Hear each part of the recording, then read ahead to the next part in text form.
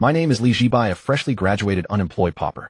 Unable to find a job and anxious to find a way to support himself, he was cheated by his best college buddy and ended up taking over a restaurant without thinking it through.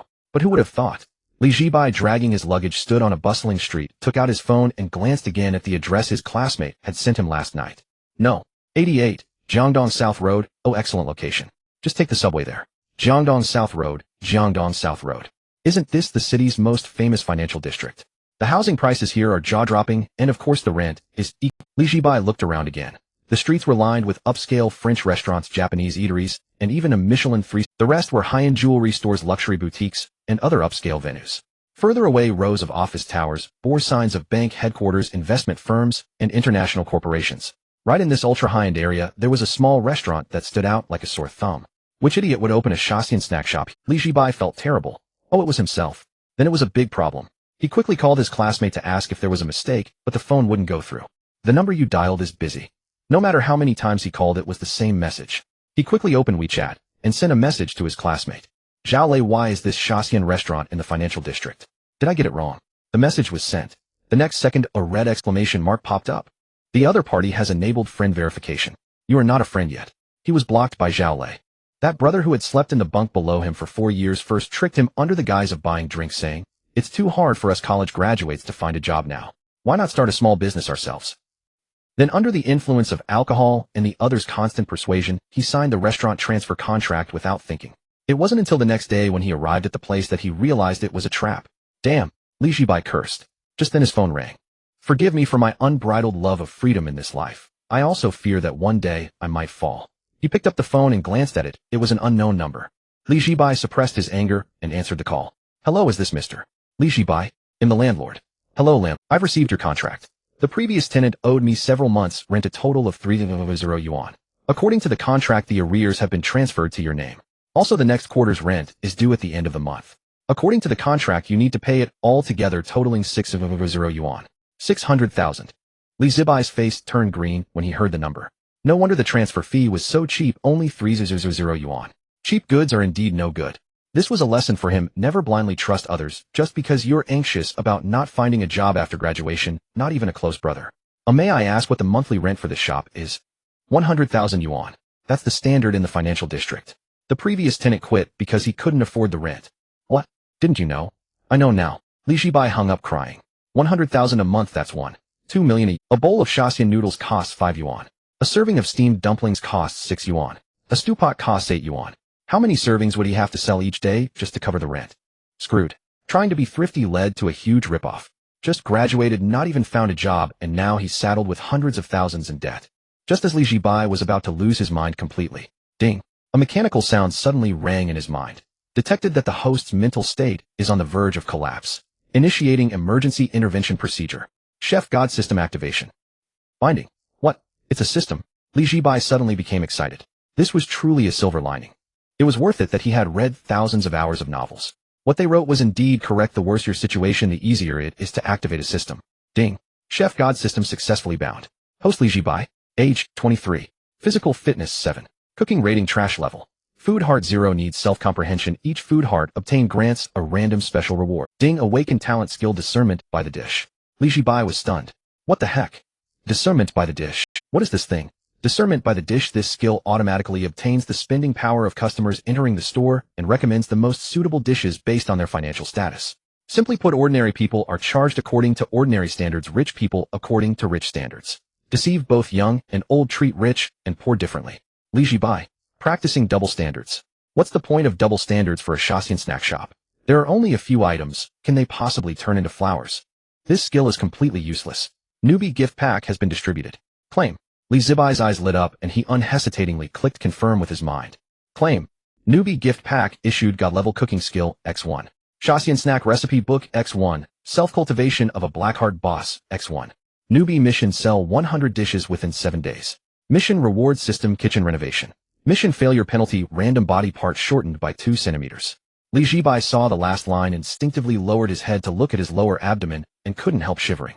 This part really can't be shortened. He quickly looked at the first reward. God level cooking skill. The moment Li Zhibai used it, a lot of information instantly. It gave him a feeling that as long as he stood in front of the stove, his hands would automatically know what to do, as if all cooking knowledge had been integrated and become instinct. Awesome. With this skill, what am I afraid of? Li Zhibai's confidence soared, and he continued to check the second item, the Shaxian snack recipe from the system. Then his expression slowly changed. Wait, Shaxian recipe. Isn't this just noodles, steamed dumplings, stew pots, chicken leg, rice, wontons? These things. Do I need you to give me these? Post note that although the recipes are basic dishes, after system improvement, the taste can be elevated to divine level. Even if divine, it's still just Shaxian snacks. Li Zhibai complained verbally while continuing to flip through. The recipe book indeed had few contents, only a few mainstream Shaxian dishes. Each dish had detailed ingredient ratios and cooking steps, but the methods were indeed different from the traditional Shaxian he knew. After finishing the recipe, Li Zhibai was about to close the interface when he suddenly noticed a small arrow hidden behind each dish, very faint, barely visible, without careful inspection. He casually clicked the arrow behind fragrant noodles. The recipe page suddenly popped up a new interface. Li Zhibai stared and was instantly dumbfounded. It clearly listed two versions of prices. Fragrant noodles, 128 yuan per serving. Fragrant noodles luxury version, 588 yuan per serving. How much it? Li Zhibai thought his eyes were playing tricks, rubbed them vigorously, and looked again. 128 yuan. 588 yuan. Is this the price of a bowl of noodles? System, did you add an extra zero? The system's prices are accurate. Please stay calm, host. Calm down, my ass. A bowl of noodles for 128, and the luxury version for 588? Why don't you just— Li Zhibai felt his blood pressure rising again. He quickly clicked the second dish, crystal steamed dumplings. Crystal steamed dumplings, 128 yuan per basket, luxury version, 588 yuan per basket. Continued scrolling. Chicken leg rice, 168 yuan per serving, luxury version, 698 yuan. Wontons, 158 yuan per serving, luxury version, 666 yuan. Stew pot, 198 yuan per serving, luxury version, 888 yuan. Li Zhibai directly closed the recipe interface, trying to calm his racing heart. System, can you be reasonable? Are these prices serious? This is a Shaxian snack shop, not the Michelin across the street. Do you think anyone will pay such prices for Shaxian snacks? Host must be confident. How can I be confident? Tell me how. Shaxian snacks is just a platform. You can't blame the platform just because you lack ability. Li Zhibai. Alright, fine, this is how it's going to be. Okay, hell, just see what other tricks the system has. He then opened the book, Self-Cultivation of a Black-Heart Boss, gifted by the system, and casually flipped through it. Li Zhibai flipped through a few pages, and the corner of his mouth twitched involuntarily. The content of this scruffy book, well, it was incredibly practical. He could already imagine the customers' reactions when they see the actual prices in the store. Not to mention the content in this book might actually come in handy. Complaints aside, he truly had no way out now. With a debt of 600,000, only 20,000 left in his pocket, rent due at the end of the month, and a requirement to sell 100 portions of Shaxian snacks within 7 days, he didn't want to experience the punishment for failure at all. No matter what, he had to steel himself and do it. After calming his mind, Li Zhibai took a walk around the entrance, surveying the most expensive area of the city, Financial Street. From almost everywhere on the street, luxury cars could be seen. Men and women on the sidewalk, all in suits, and exquisite makeup exuded an air of wealth, and people who work in such a place should be able to afford a meal of Shaxian snacks, right? 3 hours later, Li Zhibai finally finished cleaning the entire shop inside and out. The restaurant wasn't large, but the layout was decent. The front was a dining area that could fit 6 tables, and the back was a semi-open kitchen separated by a transparent glass partition, allowing customers to see the cooking process from outside. The only thing that truly dissatisfied him was the kitchen equipment, which was rather mediocre, or to put it bluntly, subpar. After all, possessing divine culinary skills naturally raised his standards for kitchen tools. After tidying up the ground floor, Li Zhibai took a short break, then spent another half hour organizing the upstairs. This was the shop's sole advantage. It had 2 levels. The second floor was a converted small attic with a very low ceiling. Standing at 1.78 meters tall, Li Zhibai had to stoop to avoid hitting his head. The area was only about 10 square meters. A wooden plank served as a bed, a simple wardrobe stood in the corner, and a small window the size of a palm was beside it. The only other feature was a palm-sized vent in the ceiling corner. The conditions were extremely Spartan. But for him now it was sufficient.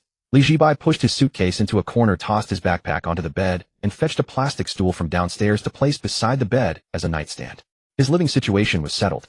Returning downstairs, Li Zhibai looked at the shop's walls and began to ponder a very serious menu prices. He had reviewed the prices set by the system's recipe list several times. They were all exorbitant. The cheapest item was 128 yuan.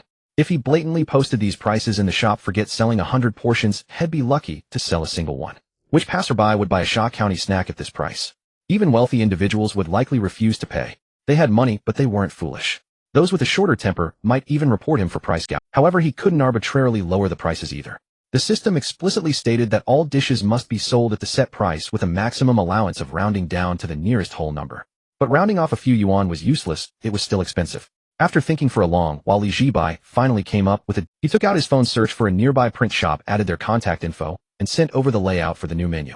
He employed a subtle trick in the menu's design. The name of each dish was printed in an oversized font while the price was rendered in a much smaller font, making it less conspicuous, and hoping to lower customers' guard.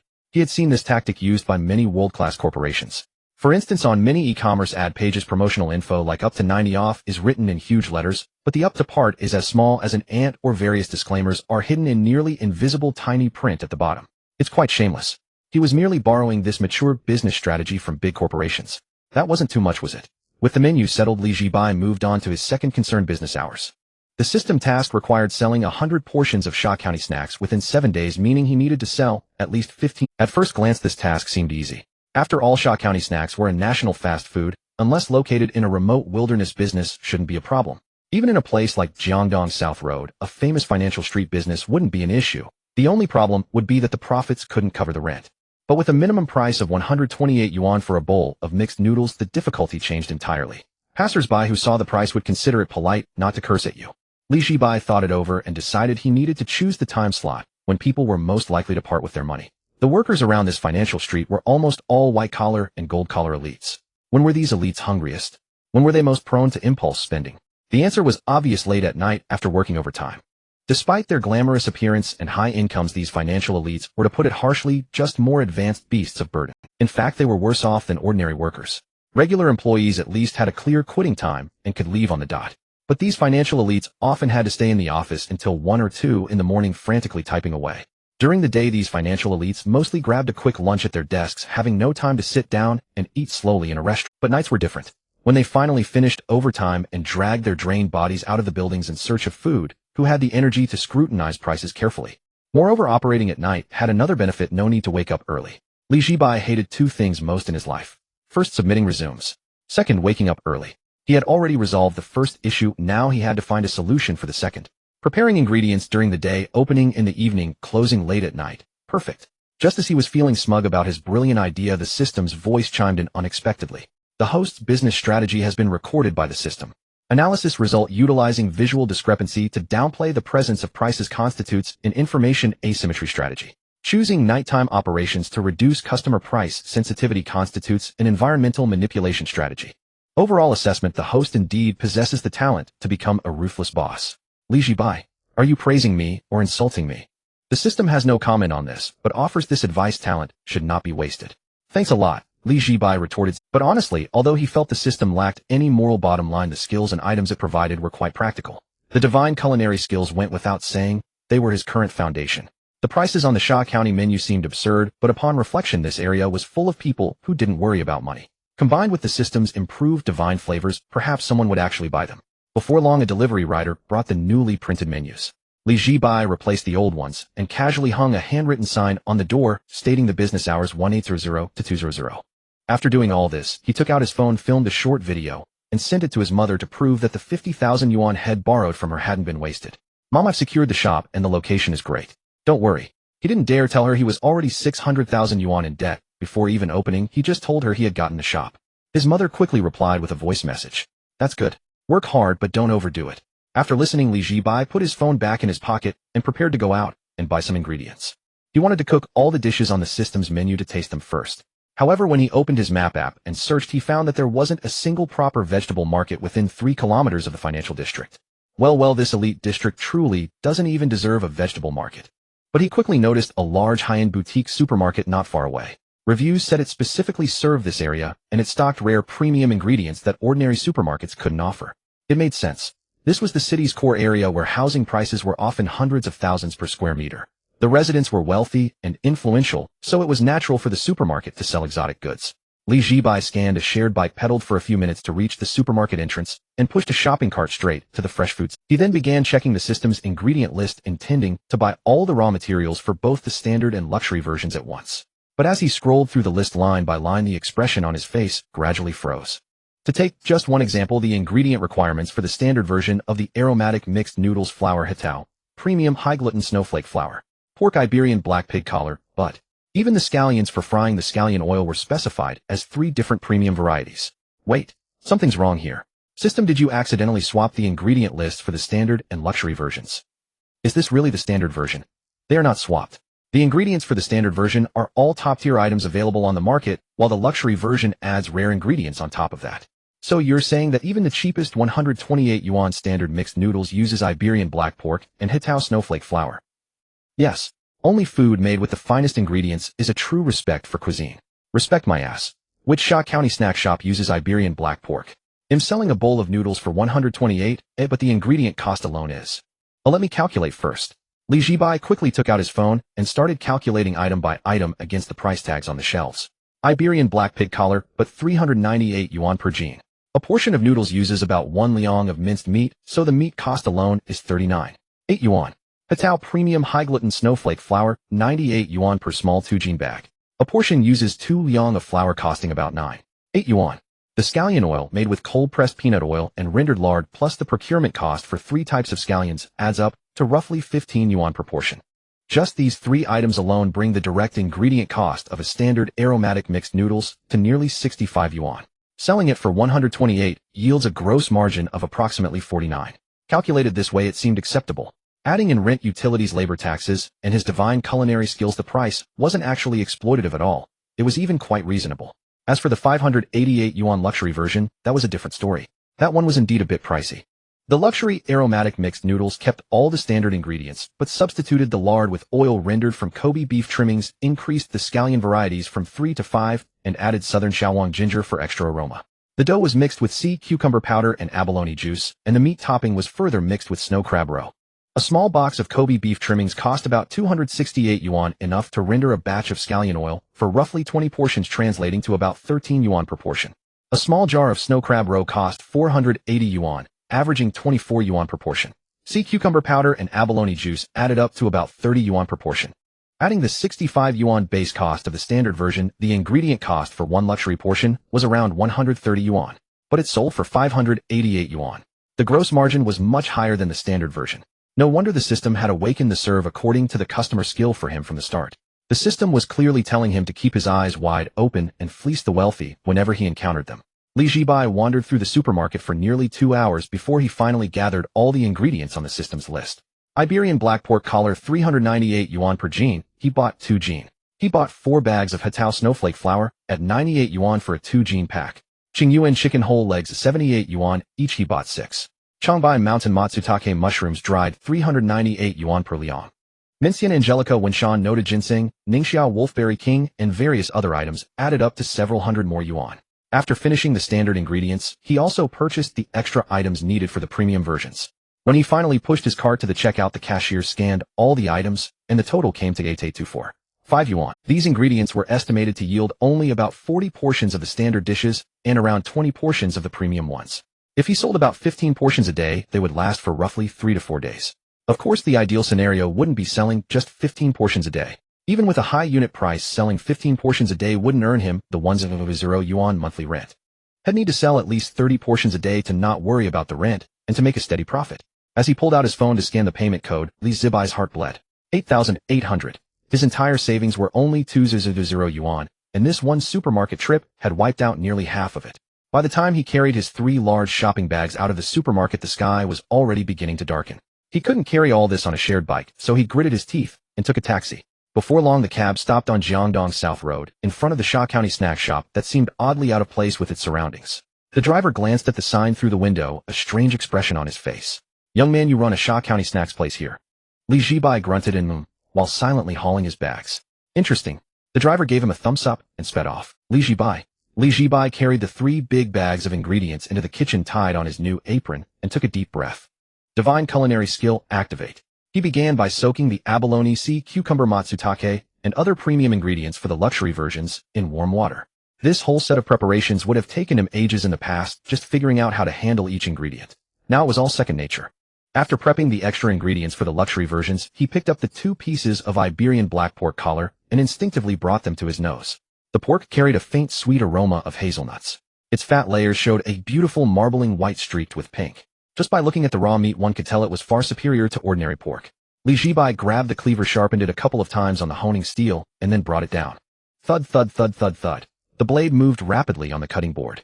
The pork collar was first sliced into thin pieces, then cut into fine strips, and finally minced into rice grain-sized bits. The minced meat remained distinct, each grain coated with a thin layer of fat, looking moist and lustrous. Good meat, really, Li Zhibai couldn't help but remark, then divided the minced meat into 2 portions. One was set aside for the standard version's topping, and the other was mixed with snow crab roe for the premium version.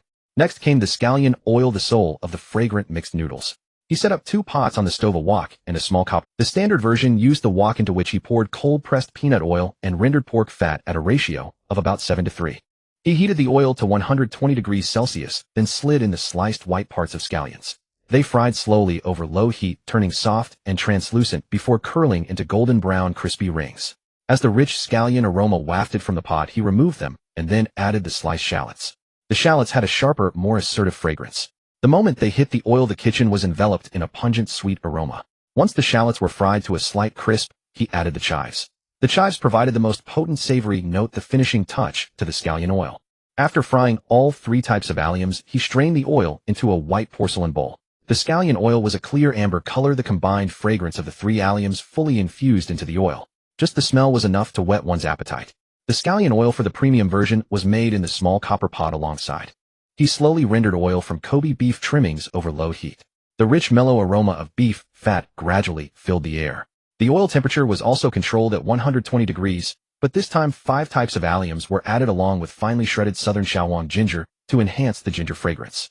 The 5 types of alliums and the ginger shreds tumbled in the sizzling beef fat, their fragrance exploding outward as if it were free. If the standard version's aroma was a warm greeting, the premium version's was a forceful intrusion. It didn't give you a moment to react, crashing directly into your nostrils with sheer dominance. Cough. Cough. Li Zhibai was choked by the intense aroma, tears welling in his eyes. He quickly turned the range hood to maximum, finally managing to control the overpowering scent. With the scallion oil done, it was time to make the dough. He poured the Hutao's special-grade high-gluten snowflake flour into a stainless steel bowl. The moment his fingers touched the flour, he knew it was in a completely different league from ordinary flour. The flour was as fine as silk. Rubbing a handful between his fingers, he could feel a slight coolness and an incredibly fine graininess, a texture unique to wheat grown in high latitudes with long sunshine hours. For the standard dough, only water was added, but the temperature was crucial: 30-degree warm water, neither hot nor cold, just right to activate the gluten without destroying the wheat's fragrance. He began kneading. The dough was repeatedly folded, slapped, and worked until it became a smooth, mirror-like ball. A gentle press would make it spring right back. The premium dough was even more elaborate. Sea cucumber powder and abalone juice were added during kneading, and the liquid used was ice water instead of warm water. Kneading with ice water makes the gluten firmer, resulting in chewier noodles. He also worked 2 salted duck egg yolks into the dough. As he kneaded, the dough gradually took on a warm, light golden hue, quite beautiful. He covered both dough balls with a damp cloth and set them aside to rest. Without pausing, Li Zhibai began preparing the filling for the steamed dumplings. After mixing the filling, he picked up the rolling pin. He pulled off dough pieces, rolled out the wrappers, added the filling, and sealed them with nimble pinches and folds. His movements were fluid and seamless. Soon rows of dumplings were neatly lined up on the board. The speed was surprising even to him. The dumplings weren't the traditional half-moon shape. They were slightly plump triangles resembling delicate little gold ingots. Through the translucent wrappers, one could vaguely see the pink meat filling and hints of seafood pieces. When did I learn to make dumplings like this? Divine culinary skill includes all Chinese pastry techniques. Host Nina, alright, you're awesome. Time passed, and all the dishes were finished one by one. Li Zhibai made every single dish, both standard and premium. From the mixed noodles, to the steamed dumplings, to the claypot soup, served in Bacaro jars, he had prepared a whole table. Looking at the table laden with food, Li Zhibai felt a bit dazed. Honestly, the fact that he could now cook at this level felt surreal, but the sense of accomplishment was immense. Li Zhibai pulled up a chair and sat down. He first picked up a bowl of the standard version fragrant mixed noodles. He lifted a chopstickful and put it in his mouth. The moment the noodles touched his lips, his eyes widened in shock. Chewy, silky smooth.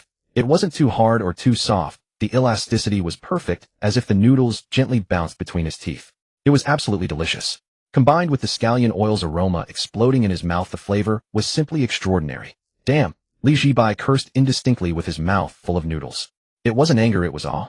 So fucking delicious. A bowl of standard mixed noodles could be so good it made you want to curse. After tasting the standard version, he tried the premium one. This time he was mentally prepared, but the moment the noodles entered his mouth, he still couldn't help but close his eyes. It was different. Truly different. If the standard version's deliciousness was a holy crap, so good, then the premium version's was a holy crap. So incredibly good. As he drank the last spoonful of soup, every bowl and plate on the table was as clean as if a dog. His stomach was stretched round and tight. He leaned back in his chair, barely able to stand. Burp. I'm so fucking stuffed, but it felt so damn good. I've never eaten food this delicious. After resting for a long while, Zhibai finally pushed himself up from the table, slowly gathered the dishes into the kitchen, and then contentedly went upstairs to his small room. Just as he got upstairs, his phone vibrated. It was a WeChat message from his mom. Son, your little shop opens tomorrow. Mom wants to wish you a grand opening, bustling business, and great prosperity. Reading his mother's message, Zhibai's nose suddenly felt a bit sour. He typed a reply. Thanks, Mom. After sending the message, he put the phone on his chest, lay down on the wooden bed, and closed his eyes. He needed to conserve his energy. Tomorrow, Sha County Assassin officially opens for business. Oh wait, I mean Sha County Snacks. On the day of the grand opening, Zhibai decided to open the doors during the day. Although he planned to focus on the night market, the first day was different. It was all about good fortune. Opening at 6 in the evening felt like sneaking around like a thief, and that was inauspicious. At exactly 8 in the morning, Zhibai pulled up the rolling shutter door and took a deep breath at the entrance. True to the financial district, even the air carried its signature scent, coffee perfume, and the unmistakable aroma of money. All right, hey, race to a prosperous opening. Zhibai gave himself a boost of confidence, then pulled out his phone to snap a few photos of the storefront. He stepped back for a panoramic shot and posted it on his social feed. Sha County Snacks grand opening. Friends and family in Jiang City are welcome to come and taste. No discounts, but complimentary tea will be provided. The post included a 9-grid photo layout. After posting, he stared at his phone for 5 minutes. No likes. No comments. 10 minutes passed. Still nothing. Zhibai pursed his lips and was about to shove the phone back into his pocket when the notification sound suddenly rang. It was a voice message from his mother. Son, congratulations on the opening. I ordered you some flower baskets. They should be arriving soon. Just as Zhibai was about to reply, thanks Mom, a van pulled up in front of the store. Is this Mr. Zhibai's shop?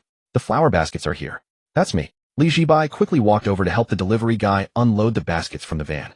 There were 6 flower baskets in total. 2 were from his mother. One read, wishing my son a prosperous opening and booming business. And the other read, wishing my son finds a girlfriend soon. Zhibai. Great, the nagging about marriage starts this early, huh? Then he looked at the other baskets. They were all from the same flower shop, probably the closest one to his restaurant, and the platform had assigned all the orders to it. One basket was from a childhood friend back home. Another was from his college roommate Zhang Lei. The bastard who slept in the bunk below him for 4 years tricked him into leasing this shop, and then blocked him without a second thought. The note on that basket read, good brother, wishing you booming business. Respectfully, Zhao Lei. Zhibai's blood pressure shot up the moment he saw those words. You son of a bitch, you have the nerve to send a flower basket. He pulled out his phone and dialed Zhao Lei's number again. Still busy. Just you wait, he'll find you eventually. Zhibai gritted his teeth and carried Zhao Lei's basket to the front of the store, placing it in the most conspicuous spot. Not for any other reason than to have a convenient target to curse at whenever he had idle time. The last 2 baskets were from the landlord. That caught Zhibai off guard. He thought to himself, the landlord is pretty decent after all. That was until he saw the message on the basket, wishing you booming business. Pay the rent on time. Zhibai. Well, so that's the real message here. Was the landlord afraid he couldn't afford the rent? Well, maybe. After arranging the baskets, Zhibai gave the store a thorough cleaning inside and out, making the whole place look tidier and brighter. He also fiddled with the QR code placard and the POS machine on the counter, ensuring both mobile scans and card payments were working flawlessly before he was satisfied. After much deliberation, he decided to establish a firm rule: pay first, eat later. It wasn't that he was being cold-hearted, but after being backstabbed by Zhao Lei, he had a complete awakening to the treachery of the human heart. Besides, his Sha County Snacks were priced a bit higher than the usual joints. Paying up front was like a preemptive warning shot, reducing the chances of disputes down the line. What if someone finished their meal, saw the hefty bill, and decided to play dirty and bolt? The second rule in the self-cultivation of a black-heart boss clearly states never test human nature, especially when it comes to the wallets of your diners. At 10:30 a.m., pedestrians gradually increased on the financial street, and the upscale restaurants nearby began to welcome their first customers. Take the Michelin 3-star restaurant across from Zhibai's Sha County Snacks, for instance. Uniformed doormen were already enthusiastically greeting guests, and luxury cars were pulling up one after another, making his mouth water. All that was just mobile money walking around. It was a shame that none of them chose to come over to the Sha County place across the street. While Zhibai sat at the entrance board counting the luxury cars across the street, some passers-by noticed the newly opened Sha County Snacks and wore strange expressions on their faces. Hey, look, isn't that a Sha County Snacks? Am I seeing things? No, you're right, it does say Sha County Snacks on the sign. Ridiculous. Opening a Sha County place on Financial Street. Is the owner out of his mind? I bet this place won't last a month before going under. A month? You're too optimistic. I doubt it'll even last a week. Zhibai, are you guys serious? Have some manners. Can't you see the owner is right here sitting at the door? You're not even trying to hide it. But he couldn't be bothered to argue with them. No point. He had anticipated this kind of reaction. Putting a Shaw County Snacks in the priciest part of the financial district was like placing a stinky tofu stall in the middle of a luxury boutique. It would be weirder if people didn't laugh at it. Zhibai shook his head and turned to go back into the kitchen to prep ingredients. Just as he tied his apron and covered the kneaded dough with a damp cloth to rest, the store finally welcomed its first batch of customers. Hey, there's a Shaw County place here. Finally somewhere we can afford to eat. As soon as the words left his mouth, 3 workers in overalls. They were doing renovations in a nearby office building and had come down together specifically to find lunch. However, after circling the entire financial district, they found that the restaurants were all ridiculously expensive, with average per-person costs starting in the hundreds. Finding budget-friendly food was a real struggle. Just as they were thinking about settling for a few cups of instant noodles from the convenience store, they spotted a newly opened Shaw County Snacks and rushed in without a second thought. Boss 3 bowls of scallion oil noodles and 3 baskets of steamed dumplings. The leading worker didn't even glance at the menu. He casually sat down at a table, plopped his safety helmet on the tabletop, and ordered directly. Hearing the commotion, Zhibai walked out from the kitchen, and his sizing up the customer talent activated. Customer renovation worker personal wealth green preferred food cheap staples that fill the stomach. System, does the color of personal wealth indicate their spending tier? Yes, it's generally divided into 5 tiers: white, green, blue, purple, and gold. The brighter the color, the stronger their spending power. Got it. So the brighter the color, the more I should fleece them. Understood perfectly. Host truly has the potential to be a blackheart. Zhibai took a quick look at the information on the 3 workers, hesitated for a moment, and then walked over to them. Gentlemen, I'm sorry, but the prices here are quite high and might not suit you. Maybe you should check out somewhere else. The 3 workers, what do you mean? We come to eat, and you're chasing us out. What's the matter? Look down on us renovation workers. We can't afford those fancy restaurants across the street, but are you saying we can't even afford a Shaw County place? Yeah. Who are you looking down on? The leading worker's temper flared up, and he immediately asked, what, you think we ordered too little? Fine, then add a chicken leg rice for each of us. Let's see if we can finish it or not. Zhibai didn't know how to explain. He could only point at the wall and say, boss, you've misunderstood. I don't know how to explain it either. Why don't you take a look at the menu prices on the wall first? The 3 workers finally followed his finger and looked at the menu hanging on the wall. At first glance, the dish names looked normal enough. Fragrant noodles, steamed dumplings, wonton soup. Just like any other Shaw County place. What's wrong? Did we order something we shouldn't have? Zhibai silently took a magnifying glass out of the counter drawer and handed it to the leading worker. Try looking at it with this. The leading worker was almost stunned, speechless by the move. Seriously, why are you handing me a magnifying glass? Then skeptically he took it and took a closer look at the menu. When he saw the price magnified several times over by the lens, he almost spat out on the spot. Holy crap. A bowl of noodles for $128. Is this even a Shaw County place anymore? Why don't you just rob us? Fragrant noodle mix, 128 yuan per serving, luxury edition, 588 yuan per serving. Crystal steamed dumplings, 128 yuan per basket, luxury edition, 588 yuan per basket. Chicken leg rice, 168 yuan per serving, luxury edition, 688 yuan per serving. The font was indeed a bit small, though at first glance it was hard to read. The other 2 workers also leaned in with a magnifying glass and immediately burst out laughing. Damn, that luxury noodle mix is even worse, 588 for 1 bowl. These days, even a Shaw County snack shop dares to rip people off. Is there no justice anymore? Man, if a pretty female boss pulled a honey trap on us, would accept it, but you're a grown man doing this. Are you crazy for money? A real black shop. Let's get out of here. This isn't the place for us to eat. The 3 workers grumbled as they stood up, and Zhibai watched them leave, unable to suppress a sigh. He had guessed this would happen. It was also why he planned to set his business hours, because people working late at night are generally tired and hungry, making them less sensitive to prices. Moreover, the clientele searching for food nearby at night tends to have more spending power than the daytime customers. Throughout the entire noon, customers trickled in and out in waves. Every single customer's reaction was remarkable. Most of these people were delivery riders, cleaners, temporary workers, and other ordinary laborers, just looking for a cheap place nearby to have their late lunch. Looking down the street, his newly opened Shaw County snack shop seemed to fit their budget the most. However, when Zhibai patiently quoted the prices, each person wore an expression of disbelief, muttered psycho or black shop, and turned to leave. Zhibai could have simply not stated the prices and charged them after they ate, but he couldn't bear to betray these hard-working, frugal laborers. Of course, if a wealthy patron walked in, he wouldn't hesitate to charge them. From opening in the morning until past 5 in the afternoon, over a dozen groups had come and gone, yet not a single item had been sold. There was no helping it. The stereotypical image of Shaw County Snacks as a national fast food was too deeply ingrained. No matter where the shop was located, anyone who had eaten there, or even just heard the name, knew its approximate price range. Even in such an expensive location, a slight price increase would be acceptable. But Li Zhibai's shop had increased prices over tenfold. Who would accept that? At this price, he was competing with the upscale restaurants nearby. So why would anyone choose to eat here instead of those places? Ironically, the previous owner went bankrupt because he sold too cheaply and couldn't afford the rent. Li Zhibai, on the other hand, had no business because he sold too expensively. Time passed, and the sky gradually darkened. Li Zhibai opened the system task again to check the progress 0-100 and couldn't help but complain. System, I told you this pricing was insane. People are scarily rational these days. Even in a place like this financial street, no one is willing to pay sky-high prices for Shaw County snacks. Host, no need for anxiety. There are still 6 days and 6 hours until the deadline. Damn it. How can I not be anxious? Look at how insane the punishment for failing this task is.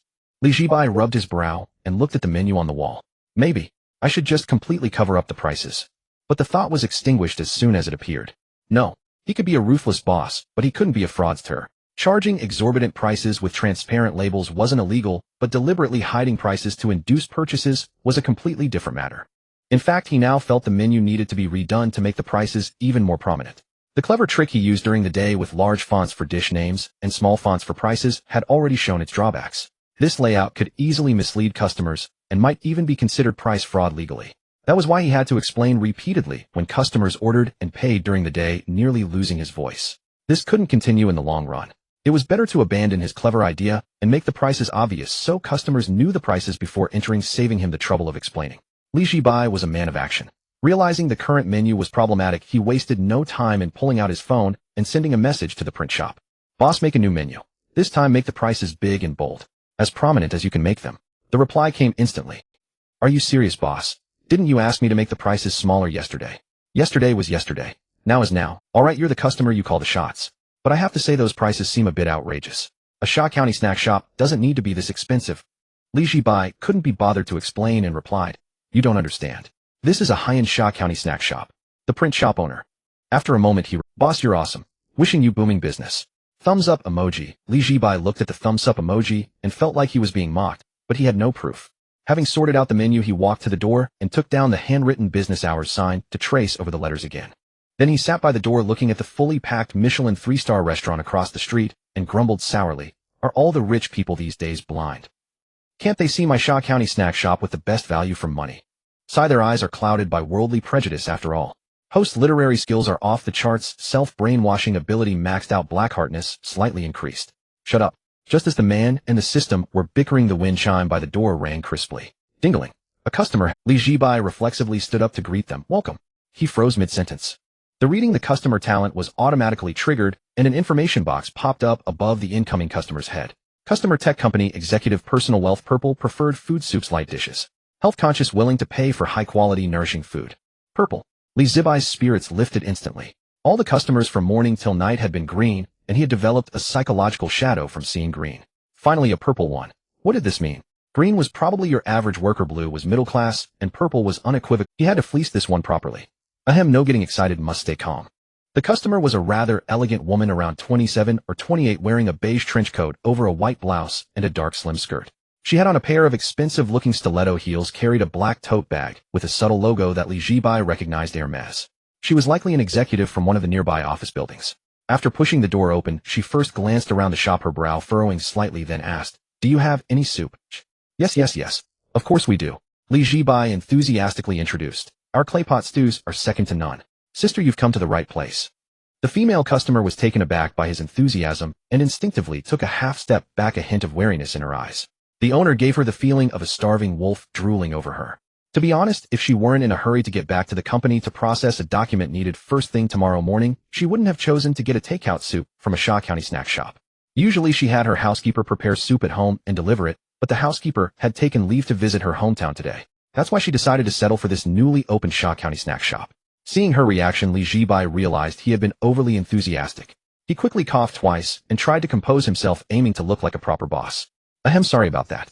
We just opened today, and I got a bit excited seeing a customer. Sister, you wanted soup, right? Let me introduce you to our options. We currently have 4 types of claypot stew: old duck soup, pork stomach soup, chicken soup, and pigeon soup. Each one is freshly stewed daily, and they're all delicious. The female customer thought for a moment and said, "I'll take a pigeon soup to go." Li Zhibai, sure thing. Pigeon soup, 888 yuan. Sister, as our first soup customer, I'll knock off the change for you. ITLL be 880. For purple level spending power, one must recommend the luxury edition claypot stew. This was the true way to use the reading the customer skill. The female customer hummed in acknowledgement, instinctively taking out her phone to scan the QR code for payment. Just as she was about to enter the amount, she suddenly snapped back to reality. How much? That'll be 880 yuan. The female customer. Boss, may I ask what your name is? Me. My name is Zhibai. The female customer nodded, then turned and walked away as if she had made a firm decision. She didn't spare him another glance, instead pulling out her phone and dialing a complaint hotline. Hello, I want to file a complaint. I'm reporting a black shop. Yes, the owner's name is Li Black. No, wait, sister. Let's talk this through. There's no need to report me. Zhibai panicked when he saw her on the phone. If he got reported on the very first day of business, his black shop career would be over before it even started. Give me one reason not to report you. The female customer held up her phone, staring at him. Zhibai's mind raced, recalling what the book said about handling such critical situations. When facing a customer's threat to report, you never confront them head-on. Instead, use a roundabout strategy, retreat to advance. Listen, sister, please don't rush to report us. Today is our opening day, and we truly have some oversights. If you find it too expensive, I can recommend a more affordable option. This pigeon soup also comes in a 198 yuan version, made with authentic pigeons simmered for a full 4 hours. The female customer's face turned even colder. Just a moment ago you asked for 888, and now you're suddenly saying 198. Heh. You really are a black shop.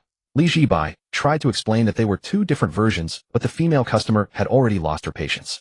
Or perhaps she had simply made up her mind that he was a shady merchant. Then she actually pressed the dial button. The call connected quickly. Hello, yes, I'd like to report a restaurant now. 88, Jiangdong South Road, Osha County snacks suspected of price gouging. A bowl of soup sold for 888. The boss name is Zhibai. If you're going to report me, at least don't change my name. And so he watched helplessly as the female customer finished her report and left. System, don't you think this sizing up customer skill has some issues? I feel like I didn't rip anyone off, but instead got ripped off myself. That's because you host were too hasty, resulting in an incorrect response strategy. System, do you think her report will succeed? According to this system's analysis, the host's pricing falls under autonomous market pricing behavior, and the ingredient costs are verifiable. It does not constitute price gouging. You should not be penalized, host, so there's no need to worry. Then why didn't you say that earlier? The host didn't ask. Zhibai. He decided that as soon as he had free time, he would drag the system out and give it a good beating. But for now, he had no time to argue with the system because a message popped up on his phone. It was from the print shop owner. Boss, the new menu is ready. Want me to send a courier to deliver it? Same old address now. 88, Jiangdong South Road, right? Zhibai replied with a yes, then lay back on his chair, beginning to question his life choices. He had thought that after binding the system he could make great strides, but unexpectedly on the very first day of opening he got off to a terrible start. Reported as a black shop. What a way to start. The relevant authorities were extremely efficient. Shortly after the report, law enforcement officers arrived to verify the situation. Those officers examining the price list on the menu with magnifying glasses were also shocked. Wow, a Shaw County assassin. However, after checking the purchase receipts and confirming everything was legitimate, they simply registered the case. Of course, the suspicious pricing still warranted a penalty and rectification. But in the end, considering it was his first day of business, they let him off this once without a fine. However, the menu absolutely had to be changed. Zhibai nodded profusely, gratefully, seeing off the law enforcement officers. By the time they left, it was already past 9 p.m. The shop remained desolate and empty. Most of the lights in the office buildings were still on, and occasionally people working overtime would walk out, but they either hailed a taxi directly or headed straight for the convenience store. No one came to patronize this Shaw County eatery. Zhibai's side got up and walked into the back kitchen to make himself a regular version of the fragrant mixed noodles, kneading the dough, stretching it, boiling it, and scooping it out. His movements were fluid and seamless, a perfect sequence. Boiling scallion oil was poured over the golden noodles, sizzling as an enticing aroma instantly burst forth. He carried the bowl to a table in the corner, picked up a chopstickful, and put it in his mouth. Even though he had tasted it before experiencing this flavor again, he couldn't help but let out a satisfied exclamation. The noodles were chewy and springy, the scallion oil savory and perfectly seasoned, and the minced meats fat coated each strand. Every bite was pure bliss. If this couldn't sell for 128 yuan, then his name Zhibai wasn't worth the paper it was printed on. After finishing the noodles, he cleaned up the dishes, scrolled through his phone for a bit, and finally checked the time. It was already past 10. Alright, that's it for today. Zhibai stretched lazily and prepared to pull down the rolling shutter door. Just then the wind chime at the entrance rang again. Dingling, Zhibai looked up. A young man wearing black-rimmed glasses, a plaid shirt, and a backpack pushed the door open and walked. The man's complexion was sallow, his eye bags were heavy, and his hair was a mess. He clearly looked like he had been working overtime continuously for a long time. Most crucially, above his head, the color Zhibai had been hoping to see all day finally appeared. Customer Senior Programmer Personal Wealth Purple preferred food that can quickly replenish energy and provide comfort seeking to find the meaning of life through food. Another purple. And judging by his state, this guy was probably already exhausted to the point of delirium, the type most prone to impulsive spending. He should be an easy target, right? Zhibai perked up instantly. Welcome. Do you still have anything to eat? Yes. What would you like? The programmer glanced at the old menu on the wall that hadn't been replaced yet. Mixed noodles, steamed dumplings, stewed soup, chicken leg rice. I'll have a chicken leg rice and a chicken soup. Zhibai hesitated for less than a second before unleashing his shady merchant nature and recommending the luxurious version of the food. Sure thing. One luxurious chicken leg rice and one luxurious chicken soup totals $16.87, but he'll make it $16.80 for you. After quoting the price, he maintained a calm facade on the surface, but internally, he was a nervous wreck. Come on, man, we're both men here. Business is business, but friendship remains. If you think it's too expensive, just say so. Just don't be like that woman and report me right away. But surprisingly, whether the programmer was truly too exhausted to think clearly or what, he didn't say a word and simply took out his phone and scanned the QR code. Payment sent. The next second, his phone rang with a notification. Alipay received 1680 yuan. Zhibai was genuinely surprised. He hadn't expected this guy to be so generous and easygoing. In that case, he had to bring out his best culinary skills and make him the most top-tier meal. Brother, just wait. I promise you'll feel that eating at my Sha County Snacks is worth every penny. Without a word, Zhibai headed to the kitchen, tied on his newly purchased white apron, and rolled up his sleeves ready to get to work. This was the first income of his opening day, and he had to make sure the customer left fully satisfied. The luxury chicken leg rice was priced at 698, the luxury stew at 888, and rounding off the odd amount, he charged 1680. The gross profit was around 1,000. The system is right. With rent this expensive in this location, this is exactly how it should be priced. In poverty, one minds one's own business. In wealth, this Shaxian food stall assassin will give him a lesson he won't forget. Haha. Zhibai meticulously washed and disinfected his hands, then turned to retrieve a pre-prepared Qingyuan chicken thigh from the temperature-controlled cabinet. This chicken thigh had been slow-cooked at a low temperature for a full 2 hours in a secret marinade made with over a dozen precious herbs like matsutake mushrooms, angelica, and pseudoginseng. When taken out, its surface had developed a tantalizing caramel color enough to make anyone's mouth water. The biggest difference between the luxury version of the chicken leg rice and the regular version actually lies in the rice, not the leg, because the chicken leg itself is prepared the same way, but the rice is completely different. Zhibai didn't use an electric rice cooker. Rice made in those lacks soul. He bent down and took out a small black clay pot. After taking out the clay pot, he first brushed a thin layer of beef tallow rendered from Kobe beef trimmings onto the bottom. As the oil sizzled and formed fine bubbles at the base, its aroma immediately wafted upward. Only then did he evenly spread the pre-soaked top-grade semiao rice into the pot. This rice is characterized by its long, slender grains and crystal-clear appearance. Now came the crucial step, adding water. No, not water. What he added was a rich broth he had spent the entire afternoon preparing with ingredients like matsutake mushrooms and abalone. The rice grains tumbled in the amber-colored broth. He covered the clay pot and turned the heat to high for a vigorous attack. 5 minutes later, a gurgling sound began to emanate from the pot. Zhibai immediately turned the heat down to the lowest setting, allowing the rice to slowly absorb the essence of the broth over a gentle flame. During this process, a golden crust would form at the bottom of the pot, the true soul of the entire dish. During the time the rice was simmering, he began to prepare the stew. The difference between the luxury stew and the regular version was the addition of extra ingredients. He used fish maw and conch meat to pair with the chicken broth. First, he took a pre-soaked deep-sea yellow croaker fish maw from the freezer. This particular piece was of excellent quality, swelling to the size of an adult's palm after rehydration. The maw was thick, translucent, and when held up to the light, one could see the natural wispy textures within, all of it pure collagen.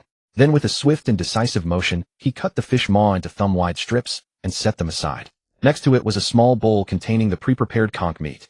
The conch used was fresh live deep-sea whelk, each piece of meat the size of a ping-pong ball. After removing the shell and innards, he scored the surface with a crosshatch pattern and massaged it with a little ginger juice and Shaxian wine to eliminate any fishy odor, leaving only the sweet, fresh taste of the sea. Finally, there was the base soup, the true soul of this stew. The base soup was simmered from an old hen conpoy, Jinhua ham, and other ingredients. A thin layer of golden oil floated on its surface. It looked clear, but the aroma was intensely savory. Zhibai first scooped up a tiny bit with a long-handled spoon to taste the seasoning and nodded with satisfaction. This base soup had been simmered for 6 hours. The umami had long since permeated every single drop, rich, yet not greasy. He then gently placed the cut fish maw strips and conch meat into the soup, and added a small slice of matsutake mushroom and a pinch of premium goji berries. As the matsutake mushroom entered the soup, it would slowly release a unique woody fragrance that, when blended with the salty freshness of the konpoi and the distinct flavor of the ham, would elevate the soup's complexity to a whole new level. Finally, he took out a small gauze bag containing 2 slices of pre-washed angelica and pseudo-ginseng. Tying the bag tightly, he dropped it into the stewing pot, put on the lid, and carefully sealed the rim with a piece of jade green paper before placing it into the steaming cabinet for a vigorous water bath stew. The medicinal aroma of the angelica and pseudo-ginseng would slowly seep into the soup during the slow stewing process. However, they wouldn't overpower the other flavors. They would only leave a very subtle, faintly bitter, yet sweet aftertaste on the tip of the tongue. This bitterness wasn't like that of traditional Chinese medicine. After drinking it, one's body would feel slightly warm, with a cozy sensation spreading through the palms and soles. It also helped calm the mind, making it especially suitable for a workaholic who, like the gentleman outside, stayed up late every day. After finishing everything, Zhibai glanced at the timer in the kitchen. The timing was just right. He walked to the stove and reached out to lift the lid of the clay pot. A burst of steam carrying a mix of rice, meat, and mushroom aromas rushed forward to meet his face. The rice in the clay pot was distinct, each grain plump and glistening after absorbing the rich broth. A golden crust was faintly visible at the bottom, with fine bubbles of oil sizzling at its edges. He fished the slow-cooked chicken leg out of the marinade and carefully placed it in the center of the rice. The chicken skin trembled enticingly, looking incredibly appetizing. Then he scooped up a spoonful of the secret sauce and slowly drizzled it along the scorching hot edge of the pot. Sizzle! A sound that could make anyone's mouth water profusely erupted. The sauce, upon hitting the searing clay pot wall, instantly caramelized, and the aroma exploded in a burst. Finally, he sprinkled a small handful of chopped green onions and a few crispy fried shallots on top. And just like that, the luxury chicken leg rice was officially finished and ready to be served. Meanwhile, sitting outside, Yang Chongwu was staring blankly at the deduction notification on his phone screen. 1,680 yuan. All just for a meal at a Shaxian snack shop. He must be sick, and seriously so. But strangely, he felt no strong emotion. Perhaps it was a case of hopelessness beyond grief. He simply didn't care anymore. Yang Chongwu had just turned 35 today. They always said that 35 is a critical threshold for programmers. He never used to believe it. He thought with his master's degree from a 985 university, solid technical skills, top architectural abilities in the group, and 3 consecutive years of ARAT performance reviews, there was no way he could be let go. Those kids in their early 20s at the company, when they encountered technical problems they couldn't solve, still had to come running to him for help. But just over an hour ago, an expressionless HR representative had come to his desk and placed a mutual agreement for termination of labor contract in front of him, right in the middle of his overtime work. Mr. Young, you're a veteran employee. You should understand the company's strategic adjustment. For this business line optimization, the company has made a significant decision. As for compensation, well, follow the N1 standard. I suggest you sign as soon as possible. Let's part on good terms. You don't need to worry about the background check at all. Yang Chongwu's mind was buzzing. He couldn't hear what else the HR person said after that. Only one thought echoed in his head: it's over. He had worked at this company for a full 10 years, climbing from the lowest level coder to his current position as architect, gritting his teeth the whole way. He had given his best years to the company, working overtime so much that he developed a herniated disc and his hair had become thin. And now the company wanted to kick him out with just a mention of business line optimization. Yang Chongwu had considered immediately looking for another job, but when he opened the recruitment apps, the job requirements either stated under 35 years old or described young teams and dynamic, energetic candidates. Occasionally a headhunter would call, but upon hearing his age, their tone would instantly lose its enthusiasm, and the offered compensation was significantly lower than his current salary. If it were just unemployment, he could accept it. But the key issue was his mortgage, which was 20 to 30,000 yuan a month. His daughter was about to start elementary school with tuition fees of over 100,000 a year. His wife was a stay-at-home mom with no income, and both sets of their parents were in poor health. In short, the burden of the entire family rested on his shoulders alone. If he lost his job, what would his family do then? In a daze, Yang Chongwu left the company. He didn't go home immediately, but wandered aimlessly through the financial district for a long time until his stomach ulcer started acting up, sending sharp pains through his gut, which reminded him that he hadn't had dinner yet. He looked up at the brightly lit upscale restaurants around him. He had been to most of them before and had thought they were quite good, great food and a nice atmosphere. But now, for some reason, those lavishly decorated restaurants just seemed glaringly offensive to him. And then he saw this newly opened Shaxian snack shop. Shaxian, what a down-to-earth name. During his poorest student days, Shaxian was his most frequent haunt. A 10-yuan bowl of noodles with a basket of steamed dumplings was enough to make him perfectly content. Back then, he even thought Shaxian was the best food in the world. Seeing a Shaxian shop open here, now his first reaction was shock. After all, he had heard how expensive the rent was in this area. This boss must be pretty bold, daring to open a Shaxian shop here. But he had to admit the appearance of the name Shaxian did evoke many fond memories, reminding him of his younger self, poor, but full of ambition and high spirits. In the end, driven by nostalgia, he pushed open the door wanting to revisit the flavors of his youth. And then the owner told him a meal would cost 1,680 yuan. Yang Chengwu did feel a bit like he was being taken for a ride, but he wasn't angry. He just felt indifferent. It all didn't matter anymore. His life was already a complete mess, so what difference did getting ripped off make? In fact, after he finished his meal, maybe had stabbed. Just as Yang Chengwu was wallowing in this dark mood on the verge of depression, a tantalizing aroma wafted into his nostril. Well, what kind of fragrance is this? So rich, so fresh, so assertive, so desirable. As Li Zhibai emerged from the kitchen carrying a clay pot and a stewing jar, Yang Chengwu remained seated staring blankly at his phone as if his soul had drifted away. Brother, your meal is ready. Eat it while it's hot. Yang Chengwu lowered his head to look at the food before him and froze instantly. Before him sat a black clay pot containing a braised chicken leg. The chicken leg was a sight to behold, its skin glazed in a caramel hue resembling polished amber. It emitted a gentle wisp of steam and carried an aroma unlike anything he had ever encountered. The fragrance was not only robust, but possessed an indescribable sweetness. Beneath the chicken leg lay glistening grains of rice, each one translucent and pristine. At the bottom of the pot, a golden layer of crispy rice crust peeked through its edges, sizzling with glistening oil. Yang Chengwu instinctively swallowed hard. He hadn't eaten a single bite since noon, surviving only on a few cups of coffee. His stomach had long since gone numb with hunger, but at the sight of this pot of chicken leg rice, it suddenly awakened with a loud rumbling growl. This is really Shaxian chicken leg rice. It was genuinely the first time Yang Chengwu had ever seen chicken leg rice. He was no stranger to Shaxian snacks, having eaten them since his school days. The standard Shaxian chicken leg rice was a simple affair. A large plate with a dark braised chicken leg, a scoop of rice, 2 slices of greens, and a marinated egg. But the dish before him was entirely different. While the plating wasn't as exquisite as the Michelin-starred restaurant across the street, it was a feast for both the eyes and the nose. The mere aroma was enough to whet one's appetite and make one salivate. Brother, eat it while it's hot. The crispy rice won't stay crunchy once it cools, Li Zhibai said, handing him a pair of chopsticks. Snapping back to reality, Yang Chengwu took the chopsticks and first picked up a bite of rice. The moment the rice touched his tongue, his pupils dilated in shock. This rice was unbelievably delicious. How to describe it? Each grain of rice seemed to carry its own natural umami. The texture wasn't the soft, sticky consistency of traditional rice. Instead, it was delightfully chewy and springy. As he bit down, he could feel the grains bouncing gently between his teeth, followed by an explosion of rich, savory flavor that burst across his palate. How can this rice be so good? After just one bite, tears welled up in Yang Chengwu's eyes. Not from sadness, but because it was so delicious it made him want to cry. He then picked up the chicken leg. The meat slid effortlessly off the bone, impossibly tender. He placed a piece of the chicken into his mouth and closed his eyes once more. The skin, having been slowly cooked at a low temperature, had turned gelatinous and rich, melting instantly on the tongue.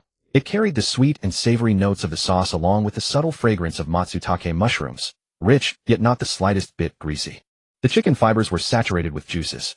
The moment he bit down, the liquid burst forth in his mouth, so fresh and savory that he nearly bit his own tongue.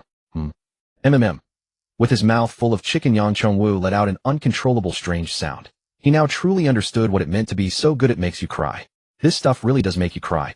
Yang Chengwu's taste buds were fully awakened and he launched into a frenzy of feasting.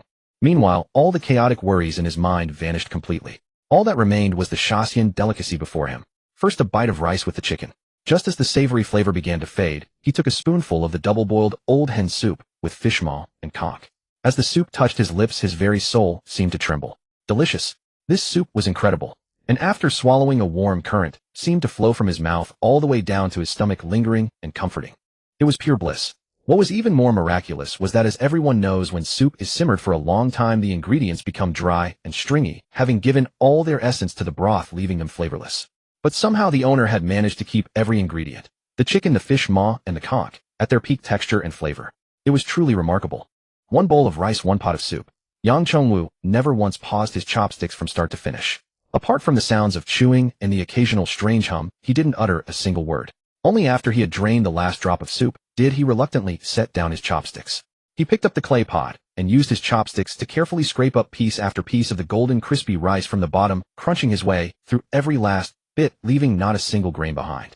Finally, he placed his chopsticks on the table and leaned back in his chair. Burp. A long, satisfied belch escaped him. Yang Chengwu felt as though his lost soul had returned to his body, and he was once again full of vitality and energy. 1,680 yuan. This meal had cost him 1,680 yuan. If someone had told him before today that he would spend that much on a Shaxian snack, he would have thought they were out of their mind. But now he only had one thing to say. Worth it. Absolutely worth it. Because this meal had helped him rediscover the meaning of living. The blow of being laid off had nearly broken him, making his future seem bleak and hopeless. But this meal was like a beam of light that had forcefully pulled him out of the abyss, giving him a renewed sense of purpose and the motivation to live again. From now on, even if it were for no other reason than to be able to come back to this Shaxian restaurant often, he had to live well and earn. Boss. Zhibai was wiping down the stove. He looked up at the sound of the voice. What's up, brother? Not enough to eat. Want another serving? One's not enough, ID. Even take two. No. Yang Chengwu quickly waved his hand. I just wanted to tell you have to keep this place open, alright? I might not be able to come by often from now on because I'm about to be unemployed. But I will definitely come back. Once I find a new job, I'll bring my wife and kids here to try it too. Let them taste what real Shaxian snacks are all about. With that, he slung his backpack over his shoulder and turned to leave. Zhibai watched his resolute figure walk away, feeling a pang of unease in his heart. Just then the system's voice chimed in. Congratulations, host. Today's revenue is 1,680 yuan. Mission progress, 2,100. Friendly reminder, host. This customer's personal financial rating is purple. Customers of the purple tier typically do not hit rock bottom permanently due to a single job loss. Once they regain their confidence, the probability of a strong comeback is very high. So what? So there's no need for you to feel sad for him. Who said I was feeling sad for him? I'm heartbroken because I lost a repeat customer. I wish I could have taken advantage of him a few more times first. The customer had mentioned he was losing his job, which meant he probably wouldn't be coming back to eat for a while. And Zhibai himself still owed 600,000 yuan in rent. System. Host's level of unscrupulousness has increased once again. This system is deeply gratified. Zhibai let out a cold laugh and began to clear the dishes, pots, and bowls from the table. After washing them, he meticulously wiped down the entire stove area. Once that was done, he pulled down the rolling shutter door and closed up shop. After washing up, Zhibai lay on the hard wooden plank upstairs, staring at the first deposit shown on his phone. On the first day of business, he had been reported as a scam shop once. But at least he had made a single sale with a revenue of 1,680 yuan. He still needed 98 more servings to reach the mission goal of 100. As for the rent due at the end of the month, forget calculating it. The more he calculated, the less sleep he'd get. Zhibai turned over, tossed his phone aside, and closed his eyes. Tomorrow will be better. Early the next morning, Zhibai crawled off the stiff wooden bed, feeling as if his back was about to break. Damn it, once I make some real money, the first thing he'll do is buy a 10-meter wide bed, the kind that practically launches you into the air when you lie down. He got dressed, slipped on his slippers, and shuffled downstairs with a flapping sound. He scooped some water in the kitchen and crouched by the restaurant entrance for a quick wash. After washing up, he returned to the kitchen to inspect the leftover ingredients from yesterday. This was his first time confronting a problem every restaurant owner faces. Some prepared ingredients were fine to sit overnight, but others couldn't be kept for long. The snow crab roe, for instance, had to be used quickly once the can was opened, or its flavor would diminish. Zhibai stood before the freezer, checking each item one by one. Still over half a can of crab roe left. It doesn't smell spoiled, but the freshness is noticeably duller than yesterday. The sea cucumber powder is fine. Dried goods don't spoil easily. But this needed dough. No good, it's already starting to turn. His divine culinary skill granted him not just technique, but an almost obsessive sensitivity to ingredients. Even the faintest loss of flavor, the slightest hint of sourness, was instantly detectable to him. Of course, even if he used slightly off ingredients, ordinary people wouldn't taste any difference. But he couldn't get past his own standards. He'll just have to throw them out. With a pang of reluctance, he tossed the subpar ingredients. He could be a shrewd businessman charging exorbitant prices to wealthy customers, but he couldn't bring himself to cut corners on the quality of his ingredients. This was his bottom line, his pride as a chef. After discarding the unacceptable items, he set aside the ingredients needed for the day, placing them on the top shelf of the freezer for easy access. He did a quick tally of the losses. Just yesterday's spoiled ingredients cost him 300 to 400 yuan.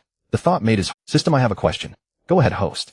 Other culinary systems either hand out millions in startup capital right away, or provide an endless supply of top-tier ingredients. Why is it that you offer me absolutely nothing? Look at how miserable I am. 600,000 in rent debt, sleeping on a hard wooden board with just over 10,000 yuan to my name. And you still give me such insane tasks. Don't you think you're being a bit unreasonable? This system emphasizes realistic management and refuses to spoon-feed.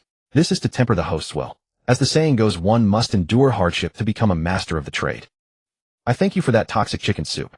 Zhibai rolled his eyes, utterly defeated by the system's shamelessness. Even systems these days knew how to paint a rosy picture. But complaints aside, work had to be done. After dealing with the leftovers, he made himself a simple breakfast, a humble bowl of scallion oil noodles. He carried the bowl to a small table by the restaurant entrance, eating while watching the street scene unfold. On the morning financial street, men and women in sharp suits hurried past, many clutching sandwiches and coffee as they dashed into office towers. Li Zhibai's gaze swept across the street, finally landing on a coffee shop diagonally opposite bearing the sign Artisan Coffee. The shop even had a queue this early in the morning, and its prices were steep. A sign outside advertised Americano starting at 58 yuan and pour-over at 98 yuan. Is a 100 yuan cup of coffee really that good? They're even lining up for it. For a bit more they could come to my Sha County snack shop and get a truly value-for-money bowl of noodles, he grumbled sourly. After finishing his meal, he replaced the old menu with the new one the courier had delivered yesterday. This time both the dish names and prices were prominently displayed, which should reduce misunderstandings and arguments. With that done, Li Zhibai pulled out his phone and sat in the shop idly scrolling through short videos. As he scrolled, a video from a food blogger popped up titled Hidden Private Kitchen, 1800 yuan per person, 3-month waitlist. In the video, the blogger picked up a piece of braised pork, shoved it into his mouth, and let out a shriek that could lift the roof, his expression wildly exaggerated. This is unbelievably good. You guys have to try this. It melts in your mouth, rich, but not greasy. Absolutely incredible. Li Zhibai watched for a moment, then his eyes suddenly lit up. That's it. Why didn't I think of that? Which restaurant these days doesn't promote itself online? Those trendy eateries always use flashy gimmicks to lure in customers. Why can't I do the same? For example, I could make a video titled Challenging the most expensive Sha County snacks in the world. Is a 588 yuan bowl of noodles worth it? Who would dare sell a bowl of Sha County noodles for 588? That's the hook, isn't it? And then I could offer a group buying deal like the 588 yuan noodles for a group price of only 488. Li Zhibai was completely absorbed in brainstorming flashy marketing tactics, seemingly forgetting the fundamental difference between his shop and those trendy restaurants. Those internet-famous restaurants were all about luxury and hype. But he was different. His shop was a Sha County snack joint. A Sha County snack joint known by people all across the nation. If he really posted such a video, he might get the buzz, but he'd also be verbally destroyed by netizens. The system, sensing his restless ambition, suddenly spoke up. Warning. Detected attempt by host to use online platforms for low-price traffic diversion and disguised price cuts via group buying. This action severely violates the system's pricing principles and business philosophy. Action taken. Host's online promotion permissions are revoked and daily customer flow is restricted. Startled by the system's warning, Li Zhibai's anger flared up immediately. What the hell? Why? Look around. Which restaurant doesn't do group buying deals these days? Those trendy places on Douyin, they all rely on those deals for traffic. To lift this restriction, the host must increase his culinary heart count. Given that the host's current culinary heart count is 0, the system restricts the daily customer limit to 50. What are you playing at? Not only do you forbid online promotion, but you're also limiting how many customers I can serve each day. This is a protective mechanism for the host. A frivolous mindset is not conducive to gaining a culinary heart. Then tell me, what exactly is this culinary heart? What do I have to do to get it? The host must comprehend this on his own. Li Zhibai. Fine. You win. Although the system forbade any online promotion, it apparently didn't care about reviews on third-party review sites, because those were spontaneous ratings from customers, not his own promotion. Li Zhibai casually opened a review site and searched for his own shop, Sha County Snacks No. 88, Jiangdong South Road. He expected to see 0 ratings and 0 reviews for a newly opened shop. But the moment the page refreshed, he got a huge surprise. No, it was a huge bad review. Review time 9:47 a.m. Reviewer Qing Yuan is not Yuan. Rating 1 star. The review was over 300 characters long, elegantly written, sharply worded, and dripping with masterful sarcasm. Li Zhibai read it from start to finish, his blood pressure skyrocketing. Avoid this place. The scummiest Sha County snack shop in Financial Street. Never have I seen such a shameless restaurant. It hangs up the sign of a national budget-friendly Sha County snack shop, but charges outrageous prices. A simple bowl of stew dared to cost 888 yuan. The owner is called Li Haizi. I hope all passers-by keep their eyes wide open, avoid this place, and don't get scammed by this. Li Zhibai. He finally understood why the system didn't care about these review sites. This wasn't promotion, this was a public execution. No doubt about it, this review was definitely written by that aloof female customer who had called to report him yesterday. Alright woman, you've successfully got my attention. Gritting his teeth, Li Zhibai found a small notebook and a pen. He opened the first page and wrote down her ID. Then at the very top of the page he wrote 3 big characters, blacklist. After writing it, he thought better of it, crossed out blacklist, and changed it to hit list. From now on, anyone on this list who came to the shop would be thrown out if their bill was under 2,000 yuan. After doing all this, he snapped the notebook shut. Just you wait. One day he'll make you beg me not to overcharge you. In the office of the Human Resources Director at Xinglan Technology Company, Lin Qingyuan sat in her office chair, editing a scathing review of over 300 characters on a review website on her phone and published it directly. After publishing it, she felt a bit better. The reason she had put so much effort into writing this lengthy negative review was entirely due to her anger at that Sha County snack shop from the day before. Lin Qingyuan had an almost obsessive love for soup. She felt uncomfortable all over if she didn't have a bowl of soup every day. Yesterday she had just been passing by the newly opened Sha County snack shop, and wanted to buy a bowl of soup casually. But unexpectedly, the young and somewhat handsome shop owner had the audacity to charge her 888 yuan, clearly trying to fleece her. She was wealthy, but she wasn't a fool. Lin Qingyuan had originally assumed that after she reported the shop, it would be shut down for rectification. Unexpectedly, during a follow-up call this morning from the staff at the Market Supervision Administration, they told her the shop had no problem. They said the shop had all its licenses and permits, and after verifying the ingredient cost, the price was indeed within a reasonable. The only issue was that the menu font was too small, which was a violation of price labeling standards. However, the shop had already rectified this, and they had given a verbal warning without further penalties. Lin Qingyuan found this result hard to believe. This price was reasonable. Were they kidding her? Did they think she'd never eaten at a Sha County snack shop before? Her first thought was that the unscrupulous owner must have connections and had bribed the authorities in advance. Otherwise, how could a Sha County snack shop dare to charge Michelin star prices? Although she was extremely dissatisfied with the outcome, she felt helpless. Since reporting didn't work, she decided to switch tactics and write a scathing review on the review website to warn more people about this unscrupulous shop and prevent others from being scammed. After posting the review, Lin Qingyuan still felt unsatisfied. She opened WeChat and entered a group chat named Jiangxing Luxury Foodie Private Group. A close friend had added her to this group. It had about 30 members, mostly elite professionals, young urbanites with refined tastes, and seasoned food enthusiasts from various industries in the city. They usually shared restaurants they'd visited and found excellent in all aspects. Lin Qingyuan's ID in the group was also Qingyuan is not a kite. She often shared her restaurant experiences and was a very active core member. She then sent a message in the group. Qingyuan is not a kite, guys. I'm fuming. A string of exclamation marks immediately brought people out of lurking. Su is not crispy. What happened?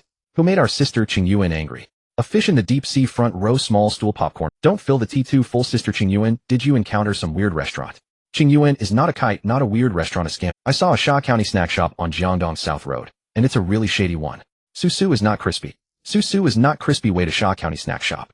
A Sha County snack shop on Jiangdong South Road. A fish in the deep sea. Sister Qingyuan, are you sure you're not mistaken? Jiangdong South Road is the financial street. Opening a Sha County shop there, they'd be losing money hand over fist. Qingyuan is not a kite, no mistake, it's a Sha County snack shop.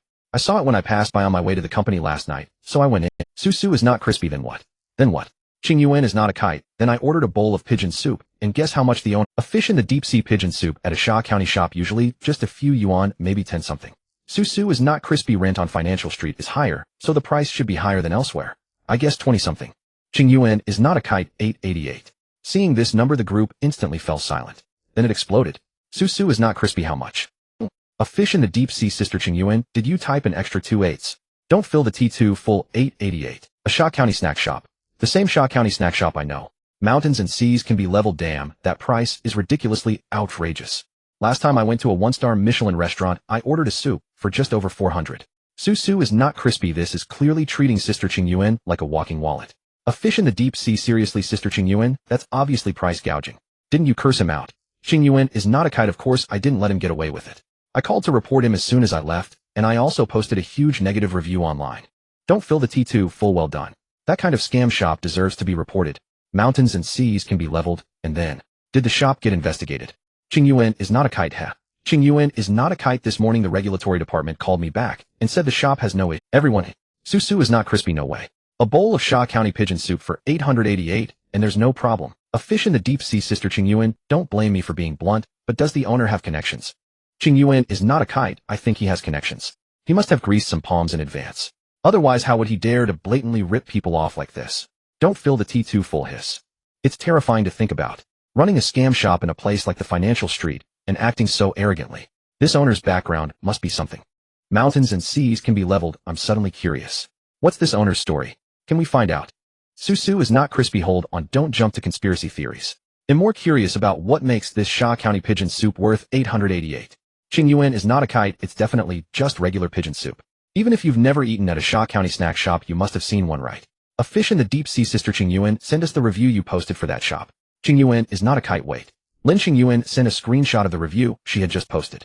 In the screenshot, the over 300-character review was written eloquently with such sharp prose, it could be considered a model essay for negative reviews. Su is not crispy. Who the hell is Li Haizi? Is that the shop owner's name? Haha. Don't fill the T2 full. After reading that review, I kinda wanna go check out this Li Haizi. Making Sister Qingyuan this angry, he must be quite a character. Mountains and seas can be leveled. One, I'm curious too. Opening a Sha County shop on the Financial Street is absurd enough, but daring to charge such prices and walk away scot-free, even after being reported. This owner is something else. A fish in the deep sea, how about? One of us goes to scout it out. Test the waters. Don't fill the T2 full ID like to go, but I'm on a business trip today. Su is not crispy me. I happen to be free today, I'll scout it out for you guys.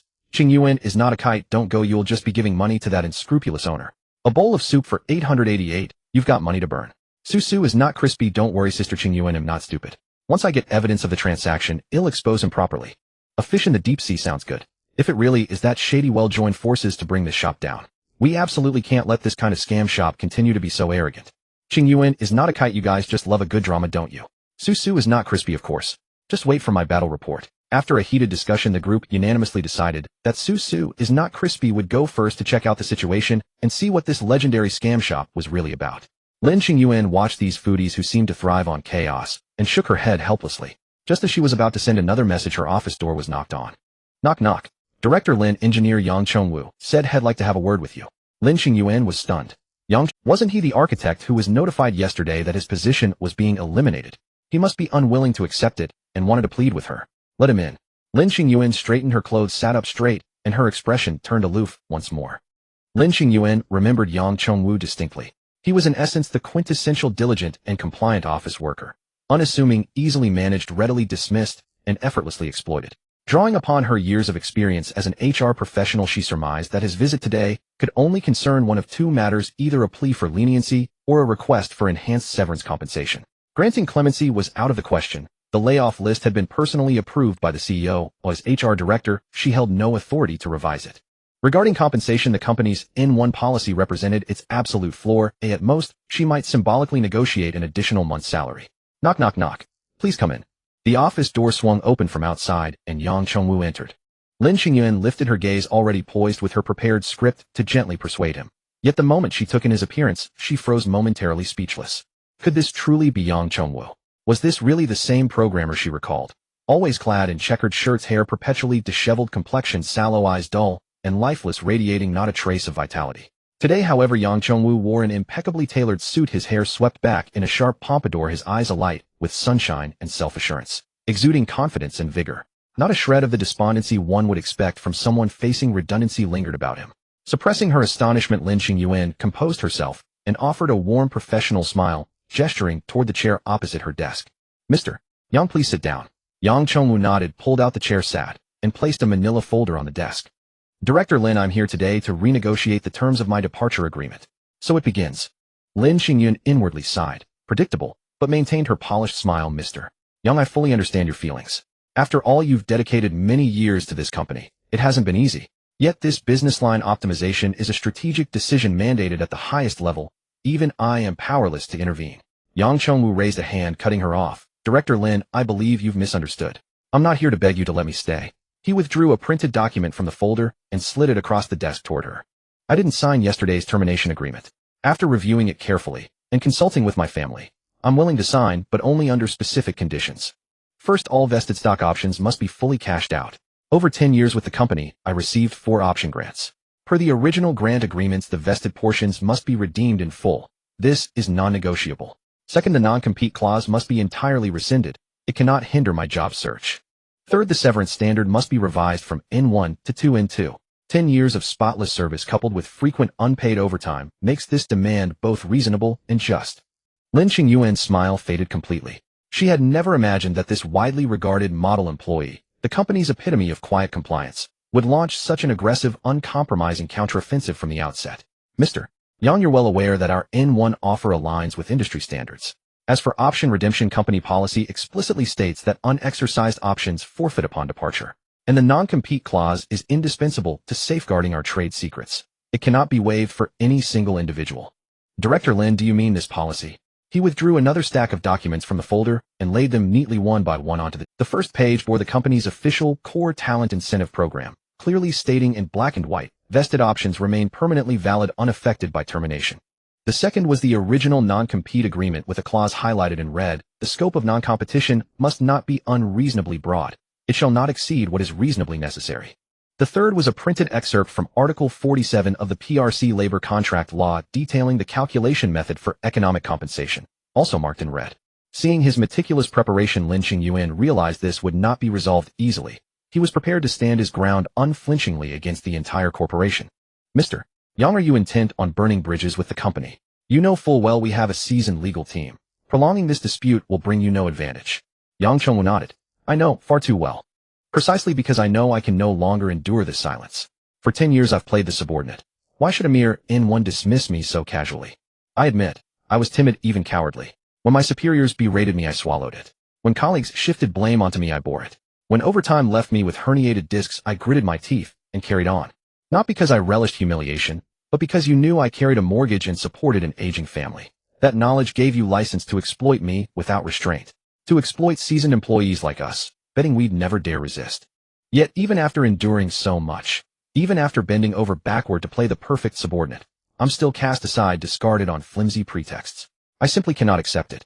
Last night I reached clarity. If you refuse to see me as human, then I shall reclaim my humanity, once and for all. If the company chooses litigation, I'll meet you in court, every step of the way. Lin Xingyuan was left utterly speechless. Just as she opened her mouth to soothe his agitation, Yang Chengwu reached into his shirt pocket and placed a voice recorder on the desk. This entire conversation has been recorded in full. Director Lin, you had HR. You know better than I do what happens if I submit this recording along with these documents to the Labor Arbitration Committee and simultaneously share copies with select media contacts. Lin Xingyuan's expression turned ashen. Mr. Yang, are you threatening the company? No threat.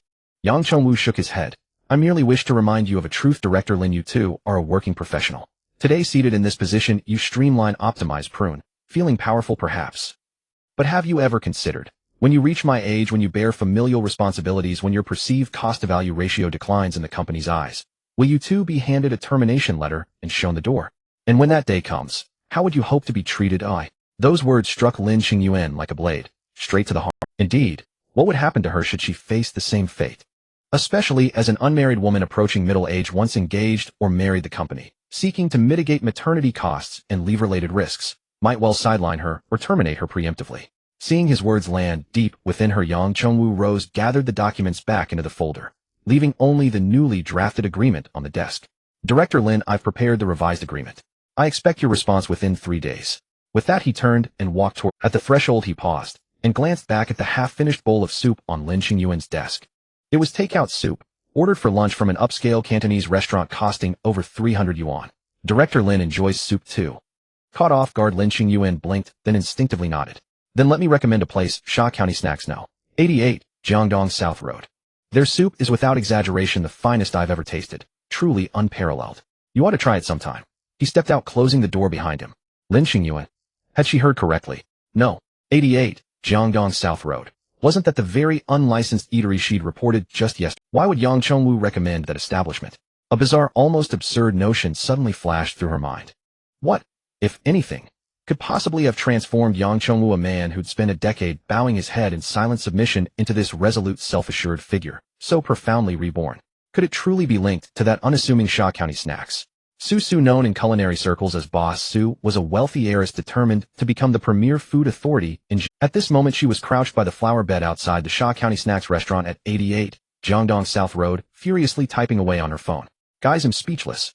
I put on full makeup, wore my new Chanel suit, dressed up all pretty, and I've been squatting here for almost 3 hours. My legs are numb, and this place still hasn't opened. Her phone buzzed incessantly with messages from the luxury food enthusiast private group. A fish in the deep sea? Seriously? Boss Su, you're still there waiting. Don't fill the tea too full. Hilarious. Maybe he got wind that you're coming to expose him and shut down out of fear. Mountains can be pushed flat. Makes sense. After Qingyuan's expose yesterday and Boss Su's inspection today, the owner probably didn't dare open his doors. Su is not Su. I'm done. After years of reviewing restaurants from big to small, I've been to 1,000 at least. This is the first time I've been locked out before even getting in. Qingyuan is not Yuan. I told you not to go. That owner isn't a decent person. Su is not Su. No way. I'm going to wait until he opens no matter what. I want to see what this Li Haizi looks like, daring to run a shady joint so arrogantly. Don't fill the tea too full. Ha ha, Qingyuan, look. Boss Su is calling him Li Haizi just like you did. Qingyuan is not Yuan. He's dark-hearted. Selling a bowl of pigeon soup for 888 yuan. If that's not shady, what is? Su crouched on the flower bed edge, her high heels digging painfully into her feet. She kicked them off barefoot on the ledge, scrolling through messages on her phone, completely ignoring her appearance. Just as she was about to send another complaint, she caught a glimpse of a figure approaching. He was about 1.78 meters tall, wearing a black hoodie and holding a stack of flyers. As he got closer, Su finally saw his face, and her mouth fell open in surprise. He was strikingly handsome with delicate features, a straight nose and thin lips, his face sharply defined. Even in a plain black hoodie, he exuded an air of cool, effortless charm. Whoa! Su instinctively snapped a photo of him and sent it to the group. Su is not Su image. Su is not Su, guys. Look, I just spotted a hottie. Everyone, mountains can be pushed flat. Wait, boss Su, what are you even here for? To review the food or to ogle, guys? A fish in the deep sea, nice taste, boss Su. That guy is genuinely good looking. A fish in the deep sea, hold on, he's holding flyers. Is he a model for flyer distribution? Are we so competitive now that even flyer guys look like this? With that face, why not be an idol? Don't fill the tea too full, don't make a fuss, guys. He's just average, barely passable Su is not Su, TSK. Old T, you're so shameless. Qing Yuan is not Yuan. Qing Yuan is not Yuan, ahem. Let me say, Qing Yuan is not Yuan. He's the owner of the Sha County Snacks place. Everyone, don't fill the tea too full. Qing Yuan, what are you saying? This guy is Li Haizi. Su is not Su. No way with looks like that he could be an influencer or an idol. Why run a shady restaurant in the financial district? Mountains can be pushed flat. I'm starting to get why Qing Yuan was so mad. Could it be? Qing Yuan is not Yuan. Don't jump to conclusions. Su is not Su. LL, I was just thinking if he was a heartless boss, I'd teach him a lesson with my black belt in Taekwondo. But now that I see his face, I think he might have just mispriced the menu. A fish in the deep sea. Boss Su, where are your principles? Su is not Su principles. Can you eat them? Qing Yuan is not Yuan. Su. Snap out of it. He's a shady owner. Don't be fooled by his face. Su is not Su. Don't worry. I'm very focused. A hottie is a hottie, a review is a review. Today I'll expose this shady boss for you, Qing Yuan. I won't be swayed by good looks. She had just sent that message when she saw the hoodie guy walk up to the restaurant, pull out a set of keys, and slide the metal shutter door up. Then he turned around, looked at the girl crouched on the flower bed barefoot, and giggling at her phone, and frowned. Hey, what are you doing squatting there? Zhibai had just returned from distributing flyers and was in a foul mood. He had spent the entire afternoon walking the street handing flyers to anyone who looked wealthy. He had handed out over 100, but more than 90 people had thrown them in the trash without a second glance. The few who did look at them just sneered and shoved the flyers back into his hands. The worst was a middle-aged rich woman. After taking a flyer, she deliberately touched Li Zibai's arm and smiled, saying, "Oh, young man, you're so handsome. Why are you handing out flyers? Come with me, I'll treat you to a nice meal." Li Zibai got goosebumps and fled as fast as he could.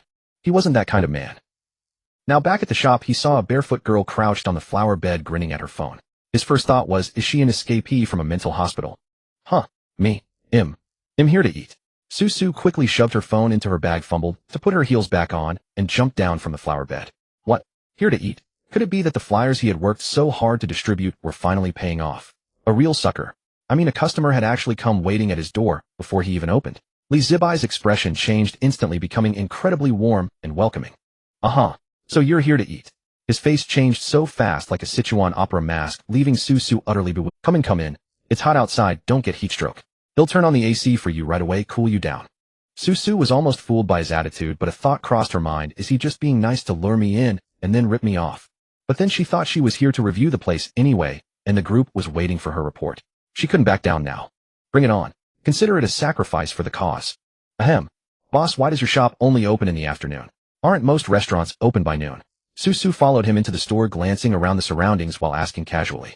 Though the Sha County eatery was modest in size, it was kept quite tidy with 6 small long tables in the front dining area and a semi-open kitchen behind a transparent glass partition. A menu was posted on the wall with prices conspicuously displayed. Su glanced at it, and even she who had dined at Michelin-starred establishments was taken aback by the figures. Fragrant mixed noodles, 128 yuan per serving, deluxe version, 588 yuan per serving. Crystal steamed dumplings, 128 yuan per basket, deluxe version, 588 yuan per basket. Chicken leg rice, 168 yuan per serving, deluxe version, 688 yuan per serving. Sister Qing Yuan truly hadn't deceived her. The prices at this Sha County joint were indeed outrageous. Li Zhibai, while tying on his apron, replied with a smile, "Oh, my shop is a bit different from others. It specializes in late-night fare, open from 6 in the evening until 2 in the morning. Because I've always believed that true delicacies are meant only for those who still strive hard in the darkness of the night." Su secretly curled her lips upon hearing this. What nonsense about 6 to 2. This is clearly about fleecing people at night, isn't it? Then, seizing the moment when Li Zhibai wasn't paying attention, she sneakily sent a message in the group chat. Su is not crispy report. Successfully infiltrated enemy lines. The boss just said he'll only open at night from now on, operating from 6 p.m. to 2 a.m. A fish in the deep sea? What kind of ghostly business hours are these? A Shaw County snack shop only doing night business. Is this boss for real? Don't fill the T2 full exactly. Completely defies the operational logic of the food industry. Looks like the shady shop is confirmed. Even mountains can be leveled, boss, so keep an eye out. Could this boss be a vampire? Take a close look and see if he has any fangs. Qing Yuan is not an iris, can you guys be serious for once? Li Zhibai, naturally unaware that the girl was live streaming him in the group chat on her phone, was at that moment immersed in the joy of finally having a customer walk through his door. The instant Su stepped into the shop, his sizing up the customer talent had automatically activated. Customer trust funded. Personal wealth. Purple food preference favors exquisitely presented dishes with extremely high demands for ingredients and flavor. Also possesses considerable skill in Western cuisine. Purple. Another purple tier 1. Li Zhibai was overjoyed, though he kept up a calm facade on the surface, careful not to reveal that predatory look of his. Slurp. Miss, what would you like to eat? Su already had her target in mind and spoke up. I'd like some soup. Give me a serving of pigeon soup. Li Zhibai nodded. No problem. We have two versions of pigeon soup, regular and deluxe. The regular is 198 and the deluxe is 888. I'd recommend the 888 one and then add a staple food to go with it.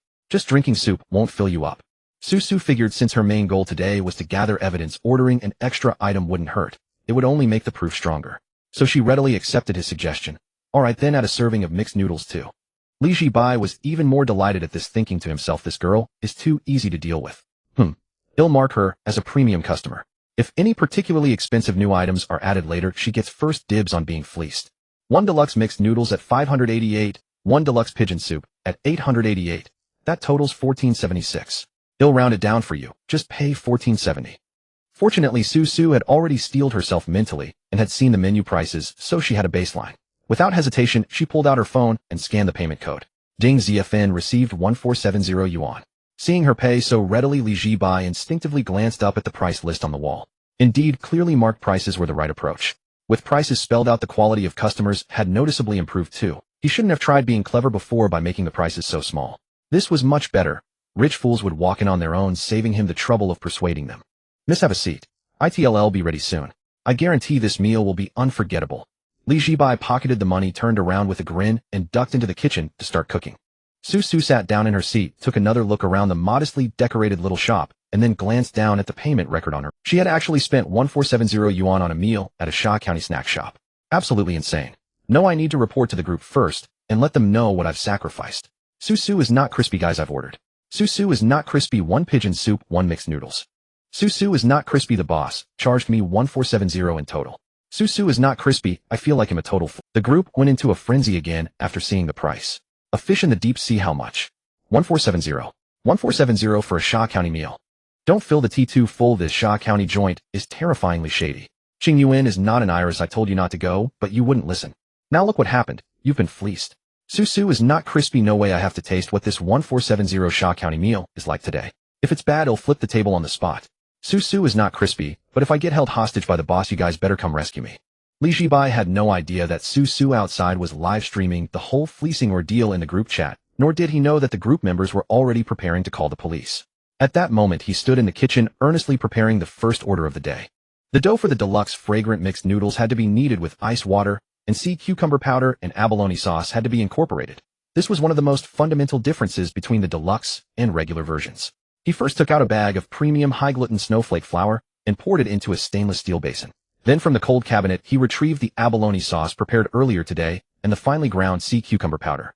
Following the system recipe's precise gram-by-gram ratio, he kneaded them bit by bit into the dough. The ice water made the dough firmer, and combined with those ingredients, the final kneaded dough carried a warm, pale golden sheen. Quite a beautiful sight. After the dough was kneaded, he covered it with a damp cloth to rest, then began preparing the deluxe pigeon soup. The broth base for the deluxe pigeon soup was similar to yesterday's chicken soup. Both used a rich stock that had been slow simmered in advance.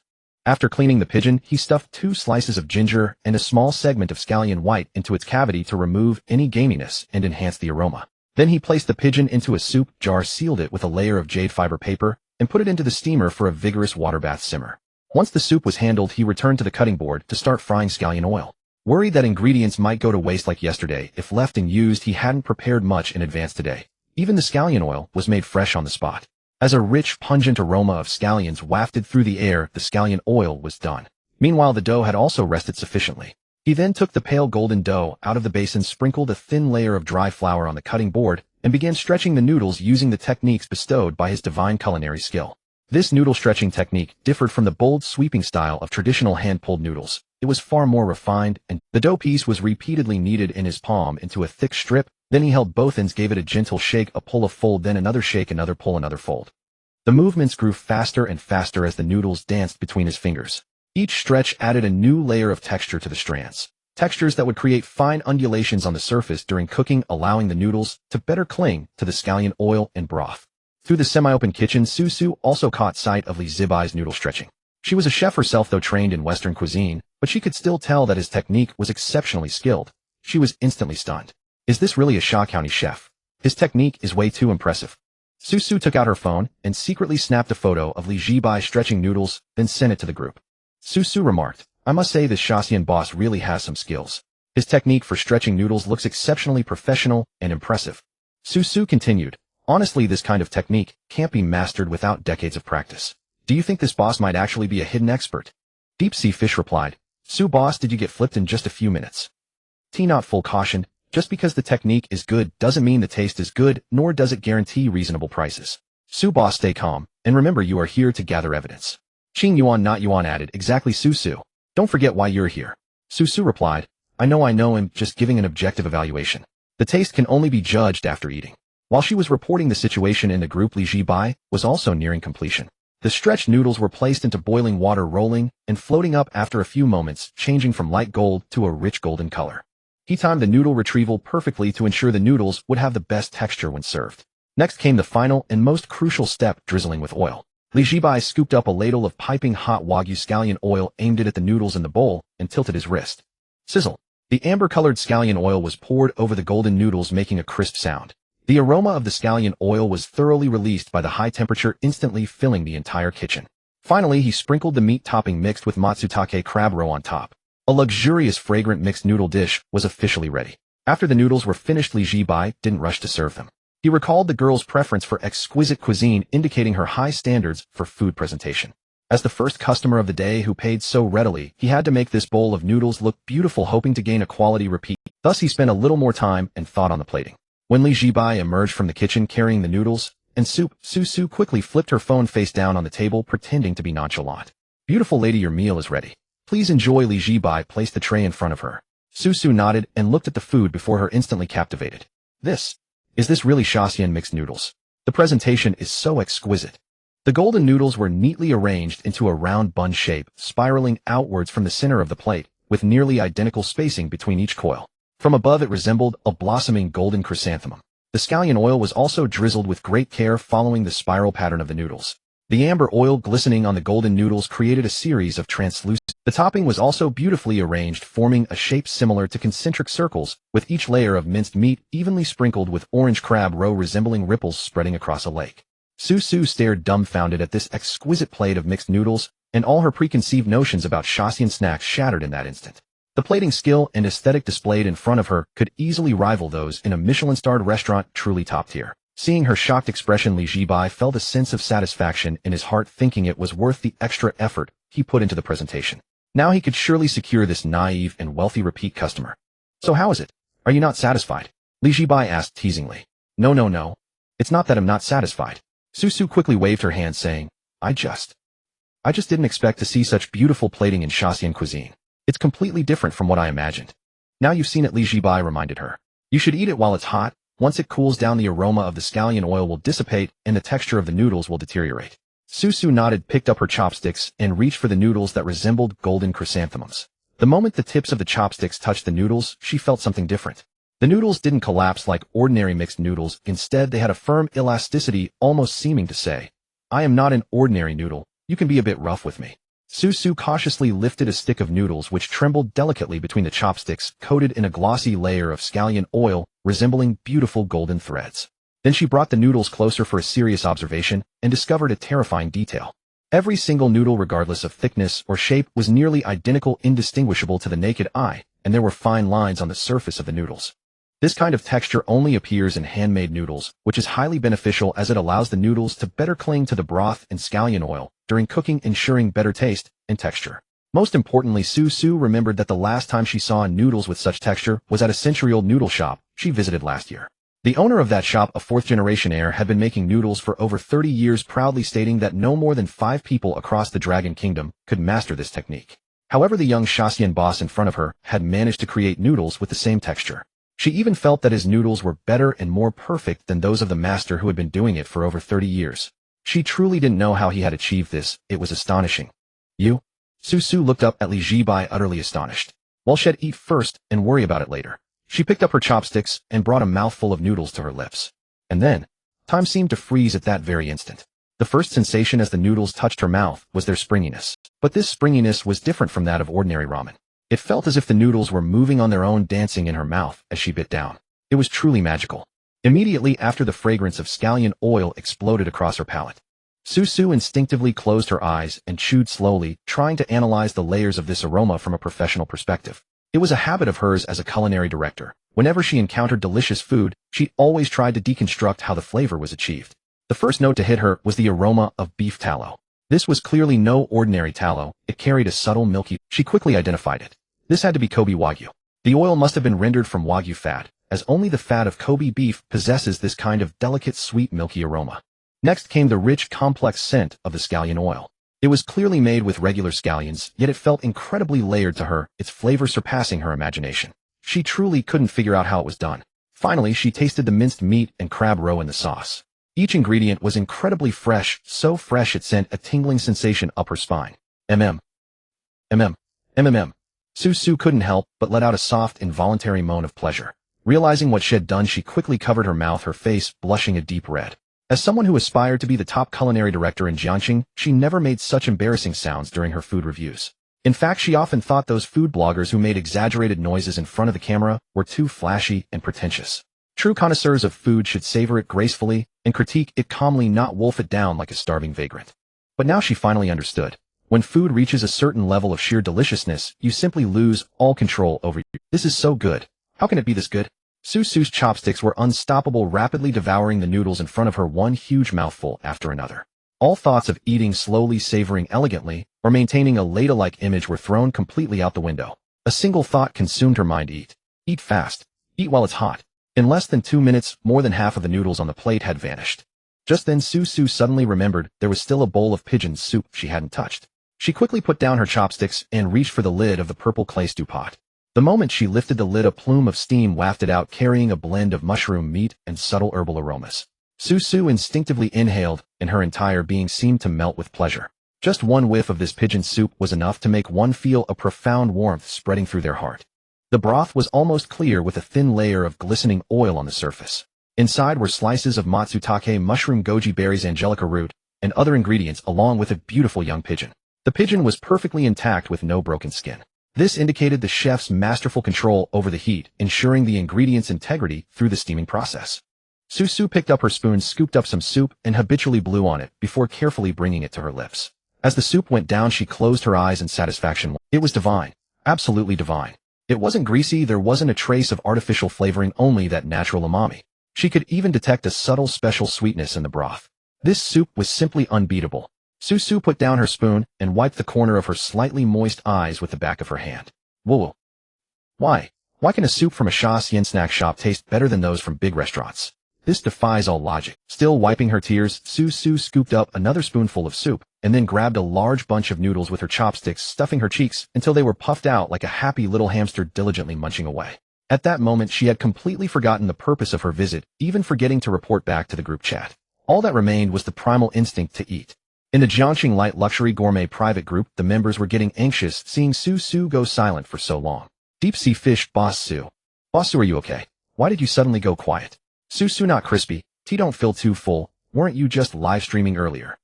How did you disappear as soon as the food arrived? It's been almost 20 minutes. Mountains can be pushed flat. Su not crispy, Boss Su, are you still there?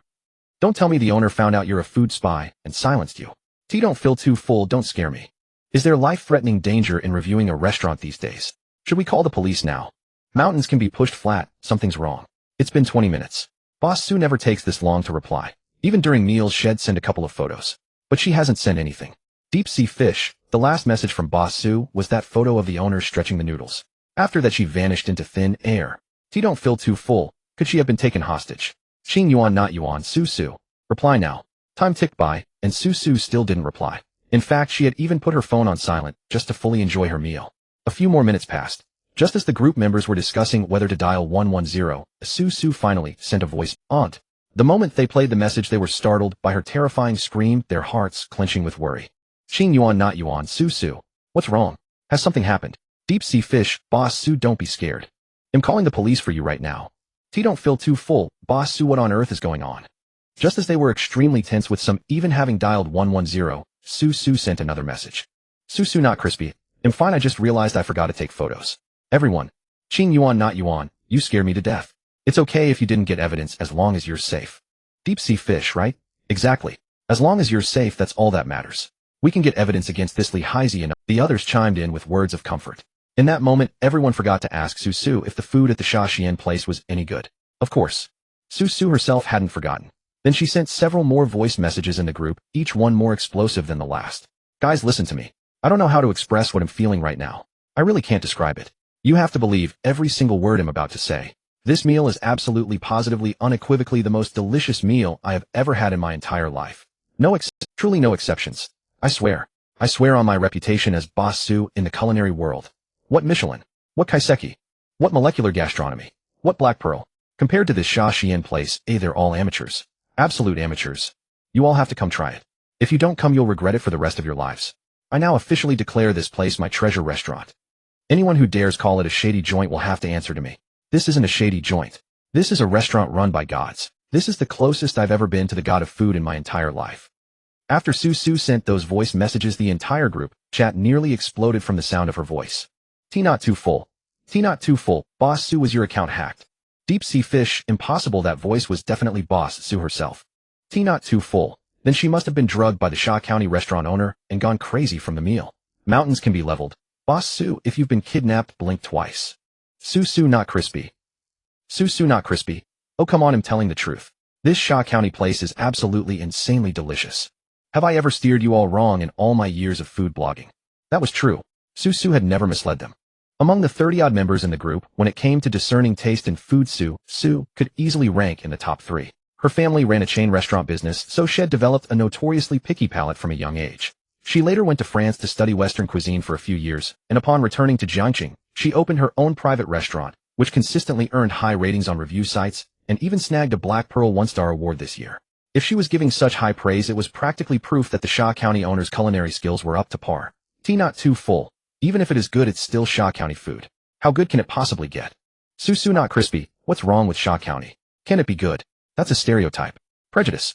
Discrimination. You can't say it's bad without even trying it. Deep sea fish, calm down, Boss Su. You know how old T is, he's just a smart mouth. Mountains can be leveled. I'm actually getting curious. A place that can get Boss Su this hyped. There can't be many in all of Su Su not crispy. I'm not hyping it up. It's genuinely amazing. I almost cried when I ate it. Do you know that feeling? It's like, how do I describe it? It's as if after eating it you suddenly feel like every meal you've ever had before was a waste. I'm not exaggerating, it's a real feeling. Hearing her describe it like that, the foodies in the group were thoroughly intrigued. Mountains can be leveled. If Boss Su says it's that good, I have to go try it. I happen to be free right now. Deep sea fish 1. I gotta see just how good this Sha County place is to turn Boss Su into its devoted fan. Su Su not crispy, watch your mouth. Tea not too full. Too bad, I'm on a business trip today and can't make it. Just then an ID that rarely spoke popped up. Dusk Forest, 1A, I wanna go too.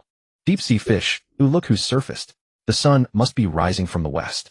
Dusk Forest, if Boss Su says it's good enough to make her cry, then I absolutely have to go. Su Su not crispy, great, that's me +3. Qing Yuan, are you coming? Qing Yuan not Yuan. Lin Qing Yuan sat in her office, staring at the message mentioning her in the group chat, unsure how to reply. Part of her didn't want to go, but she was indeed curious. Su Su was her best friend, and if she was this worked up, it meant the Sha County place might really be something special. Maybe she had misjudged the owner. But if she did go, she recalled yesterday when she had reported the place and left a scathing review on the review site. She really didn't have the face to show up. Qing Yuan not Yuan. I'll pass, I have to work late tonight. You guys go ahead. Su Su not crispy, Qing Yuan working. Your company really knows how to squeeze its employees working overtime every day. Qing Yuan not Yuan. Thanks for understanding. After sending that message, Lin Qing Yuan unconsciously glanced at the revised agreement on her desk that Yang Chongwu had redrafted. It was strange how Yang Chongwu had transformed from a timid, agreeable man into someone so assertive and confident. And on top of that he had recommended that Sha County place before leaving. Was that Sha County place really that magical? Meanwhile the group chat was already ordering food. Susu not crispy. Alright you guys pick your dishes and I'll place the order for you so it's ready when you arrive. Deep sea fish, they'll have the steamed dumplings and mixed noodles plus a bowl of old duck soup. Dusk forest, chicken soup and mixed noodles for me. I'm a bit broke, gotta watch my budget. Mountains can be leveled, same as old fish for me. Susu not crispy, got it. They'll go place the order with the owner right now. Everyone, okay. Susu put down her phone and sweetly called out to Zhibai who was sitting in a chair scrolling through his phone. Boss. Zhibai put down his phone, walked over, and asked with a grin, done eating, miss? Want another serving? One's not enough, you can have two. Our noodles are small portions so a sturdy girl like you could easily handle a few more. Susu. Wait, why did that sound so weird? No boss. I wanted to tell you that I have 3 more friends coming to eat soon. Zhibai was stunned. 3 more? This girl alone had spent over 1400 yuan. If 3 more people showed up, Zhibai immediately grabbed his calculator and started furiously tapping away. At an average of 1500 per person, that's 4500 for 3 people. Adding what this girl had already spent, today's revenue could break 6000. He never even considered giving her friends the regular versions of the dishes. After all, she was a purple tire customer, and as the saying goes, birds of a feather flock together. Her friend's spending power shouldn't be too shabby either. The more Zhibai calculated, the more excited he got. When he looked at Susu again, his expression had completely changed. This was his golden goose. Sis. Susu was taken aback by his sudden address. He had just been calling her miss, so why had he suddenly switched to sis? Boss, aren't you older than me? Calling me sis doesn't seem right, does it? No. Zhibai said seriously, in my line of work whoever pays more is the boss. You spent over 1,000 today and brought 3 friends to support the place. From now on you're my honorary sister. Susu. Sis, have your 3 friends already ordered? I'll prep the ingredients in advance. They have. Susu opened the group chat and recited the orders: 3 mixed noodles, 2 steamed dumplings, 1 chicken soup, and 2 old ducks. Oh right, add mine too. They'll have another serving of steamed dumplings, so that's 3 total. She figured she couldn't just sit there watching them eat, so she added 1 more for herself. As for eating, less to stay in shape. She'd make an exception today. Zhibai jotted down the orders while calculating in his head. Luxury mixed noodles 588 by 3. Luxury steamed dumplings 588 by 3. Luxury old duck soup 888 by 2. Luxury chicken soup 888. That totaled 6192 yuan. Adding the 1470 already received, today's revenue would be 7662. Zhibai took a deep breath, struggling to suppress the grin threatening to spread across his face. Sis. My name is Susu. Just call me by my name, okay? Calling me sis makes me feel old. Got it, Sister Susu. Susu. Fine, whatever. Sister Susu, let me ask you something. Are your friends in the same league as you? Susu was puzzled. Same league how? Zhibai wasn't sure how to phrase it. Would it be too obvious to just say he planned to serve them the most expensive items? He was technically the owner of an upscale Sha County restaurant now, so he had an image to maintain. It's just... how should I put it? Their spending power should be decent, right? Susu thought about her friends' situations and nodded. Should be, I guess. One's a demolition beneficiary, one's a fund manager, and one's supposedly a novelist. Deep Sea Fish's real name was Yushin, a local Jiangxing demolition beneficiary with no serious job, fully embracing the laid-back lifestyle. He loved hunting down good food and knew how to enjoy life. Mountains Can Be Leveled's real name was Lu Qinshan, a fund manager, so his income needed no introduction. Dusk Forest's real name was Mu Zixuan, said to be a novelist, though no one knew her skill level. She had never shared that with the group. Oh, and besides them, there are about 30 more people in our circle who couldn't make it today. Zhibai. What? 30 people? Another 30? Holy crap. If he could win over all of them, he wouldn't have to worry about paying rent anymore. The more Zhibai thought about it, the more excited he became. If it weren't for the impropriety of it, he would have scooped Susu up and showered her with kisses. She really was his golden goose. Sister Susu, don't worry. He'll make sure your friends' wallets. Aw, damn it. I mean that they'll have an unforgettable experience. Susu watched his face turn red and felt like something was off, but she couldn't quite put her finger on it. Still, the food here was genuinely good, so she didn't dwell on it. Boss, I have a question. Ask away. Zhibai was in such a great mood that he found everything about her agreeable. I noticed your noodle pulling technique is incredibly professional, even better than a master I once saw who'd been making noodles for decades. How did you learn to do it like that? Zhibai heard her question and didn't know how to answer for a moment. He couldn't exactly say that the system had just dumped it into his head. After thinking for a moment, he made up a random excuse. Well, maybe it's because I'm a genius. Susu was speechless. What a character, this guy was so full of himself. But on second thought, being this young and this skilled at cooking, calling himself a genius wasn't entirely wrong. Then boss, can you teach me? Zhibai was taken aback. Teach you? Teach what? Susu said, I want to learn cooking from you, specifically how to make noodles. Boss, to be honest, I'm also a chef. I run a private restaurant in Jiangcheng that specializes in fusion cuisine blending Chinese and Western flavors. I've been trying to add a Chinese-style noodle dish to my menu, but after a lot of research, I couldn't achieve the texture I was looking for. It wasn't until I tasted your scallion oil noodles today that I finally realized what I was after. So I'd like to learn how to make noodles from you. Zhibai scratched his head. Well, Sister Susu, it's not that I don't want to teach you, it's just that Actually, he just found it troublesome. Especially since he was drowning in debt. The last thing he wanted was an apprentice. I can be your They'll sweep the floor, wash dishes, serve food. They'll do whatever you ask, and I don't need a salary. Susu said quickly. Zhibai was about to refuse when Susu added, I can also pay tuition, say. 30,000 a month, is that okay? Zhibai immediately grabbed her hand. Deal. I've always been happiest teaching apprentices. Where else could he find such a willing fool who paid to work? Hesitating even a second would be an insult to that 30,000. As for teaching her how to make noodles, he could do that. After all, with his divine-level culinary skills, teaching an apprentice was a piece of cake. Although for Susu to reach his level was practically impossible. Normally, it would take decades of practice to achieve his skill, and she didn't have a cheat system like he did. But as long as he taught her, if she couldn't learn, it was her own lack of talent. The tuition was non-refundable. Seeing him agree, Susu beamed with joy. That's great. Boss. No, master. They'll start coming to work tomorrow. What time do you open? What time should I arrive? Zhibai. I'm open from 6 p.m. to 2 a.m. Come whenever you like. He'll even let you leave early or come in late. He was joking, of course. Since she was paying to work, what did it matter if she came late or left early? Besides, business was slow anyway, and he could handle it all himself. Susu was genuinely touched by his words. She couldn't stay at the Sha County restaurant all the time anyway, since she had her own restaurant to oversee. Master, you're so good to me. I'm so touched. Zhibai kept a calm exterior, but inwardly he thought this girl really is rich, but naive, so gullible. Of course. You're my apprentice, my dear friend and family. By the way, your friend's meal total is 6192 yuan. How about settling the bill first? Susu didn't hesitate. She pulled out her phone and scanned the code again. Ding, Alipay received 6192 yuan. Ding, Alipay received 300 yuan. Master will cover their meal costs first and raise this month's tuition. Oh, look at you this. This is so embarrassing, but I won't be polite then. Zhibai said the polite words, but the grin spreading across his face was impossible to hide. Sister Susu, have a seat and rest for a while. They'll go prepare the ingredients. Master, why are you still calling me sister? You're my master now. Just call me by my name. It's fine, we'll just keep our own titles. With that, Zhibai turned and headed to the kitchen, but after a couple of steps he looked back and asked, Sister Susu, would you like something to drink? We have free tap water, plenty of it. Susu. No thanks. Alright, then just sit tight, I'm off to work. Zhibai dove into the kitchen, and as soon as he closed the door he couldn't help but do the math again. Today's revenue was over 7600 plus the 300 tuition. That meant head earned over 37600 in a single day. Rent was due in 20 days. At this rate, paying off that 6000 debt was just around the corner. The more Zhibai thought about it, the more excited he got, until he couldn't help but chuckle to himself. The system couldn't stand to watch his smug expression and spoke up. Host, please remain calm. Excessive excitement can lead to mistakes and affect the quality of your dishes. You're right, I need to calm down. Calm down. Zhibai took a deep breath, then lowered his head, but he just couldn't calm down, his shoulders shaking with suppressed laughter. Staying calm is really hard, The system. Outside, Susu sat back in her original spot, pulled out her phone, and continued chatting in the group. Susu is not Su, guys, I've already paid for your meals, hurry up and come over. A fish in the deep, almost there.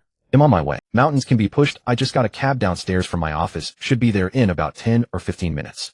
Twilight Forest, I just left the house, might be a bit late. Go ahead and eat without me. Susu is not Su, okay, take your time, no rush. Susu is not Su, oh by the way, I've got great news. I found a master. Everyone. A fish in the deep, what did you say? Found a master. What master? Who? Susu is not Su, the Sha County restaurant boss. I've decided to start working there as an apprentice tomorrow to learn how to make noodles from him. His noodle making skills are seriously impressive, and I can learn something to improve the noodle dishes at my own restaurant. A fish in the deep, wow, a chef from a Black Pearl restaurant becoming an apprentice to a Sha County restaurant owner. Now I've seen everything. Twilight Forest, the boss, must be pretty happy about that, right? Having a beautiful head chef as his apprentice. Susu is not Su, yep, he's definitely happy. He even gave me special permission to come in late and leave early. Hearing this, everyone's opinion of the Sha County restaurant owner shifted significantly. Mountains can be pushed, a fantastic boss, even allowing his apprentice to come and go as she pleases. Seems like a decent guy. Mountains can be pushed, by the way, how much is the boss paying you a month? Susu is not Su, no pay. I'm paying him 300. The group chat fell silent. Then a perfectly aligned series of messages followed. A fish in the deep, mountains can be pushed. Don't fill the T2 full. Twilight Forest, Qing Yuan is not Yuan. Don't fill the T2 full, wait boss, Su, I think you've got that backwards. Shouldn't the boss be paying you? Susu is not Su, no, I've got it right. I'm paying him 300. A fish in the deep. Wow, I hereby declare Boss Sue our group's official #1 sucker. Paying to work, that's a new one. Don't fill the T2 full. Boss Sue, be honest, are you being seduced by the boss' good looks? A fish in the deep. Boss Sue, you've fallen. Since when can a face be eaten as food? Sue is not Sue. What are you all talking about? My master is genuinely amazing. I think that 30000 is totally worth it. Sue is not Sue. Once you've all eaten his food and still think him a sucker, then he'll admit it. Mountains can be pushed. Alright, I'm almost there. I'll have to taste it and judge for myself. The others on our way. Shaxian was the first to arrive, having taken a taxi, which saved him the hassle of finding a parking spot. Shortly after he got out, a Porsche roared up and parked in the spot in front of the Michelin-starred restaurant across the street. A young man in a flashy floral shirt stepped out of the car. He looked to be around 25 or 26 with a crew cut and a pair of sunglasses perched on his face. The doorman at the Michelin restaurant across the street immediately rushed over with a beaming smile, ready to welcome him, but the man didn't even glance his way and walked straight towards the Shaw County snack shop opposite. The doorman was baffled. He wasn't here to eat. Then why park in front of our restaurant? However, seeing it was a Porsche, the doorman didn't dare to ask him to move it. This man was Yushin, a demolition-rich second generation from Jiangxing, known in their circle as Young Master Yu. Shaxian saw him and waved, "Old Yu over here." Sue heard the commotion from inside the shop and walked out, greeting them with a bright smile. "Brother Lu's here." "Brother, yes, here too." They had been in the same group chat for years and most of them had met in person. But since they first got to know each other online, they called each other all sorts of things. Some used real names, others used screen names. It was a bit of a mess. But no one really cared what they were called. It was just a form of address. "Boss Sue, so this is the Shaw County place you were talking about?" Yushin looked up at the Shaw County snack sign and said, "Honestly, if you hadn't said the food was good, I wouldn't have given this place a second glance, even if I passed by it 100 times. Shaxian nodded in agreement. Yet from the outside it looks just like any other ordinary Shaw County place. Of course, since Sue had scouted the place out beforehand, they knew it was a hidden gem. Despite its ordinary facade, the food inside was anything but ordinary and surprisingly expensive. My master dared to open a Shaw County shop in the financial district, so he must have real skill. Just wait until you try the food. I guarantee you'll be convinced. Sue said with a proud look. As the three were chatting at the entrance, the last guest of the day arrived. Twilight Forest Shaxian, a full-time novel author. Shaxian was clearly the introverted type. Since she rarely interacted with people from the group offline, she wasn't as outgoing as she was in the chat. She just gave a shy smile when she met the others. "Yu's here." Sue greeted her warmly, linking her arm. "I've already ordered your food." Shaxian asked in a low voice. "Boss Sue, is this place really as good as you said? I checked some review sites on the way here, and some people say this place is a ripoff." Sue replied. "Oh, that's the bad review Qing Yuan wrote." Shaxian was speechless. "Alright, let's not stand at the door. Let's go inside." The four of them filed into the Shaw County shop and sat down at a table near the glass door, just enough to fill it up. Except for Sue, the other three were all first-timers. They sat down and curiously looked around the shop, especially at the menu on the wall, which seemed completely out of place for a Shaw County snacks joint. "By the way, Boss Sue, how much for the meals we ordered?" "We'll transfer the money to you," Shaxian said, pulling out his phone. Sue reported one by one. "Brother Lu, your mixed noodles, steamed dumplings, and old duck soup come to $20.64 total. Brother Yu, you ordered the same, so that's also $20.64. Moo, your chicken soup and mixed noodles are $14.76. Shaxian and Yushin were fine with it. Spending over $2,000 on a Shaw County meal was a bit pricey, but it was within their acceptable spending range. As for Shaxian, she felt a little sting of pain. Over 1,400 yuan. That was enough for how many cups of milk? But then she remembered how highly Sue had recommended this place in the group chat, and she was a foodie at heart. She decided to treat herself for once. Shaxian seemed to notice Shaxian's slight reluctance about the price, but he didn't say anything. Instead, he asked Sue, "Boss Sue, I see every dish on the menu has two prices. Why did you order the more expensive ones for us? Can't we order the cheaper ones?" Sue was taken aback. "I forgot to ask, my master just recommended them." The others were not even asking for the price. "Some friend you are." They seriously suspected Sue had been charmed by the owner, with her loyalty completely swayed. She just pays whatever he says without question. Just then Zhibai walked out of the kitchen wearing an apron, smiling at the new guest. "Sister Sue, are all your friends here? I've got all the ingredients ready, so I'll start cooking now," he said, his eyes sweeping over the three new customers. His sizing up talent automatically activated and information instantly appeared above their heads. First guest. Customer Demolition Rich, second gen, personal wealth, purple, food preference, no particular preference, just wants good food, and isn't too sensitive to price. Second guest. Customer Fund Manager, personal wealth, purple, food preference, prefers food with true value for money, discerning, and rational taste. Third guest. Customer Novel Author, personal wealth, blue, food preference, enjoys comforting food, prefers soups and noodles, seeks writing inspiration in food. 2 purple, 1 blue. Zhibai's smile grew even brighter. This Sue really was his lucky charm. All her friends were so. The 2 purple ones were clearly wealthy, no need to even mention. As for the novel-writing girl being blue, he wasn't surprised. Writing novels had never been a path to riches. Master, we're all here. You can start cooking now, Susu said. Please wait a moment, everyone. It'll be ready soon. Just as Li Zhibai was about to turn back into the kitchen, the man, named Lu Qinshan, spoke up. Wait. Li Zhibai turned around. What's the matter? Lu Qinshan pointed at the menu on the wall and asked directly, Boss, every dish on your menu has 2 prices. We should be able to order the cheaper one, right? Li Zhibai nodded. Of course you can order anything on the menu. Lu Qinshan said. Then why did you order all the expensive ones? We didn't say we had to have the expensive ones. He could afford a Tuthasandiyuan meal, but he didn't like feeling ripped off. If the owner couldn't give a reasonable explanation, this place would get a big demerit in his book. Li Zhibai casually made up an excuse. The regular version is sold out for today. He'd say it was sold out, even if it wasn't. He had a thick skin. Lu Qinshan was speechless. Li Zhibai asked, any more questions? No. Lu Qinshan had nothing to say.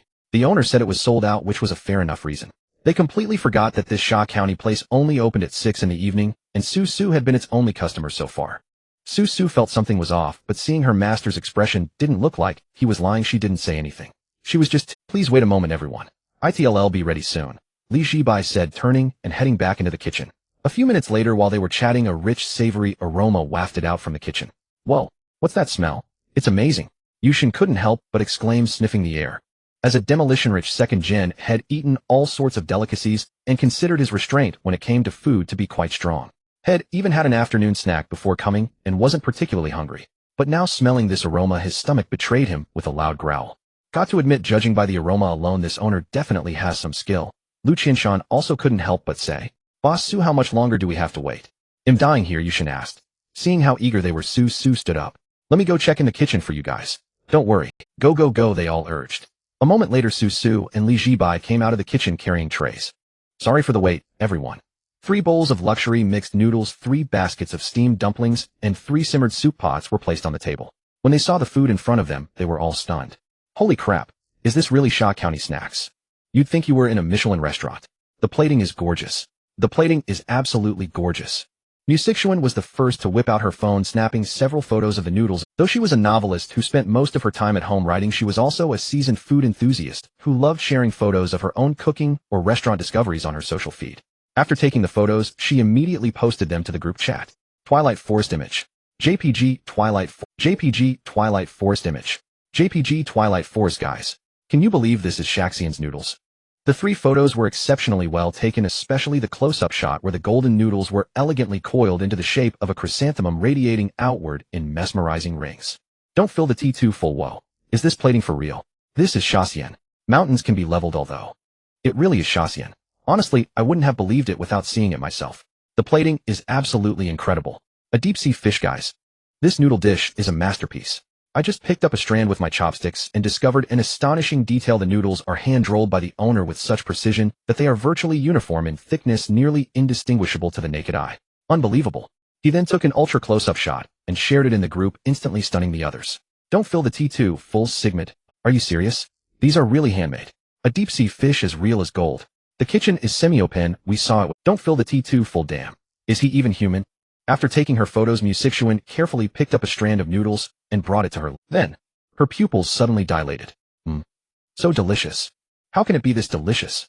The moment the noodles touched her tongue, the aroma of scallion oil, the sweet umami of crab roe, and the savory richness of minced meat cascaded in layers. She felt as if her taste buds were being gently enveloped, as if she were floating on air, overwhelmed with pure bliss. After that, she abandoned any pretense of elegance and began devouring the noodles in large mouthfuls. Yushin across from her was even more dramatic. After his first bite, this heir to a demolished property fortune froze completely, as if struck by a spell. Old you, you okay? Lu Qinshan waved a hand in front of his face. Yushin snapped back to reality, looking at Lu Qinshan with unprecedented solemnity. Old Lu, I just made a decision. What decision? From today onward, this restaurant is my life. Lu Qinshan, isn't that a bit much?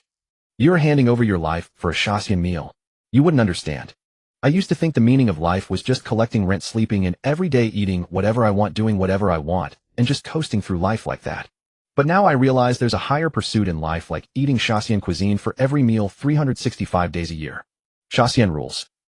Lu Qinshan, seeing how completely captivated Yushin was, couldn't resist taking a bite of his own noodles. One bite, and this usually stern and expressionless fund manager's eyes slowly widened, and finally a smile uncontrollably curved up the corners of his mouth. Brother Lu, did you just smile?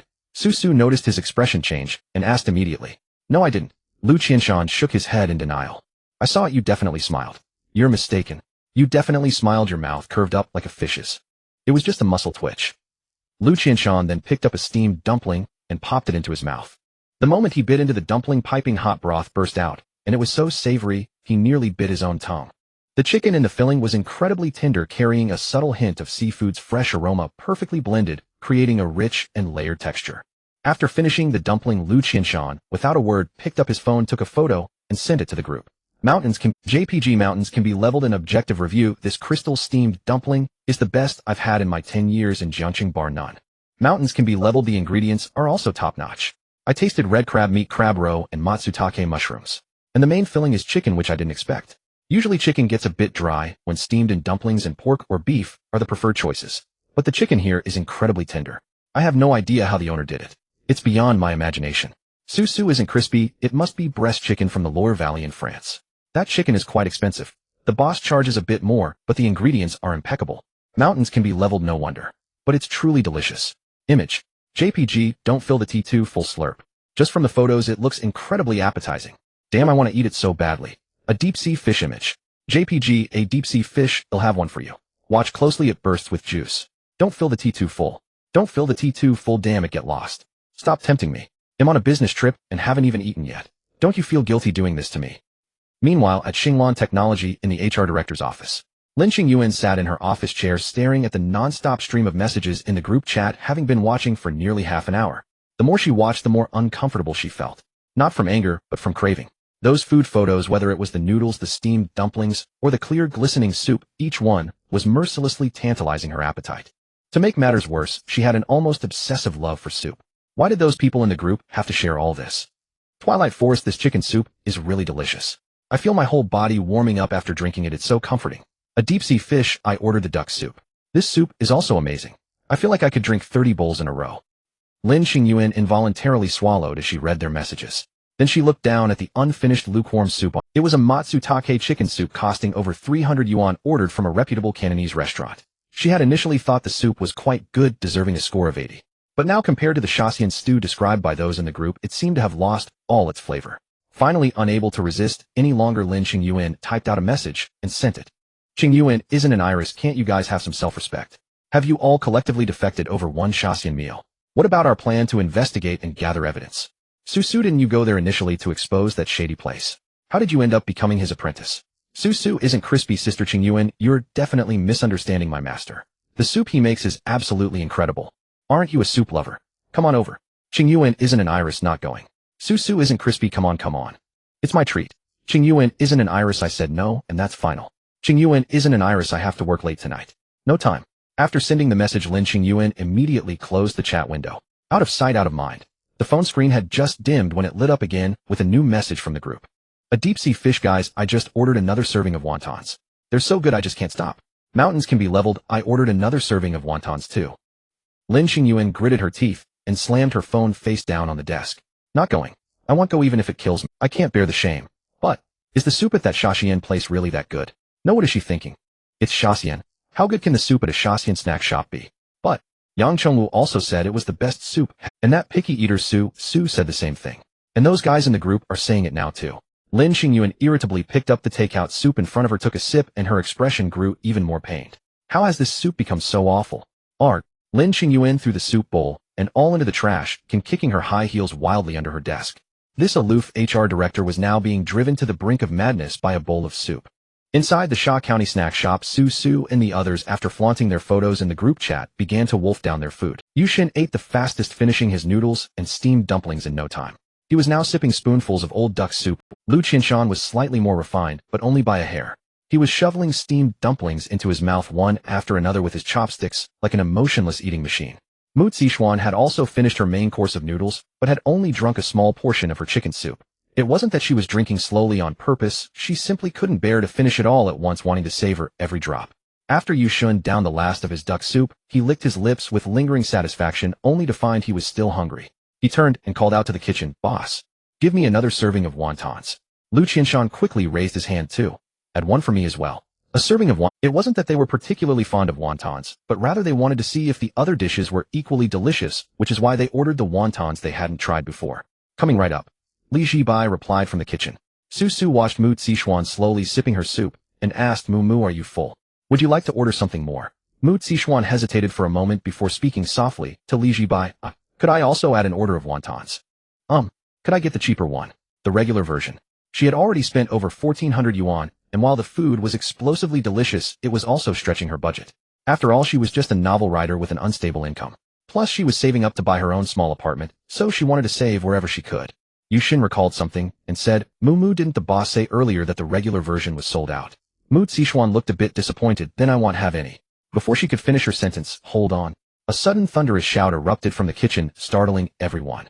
Li Zhibai rushed out of the kitchen with a serious expression and said to Mu Zixuan, to be honest, I actually saved one serving of wontons for myself, planning to have it as a midnight snack after closing. The group was speechless. Wait, that's not what you said earlier. Mu Zixuan felt even more embarrassed upon hearing this. There's only one left. Then maybe you'll just skip. Li Zhibai immediately interrupted her. No way. How can we skip it? Miss, since you've come to my restaurant to eat, you are my honored guest. I can go hungry, but how could I let my dear guest go hungry? Come, just scan the code right here. He directly handed over the QR code. Mu Zixuan. Ding, Alipay received 158 yuan. Li Zhibai pocketed the payment, his smile even brighter. Dear guest, wait right here. They'll make it for you right away. The group exchanged glances, feeling something was off, but unable to pinpoint it. This boss is pretty decent, actually giving up his own portion for Mumu. Yeah, at other places who would give their own midnight snack to a customer. My impression of this boss has changed. He's a godly boss. As they waited for their food, the wind chimed on the shop door. A woman wearing a sanitation worker's uniform stood at the entrance. After hesitating, she stepped inside. The sizing up customer's skill activated. Customer sanitation worker, personal wealth, blue, preferred food, cheap, filling hot meals, occasionally treats herself. Blue. Li Zhibai peeked out from the kitchen and was slightly surprised to see the woman's wealth level was blue. It seemed this lady knew how to manage her finances well, having saved up a considerable amount. The system's wealth color criteria excluded fixed assets and other non-liquid assets, judging based on each person's currently disposable cash. Otherwise, Su and that demolition brat wouldn't have been merely purple. Because owning a house in a decent area of Jiangcheng would easily cost tens of millions, which would reach the gold tier if calculated by the system standard. Ma'am, what would you like to eat? Please take a look at the menu first, Li Zhibai said, walking out of the kitchen. When facing these ordinary workers, he wouldn't force them to dine in his shop. So he let the lady check the menu prices first. If she could afford it, she'd stay. If not, he wouldn't push. He absolutely wouldn't rip them off like he did with the wealthy patrons. The sanitation worker was indeed taken aback by the prices on the menu. A bowl of noodles was over 100 yuan, and the most expensive stewed soup was 888 yuan. That's way too expensive. Fortunately, she had mentally prepared herself. While sweeping outside, she had observed the shop for a while. She saw the group of young people inside eating with extreme relish and exaggerated expressions, and the aroma had also drawn her and prompting her to decide to eat here. She thought, it's expensive, but I'll treat myself. Boss, do you still have that scallion oil noodles? I'd like the cheapest one. Upon hearing this, Yushin couldn't help but remind her, ma'am, the boss just said the cheaper items are sold out. The sanitation worker's face fell upon hearing this, as she truly couldn't bear to spend on the expensive ones. Oh, then forget it. I was thinking of trying a bowl. Before she could finish the next second. Hold on. For the second time, a earth-shattering shout erupted. Li Zhibai sprinted out of the kitchen again. To be honest, one serving of wontons isn't enough to fill me up, so I saved an extra portion of noodles for myself. Since you want it, ma'am, I'll give it to you. I can go hungry, but I absolutely cannot let our city's beautician go hungry. Ma'am, please scan the code. He once again presented the QR code to her. The sanitation worker was completely stunned. Yushan, Lu Qinshan, Mu Zixuan. Su, wait a minute. Boss, can't you show some shame? You said you saved a portion of wontons. Where did this extra noodles come from? We seriously suspect you never intended to sell us the regular version and just used sold out as an excuse. If Li Zhibai could hear their thoughts, he would say, you're absolutely right, I'm just treating customers differently. Intimidated by his imposing manner, the lady scanned the code and paid 128 yuan. Although it stung a bit to part with the money, recalling the tantalizing aroma she smelled at the door, she felt it was worth it. Ma'am, please have a seat, I'll be ready soon. Li Zhibai collected the payment and returned to the kitchen happily. Outside, Yushan nudged Lu Qinshan with his elbow and whispered, Old Lu, what's the deal with this boss? Didn't he just say it was sold out? That's 2 portions now. Lu Qinshan, probably because we look like we have money. Haven't you noticed? Noticed what? When we came in, he didn't ask a single question, just served us all the luxury versions, claiming the regular ones were sold out. But when Mu and that lady ordered, he suddenly found excuses and had them. It's clearly a case of treating customers differently. Yushan. Damn. So that's it. Isn't he a double-standard jerk? No wonder Sister Qing Yuan nicknamed him Li the Dark. He totally deserved. Su Su overheard them talking about Li Zhibai like this and couldn't help but defend him. Hey, I think Master isn't that kind of person. Giving up his own food for others is clearly an act of kindness. Lu Qianshan and Yushin looked at her with meaningful eyes, thinking this kid is way too naive. Before long, Li Zhibai emerged from the kitchen carrying a plate of steaming scallion oil noodles. Ma'am, your noodles are ready. Eat it while it's hot. Your wontons are ready too. Then Li Zhibai brought out 3 bowls of wontons. When the noodles were placed before the sanitation worker, her eyes went wide. Golden noodles glistened with amber scallion oil topped with a layer of minced meat and garnished with a few scallions. The aroma was tantalizing, and the sight alone was enough to whet anyone's appetite. So this is the 128 yuan bowl of noodles. It does look pretty good. Ma'am, rest assured it's worth every penny. Li Zhibai said to her with a grin. He wasn't wrong either, as the cost-to-value ratio of this regular noodle dish was excellent with a profit margin of less than 50. The luxury version, on the other hand, had a margin of around 80. The lady picked up a mouthful of noodles, put it in her mouth, chewed, and was instantly stunned. Oh my goodness. This is unbelievably delicious. I'm nearly 50, and this is the best noodles I've ever had. The lady ate very efficiently, perhaps due to her job, finishing the entire bowl in a few quick bites. She even licked the bottom of the bowl clean of the last bit of scallion oil.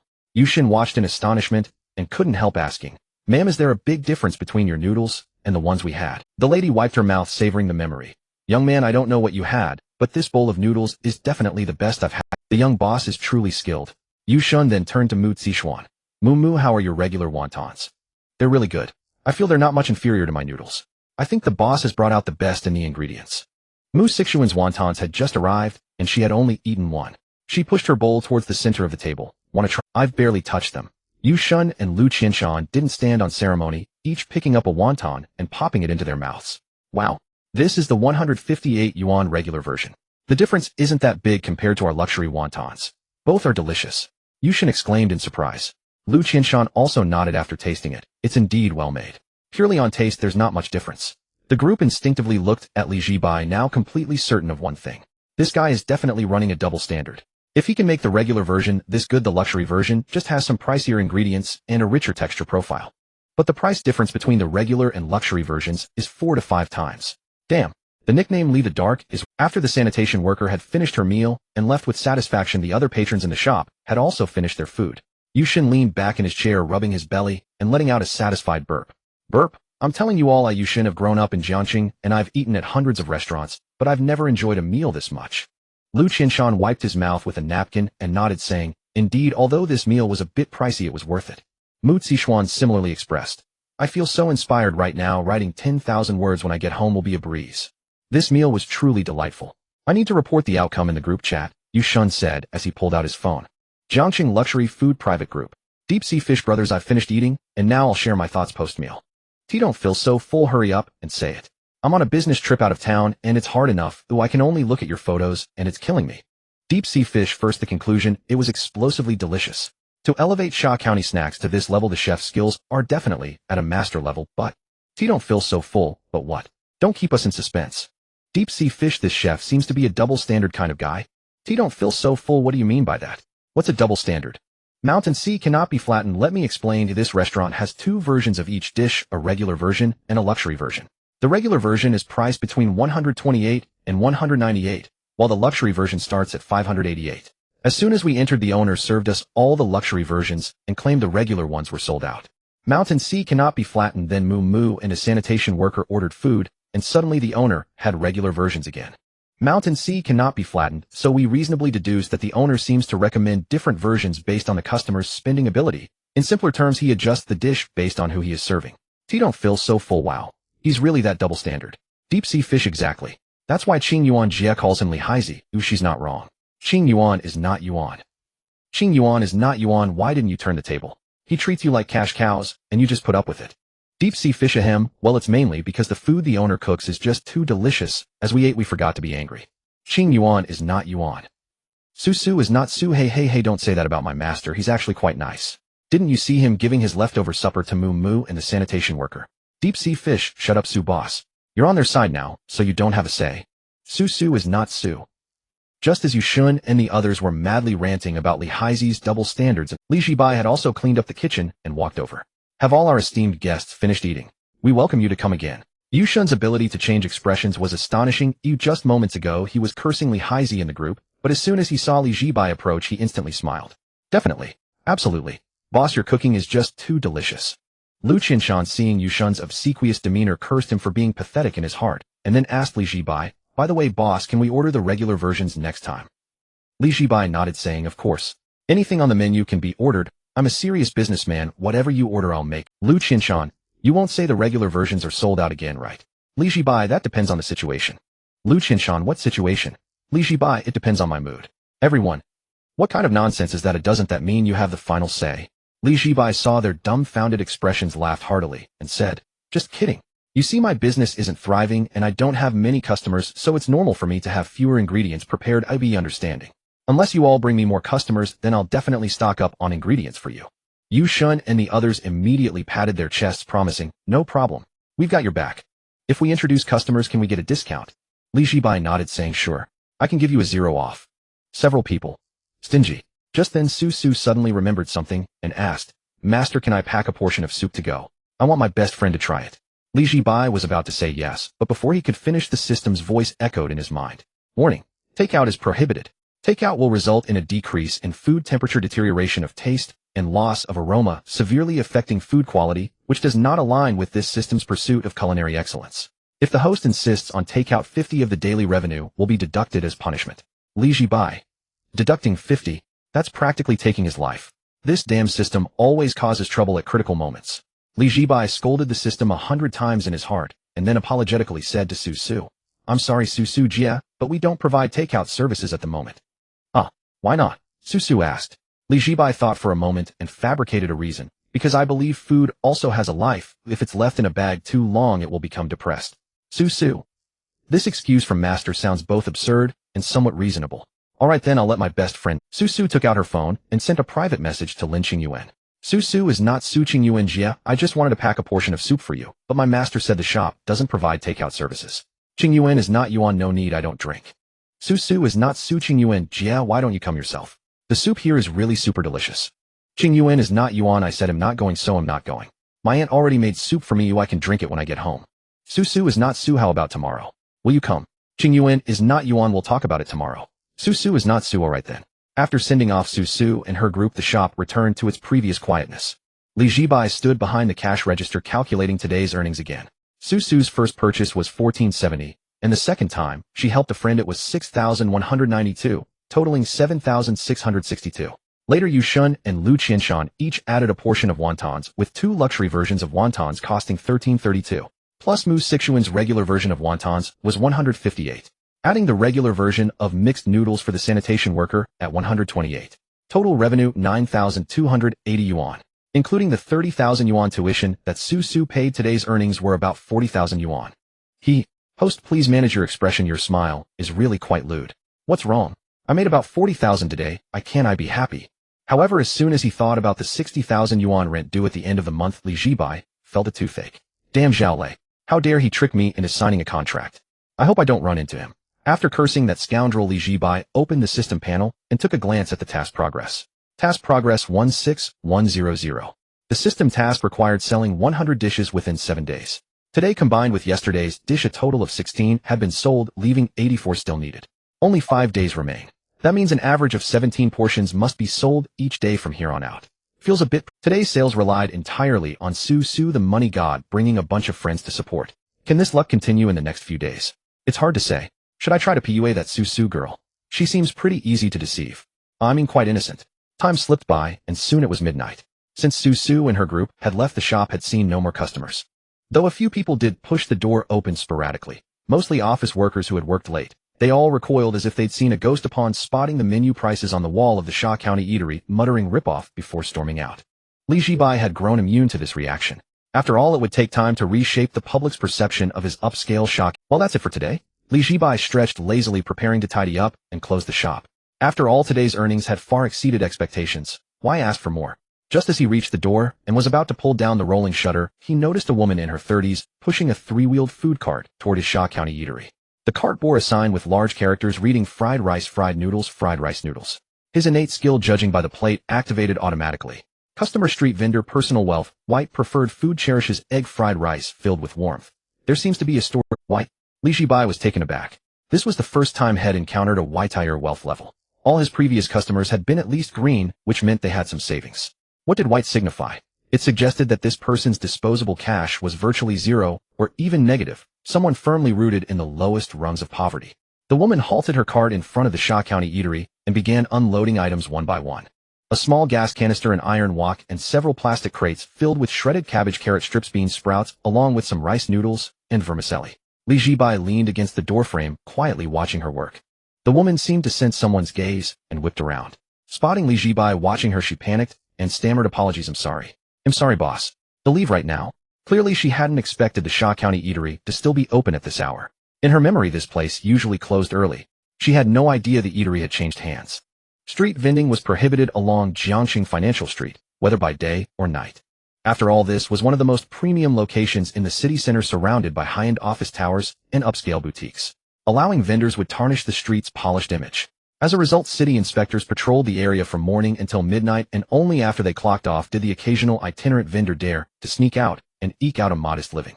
Even then, you couldn't just set up shop in front of any store. No matter how thoroughly you cleaned up afterward, lingering grease stains and litter would mar the storefront's appearance. The woman was well aware of this, which was why she had deliberately chosen Li Zhibai's Sha County eatery. In plain terms, she figured his shop was the shabbiest on the block, unlike the other sleek upscale establishments. That was just how reality worked. The woman, noticing the owner watching her frantically, began piling her items back onto the cart, while repeatedly apologizing. So sorry. I'll find another spot. Just then Li Zhibai called out to her. Auntie, you don't have to leave. You can set up right here. For someone who'd hit rock bottom, she had likely fallen on hard times. Why else would she be out peddling at this ungodly hour? The woman was stunned for a moment, then said gratefully, Thank you, boss. Li Zhibai nodded and added firmly, Andy, just make sure you clean up the ground before you leave. Otherwise I won't let you set up in front. The woman nodded eagerly. Don't worry, boss. They'll leave it spotless. Thank you, boss. I really can't thank you enough. Li Zhibai said no more, turned back into the shop and pulled down the rolling shutter with a loud clatter. Inside, he washed up briefly in the cramped bathroom behind the first-floor kitchen, then headed upstairs. Head barely laid down on the bed when he heard faint noises from below, a late-night office worker stopping by for a midnight snack. Annie, 1 serving of fried noodles. How much? 8 yuan. They'll have the fried rice with an egg. Sure, that's 10 yuan. Li Zhibai, overhearing the woman's prices, couldn't help but feel a pang of reflection. A vendor with a conscience. His cheapest bowl of dressed noodles at the Sha County eatery cost 128, yet she charged only 8. Ultimately, the wealth gap in this world was far wider than Head imagined, which meant he had to work even harder to teach those wealthy patrons a lesson and show them what true value for money looked like. Li Zhibai put on his earphones, listening to the patter of rain, and soon drifted off to sleep. The next morning, he woke up to find it was nearly 11 a.m. Slipping on his sandals, he shuffled downstairs and, yawning, rolled up the shutter. He glanced at the ground outside, spotless as if it had been hosed down and then mopped. She kept her word. Li Zhibai muttered to himself and went back inside to wash up. After freshening up, he whipped up a simple scallion oil noodle bowl for lunch, then pulled out the stack of flyers Head printed yesterday and headed out to distribute them. Why still hand out flyers? For one, the damn system forbade him from advertising online. For another, yesterday's flyers had worked. If he ran into another prime sucker like Su today, no way to prime customer. Wouldn't that be a jackpot? By the time Li Zhibai finished handing out flyers, it was nearly 4 p.m. He grabbed a shared bike and pedaled to the premium supermarket to restock ingredients. Yesterday, Su and her friends had ordered almost exclusively the deluxe versions of dishes. Since the deluxe ingredients had been prepared in limited quantities, enough for only about 20 servings, plus what Head eaten himself, and the spoilage, barely anything was left. There were plenty of regular ingredients left, but some couldn't be stored for long and had to be discarded, so he needed to top up. If only there were a system warehouse with preservation features, then I wouldn't have to worry about wasting ingredients. Li Zhibai suddenly recalled the system kitchen renovation mentioned as a reward for the novice quest. He wondered what that renovation entailed. A super fridge that kept food fresh indefinitely would be a godsend. But knowing the system's stingy nature, it probably wouldn't be that generous. Not screwing him over would be a blessing. At the supermarket, he grabbed a cart and headed straight for the fresh section, ticking items off his list one by one. He grabbed another box of Kobe beef trimmings. Despite the name, these were cut from actual Kobe cattle with a fat distribution incomparable to regular beef. The scallion oil rendered from it was incredibly fragrant. This time he skipped the canned crab roe and picked out 2 live snow crabs instead. Had noticed while cooking yesterday that though the canned roe was decent, it couldn't quite match the flavor of freshly extracted roe. So he decided to handle live crabs himself. He also stocked up on sea cucumber, abalone, matsutake mushrooms, deep-sea fish maw, and other delicacies. The cashier scanned everything and totaled over 4,000 yuan. With these new ingredients plus what remained in the shop, he could make about 25 servings of deluxe dishes. After shopping, Zhibai quickly crunched the numbers.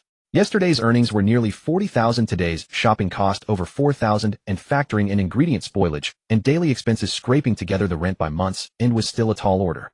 The revolution isn't over. I've got to keep fleecing the rich. Zhibai grabbed the groceries and took a taxi back to the shop. He had just finished putting everything away when Su's voice came from the doorway. Master, I'm here. Today Su wore a white short-sleeve t-shirt paired with denim overalls and white sneakers bouncing happily. Her outfit today looked much fresher than yesterday's, making her seem as adorable as the girl next door. Two men followed behind her. One was Yushun, the demolition-rich second generation who had come yesterday. The other man was someone Zhibai had never seen before. He wore a black polo shirt, was around 30 years old, and sported a pair of rimless glasses. He appeared refined and scholarly with a temperament somewhat resembling Liu Qianxin's, though not as stern. The size-up skill activated. Customer product manager at a major internet company. Personal wealth. Purple food preference. Prefers rich and heavy flavors. Craves meat when under stress. This guy is a bit of a wolf in sheep's clothing. However, that didn't stop Zhibai from tagging him as a prime target. A fat sheep waiting to be fleeced. And that girl Su was practically his lucky charm. The new clients she brought were of such high quality, and best of all, she was willing to work without pay. The more Zhibai looked at Su, the more agreeable and likable she became. Sister Su, you're here. Welcome. Welcome. Su grinned and walked up to him asking, Master, what do you need me to do? I'm all ready to work. How about you first? Before Zhibai could finish his sentence, Yushun rushed over and blurted out impatiently, Boss, cook me something quick. I'm starving. What would you like? They'll make it right now. Yushun, as if he hadn't eaten all day, proceeded to order every single item on the menu. But even ordering everything wasn't much, since the menu only consisted of steamed dumplings, mixed noodles, chicken leg rice, wonton soup, and a few stewed soups. The recipes provided by the system were limited to these. It wasn't like those outside Shaxian delicacies restaurants that had everything on the menu. Seeing him order so much, Zhou Ming couldn't help but ask, Liu, can you really finish all that? Of course I can. How could I not? You just haven't tasted what the boss makes yet. Once you do, you'll understand. I guarantee you won't be able to stop eating. Yushun said. And mine. Su also raised her hand and said, Master, I'll have a chicken leg rice and a portion of old duck soup. Okay. Zhibai noted it down, then looked at Zhou Ming. And what would you like, boss? The menu is up there. Zhou Ming glanced at the menu. Although he had already known the prices from the group chat and had been recommended by Yushun and the others, seeing the prices on the menu in person still made him feel like a bit of a fool. At a Shaxian delicacies restaurant, the cheapest item was 128 and the most expensive was 888. Before coming to this shop, he wouldn't have believed it. Boss, then I'll have. Hold on. Zhibai interrupted him and said, just to let you all know in advance, today I only stocked the premium ingredients. I haven't had a chance to restock the regular ones. So today I can only serve the premium dishes. I hope you gentlemen will bear with me. Zhou Ming, Yushun. Wait, boss, are you not even going to pretend anymore? Yesterday you said the regular versions were sold out, and we grudgingly believed you. Today you didn't even bother to stock up. Boss, don't tell me you deliberately didn't stock up just to make us buy the expensive ones. Zhou Ming questioned. Without changing his expression, Zhibai said, how could that be? This shop treats everyone equally. How could I possibly play favorites? That would make me look like I have questionable morals, wouldn't it? Zhou Ming, do you even have any morals? Just then Su suddenly spoke up. Master, is it because you just opened and it's hard to get supplies, so you can only prepare one type of ingredient for now? Hearing her provide this excuse, Zhibai mentally gave her a thumbs up. This girl was truly sharp. Exactly. I've just opened, business is unstable, and I don't have a steady supply chain yet. I've been buying ingredients from the supermarket, so sometimes I can't keep up with stocking. It's not that I deliberately avoid buying the regular versions. Su said, Master, you can come to me for that. I can connect you with the ingredient suppliers for my family's restaurant. The prices will definitely be cheaper than buying from the supermarket yourself, and the quality is guaranteed. We get things like Kobe beef and French pearl chicken regularly for our restaurant. We have a stable supply channel. You can just get your supplies directly from there. Zhibai's eyes lit up instantly. That's possible. Wow, this girl is too good. First she brings money and customers, and now she's offering a cheap supply channel. She's practically a treasure. He almost couldn't bear to let her ever graduate from being his apprentice. Sister Su will have to trouble you then. Alright, I've decided. From today onward you are this shop's first Diamond VIP member. Diamond VIP? What's the use of that? Su asked, puzzled. From now on when you come to work, I'll provide you with free meals. Zhibai was uncharacteristically generous. Also, when I launch new dishes later as a Diamond VP, you'll have priority priority tasting rights. Su was immediately thrilled, really. Master, you're the best. Watching the girl beam with joy, Zhibai thought to himself, this silly girl is so easy to please, as she's already wrapped around my finger. Yushun, overhearing about the Diamond VIP, couldn't resist saying, Boss, can I get a Diamond VIP too? They'll come here to eat every day. Zhibai said, of course. You'll be the second Diamond VIP member of this shop, and you'll also, tasting rights. Yushin said, boss, you're a real one. By the way, does the Diamond VIP get a discount besides the new dish tasting thing? Li Zhibai, no. Yushin, can we get priority seating? Li Zhibai, no. Yushin, is there anything like free dishes for birthdays? Li Zhibai, no free dishes, but I can give you a candle. Yushin, then what's the damn point of this Diamond VIP? Su said, Master, so what ingredients do you need? Give me a list, and I'll have our purchasing department place the order together. Li Zhibai said, they'll sort it out and send it to you later. For now I need to cook the meals. I can't let the customers go hungry. Su said, okay, master. Over 20 minutes later, when Li Zhibai and Su walked out of the kitchen carrying trays, Yushin's mouth was practically watering. Damn, that smells amazing. This is the smell? I've been thinking about it all day. Finally I can smell it again. Zhou Ming ordered a chicken leg rice bowl and a soup. When his meal arrived, he was stunned. The large chicken leg in the clay pot looked absolutely perfect. The skin was a tantalizing caramel color, steaming gently. Beneath it, the rice grains were plump and distinct with a layer of crispy golden crust at the bottom. The aroma was irresistible. Zhou Ming instinctively swallowed. Now he understood why Yushin and the others had been raving about this place in the group chat yesterday. Just the presentation and the aroma alone were a total win. Brother Zhou, try it. You'll see how amazing my master is. Su said. Zhou Ming picked up his chopsticks and took a piece of the chicken leg. The skin, having been slow cooked at a low temperature, had fully gelatinized, melting in his mouth with a savory sweet sauce and the subtle fragrance of matsutake mushrooms. The meat was bursting with juices. As his teeth sank in, the savory broth exploded in his mouth. This chicken leg was absolutely incredible. He then took a big mouthful of rice. It tasted even better than it looked, each grain springy and distinct. The crust was crispy and crackly, offering a rich layer of flavors. The toasty aroma of the crust combined with the savory richness of the broth. This chicken leg rice is phenomenal. So delicious. Zhou Ming was completely won over. He then began to devour his food with the same ferocity as Yushin, who was already in full swing. The two of them looked like starving wolves. Zhou Ming even took the opportunity to snatch half a chicken leg from Yushin's bowl, taking a huge bite that made juices run down his. Hey Zhou Ming, that's my chicken leg. Order your own if you want some. Just to taste a tiny bite. A tiny bite. You just devoured the whole thing. Give it back. Seeing them on the verge of a fight, Su quickly pulled out her phone, snapped a picture of them fighting over the chicken leg, and sent it to Su is not crispy image. JPG Su is not crispy look. Brother Yu and Brother Zhou almost got into a fight over half a chicken leg, haha. Don't fill the T2 full. Don't fill the T2 full, damn. Seeing this makes me even more frustrated. Don't fill the T2 full, I'm still on a business trip out of town, and I'm sick of the hotel food. Can you guys stop posting this? Yushin saw the messages and replied, while taking a break, attaching a photo of his table loaded with delicious food. Deep sea fish, don't worry old T, I ordered a portion for you today, and ate it for you. He then followed up with several close-up shots of the food. Deep sea fish image. JPG image. JPG image. JPG, don't fill the T2 full. Don't fill the T2 full, get lost. Don't fill the T2 full, have you no decency. Meanwhile, in an upscale residential complex, Lin Xingyuan was sitting at her dining table drinking the soup her housekeeper had prepared. Just then her phone buzzed incessantly with group chat notifications. She didn't need to look to know what was being posted. Those guys were surely sharing photos of the delicious food from Sha County. Don't look. Absolutely won't look. But in the end her curiosity got the better of her, and she opened the chat.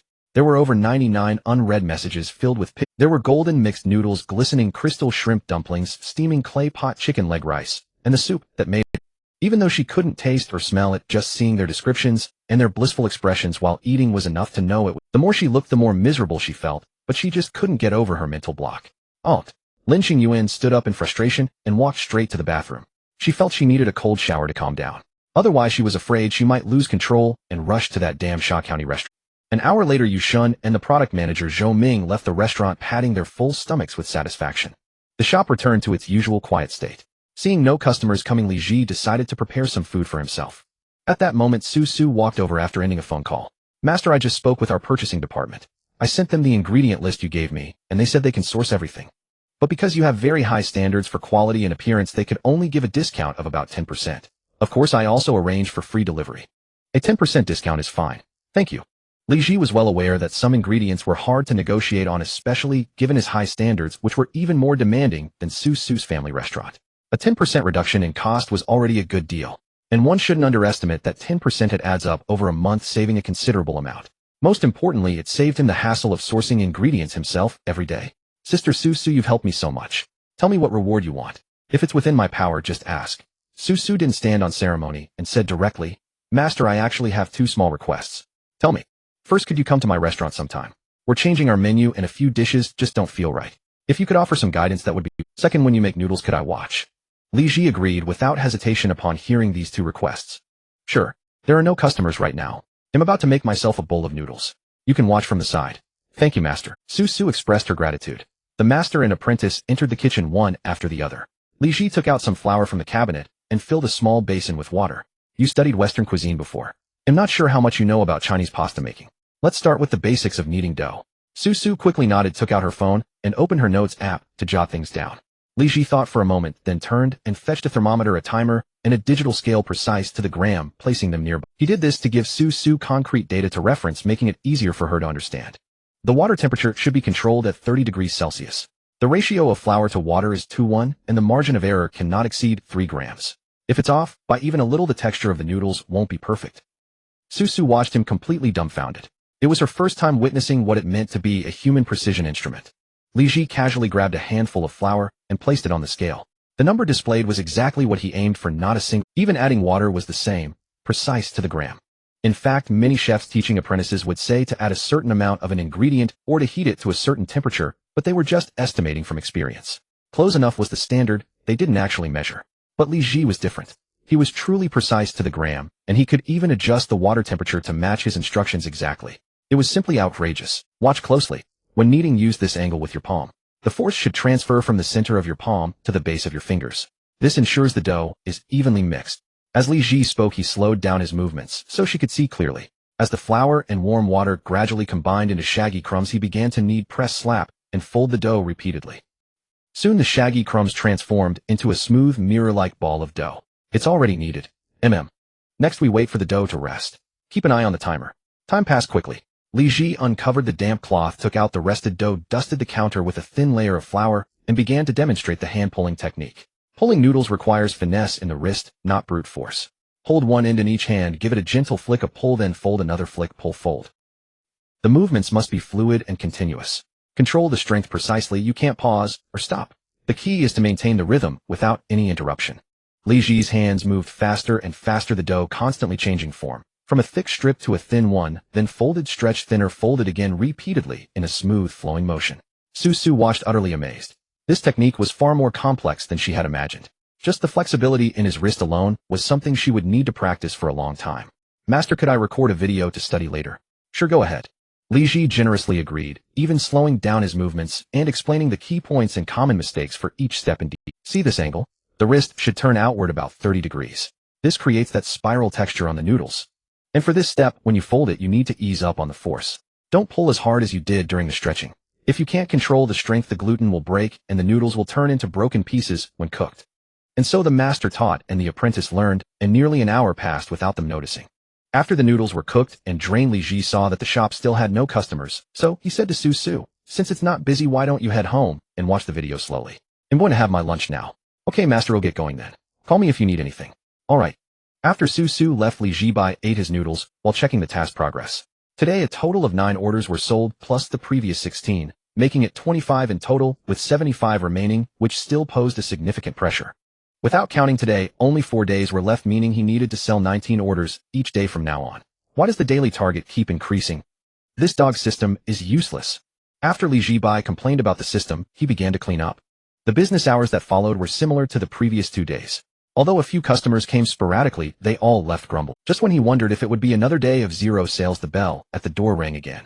Ding ling ling, a group of workers in orange sanitation uniforms pushed the door open and entered. The leader was a big sister with a northeastern accent, her voice exceptionally loud. This is it. I tell you, the noodles at this Sha County place are delicious. Li Zhibai looked up and recognized her as the sanitation worker who had come to eat mixed noodles last night. She surprisingly brought 5 colleagues with her today. The skill, dish, and price activated. The financial power of the 5 cleaners was immediately revealed.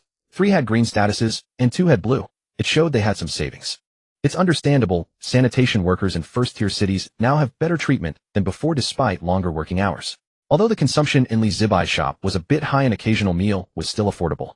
As soon as the sanitation sister entered, she energetically waved at Li Zhibai. Little boss, I'm back. Today I brought some colleagues to eat your noodles. Welcome, welcome. Please everyone take a seat. Li Zhibai greeted with a smile. The sanitation sister called her colleagues to sit down and began praising the food. I'm not bragging, don't look at how slightly expensive this Sha County place is, but the little boss skills are truly remarkable. The noodles are exceptionally delicious. One of the uncles glanced at the prices on the menu, his eyes nearly popping out. 128 for a bowl of noodles. Is this a slight increase? I could get a bowl for 12 yuan at the market. This one could be worth 10 bowls. Old Wang, why do you act like you've never seen the world? We've worked hard all our lives to save for our children, denying ourselves in meals and clothing. Oh, what's wrong with occasionally treating ourselves? A little over 100 is just a little over 100, but it's not like we come here often. And look at this location. Right across is that rice restaurant, which I've heard costs over 1,000 for a simple meal. Eating a bowl of noodles here for just over 100 is much cheaper, isn't it? Most importantly, it tastes really good. If you all find it not tasty, I'll cover the bill. The northeastern sister said with great enthusiasm. Even with her words, her colleagues still seemed skeptical, as they had all tried Sha County before. How good could it really be? But unable to resist the big sister's relentless recommendation, they gritted their teeth and ordered. Then, let's have a bowl. I'll also have a bowl. Let's see how good this divine noodles that I may mention really are. Little boss, we'll each have a bowl of the scallion oil mixed noodles that I had yesterday for 6 of us. Alright, 6 bowls of mixed noodles totaling 768 yuan. I'll give you a discount, just 750 will do.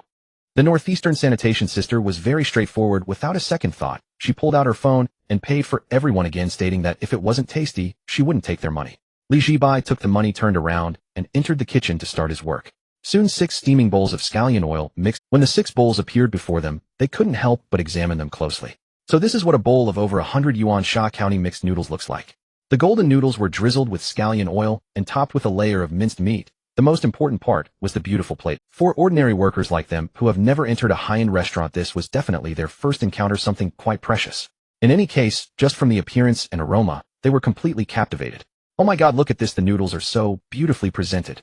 I've seen big restaurants presenting dishes like this on TV. I didn't expect to be able to eat such beautiful noodles now. So fragrant. Just smelling this aroma, I feel the money spent was worth it. How is it? Didn't I tell you? Go ahead and try. The crowd picked up their chopsticks and eagerly began to eat. The next second they all let out exclamations, almost simultaneously. Oh my gosh, this is too delicious. How come these noodles are so chewy? They are better than any noodles I've had in noodle shops outside. This minced meat is so fragrant. Is it made from pork? Why does it taste completely different from the pork I used to buy? Little boss, your skills are amazing. These noodles are fantastic. Zhibai watched them praising the food, and he couldn't help but smile slightly at the corners of his mouth. Though he usually plotted how to exploit the wealthy, seeing these hard-working, ordinary laborers enjoy good food filled him with a sense of accomplishment as he witnessed their genuine happiness. This must be the joy of being a chef. Just as these sanitation workers were relishing their noodles, the bell at the store door dingling. A girl who looked to be in her early 20s, somewhat listless, pushed the door open and walked in. She emanated a strong aura of a corporate worker. The skill dish and price activated. Customer internet company in turn personal financial status, white food preference sweets and carbohydrates prone to emotional eating under stress feeling that only food can provide some psychological comfort. White. Another customer with a white financial status. This level indicated she should have a minimal amount of savings, but very little comparable to that of a spendthrift. Moreover, Zhibai noticed that the girl's eyes were slightly red, indicating she had been crying. The girl had indeed just cried. The girl's name was Wenran. She was an intern earning 350 a month, a typical cheap laborer in the workplace, doing work worth 10,000, but receiving a low-level salary.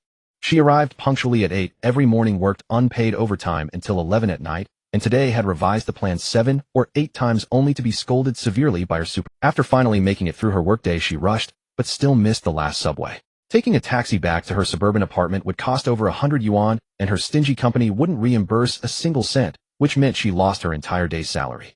Starving, she wanted to find something to eat near this financial street to fill her stomach, but she found that none of the nearby restaurants were affordable. Thus exhausted, wronged, and hungry, she eventually couldn't hold back her tears. Until she finally spotted a Sha County eatery. Originally, she thought this Sha County place would be her only salvation for the night.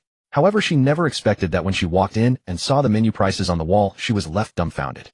Fragrant mixed noodles 128 yuan. Crystal steamed dumplings 128 yuan. Chicken leg rice 168 yuan. Flat meat wontons 158 yuan. These were all the cheapest options, with the most expensive selling for 888 yuan. When Ran looked at it over and over again, confirming that she wasn't seeing things, and her emotions completely collapsed. The world is so dark. Even Sha County has to stab her in the back. Why does even a humble Sha County snack shop have to bully me? What did I ever do wrong? Woo. When Ran finally couldn't hold it in any longer and burst into loud sobs. Her sudden crying completely threw Zhibai off guard. Wait, if you think it's expensive, just don't eat here. Why cry? Detecting customer emotional breakdown, it is advised that the host provide comfort. I know I should comfort her, but I damn well don't know how. Since he was a child, Li Zhibai's biggest fear was seeing girls cry. The moment he saw one, he would become utterly helpless. Besides that book, The Heartless Boss didn't teach him how to stop a girl from crying either. Useless book. Bad review. Miss, please don't cry. If you think it's too pricey, maybe you could check out another place. Li Zhibai said, forcing himself to speak. I can't even afford a Sha County snack anymore. Where else am I supposed to go? When Ran cried, even louder. Li Zhibai. Well, she does have a point. There isn't a single cheap place on this street. Across the street, there's a Michelin 3-star restaurant, and further down a French bistro, and a Cantonese restaurant. All of them cost several hundred per person at the very least. At that moment, the sanitation workers who were eating saw the young woman crying and couldn't help but whisper amongst themselves. The hardy woman from the northeast directly put down her chopsticks, grabbed a tissue from the table, stood up, walked over to Wen Ran, and handed it to her. Dear, don't cry. Wipe your tears. Wen Ran took the tissue and choked out a thank you. Dear, how old are you this year? 22. Oh my, that's about the same age as my own daughter. My daughter also just graduated this year. She works in another city, works overtime every day. When she video calls me, she often cries too, saying she's stressed, saying she wants to come home. Let me tell you, life is always bitter first, then sweet. The Northeast auntie, while comforting this stranger with stories from her own life, pointed at the half-eaten bowl of noodles on her table and said, Dear, don't just look at the price. The young boss here is truly skilled. We old folks don't earn much a month either, but don't we still come to eat? Want to know why? Because it's worth it. After eating the noodles made by the young boss, even after a whole day of work, it's like, how does the internet put it? Right, it's like you're full of energy again. The other sanitation workers also nodded in agreement. Young lady, just take one bite and you'll see.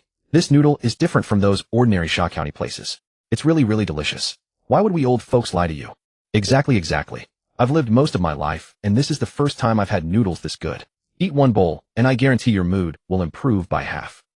Seeing these sanitation uncles and aunties whom she didn't know at all say all this, when Rand's resolve slowly began to wave, they wouldn't lie to her, would they? Dear, how about this?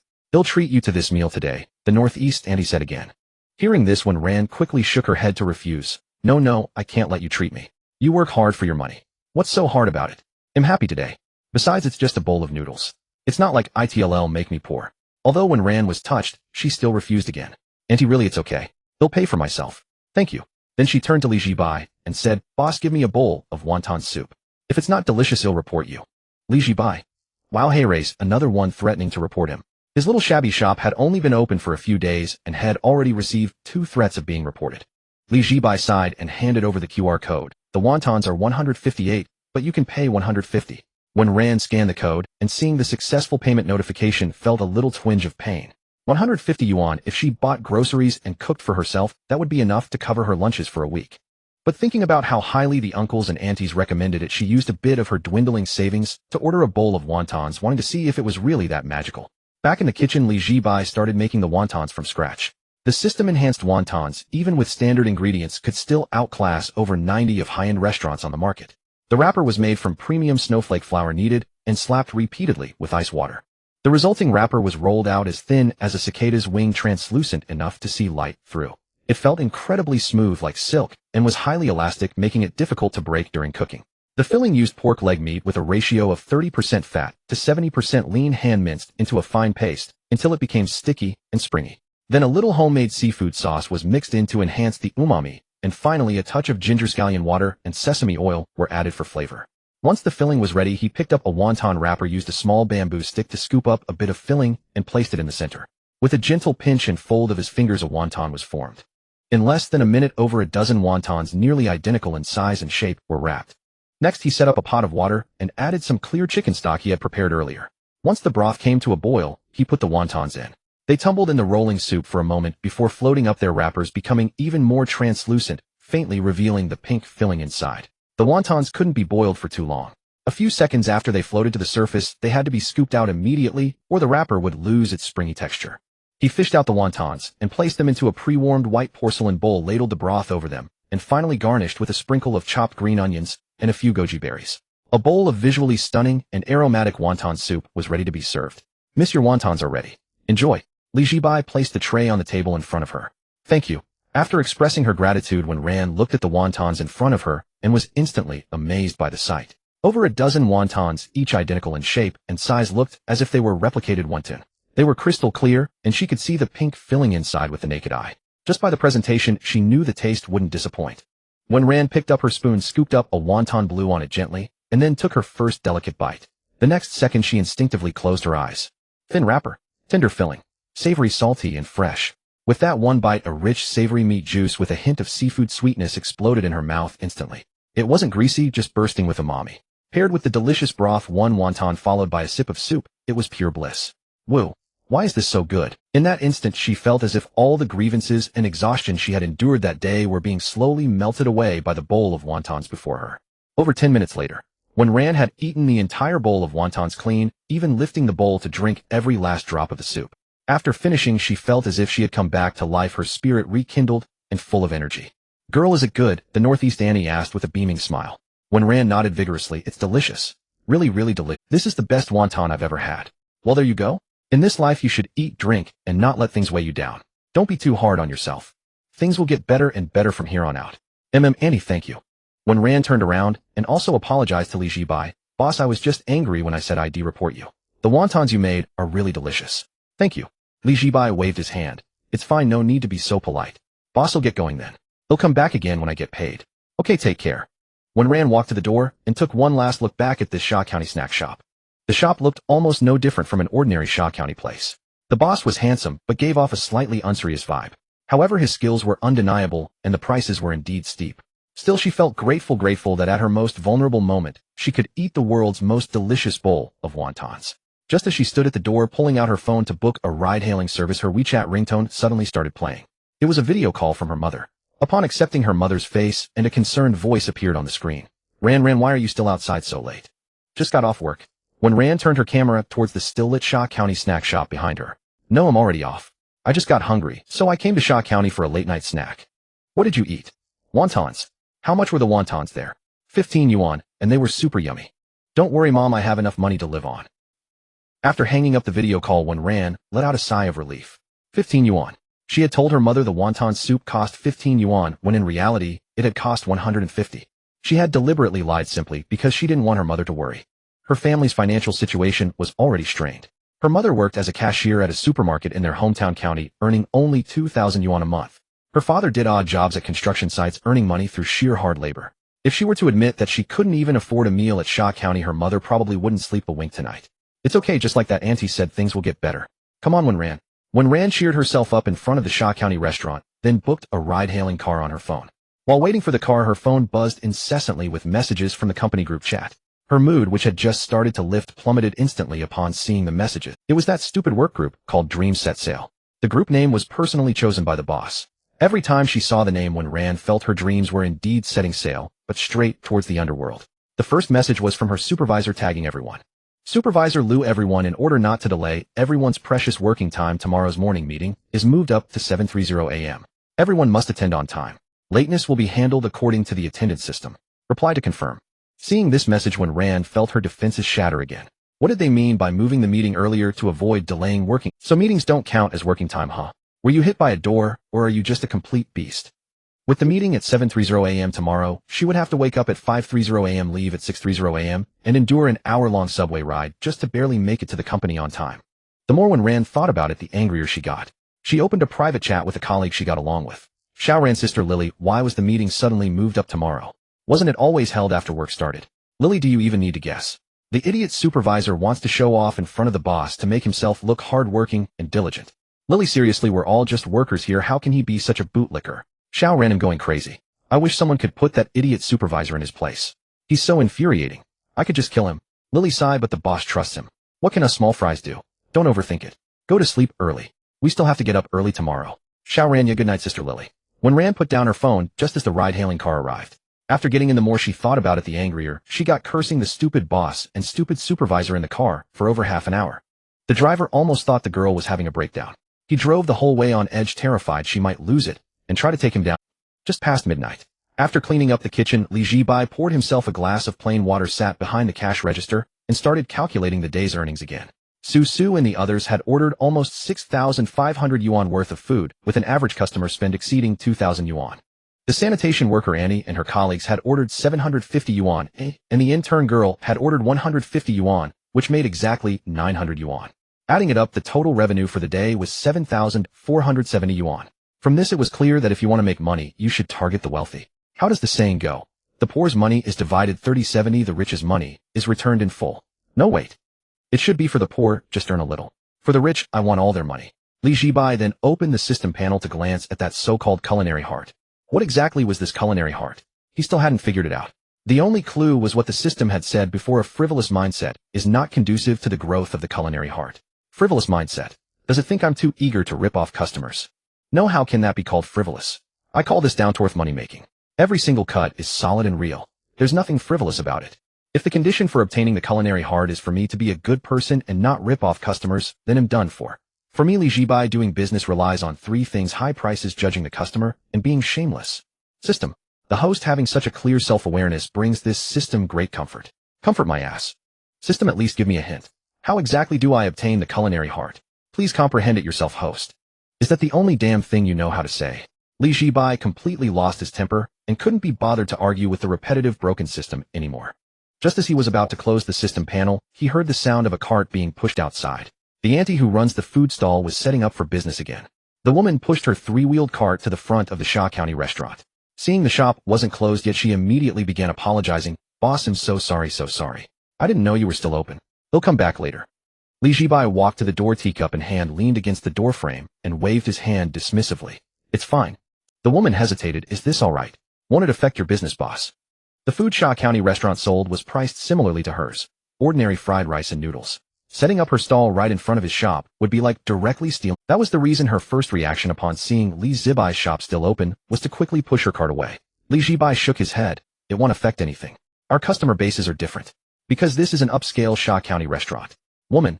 Upscale Shaw County. That was a first for her. She didn't take it seriously, simply assuming the boss was just being kind-hearted and making an excuse. Thank you, boss. You're really kind. Li Zhibai was taken aback upon hearing this. How novel. In all the days since the shop opened, this was the first time someone had praised him for being a good person. Previous customers would call him boss before entering, then curse at the menu, calling it a black shop, and even gave him the nickname, Li the Blackheart. Very impolite. Look at this, and he's so polite. Don't mention it. You go about your business. They'll head back inside. Li Zhibai turned and walked back into the shop with his teacup. The woman thanked him again, then began setting up her stall. She lit the gas stove, heated up the wok, and started working. Soon some passers-by and overworked office workers came by and stopped upon seeing the fried rice stall. Auntie, one serving of fried noodles with egg and sausage. Coming right up, 12 yuan. They'll have the fried rice, add an egg. Stir-fried rice noodles, add everything. 12 yuan. Business at the midnight stall wasn't actually that great. Although some passers-by and overworked office workers passed by, the numbers were ultimately limited. From selling past midnight to past 1 a.m., the woman had only managed to sell 7 or 8 portions of fried rice or noodles in total, earning a meager income. Li Zhibai sat behind the cash register scrolling through his phone. He yawned and checked the time again. It was already past 1 a.m. He figured if no one came to eat soon, head close up shop for the night. Just then an extremely unpleasant string of curses erupted from outside. What the hell is this you fried? Is this even human food? Li Zhibai jolted, instantly wide awake. He stood up and walked to the door and saw a bald man with a gaudy floral shirt, a thick neck, and a face full of mean-looking flesh pointing at the stall woman and hurling abuse. Behind the bald man followed 2 shifty-looking thugs. I had fried rice at a big restaurant at noon today. Now that was fried rice. Every grain was separate, golden and shiny, and the aroma. Look at this crap you made. It's a sticky mess and way too salty. Even a pig wouldn't eat this. I'm sorry. I'm so sorry. Can I make you a new one? The woman apologized profusely, her posture submissive. But the bald man was relentless. You think just making a new one is enough? My stomach feels terrible after eating your crappy fried rice. You need to compensate me for medical expenses. Not much, just 500 yuan. You're not leaving unless you pay up. Otherwise I'm calling to report you. The woman's face turned ashen upon hearing this. 500. She couldn't even earn 500 yuan selling fried rice and noodles from night till dawn. Brother, I really don't have that much money. Please have a heart. I really didn't mean it. No money. No money. Then you wait right there. I'm making the call. The bald man said, reaching for his phone. The woman, utterly desperate and cornered, fell to her knees with a thud. Brother, please don't report me.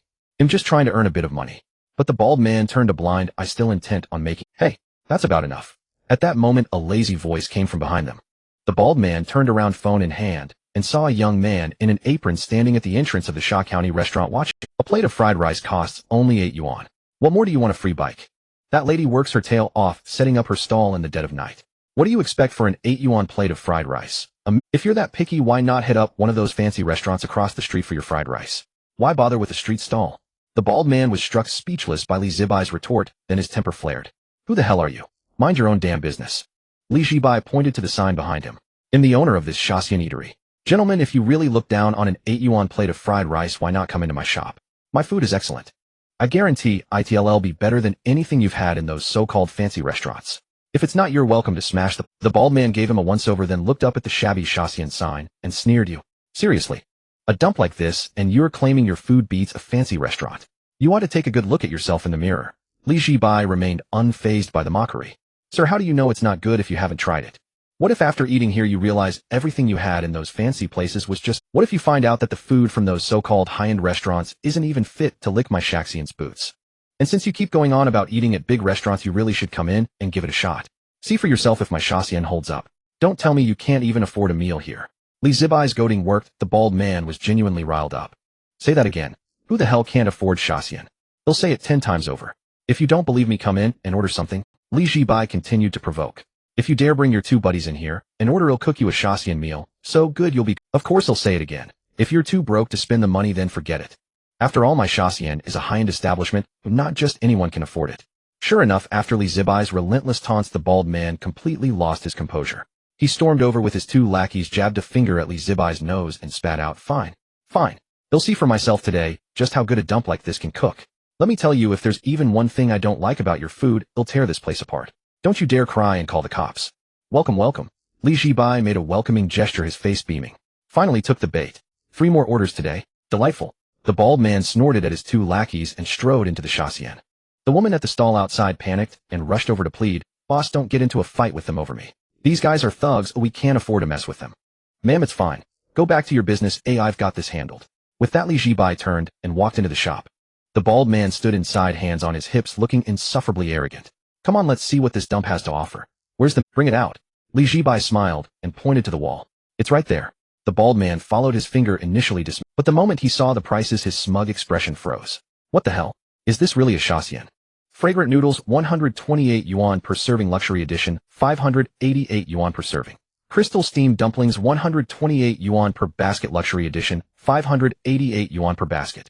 Chicken leg rice, 168 yuan per serving, luxury edition, 688 yuan per serving.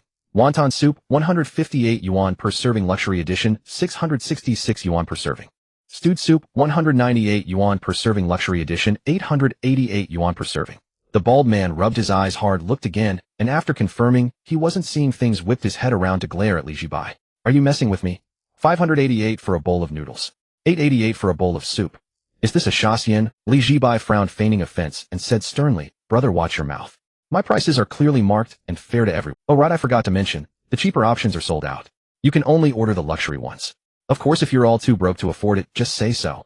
He had already used his read the customer skill. These guys were bottom tier cheap. Just a bunch of small-time thugs who loved to boast, but didn't have 2 coins to rub together. That's why he was deliberately provoking them. The bald man's pride was wounded. He could scrape together 588 for a bowl of noodles if he had to, but with those prices staring him in the face, paying up would make him look like a total fool. Just then a light bulb seemed to go off in his head. He jabbed a finger at the woman outside and roared, I get it now. This is a classic honey trap. That woman sells fried rice outside to lure people in, and then you run this rip-off joint to fleece them, right? Pretty slick setup. I almost fell for it. Zhibai. This guy really has an overactive imagination. Brother, you're the one who complained about her fried rice. I just kindly invited you in to taste what real good food is. How is that a honey trap? Did I force you to buy anything?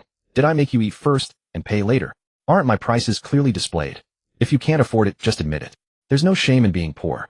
And hey, let me give you some advice. Stop wandering the streets pretending to be a big shot. If you can't even afford Shaxian, might as well go back home and eat at the kids' table. Zhibai's verbal jab was devastating. The bald man was shaking with rage, and he pointed a trembling finger at Zhibai's nose. Say one more damn word, and I swear I'll beat the crap out of you right now. At that, Zhibai's eyes lit up. With lightning speed, he flopped onto the ground, spread his arms wide, and looked up at the bald man with eager anticipation. Come on, knock me out. I've been thinking about getting a new car anyway. Hurry, whoever doesn't swing. The bald man. He looked down at the shameless Shaxian owner sprawled on the floor, and the corner of his mouth twitched violently. Damn it, you think I don't dare? He rolled up his sleeves, making as if to charge forward. Just then the yellow-haired lackey behind him quickly grabbed his arm and pointed at the corner, whispering, Tudge, don't be rash. There's a camera here. The bald man followed the lackey's gaze and sure enough spotted a camera mounted in the corner, its little red light blinking directly at him. That left him in an awkward bind. He couldn't hit him, but backing down was humiliating. In the end, with his lackeys urging restraint, reason barely won out, and he didn't dare make a move. Fine, fine, you've got some nerve. We'll see about this. With that he shot Li Zhibai a vicious glare and turned. Seeing him about to go, Li Zhibai scrambled up from the floor and chased after him shouting, "Brother, don't go. If you're not going to hit me, how about ordering something? They'll say it again. If it's not good, you can smash my place. I mean it. And I won't call the cops. Hey, don't go seriously. Just give it a try." The bald man reached the door, spun around, and roared in fury. You think You think I didn't see that camera in your shop? Trying to provoke me into spending my money. Not a chance. Let me tell you I'm no f. The bald man patted his shiny head. Li Zhibai. He watched the bald man storm off, cursing under his breath with his two lackeys in tow, and felt a deep sense of regret.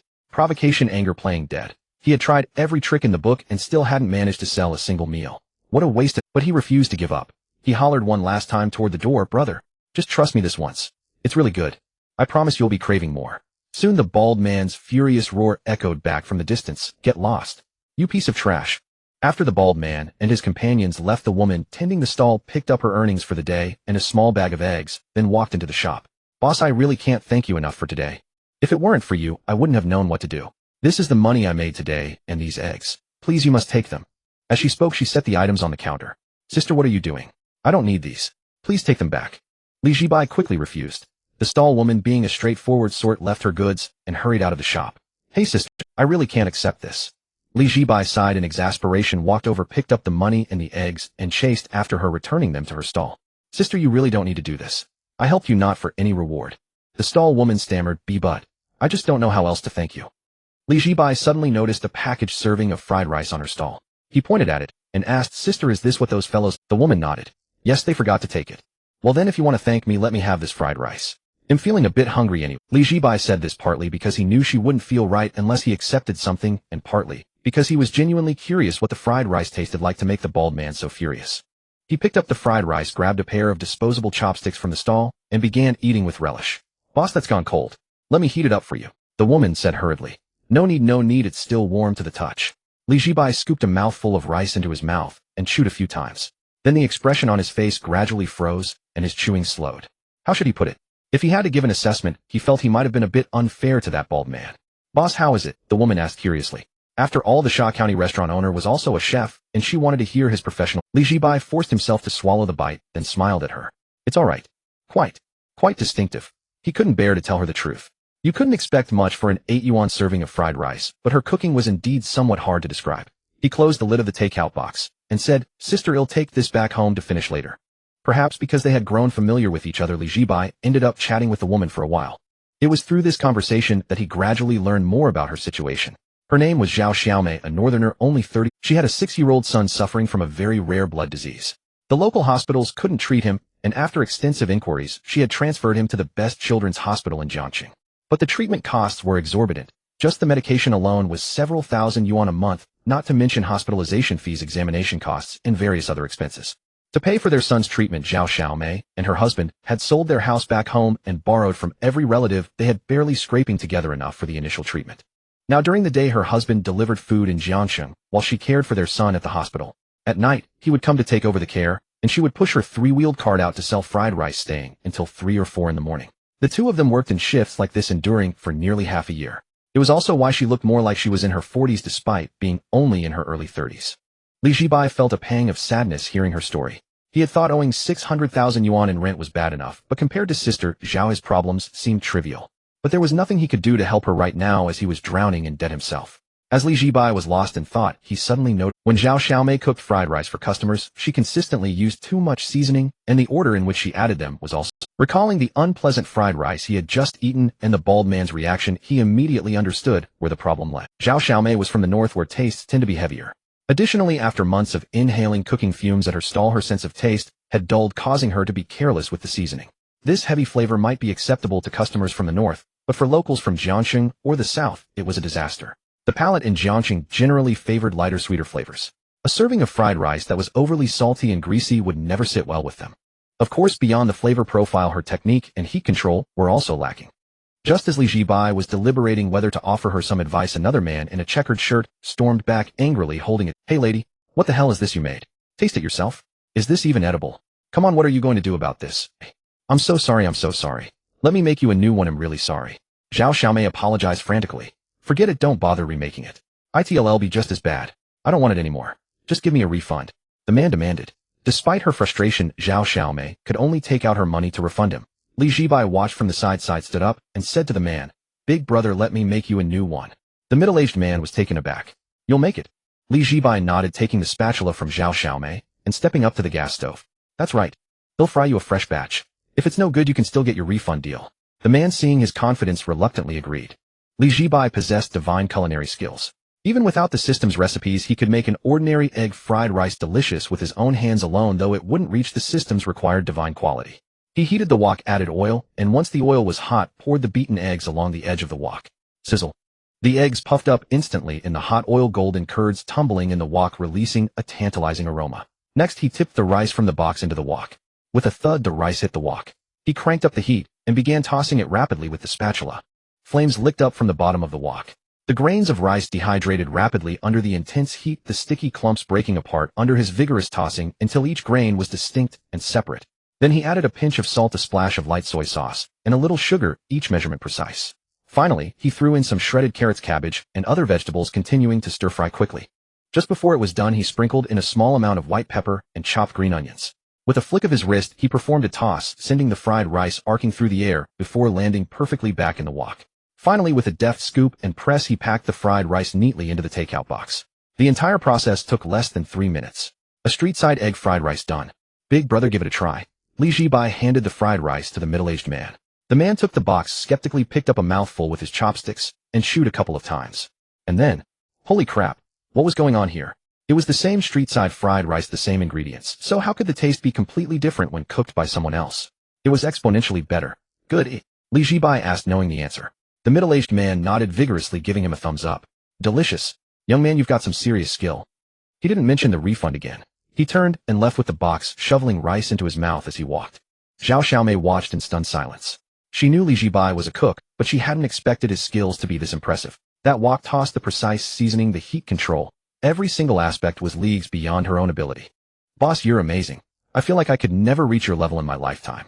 Li Zhibai smiled and said, "Sister, your technique definitely needs work, but that's not something you can master overnight. However, you can adjust your seasoning ratios.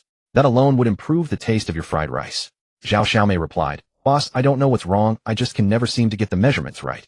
Li Zhibai thought for a moment, then turned and went back into his shop. He found a multi-compartment seasoning container in the kitchen and filled each section with salt, sugar, white pepper, and light soy sauce, according to a specific ratio. The amount in each compartment was exactly enough for 1 serving of fried rice or noodles. Once it was ready, he brought the container out and handed it to Zhao Xiaomei. "Sister, this is for you. From now on, use 1 compartment for each serving of rice you fry. When you run out, you can use this as a reference to mix your own. That way you won't have issues with uneven saltiness, and it'll suit most people's tastes. Also, make sure to keep the soy sauce and salt separate. Don't add them at the same time. Add the soy sauce first for color, stir-fry it evenly, and then add the salt at the very end to season. And if you're ever unsure about the saltiness, you can add a tiny bit of sugar to balance it out, but don't overdo it." Zhao Xiaomei took the seasoning container, her eyes welling up with tears. "Boss, thank you. Thank you so much." All right, sister. You get back to work. I'm going to head in and get some sleep." Li Zhibai yawned, waved his hand, and turned to go back into the shop. He pulled down the rolling shutter door, did a quick wash-up in the bathroom, and then climbed upstairs to lie down. Just then the system's friendly reminder, "Host is not far from obtaining the first culinary heart." Li Zhibai, "System, what did you say? Can you give me a little more detail?" No host must comprehend it on their own. This time Li Zhibai didn't complain about the damn system, because this was at the very least good news. Besides, he had a vague idea of how to earn the culinary heart, and he could test his theory tomorrow. With that thought, Li Zhibai happily picked up his phone and took a look at the review website. There was still only that one bad review. Wait, how were there 2 now? Which son of a bitch had given him another bad review? It was 5:30 in the morning. The alarm clock rang beside Wenran's ear like a deathly trumpet, ringing loudly. Wenran suddenly sat up in bed, her gaze vacant as she stared ahead. The tiny bit of happiness from last night's bowl of wontons was completely shattered after the alarm went off. "Ah!" Wenran wildly beat her pillow on the bed, venting her frustration. A morning meeting at 7:30. How could anyone manage? After venting her emotions, Wenran dragged her heavy eyelids from the bed, completing her wash and getting dressed in under 10 minutes. She hastily drew on her eyebrows and applied some lipstick before rushing out with her bag. Arriving at the subway entrance, she bought a rice ball from a street vendor and hurriedly ate it before diving into the crowded morning subway. Throughout the journey, Wenran's anger only grew, and she opened her phone to frantically vent on Weibo. "I'll really die. At 35, I haven't faced layoffs, yet a workaholic crisis is already knocking at my door at 22. Stupid boss. And that stupid supervisor will eventually get their comeuppance. Have they gone mad trying to please the boss? A meeting at 7:30 in the morning. Why not just live at the office? As when Rand vented her frustrations on Weibo, she mentally cursed Liu Xian, her supervisor, and his entire lineage. Liu Xian, whose real name was Liu Dexin, was called Liu Xian behind his back because he lacked virtue. This guy was notorious in the company for being a top bootlicker and a double-faced person in the workplace. He would bow and scrape to superiors, his flattery skills impeccable, practically begging to shine the boss' shoes. To subordinates, he acted high and mighty, utilizing various PUA tactics to manipulate employee morale. It was either forcing overtime or organizing early meetings. His most classic saying was, "Young people should not always think about resting. Only by working more and suffering more can you grow." Yet the reality was that when employees worked overtime, he took credit. When they made mistakes, he shifted the blame. He claimed all the good outcomes while pushing all the bad ones away, displaying a shamelessness like no other. At 7:29 in the morning, when Rand dashed into the company meeting room, just in time. The spacious meeting room was already filled with people, each with lifeless eyes and expressionless faces resembling a funeral setting, perfectly illustrating what it meant to work as if attending a grave. At exactly 7:30, Liu Dexin entered the meeting room dressed in a white shirt, his hair slicked back, and looking energetic. "Good morning, everyone." "Good morning," everyone weakly replied. Liu Dexin was already accustomed to this, standing at the front, clearing his throat, and starting his usual grandiose speech. "The company is currently in a crucial phase of rapid development. I see all the hard work you've put in recently. As long as we endure this period, year-end bonuses will double and promotions and raises will not be an issue. The company will not mistreat anyone who fights alongside it. Your efforts are remembered by both the boss and me." Familiar phrases, the same old PUA tactics. Liu Dexin passionately spoke for over half an hour, his saliva flying while the audience struggled to stay awake, feeling utterly despondent. When Rand, sitting in the last row, nodded off, her mind drifting as words went in one ear and out the other. She was no longer the naive rookie she once was. After enduring the harsh realities of the workplace, she had long seen through many things. Liu Xin's promises were no different from a scumbag's nice to hear, but not to be taken seriously. What did he mean by rapid development? In simpler terms, it was a period of limitless, unpaid overtime. As for doubling bonuses, she had heard the old employees complain privately that last year the company only handed out a bag of unknown brand nuts as the year-end bonus. Their boss was famously stingy. How stingy? For instance, they had to print on both sides of the paper, and in summer the air conditioning couldn't be set below 26 degrees or the power would cut off. Even drinking water was at one's own expense. Countless examples. Since the company was established, they had never had a team-building dinner. Not that they completely lacked team building, it was just that the team building occurred in their group chats.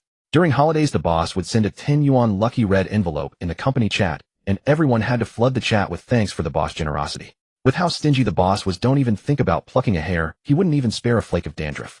Liu Dexin spoke for over half an hour, rambling from industry trends to the company's vision, from personal growth to team spirit, until everyone was nearly dozing off before finally announcing the end of the meeting.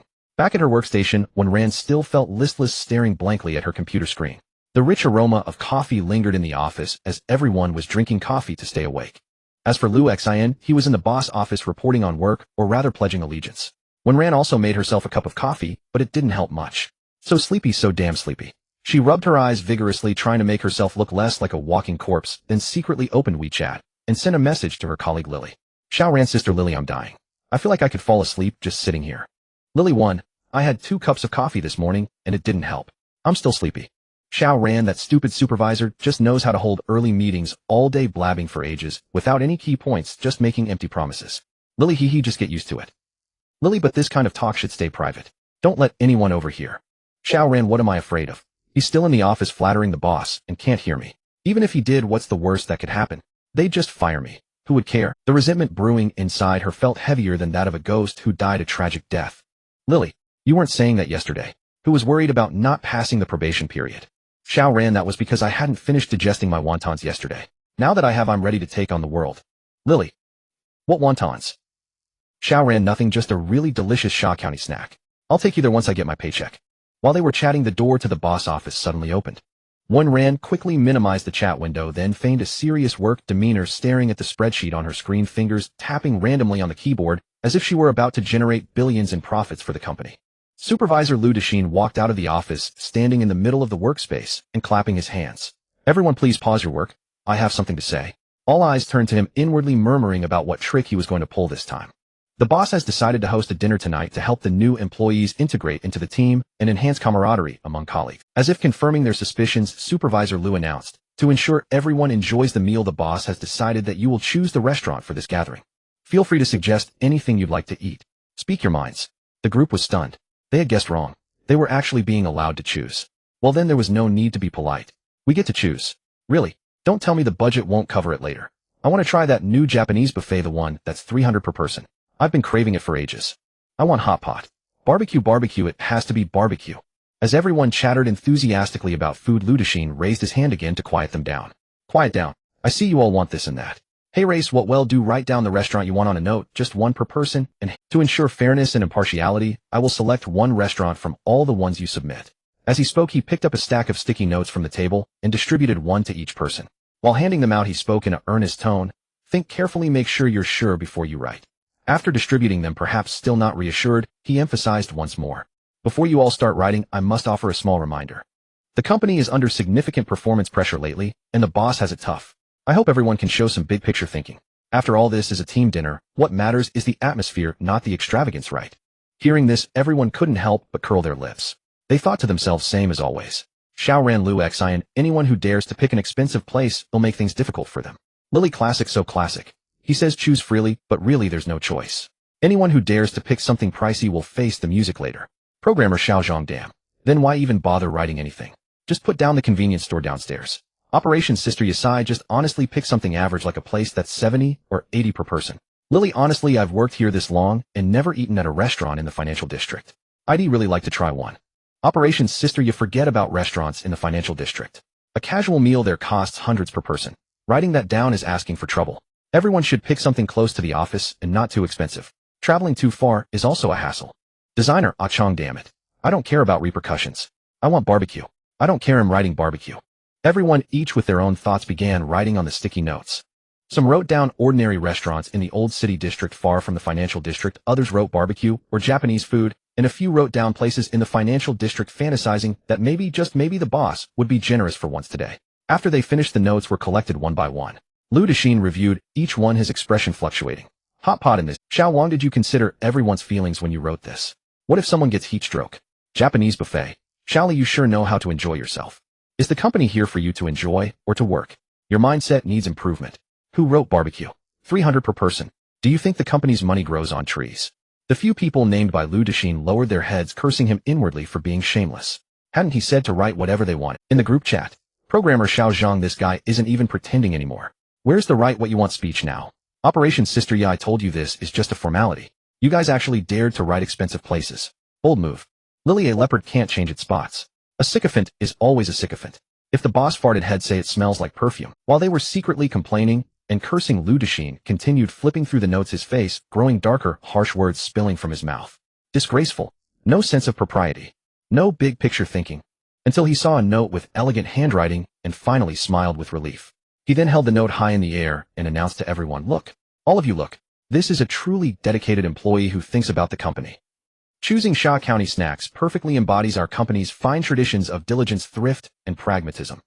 This shows real vision far better than the rest of you who only think about eating, drinking, and indulging in luxury. This sudden barrage of praise left the entire staff stunned. Everyone was bewildered. Was Lu Xian serious? Sha County Snacks. Just as they were looking confused, wondering who the traitor was, Lu Dexin revealed the answer. This note was written by our intern Wenran. Let's all give Wenran a round of applause. Sparse, reluctant applause echoed through the office. Everyone turned to look at Wenran, making her feel extremely uncomfortable. The gazes held resentment, confusion, and some people were already frantically ing her in the group chat. Lily Xiaoran, seriously Xiaoran, how could you betray the group so quickly? Programmer Xiao Zhang, am shocked.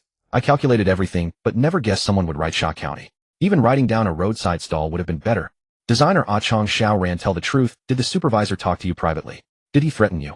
Lily, what company has their team dinner at Sha County Snacks? Operation Sister, yeah, everyone calm down. I think Xiaoran might have her reasons. Maybe she didn't know what to eat, and just wrote Sha County randomly, not expecting Lu Xian to be so shameless as to pick hers. Just as everyone was complaining in the group, Wenran finally sent a few messages. Xiaoran, let me say something. Xiaoran, that Sha County place is really delicious, trust me. Xiaoran, I was actually hoping the supervisor would pick mine. I can't believe he did. I'm already dying to go eat there. Seeing her messages, everyone was even more confused. Lily, programmer Xiao Zhang. Others, see. Designer Ah Chong, Xiaoran, did you fry your brain from working overtime yesterday? Eager for Sha County. Operation Sister Yashao ran. I admit Sha County is good value, but this is a company dinner. Lily, I give up. I actually thought Lu Xian had bribed you, but turns out we were overthinking it.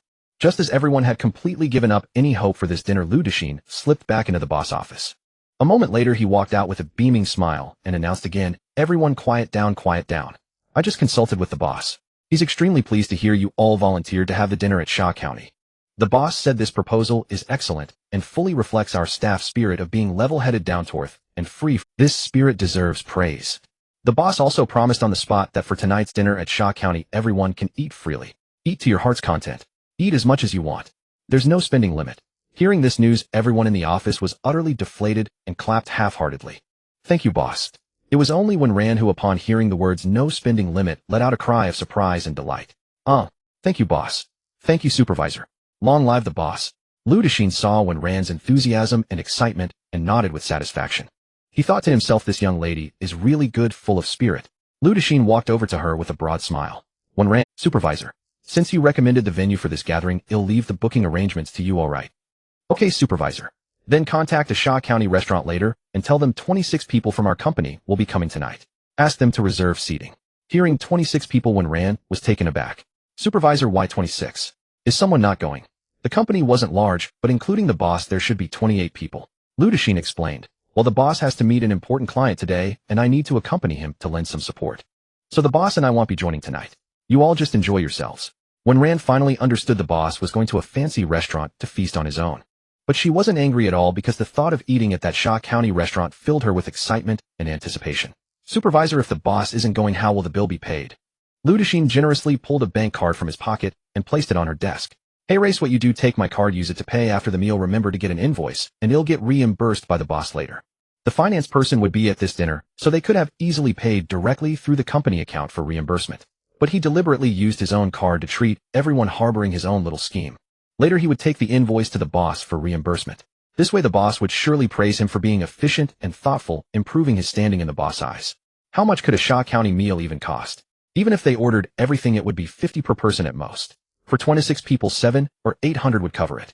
7 or 800 yuan reimbursable later, and a chance to score points with the boss, killing two birds with one stone. When Ran took the bank card and nodded, okay, supervisor. Then, still a bit unsure, she confirmed again, I just want to ask one more time, is it really no spending limit? Of course. The boss said it himself. Eat to your heart's content. Lu Dexin said. Thank you, supervisor. You're the best. When Ran was touched, Lu Xian felt pleased with her praise and said magnanimously, don't mention it. I've always been considerate of you young folks. Eat well and don't worry about anything. Then he strutted off. He hadn't taken more than a few steps when he saw the boss walking out of his office with a briefcase ready to meet the client. Lu Dexin immediately turned into a sycophant and latched onto him.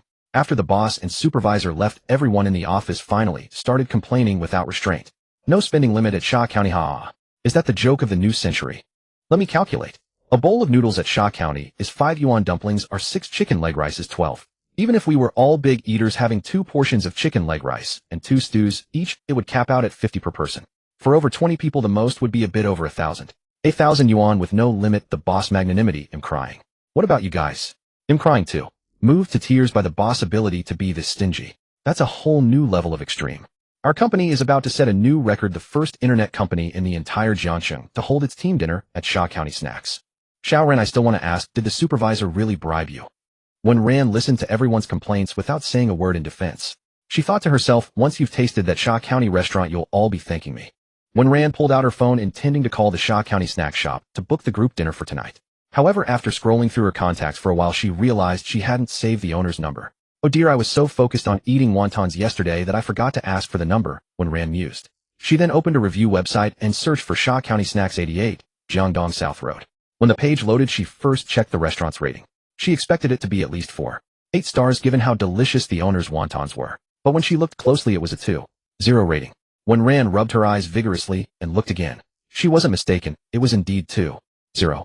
This score was nothing short of explosive within the entire culinary scene of Jiangxing City. Even restaurants exposed by journalists for using gutter oil managed to scrape by with a rating above 3.0. This place had somehow plummeted straight to 2.0. No way, how could it be this low? When Ran tapped on the comment section, curious to see the reasons behind the negative reviews. The first negative review was posted a few days ago. Posted by Qing Yuan Bushi Yuan. Rating 1 star. Warning. The darkest Sha County shop in Financial Street. The owner is called Li Haizi. Upon seeing the Sha County boss nickname, when Rand couldn't hold it in and burst out, Lee Heisey. Haha. Who came up with that nickname for the boss? That's just too harsh. But honestly, if she hadn't eaten there herself yesterday, that single review alone would have been enough to scare her off. One bowl of wontons for 158 yuan, one soup for 888 yuan. The prices did indeed resemble a shady joint. After reading the first review, she scrolled down to the second one. The second negative review was posted early this morning. Posted by Jiangxing Ditsonggo. Rating 1 star. I've been navigating Jiangxing for over a decade, stepping into countless pitfalls without ever being caught off guard, but last night, I nearly fell victim to this Sha County restaurant owner. I'm posting this as a warning to all netizens. This owner is a master of schemes, colluding with the street vendor Annie out front to pull a honey trap. Fortunately, my intellect and willpower are top-notch, and I saw through his cunning plan in an instant. No matter how he tried to sway me, I held tightly onto my wallet. I strongly advise everyone here, don't get swindled by this black shop. Anyone who goes is a fool. After reading both negative reviews, when Rand felt the Sha County boss was being unjustly maligned. His cooking was absolutely delicious, yet the review site only had 2 ratings, and both were negative. One called his place a black shop, the other accused him of running a honey trap. After a moment of thought, she used her own account to write the first positive review. Rating 5 stars. Content: this is the best Sha County snack I've ever had. Highly recommended. Don't be misled by the negative reviews. After writing it, she hit publish. Ding. The rating for Sha County Snacks, 88, Jiangdong South Road, jumped from 2.0 to 3.0. Boss, I've done what I can for you. One ran, then remembered her main task, and quickly checked the store's detail page for the owner's contact number. But there was nothing. The contact number field was empty, though the address was listed 88, Jiangdong South Road. Seriously, he doesn't even leave a phone number. This boss runs his business way too casually. When Rand glanced at the time on her computer, it was 1130 a.m. Half an hour until her lunch. Forget it, I'll just go over there directly. It's not far anyway. The kitchen of the Sha County snack shop. Li Zhibai was frantically making egg fried rice. After hearing the system's prompt last night, had pondered it, and roughly guessed how to obtain the heart of culinary delight. It probably wasn't just about cooking delicious food, he needed to achieve some special interaction with his customers. He recalled a tag in Aunt Zhao's profile that had left a deep impression on him. Cherishes egg fried rice full of warmth. There was a story behind that piece of information. He guessed that Aunt Zhao's son loved egg fried rice, or perhaps it was the food she missed most herself. Following this line of thought, he wondered if creating a divine-level egg fried rice themed around that dish could unlock his first heart of culinary delight. So after getting up, he began researching egg fried rice obsessively. Steaming the rice, whisking the eggs, heating the wok, adding the oil. The kitchen soon echoed with the rhythmic clatter of stir-frying. Sizzle. The eggs hit the wok, the golden liquid rapidly puffing up in the hot oil, with delicate egg flowers crackling at the edges. Then the rice went in, each distinct grain leaping joyfully under the high heat, merging with the egg. Li Zhibai used his divine culinary skills to perfect every step. A few minutes later, a plate of egg fried rice was ready. He picked up a spoon and took a taste. The rice grains were distinct, the eggs golden and fluffy, seasoned perfectly, and the aroma was enticing. Was it delicious? Yes, it was. But something was off. This egg fried rice had reached a perfect standard, good enough to hold its own in any top-tier restaurant. Yet in his eyes it was a failure because it hadn't reached the divine level. Li Zhibai then started searching online for various egg fried rice recipes. Yangzhou-style, Cantonese-style golden egg fried rice. He tried them all, but everything he made was only perfect grade. He just couldn't break through to divine grade. System, are you sure egg fried rice can even reach the divine level? Any dish can reach the divine level if the chef pours their heart and emotions into it. I've poured in my heart and emotions. When I'm stir-frying, all I can think about is my craving for a divine dish. Isn't that? Host emotions are too utilitarian. Li Zhibai. Then what do you suggest? I can't exactly go fall in love, get heartbroken, and then cook in my misery just to make this egg fried rice. Host could try seeking inspiration from other stories. Other stories. Li Zhibai was taken aback again, recalling the complex expression on Aunt Zhao's face. A mix of happiness and heartache, of wanting to laugh and cry, when she talked about her son. With this in mind, he decided to chat with Aunt Zhao again tonight, when she set up her stall. As for the egg fried rice, head set it aside for now. He had already eaten 4 plates of it, he couldn't stomach a 5th. If he ate any more, he'd turn into an egg fried rice himself. Forget it, he'll go distribute some flyers to walk off this meal. Li Zhibai untied his apron and hung it on the wall, preparing to head out. It wasn't that he enjoyed handing out flyers, but the novice task was still incomplete. With the time half over, Head only managed to sell 32 portions. He was still 68 portions short of the target. Counting today, Head need to sell an average of 17 per day, or else face that brutal punishment. Just thinking about the consequences made Li Zhibai shudder. He could tolerate a few centimeters shrinking elsewhere, but not in that. The flyers Li Zhibai had printed also played a little word trick with bold letters reading the best Sha County snack in Financial Street. You'll regret not trying. Followed by a tiny disclaimer at the bottom. Prices are on the higher side, spend within your means. His philosophy was simple, he warned them, so if they missed it, that was their problem. Today he planned to hit the surrounding office buildings, targeting companies that looked particularly wealthy. If the flyers didn't work, he'd have to pray for a stroke of incredible luck to land a huge order. After all, there's a saying these days, wealth isn't built on effort, but purely on fate. He wondered if he had that kind of luck. Just as Zhibai was about to step out with his flyers, knock, knock, knock. A sudden knocking sound, bang, bang, bang. A sudden knock echoed from outside. Boss, you there? Hearing the sound, Zhibai instinctively glanced up at the clock on the wall. 1147. Who would be knocking at this hour of noon?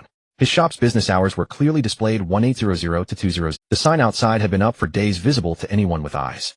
Stop knocking, I'm coming. Zhibai tossed the flyer onto the counter and strode over, yanking the rolling shutter open with a loud clatter. A young woman stood at the entrance. She had a ponytail, wore a white shirt and black dress pants, and sported 2 prominent dark circles under her eyes. She looked somewhat familiar. Boss, great you haven't skipped town. I thought you might have gone out of business. When Rand blurted out happily at the sight of him. Zhibai was speechless. Really, miss?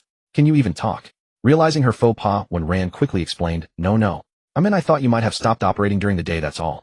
You scared me. I don't operate during the day, Zhibai said with a hint of irritation. It finally clicked where he knew her from. She was that teary-eyed intern from last night. What was she doing here in the middle of the day? Here to eat. If she were, he could cook for her, and still have time for flyers afterward. Miss, would you like to order? Zhibai asked. I'm not here to eat. When Rand shook her head, getting to the point. Boss, I'm here to book the place. Our company is having a team dinner tonight, and we've decided to hold it at your restaurant. What? A company dinner? Zhibai's spirits lifted immediately. He had been dreading the task, preparing to brave the scorching sun for flyers, and now a huge order had fallen right into his lap. Could his luck finally be turning? His heart was racing with joy, but he maintained a calm and composed facade. Stay steady, don't get excited. As the only high-end Shaxian restaurant owner on the financial street, he had to maintain his dignity even when a big order landed. He couldn't look too eager. The next second, his expression shifted to one of overwhelming warmth, his smile stretching so wide it nearly reached his ears. Oh ha, please miss, come in. It's scorching outside. When Rand was taken aback by his lightning-fast change in demeanor. One moment he seemed indifferent, the next he was overly enthusiastic. It was quite disconcerting. Sit anywhere you like. Zhibai pulled out a chair and grabbed a bottle of water from the cooler, handing it to her. Here, have some. After handing her the water, he thought of something and asked, By the way, miss, have you had lunch yet? When Rand shook her head. Not yet. I was thinking of grabbing a bun from the convenience store later. She genuinely couldn't afford Shaxian right now. The little money she had left needed to last until payday. Spending 150 yesterday had already blown her budget. Zhibai frowned upon hearing this. Hey, you can't eat such unhealthy stuff in the middle of the day. Lucky for you, I just made some egg fried rice. I have 1 portion left. If you don't mind, it's all yours. After all, she was a big client. What was 1 free serving of egg fried rice? The system only prohibited giving away items on the menu, and this wasn't on the menu. When Rand was momentarily stunned, then said with some embarrassment, But I haven't been paid yet, boss. Your food is too expensive. It's free, Zhibai said immediately. When Rand, That fried rice I made was a reject destined for the trash anyway. You're actually helping me out by taking it off my hands. No waste. Zhibai was being completely honest. Anything that wasn't of divine quality was a reject to him. When Rand was speechless. A reject? Was she being treated like a trash can? How rude, boss. But then she thought, it's free, why not? She could save some money. Such is the life of the poor. Well, thank you, boss. Don't mention it. When Zhibai brought the egg fried rice from the kitchen and set it before her, when Rand was slightly surprised. She had expected a reject to be something burnt or over-seasoned, a clear failure. Instead, she was presented with a beautifully plated dish. The rice grains were distinct and separate, each one evenly coated with egg finished with a sprinkle of green onions. It looked incredibly appetizing. Seriously, boss, you call this a reject? If this is a reject, what does that make the fried rice at every other restaurant? Pig. She was almost tempted to say, Boss, can you give me a call next time you have a reject? I'd be happy to be your trash can. Zhibai sat down opposite her.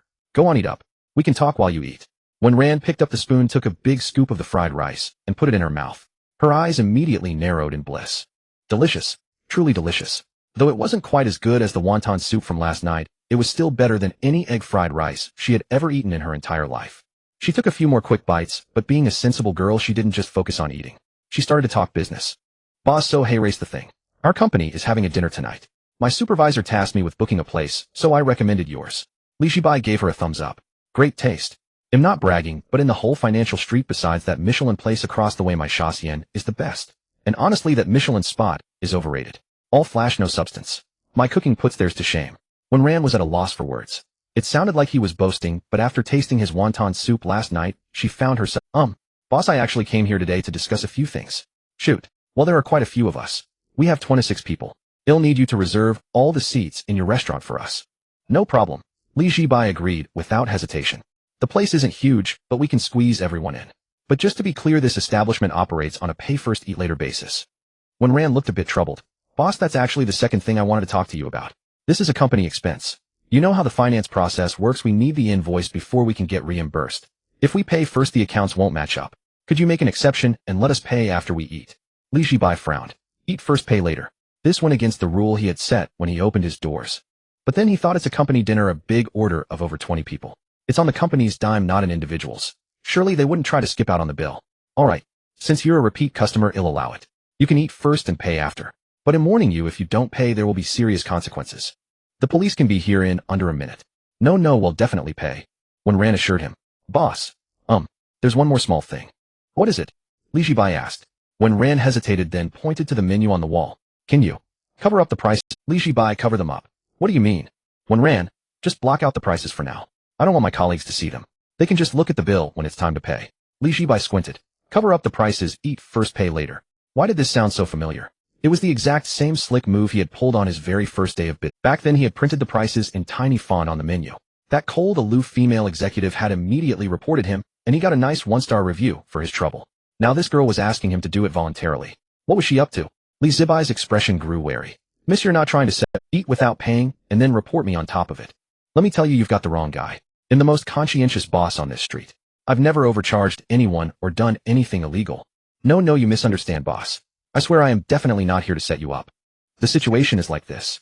When Rand simply recounted the trivial matters of their company today and even presented evidence from their WeChat group chat. Basically, the boss of their company is notoriously stingy, the kind who never spends a dime.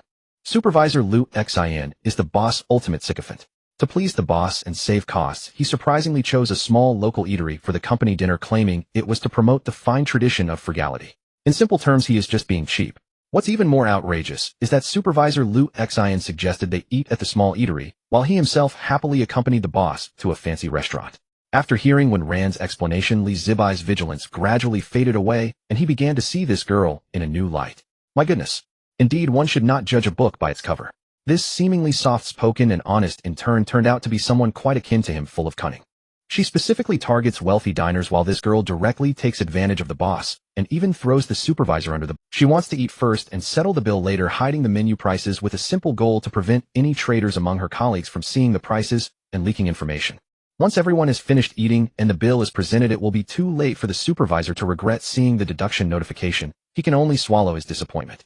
However, to be fair, this shouldn't be blamed on the young girl. If blame is to be assigned, it should be directed towards the boss for being too stingy and the supervisor for bringing this upon himself. If you want to treat others, then just treat them. Why insist on democratic voting to let employees choose the restaurant? In the end, you chose that local eatery, which was not a good choice. As we all know, Zhibai is a just, kind, law-abiding boss who never overcharges customers and has no double standards. So that's how it is. Then I have no problem with it. By the way, what do you plan to eat tonight? Let me know in advance so I can prepare. When Rand blinked and pretended to hesitate, saying, "Boss, I don't really know what's good to eat. Why don't you recommend something?" Zhibai was waiting for this very line. "Since you asked for my recommendation, I shall sharpen my knives and prepare to feast. No, I mean direct it towards your boss. Beautiful lady, the ambience in my restaurant is evident. It is completely different from those ordinary small eateries outside. This is a high-end local eatery with a vintage decor. Only the finest ingredients are used. For example, the luxurious chicken leg rice uses authentic Qingyuan chicken legs, slow-cooked for 2 hours in a secret sauce made with top-quality ingredients and herbs. The flavor of the stewed chicken leg is simply divine." When Rand listened to his extravagant description, and her stomach betrayed her with a loud growl. She had eaten very little that morning, and even though she had just had a portion of egg fried rice, she became hungry from Zhibai's detailed and rich explanation. She couldn't help but want to take a chicken leg and devour it right away. I have briefly introduced the cooking methods and ingredients. Now, let's discuss the ordering details. I believe that as a powerful company destined to be in the top 500 in the future, your dinner should be of the highest standard. We can't let outsiders think you can't even afford a local eatery. That would be embarrassing. Thus, I suggest you go for the full luxurious menu. As for why I recommend the luxurious version, it's because the cost-performance ratio is exceptionally high. The average cost per person is only 3,000 to 4,000 yuan, which is extremely reasonable, especially for a future top 500 company. That's merely a drop in the bucket. One Rand. What do you mean by only 3,000 to 4,000 per person being very cheap? Is that really a high cost-performance ratio? That clearly sounds like hypertension-inducing prices. If that bill comes out Xin, that sycophant supervisor might just have a stroke right there. Boss, isn't it a bit inappropriate to order the luxurious version? Wouldn't the regular version be a better choice? When Rand felt that this might be a bit too cruel, and spoke softly, Zhibai abruptly clapped his hands and sheepishly said, "Oh, it's not that I don't want to order the regular version. Oh, I just remembered that we didn't restock the ingredients for the regular version today. You see. Isn't that just too unfortunate?" When Rand, "Boss, your acting skills are quite poor." However, she had initially aimed to target the supervisor, so since the boss was cooperating so well, she reluctantly accepted. "That's really too bad. Then let's go for the luxurious version. My colleagues and I don't have big appetites, so we shouldn't eat too much or we can order less." Look what a good employee is. This is what a good employee looks like," Zhibai exclaimed. "I genuinely admire your company for having such an employee who considers the company in every regard. Even budgeting for a company dinner. Your boss must have saved the galaxy in his previous life." When Rand blushed at his praise, then it settled. "What time do you all expect to arrive? I need to prepare in advance." Zhibai asked again. "Around 7 in the evening. We'll come directly after work." "No problem. I guarantee you will be satisfied and enjoy your meal tonight." "Thank you, boss. I'll take my leave now." When Rand stood up preparing to return to work and reminded him once more, before leaving, "Boss, don't forget about the menu prices." "Don't worry, you'll take care of it right now." Zhibai rummaged through the register drawer for tape, sticky notes, and a marker. He first covered the dish prices with sticky notes, and then rewrote the labels behind the dishes. Luxurious fragrant mixed noodles, signature recommendation. Must order. Luxurious crystal steamed dumplings, signature recommendation. Must order. Luxurious chicken leg rice, signature recommendation. Must order. Luxurious stew, nourishing and beautifying women's beauty salon men's gas station. After finishing these, he quickly wrote 3 big words with a marker under the regular version category: sold out. After everything was done, Zhibai stepped back a couple of paces, crossed his arms, and nodded in satisfaction. "So how is it? Is it well done?" When Rand looked at the must order and sold out on the wall and thought of the 2 bad reviews on the review site, she suddenly felt that the criticisms of him being a black-heart restaurant might not be entirely unfounded. This boss seems like he has done this before. He is too skilled at it. All right, let's leave it at that. Boss, I will take my leave now. Okay, take care. Zhibai waved. As when Rand reached the door, she suddenly turned around and said, "Boss. What is it? Is there anything else to discuss?" "Boss, since I brought you so many customers, is there any reward?" When Rand wasn't looking for a kickback, she just wanted some discount coupons or something. That way when payday comes, she could come back a few more times. Otherwise, with her meager income, she really couldn't afford to come often. Zhibai nodded. "Sure. I can give you a diamond VIP membership card for our restaurant." When Rand's eyes lit up, "Does the membership card offer discounts for meals?" "No. Then what's the use? You can flaunt it to others since it is a very rare membership card for a local eatery." "Huh." When Rand's expectations shattered instantly, she muttered, "So stingy," and left. After she left, Zhibai could no longer contain his expression and chuckled. A company dinner with 26 people. If he doesn't make at least 1,000 or 8,000 from this order, it would be an insult to his nickname Lighthearted. After laughing, an idea suddenly struck him, thinking of a new strategy. In the future, shouldn't he change the approach of distributing flyers to specifically target company dinners? For example, the content of the flyers could change to high-end local eatery, the top choice for company team building. Eating at a local eatery gives you face and substance, etc. If he were to encounter another big spender like when Rand's company, wouldn't he strike it rich? After laughing for a while in the restaurant, Zhibai finally remembered that the ingredients in the store seemed to be running low. Yesterday, he prepared more than 20 portions of luxurious ingredients, and after selling some, there were at most a dozen portions left. Tonight, hosting a company dinner with just that stock would definitely not be enough. He quickly pulled out his phone and called Su. The phone rang twice before connecting, and Su's energetic voice came through. "Hello, master. What's up?" "Sister Su, I need help urgently." Su arrived quickly. Less than an hour after the phone call, a white box truck pulled up in front of the Shaxian eatery. Shortly after, an adorable BMW Mini parked in a nearby spot. The door swung open, and Su hopped out from the driver's seat. Today she wore a yellow cartoon t-shirt with her hair in a ponytail, radiating vibrant energy. From their interactions over the past few days, Zhibai had come to realize that this was Su's true nature. Unlike the chic, polished outfit she wore on her first visit, this was the real her, carefree, spirited, and brimming with a genuine love for food. "Chef, I brought the ingredients." "Thanks, Sister Su, appreciate it." "Chef, don't be so formal." Su then directed the 2 delivery workers to carry the goods inside. "Move everything to the kitchen." Zhibai rolled up his sleeves and joined the delivery guys in hauling the supplies inside, while Su took the delivery note into the kitchen for a second check. Kobe beef, French guinea fowl, deep-sea yellow croaker maw, Iberian black pork collar. Crate after crate of premium ingredients was carried into the back kitchen. 7 or 8 minutes later. "Chef, I've checked everything against your list. All accounted for." "Great. How much do I owe you?" "They'll transfer it now." No need. It's too much hassle. Let's just settle monthly from now on. Fine. Zhibai was more than happy with monthly billing. It saved him the trouble. Su casually clipped the delivery note to the kitchen board, then turned around curious. Chef, why did you suddenly order so much? Zhibai, crouching to inspect the quality and freshness of the ingredients, replied offhandedly. Today, we've got a big spender. I mean a big client booking the whole place. Su blinked. A big client. How big? A future Fortune 500 internet company. They've chosen my Shaxian for their team dinner tonight. Zhibai said with a straight face. Wow. A Fortune 500 company. That must be a lot of people, right? Not too many. Chef, you're amazing. People from a Fortune 500 company come to your place for their team event. Zhibai rarely blushed, but he did now. Could he admit that this so-called Fortune 500 company only had 26 employees in total? Su suddenly thought of something, pointing at the menu on the wall outside. Chef, why do all the regular versions on the menu say sold out? If you're out of ingredients, just tell me, and I'll have more delivered. No need. Zhibai quickly declined her kind offer, explaining. Tonight's clients are high-end and loaded. They specifically asked for the luxury version. They wouldn't touch the regular ones anyway. I'll let you know when I need to restock. Su nodded. All right, just let me know anytime, Chef. Chef, let me stay and help. With a team dinner for such a big company, you definitely can't handle it alone. Zhibai was about to say he could manage on his own, but then thought better of it. After all, Su was a genuine Black Pearl chef. She could certainly handle the prep work. And most importantly, she was free. Then I'll leave it to you, Sister Su. No trouble at all. I get to learn more of your skills, Chef. 2 birds with 1 stone. Su said with a grin.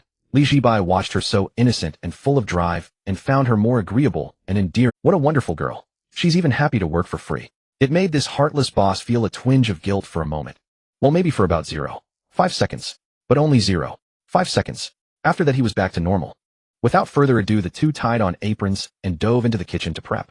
Though Su trained in Western cuisine, her fundamentals were solid and her knife skills were sharp. She processed ingredients faster than Zhibai expected. Chef, do I mix this crab roe into the minced meat? Yes. The luxury version's topping needs crab roe mixed in at a 5-to-1 ratio. 5 parts meat to 1 part roe. Don't deviate by more than 3 grams. Got it. The scallion oil needs to be freshly made today. Help me chop those scallions. Shred the shallots, cut the green onions into sections, and use only the white part of the leeks. Also slice that southern yellow ginger into thin strips, not too thick. Yes, Chef. The kitchen filled with the rhythmic thud of chopping and the gentle bubbling of simmering broth. Zhibai, busy with his own tasks, still found time to glance back and check Su's progress. Only after confirming she was doing it right did he return to his own work. At 6:30 in the evening, employees of Jiangxing Lingyun Network Technology were trickling out of their office building, strolling along Financial Street toward Jiangdong South Road. I can't believe it. The company team dinner is at a Shaxian eatery. If my old co-workers found out, I'd be the butt of jokes for a whole year. I've already blocked my social media. No photos tonight, no way. Look at Wen Ran grinning like an idiot since this afternoon. It's just Shaxian, what's the big deal? Xiao Ran told us to keep an open mind, saying this Shaxian might not be what we expect. What could be so different? Is it a Shaxian Pro Max? Or maybe a Shaxian Pro Ultra? Or maybe a Shaxian Ultra Plus Collector's Edition? Ha ha ha. The group chatted and laughed as they crossed Financial Street, but the further they walked, the more something felt off. Wait, this direction leads to Jiangdong South Road. Jiangdong South Road. Isn't that the heart of Financial Street? A Shaxian on Financial Street. The owner must have lost his mind. Can he even make rent? Maybe it's a front for money laundering. Could be. The group's speculation grew wilder, eventually concluding that the Shaxian owner was secretly a front man laundering money for underground banks. It wasn't their fault for jumping to conclusions. They all figured no sane person would open a Shaxian eatery on Financial Street. A dozen or so minutes later, when Ran let her colleagues to know. 88 East Jiangnan Road. We're here, this is the place, she said, pointing at the Sha County Snacks eatery before them. Her colleagues raised their heads in unison, gazed at the alto familiar signboard, and let out a collective sigh. Though they had known all along that the dinner venue was this humble eatery, the stark reality still stung. What made it worse was the sight of a high-end Michelin 3-star restaurant standing directly across the street. The stark contrast instantly killed their appetites. First time having a company dinner at a place like this.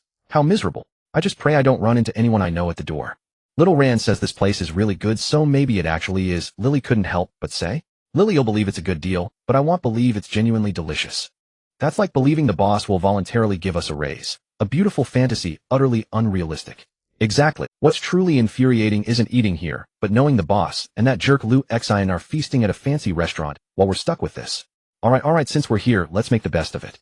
Let's go inside first. Little Ran, I'm putting all my trust in you. Lily linked her arm through Wen Ran's and teased.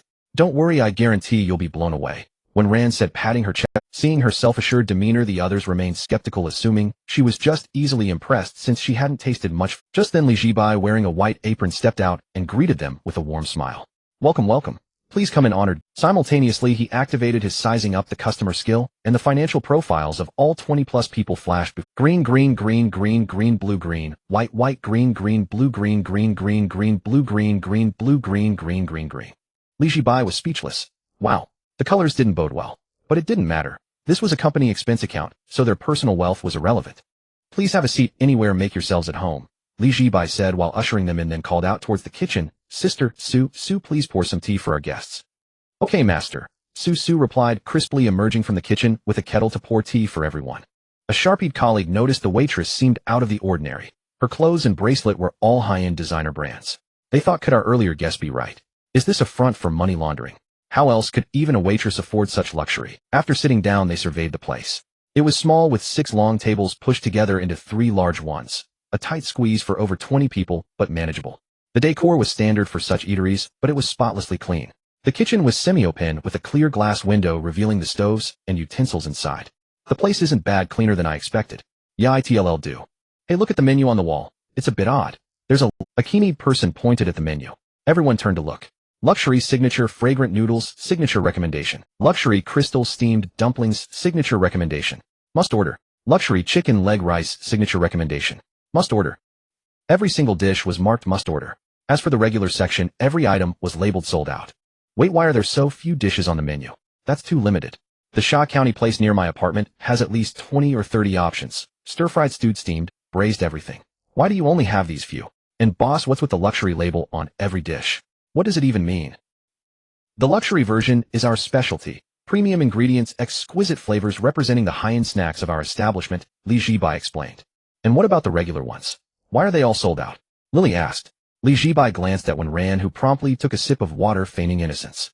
"Well, unfortunately we ran out of ingredients for the regular items and haven't restocked yet." He repeated his earlier, though the colleagues found it strange they didn't dwell on it. After all, it was still just a Shaw County eatery. How fancy could it really get? It couldn't possibly be more expensive than the Michelin place across the street. "All right, let's just order what's available. Since there are so few options, we'll have one of each to start." "Yeah, let's eat first, we can order more later." "Same for me, one of each." "Me too." While they were chattering away, Zhibai discreetly waved when ran over. When she approached, he whispered, "I've estimated roughly. If you all eat your fill, it won't be cheap. Are you sure your supervisor's card can cover it?" Wenran nodded. "I asked him. He said he has over 100,000 yuan on it." "That's good then." Zhibai nodded and turned to head into the kitchen. Sue had already been busy for a while neatly arranging various prepared ingredients. Seeing Zhibai enter, she looked up and asked, "Master, are all the people from that big company here?" "They're all here." Zhibai rolled up his sleeves and said, "Let's get to work, Sister Sue. They'll treat you to a feast tonight." "Okay." Sue replied, enthusiastically, full of energy. The kitchen instantly shifted into high gear. Zhibai moved like a machine, efficiently and methodically preparing a variety of dishes. Sue watched, utterly amazed. Even as a Black Pearl chef with some acclaim in fusion cuisine, she knew she couldn't match Zhibai's extraordinary level of control. He could manage 6 different cooking processes simultaneously without a single mistake. It was truly remarkable. Outside in the dining area, over 20 people were seated around a large table formed by merging 6 smaller tables, sipping on free plain water and engaging in casual conversation. "You guys say this Shaxian is delicious, but how good can it really be? How many times have you asked this question? Stop fantasizing. Shaxian is just Shaxian. No matter how good it is, it's still the same.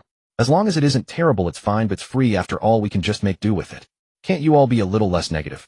Sharon recommended this place with good intentions, and you haven't even tried it yet before complaining." "We're not complaining, we're just not happy." "What does it matter if we're not happy? You all know the boss is stingy by now." "Hey, can you guys smell that?" Just as everyone was complaining, Sister Ya, who had been mostly silent, suddenly sniffed and exclaimed. Others instinctively sniffed the air as well. A rich aroma was wafting over from the kitchen, invading their nostrils.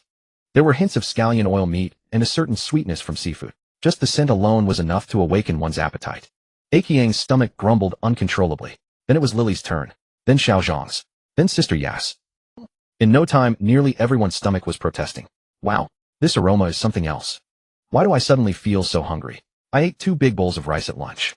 Damn, I barely ate at lunch. This is going to kill me. Suddenly, I really want to eat." Just as everyone was drooling from the aroma, the kitchen curtain opened. Zhibai and Sue came out, each carrying a tray. On the trays were bowls of golden mixed noodles arranged in a spiral, like chrysanthemum flowers, with amber-colored scallion oil, flowing along the patterns topped with minced meat mixed with crab roe, looking particularly appetizing. Then came the chicken leg rice prepared in advance in small clay pots. The black pots, steaming hot, were placed on the table, and the moment the lids were lifted, a white steam filled with the aromas of rice, meat, and mushrooms burst forth. The chicken legs in the clay pots had an enticing caramel color resting delicately on the perfectly cooked rice, and meat lovers couldn't resist this sight. Then there were the delicate steamed dumplings and various fragrant stews. Each dish was brought to the table one by one. Everyone looked at the spread of food on the table, which rivaled that of a fine restaurant, and they all swallowed hard. Wait, is this really Shaxian snacks? This mixed noodle even has a beautiful presentation resembling a chrysanthemum flower. It looks gorgeous. And it smells so good. Look at that steamed dumpling. Ooh, I can see the filling inside. What are that pink meat and the golden stuff? Isn't it too tempting? That stew smells great too. Let's dig in. I can't wait. Hold on. At that moment, Lily stretched out her hand to stop everyone. Let me take a photo first. Yes, take a photo. I've never seen Shaxian snacks that look so appetizing and have such exquisite plating. They completely forgot about their earlier promise not to post anything on social media and not to take photos. After taking the photo, Shaxian was the first to grab his chopsticks, eagerly picking up a mouthful of mixed noodles and putting it into his mouth.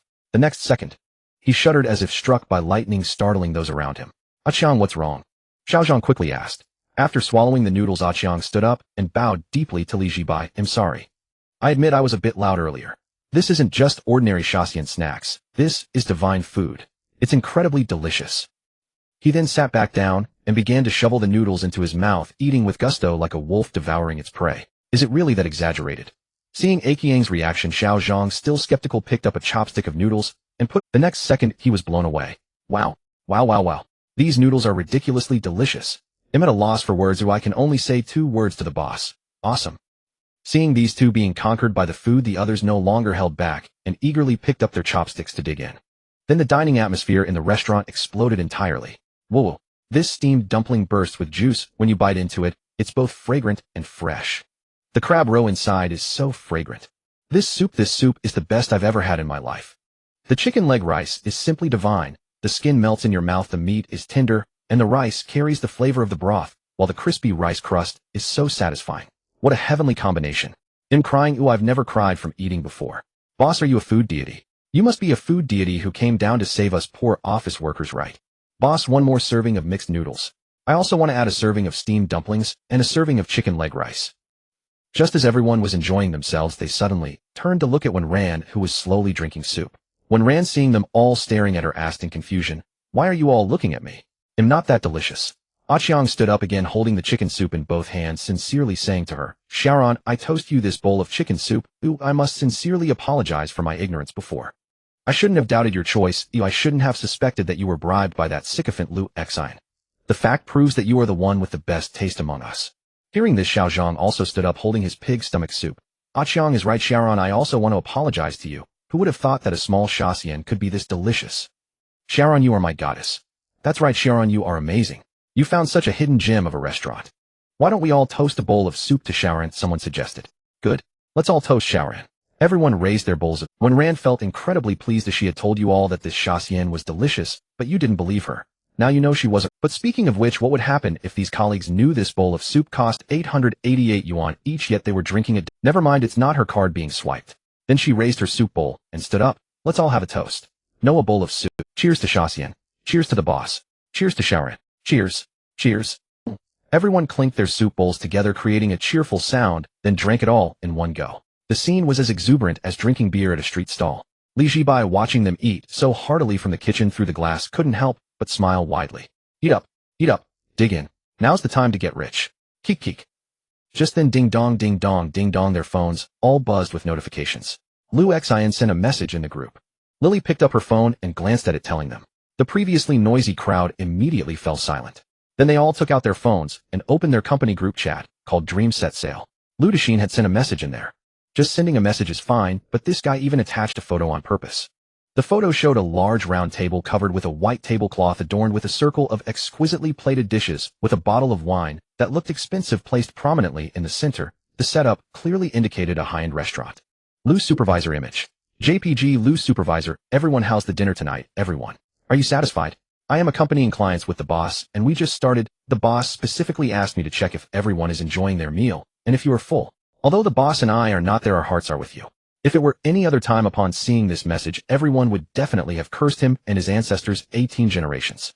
Damn, you and the boss are feasting at a fancy hotel while we're stuck eating Shaxian and you deliberately flaunt it with a photo. Isn't that disgusting? But now they were not only not angry, but instead felt fortunate that he had chosen the Shaxian recommended by designer Aqiang. Am extremely satisfied with the food. Supervisor, this Shaxian you chose is truly wonderful. It's definitely the best meal I've eaten since joining. Thank you, supervisor. Thank you, boss. Others immediately began to reply. Programmer Xiao Zhang, I used to be ignorant and misunderstood the supervisor's good intentions. Who says Shaxian isn't good? I now think having a gathering at Shaxian is excellent. Supervisor is wise. Boss is wise. Lily, supervisor, thank you for your care. We had a great time. Sister, you supervisor, I almost cried while eating just now. Not because I was sad, but because I was moved by having such a considerate supervisor who thinks of the employees, choosing this Shaxian to ensure we have a truly good meal despite the objections. Your good intentions have been felt. Thank you, supervisor. Also thank you, boss. Operations Xiao Wang, we didn't understand you before, but now I feel so ashamed. Supervisor, you will always be our most respected supervisor. Meanwhile, in a private room at a certain high-end hotel, Lu Dexin sat at the round table looking at the various compliments about him in the group with surprise. What's going on? These people who usually act as if they were half dead in the group only replying with received, and one, suddenly seem so enthusiastic today. Is Shaxian snacks really that good? Or have these people finally awakened under his wise leadership? It must be.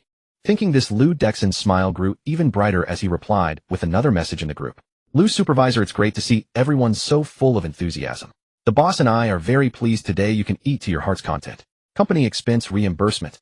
Yu Shun was in a remarkably good mood today. He had casually bought 5 scratch-off lottery tickets for 100 yuan in the afternoon, and to his astonishment his luck was explosive. He won 120 yuan directly. A net profit of 20 yuan. What a windfall. He simply had to find a place to have a proper meal to celebrate.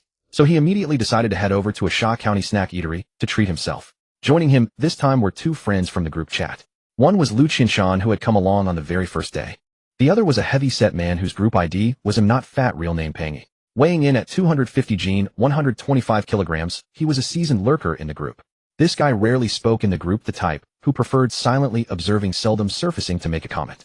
If not for the intensely heated discussions about Li Hai's Sha County eatery over the past few days, he wouldn't have been drawn out clamoring to see just how delicious this legendary restaurant really was. Old Yu, is that place you mentioned really that divine? Pang Yi asked Yu Shun as the 3 got out of the car. Fat brother, that place is truly different. The owner is no ordinary person. Let me tell you, his hands are like they've been blessed. The things he makes. TSK. I can't even describe how delicious they are. Pang Yi remained somewhat skeptical. After all, he was a true foodie who had tasted almost everything exquisite. Despite seeing the food photos they'd posted in the group, he still believed in seeing things for himself. Then he turned to Lu Qinshan, who was walking on the other side. Old Lu, is what he says true? Lu Qianshan's expression was as calm as ever. Since we're already here, just try it, and you'll know. Soon they spotted the Sha County snack eatery. However, Yu Shun was visibly taken aback upon seeing the scene inside the store. He rubbed his eyes vigorously and took another look. What the heck? No way, it's only been a few days. How are there so many people eating here? He looked at the packed customers inside and felt a strange sense of crisis welling up within him. How could he describe that feeling? It was like stumbling upon a hidden treasure, intending to enjoy it exclusively with friends, only to have it suddenly become known to everyone, fearing there'd be none left for himself. Lu Qinshan, however, wasn't surprised in the least, remarking calmly, "Isn't this only natural? With food that delicious, it'd be strange if the place didn't become popular. Come on, let's head inside first." As soon as the 3 entered, a rich aroma of food hit them instantly, like an invisible hand gripping their stomachs directly. There was the fragrance of scallion oil, the sweet freshness of soup, the meaty scent of chicken legs. Just one whiff was enough to make one salivate uncontrollably. Gurgle. Pang Yi's stomach was the first to protest. This veteran lurker of over 200 gene, upon seeing those vibrantly colored and aromatic dishes, had all his initial doubts evaporate in an instant. Who needs to taste it? Just by looking at the presentation, you know it's bound to be delicious. The 3 large tables pushed together were laden with a variety of culinary delights. Golden-hued mixed noodles resembled blooming chrysanthemums, each strand coated in amber scallion oil, topped with a mixture of crab meat, and roe looking incredibly. Then there was the chicken leg rice in a clay pot. It was his first time seeing Sha County chicken leg rice prepared this way, with the rice actually cooked in a clay pot. Especially the color of the chicken leg. So beautiful, so tempting. As a carnivore, he had absolutely no resistance. Finally, there was the crystal clear yet fragrant soup and the paper-thin steamed dumplings. Everything looked incredibly delicious. The customers had transformed into relentless eating machines, madly sweeping through the food on the tables. Damn, this chicken leg is amazing. The skin melts the moment you touch it. Give me another basket of steamed dumplings, no 2 baskets. This soup is incredibly fresh. One of them, wearing glasses and looking like a programmer, was even more exaggerated. He directly picked up the clay pot, using his chopsticks to scrape up the golden crust of rice at the bottom, piece by piece, crunching them loudly, with a blissful expression, as if he were high on something. Yu Shun and his 2 companions watched this group eating and swallowed hard in unison. Especially Pang Yi, the fat guy, who wished he could rush in and join them immediately. Just then the curtain to the kitchen lifted. Zhibai walked out carrying a tray of freshly steamed dumplings. After placing them on a customer's table, he noticed the 3 standing in the store. Welcome. His innate talent sizing up the customer activated instantly. Lu Qianshan and Yu Shun were old acquaintances, no need to check them again. He focused mainly on the fat man. Customer venture capital fund analyst, personal wealth, purple food preference, prefers meat, yearns to find in gourmet food the version of himself that once weighed only 120 gene. Zhibai looked at this man, who must have weighed at least 200 or 300 gene, and muttered inwardly, "You want to find your 120 gene self in food? That's going to be tough, buddy." "Boss, what's going on? How come there are so many customers today? This doesn't make sense." Yushin couldn't help asking. Hearing this, Zhibai was rather displeased. "Look at how you talk. My cooking is this delicious, a booming business is only, but since you're a regular customer, I won't hold it against you." "Yushin, boss, you're getting a bit arrogant now." Yet he had to admit that the man indeed had the capital to be arrogant. His culinary skill was truly unmatched. Even in the financial district, he'd likely have no rivals. "If you want to eat, you might have to wait a bit until they finish and free up some space," Zhibai said, gesturing towards the customers. Yushin nodded. "Waiting is fine. By the way, can we order the regular version today?" "Of course, anything on the menu is available," Zhibai said. Yushin was somewhat surprised upon hearing this. Why is the boss being so agreeable today? Has he finally had a change of heart? Whatever the reason, being able to order the regular version was a good thing. He hadn't tasted what the regular version was like yet. However, when he looked up at the menu on the wall, his expression froze instantly. There, under the regular version column, were 3 large characters: sold out. Yushin. "Hey boss, how is the regular version sold out again?" "Sold out, it's written right there." "We're all out," Zhibai said with a shrug. The 3. They were completely speechless. "When it comes to devious tricks, you're still the master, Zhibai. First visit, regular version sold out. Second visit, ingredients for the regular version not in stock. Now on the 3rd visit, head simply written sold out directly. Not even bothering to put on an act for fleecing customers anymore, Finally, Zhibai, you're something else," Yushin muttered through. What did you say?" Zhibai didn't catch it. "Nothing, I said you're quite the businessman, boss." Yushin immediately changed his expression and gave him a thumbs up. "Thanks for the compliment. I do think I have a good head for business." Zhibai shamelessly accepted the assessment. "Damn, what is this guy's face made of? It's incredibly thick." Since there were no free seats in the store for the moment, the 3 didn't place an order, planning to get some fresh air by the entrance until a table opened up. As they stood at the storefront chatting and puffing on cigarettes, they suddenly noticed Zhibai walk over and one by one tear off all the white labels covering the prices on the menu. With the labels removed, the hidden prices were finally revealed. Deluxe version fragrant mixed noodles, 588. Deluxe version crystal steamed dumplings, 588 yuan per basket. Deluxe version chicken leg rice, 688 yuan per serving. Deluxe version wonton soup, 666 yuan per serving. Deluxe version stewed soup, 888 yuan per serving.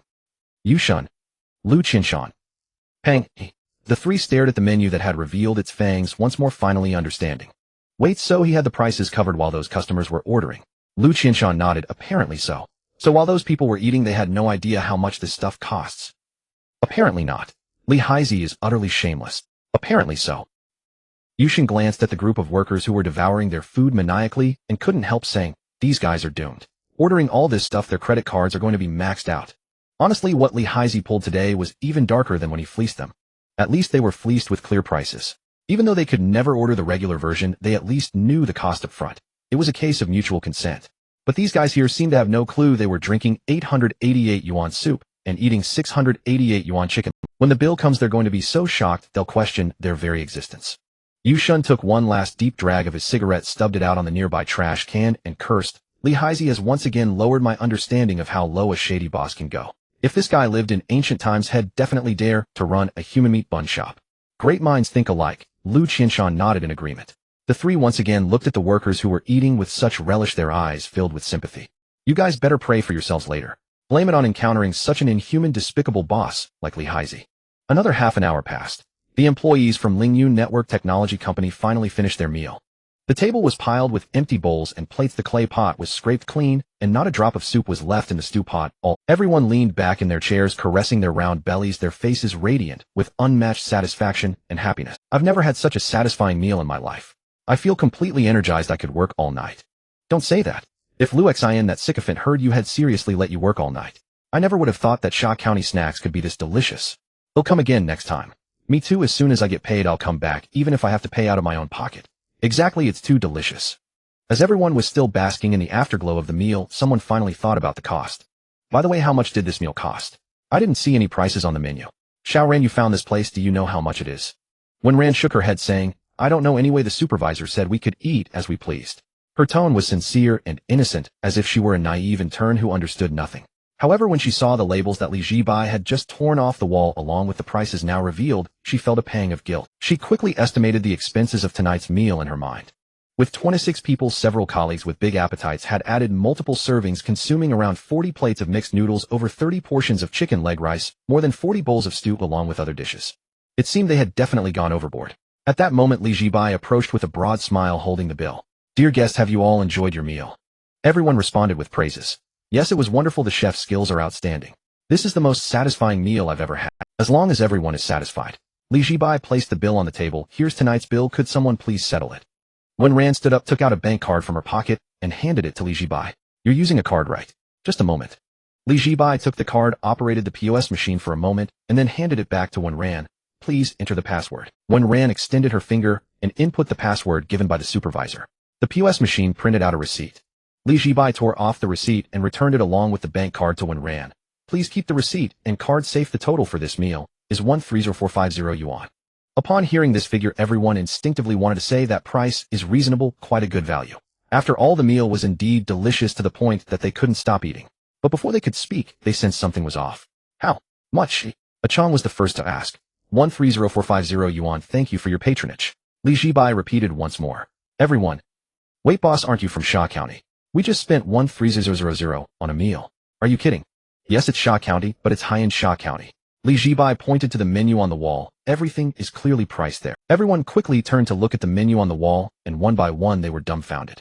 588 is 688, 888.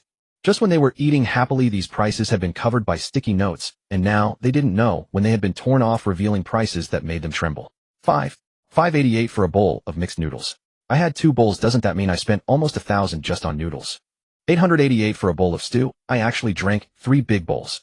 I ate 2 portions of chicken leg rice at 688 each. Silence. A deathly silence. Then everyone turned to look at Wenran, who was preparing to ask the boss for an invoice. Xiaoran, tell me the truth. Did you already know that? Aren't you afraid the supervisor will chew you out tomorrow? Wenran knew she couldn't hide it any longer, and said, Did I say anything wrong? Isn't the food here delicious? Supervisor Liu himself said in the group that we could eat as we liked. And you all ate too, and a lot. Everyone. Wow, so she was just waiting for them here. She was right. They had eaten a lot too, meaning they were all in the same boat now. The company dinner had cost over 1300 for a single meal. When the boss and that sycophant Shaxian found out, the world might just collapse. But then again, the boss and Shaxian weren't exactly good people either. Enjoying fine dining in a grand restaurant while making employees eat at Sha County, wasn't that excessive? Thinking this way, the guilt in everyone's hearts suddenly vanished. Who cares? It wasn't their choice to eat at Sha County. It was the supervisor who chose it, and it was also the supervisor who said they could eat freely. Hick. Xiao Zhang let out a long belch, patting his round belly, and sighed. 1,000. I've never had such an expensive meal in my life, but it was truly satisfying. Me too. 1. By the way, can I add an order of steamed dumplings? Since we're already over 10,000, what's another 588? Achong raised his hand and suddenly said, Tomorrow at the company they would definitely get scolded. They might as well eat till they burst. Once this was said, others also started raising their hands.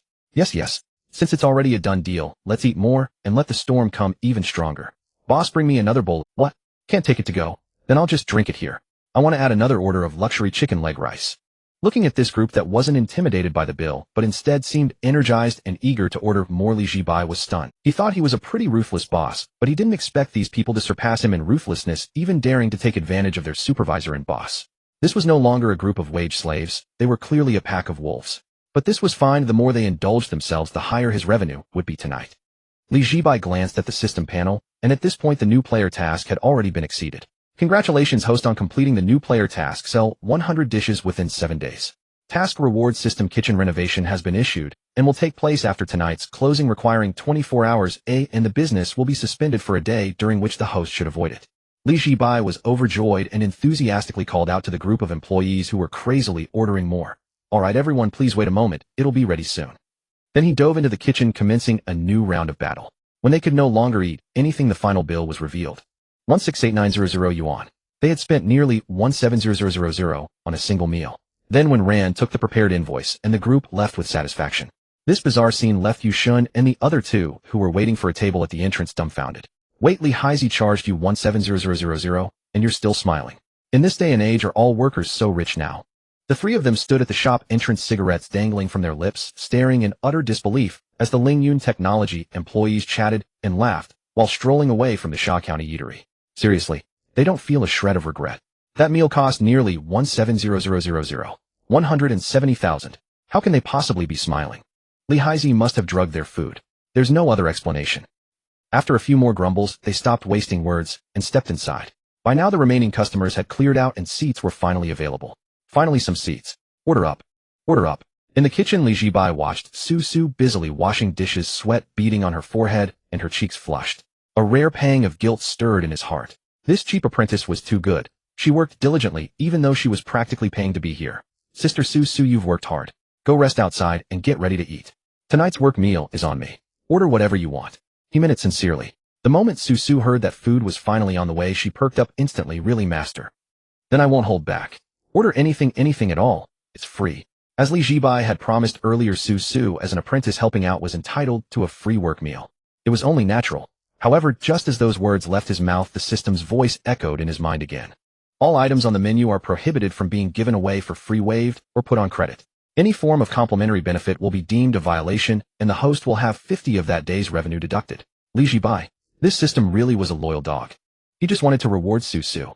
After all, she was a Black Pearl head chef who had abandoned her own upscale restaurant to come to his Sha County eatery, carrying plates, chopping vegetables, washing dishes, slaving away for half a day. Why couldn't she get a work meal? Even this would cost him 50 of his revenue. This dog of a system was greedier than he was. Seeing Li Zhibai standing there motionless, Su Su asked, puzzled, "Master, what's wrong?" "Nothing, Sister Su Su, just a moment." Li Zhibai snapped back to reality, his mind racing, and suddenly hit upon a loophole to exploit in the system. Without a word, he pulled out his phone and transferred 200 yuan to Su Su. Su Su took out her phone, saw the notification, and froze. "Master, why are you sending me money?" "Sister Su Su, I'm a man of principles. I said I'd provide you a work meal, but I never said it would be free. The money's yours now. Order it yourself." System. The host's moves are quite slick. Though Su Su was a bit dizzy from the roundabout logic, she obediently pulled out her phone and scanned the payment code. Ding, Alipay received 200 yuan. The 200 yuan came and went in a perfect circle, completing a flawless loop. Li Zhibai nodded with satisfaction. "All right, that's compliant now. Sister Su Su, what do you want?" "They'll make it right away. Master, I'll have a chicken leg rice and a bowl of pork belly soup." "Wait, let me calculate. That's 1576 in total. That's less than 2000. They'll transfer the change back to you," Li Zhibai said. Su Su shook her head. "No need, master. How could I take your money when you're treating me? Look at you. So polite. Fine, I won't transfer it then." Li Zhibai had only been making a token gesture, but the girls certainly knew how to play the game. He was quite pleased. Outside Yushin, Lu Qianshan and the hefty Pang, he had long run out of patience. From 7 in the evening until now, they'd been inhaling the shop's aromas for nearly 2 hours, starving half to death. They'd finally gotten seats only to watch Li Zhibai and Su Su playing their little money transfer game in the kitchen. Their irritation. "Boss, can you make our food now? I'm so hungry I could eat a whole cow." "Boss, hurry up. I'm about to collapse. Coming right up, right up." Li Zhibai acknowledged and started prepping. "You three having the usual, the luxury versions, right? What choice do we have? Your regular versions are either sold out or never stocked. Do we have an option?" Yu Shun said with a look of utter misery. He had resigned himself to fate by now. When you eat at Li Hai's place, you don't think about saving money, you just accept being fleeced. The three quickly placed their orders. "Got it, folks. Just a moment." Li Zhibai responded and began handling the ingredients. He picked up his cleaver and made a delicate slice across the Iberian black pork collar on the cutting board.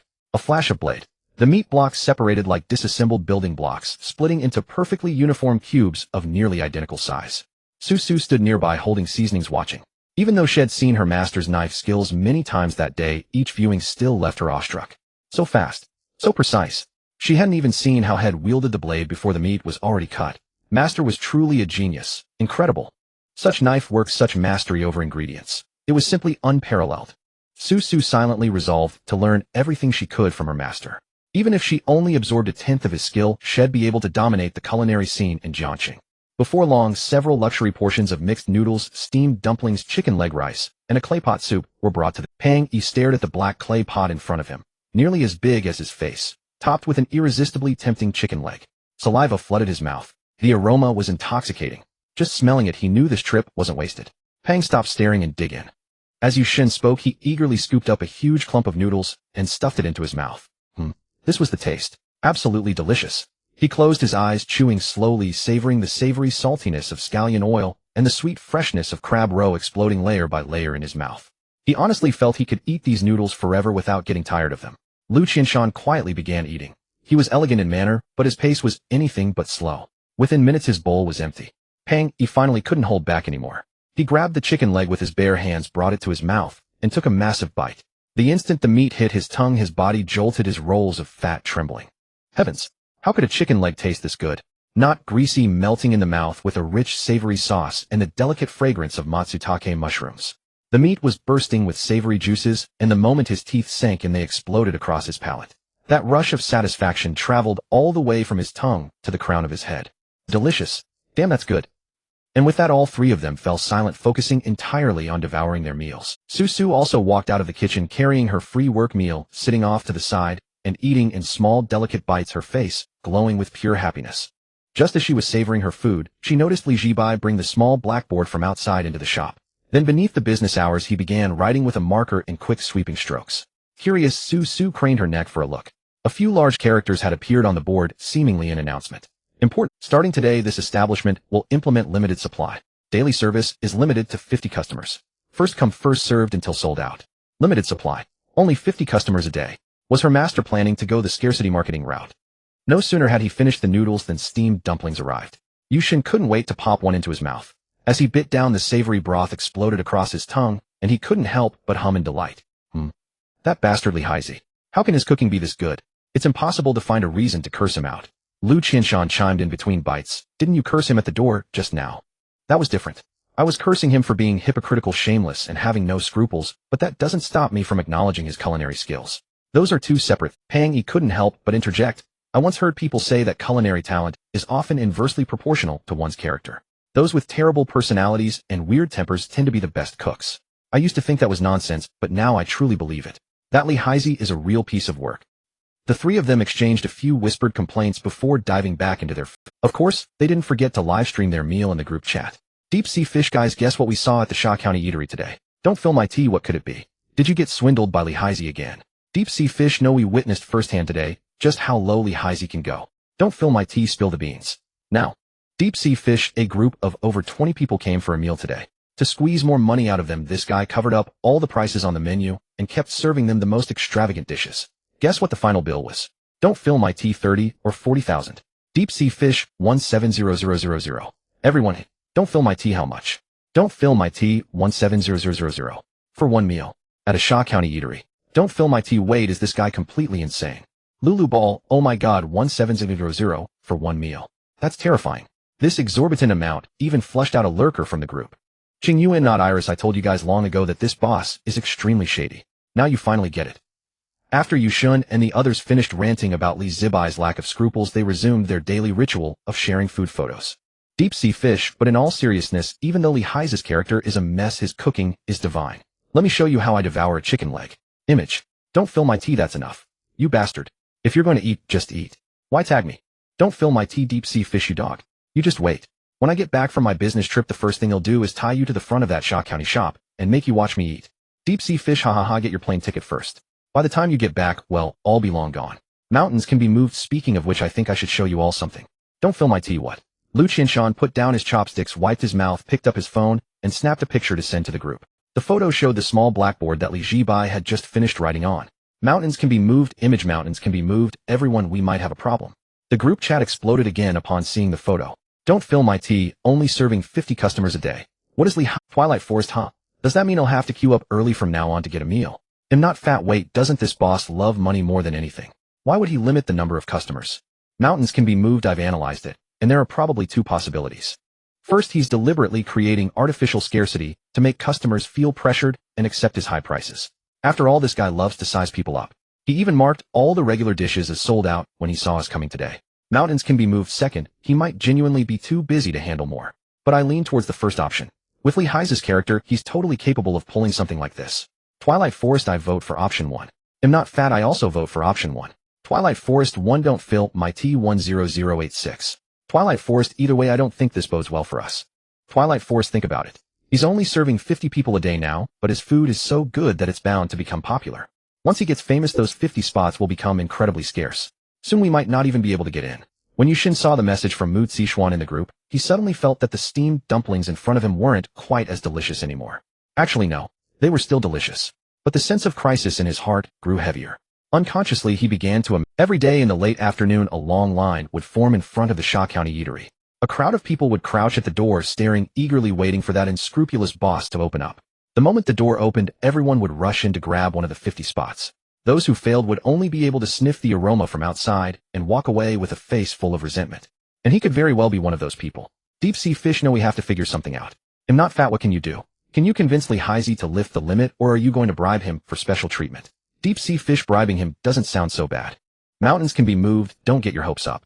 Knowing Lee Heise head definitely take your money, but head still enforce the limit. He's absolutely capable of doing something like that. Deep Sea Fish, so what do you suggest we do? Susu isn't crispy, let me say something. You guys don't need to worry so much. You're all regulars. My master will definitely save spots for you. Deep Sea Fish, shut up, Boss Su. You have the least right to speak here. Susu isn't crispy, I'm being serious. Master is really a good person. Don't fill my tea, someone kick Boss Su out. She's completely defected to the other side. Susu isn't crispy. Qingyuan, not Iris, I really admire you guys. Lee Heise is obviously using this scarcity tactic to raise prices and rip people off, and yet you're all panicking. Do you all enjoy being his cash cows? Just don't go if you don't want to be ripped off. Deep Sea Fish can't do that. Twilight Forest can't do that. Am not fat, I feel like I'd die if I couldn't go. Qingyuan, not Iris. Qingyuan, not Iris, you guys are beyond saving. As for me, I'm never going to eat there. Not even if my life depended on it. Am not fat, Sister Qingyuan, that's because you haven't tried it. Whether it's the chicken leg rice, the noodles, or the steamed dumplings, they're all so good, they'll make you want to cry. The stewed soup is amazing too. Aren't you a big fan of soup? You should come and try it. Qingyuan, not Iris, not going. It's just a bowl of soup. How good can it be? My aunt made some pork rib and lotus root soup today, and it's great. It's no worse than his. Deep Sea Fish, Sister Qingyuan, stop being so stubborn. I've had your aunt's soup at your party before, and it's not even in the same league as Lee Heise's. His soup is so savory, I could swallow my own tongue. There's just no comparison. Qingyuan, not Iris. Don't fill my tea, ha, old fish, why did you have to expose her like that? Can't you give Sister Qingyuan some face? Deep Sea Fish, I'm just stating the facts. Sister Qingyuan, why don't you come by tomorrow? He'll treat you to some soup. Qingyuan, not Iris, not going. Qingyuan, not Iris, I have to work overtime tomorrow. Don't fill my tea, Sister Qingyuan, why are you working overtime every day? Is there no one else at your company? Qingyuan, not Iris, yeah, there's no one else. Got a problem with that. After sending this message, Lin Qingyuan tossed her phone onto the nightstand and turned over to bury her face in her pillow. Not going. She absolutely wouldn't go. She had already reported that place. How could she just pretend nothing had happened and go there to order soup? What would happen to her pride? But the moment she closed her eyes, all she could picture were those photos of the stewed soup from the group chat. Even through the screen, she could imagine its sweet, savory flavor. This is so annoying. So annoying. Lin Qingyuan, for the umpteenth time, was having a meltdown, kicking her legs wildly under the covers. That Lee Heise was just too wicked. If you're going to run a Sha County eatery, then just run it properly. Why make soup? And if you're going to make soup, why does it have to be so delicious? It was driving her crazy. Yushin finished the last sip of his soup and finally couldn't hold back, asking Li Zhibai a question. Boss, I want to ask you something. That little blackboard you have, the one that says you only serve 50 customers a day, were you being serious?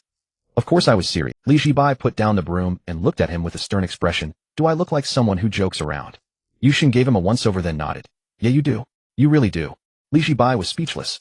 Then you've got me all wrong. In my business, integrity is the foundation. If I say limited, it's limited. I'm a man of, but boss, don't you want to make more money? Lu Qinshan asked. That's a rather profound question. Li Zhibai tilted his head back, gazing at the ceiling at a 45-degree angle, his expression turning somber as he said softly, You know, I'm actually not interested in money at all. I didn't open this restaurant to make money. In fact, I've even deeply regretted opening it. Yushin was baffled. Lu Qinshan was pang, he was also baffled. Wait a minute, this speech sounds so familiar. The classic, I'm not interested in money, the classic, I regret founding that company. Then what did you do it for? Pang, he couldn't help but ask. For customers like you, of course. Every dish I make requires my full heart and soul. If there are too many customers, I get distracted. And when I get distracted, the quality of the food drops. So I have to limit the number. It's a sign of respect for the cuisine and for customers like you. As he spoke, Li Zhibai walked to the door and pointed at the brightly lit upscale restaurants along the financial street. Look outside. This street is full of restaurants. But how many owners like me would proactively limit their customer flow to ensure every patron gets the best food? None. Not a single one. I truly don't care how much money I make. All I care about is that every customer who walks through my door gets to taste the best Shaxian snacks in the world. That is my original aspiration and the very essence of my lifelong pursuit of culinary excellence. The three of them were stunned speechless. He really had a way with words. His speech was impassioned, sincere, and filled with lofty ideals. If they hadn't personally witnessed him deliberately hiding the menu, blatantly double-dealing, and swindling someone out of 1/7 yuan for a single meal, they might have actually been moved to tears by his words. Yushin leaned close to Lu Qianshan and whispered, "Hey Lu, do you think he even believes this stuff himself?" Lu Qianshan replied, "Look at his face. Is there even a hint of a blush?" Yushin shook his head. "No, he's as steady as a rock." "Then that means he believes it." "Believes what?" "Believes the nonsense." Lu Qianshan pressed on, "Boss, are you sure you're not just creating artificial scarcity to make customers spend more?" "Look at you still misunderstanding me." Li Zhibai said with great sorrow, "Brother, you need to learn to see business from outside business and cuisine from outside cuisine to grasp a higher realm." "What realm?" "One where you eat Shaxian snacks every day without a single complaint. One where you never doubt the boss or—" Yushin, Lu Qianshan, and Pang Yi were all speechless. Damn it, when it came to sheer thickness of skin, Li Haizi was in a league of his own, so far ahead that the second place couldn't even see his taillights. It was utterly shameless. In truth, Li Zhibai was also troubled. This 50 customer limit was a rule forcibly locked in by that damn system. He had no say in it. Furthermore, the 50 slots didn't even fill up every day. Take today, for instance. Despite having a large order, the total number of diners barely reached 30. But could he tell them the truth? No. So he had to come up with a plausible and high-sounding reason for this limit, claiming he had no concept of money, dedicating himself to cuisine, fueling his passion. What a great persona to build. He almost moved himself to tears. Of course, Yushin and the others didn't believe a single word. After finishing their meal, the three got up to leave. Just as they reached the door, Li Zhibai suddenly called out to them, "Hey, wait a moment." Yushin turned around and asked, "What's up now, boss?" Li Zhibai said with a hint of embarrassment, There's a small favor I'd like to ask of you." "What is it?" "Could you guys maybe leave a good review for my restaurant on that review site?" The three of them were taken aback. No way, right? Li Haizi was actually asking them for good reviews. This guy with skin thicker than a city wall and no sense of fair play actually cared about what people said about him. How strange. "Boss, why do you suddenly care about this?" Yushin couldn't help but ask. Li Zhibai pulled out his phone, opened a review site, and showed it to them with a look of grievance. "Take a look. My restaurant's rating is only 3.0. That's clearly unreasonable. My food is so good. It shouldn't be 5.0, but it should at least be a 4.9, right? Don't you think? Someone is clearly targeting me." The three of them were speechless. Yeah, boss, you're right. We'll write you a good review when we get back." "Boss, don't worry, we'll do it as soon as we're home." Only then did Li Zhibai smile. "Well, thank you all. Next time you come, I'll knock off." Sure. "Well, boss, we'll be off then. Take care." The three walked out of the Shaxian restaurant and strolled several dozen meters down the financial street before stopping, certain that Li Zhibai couldn't hear them anymore. "Are you guys actually going to give him a good review?" Lu Qianshan adjusted his glasses. "Do you think that's likely, eh?" Pang Yi added, "Absolutely not." Yushin said, "Looks like we're on the same page. We'll give him a scathing review when we get back."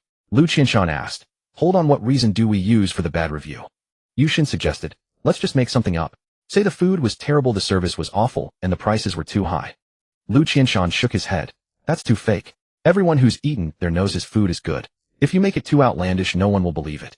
So what do you suggest we write?" Lu Qianshan thought for a moment. "We need to mix truth with falsehood. It should hint that there's a problem with the place, but not be so obvious that the boss can immediately tell we're deliberately bashing him." Yushin caught on. "I get it. We need to write it like a genuine complaint, not blind hatred, right?" "Exactly, that's what works best." "Okay, that's settled. By the way, should we also get people from our group chat to flood him with bad reviews?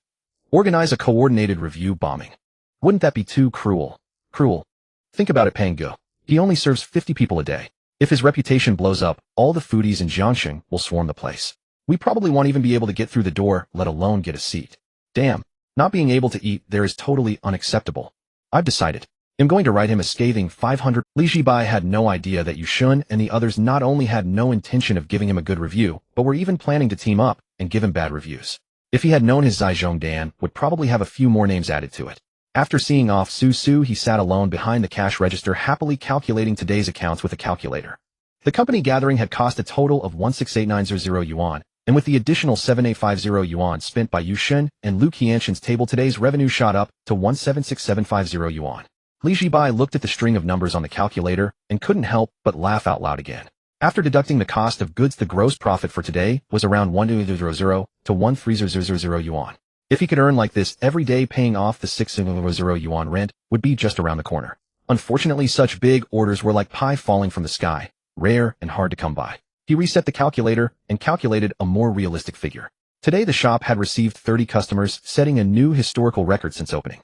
However, out of these 30 people, 26 were employees from that unfortunate company gathering, and 4 were Yushan's regular customers along with their friends, leaving almost no genuine walk-in customers. Compared to before, there was hardly any difference. Business remained average. The pressure of rent was still significant. He could only hope that Yushan and the others would leave him some good reviews to see if they could bring in some foot traffic to his Shaxian snacks.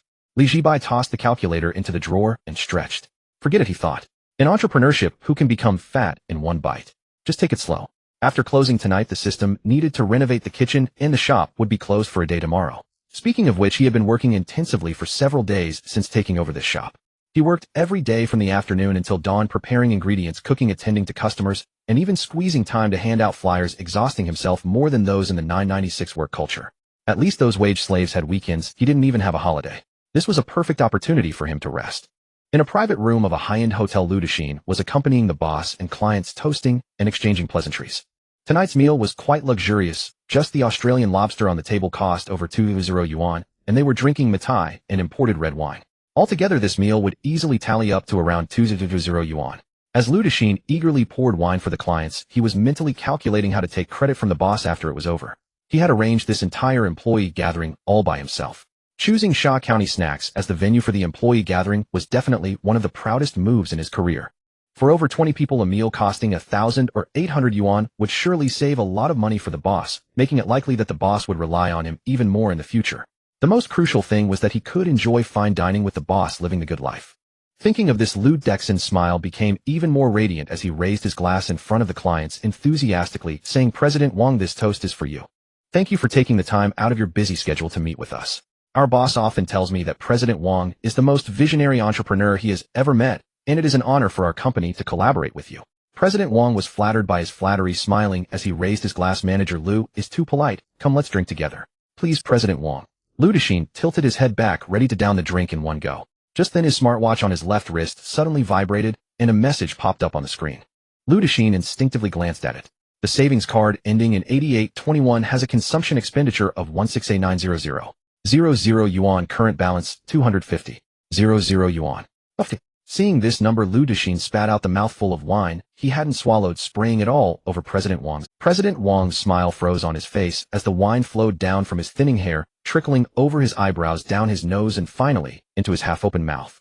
The boss saw this scene and immediately turned green, slamming his hand on the table. "Lu Dexin, what the hell are you doing?" I didn't mean to." Lu Dexin fumbled to pull out some tissues, trying to help wipe President Wang's face. But the more panicked he became, the more clumsy he was. His elbows swept across the table and knocking over a bottle of red wine, which crashed to the ground and spilled all over President Wang's lap. President Wang looked down at the red stain on his white pants, his expression completely darkening. Then he raised his head to look at Lu Dexin's boss. "Boss Joe, is this how your company's employees treat clients?" President Wang, "Let me explain." "No need for explanations. As for the collaboration, it's over." President Wang grabbed his briefcase and angrily left the President Wang, wait a moment." The boss hurriedly chased after him, running to the door and turning back to yell at Lu Dexin, "You wait for me." Lu Dexin stood alone in the empty private room, his expression more sorrowful than crying. He glanced at the deduction method. 168,900. 00 yuan. He wasn't mistaken.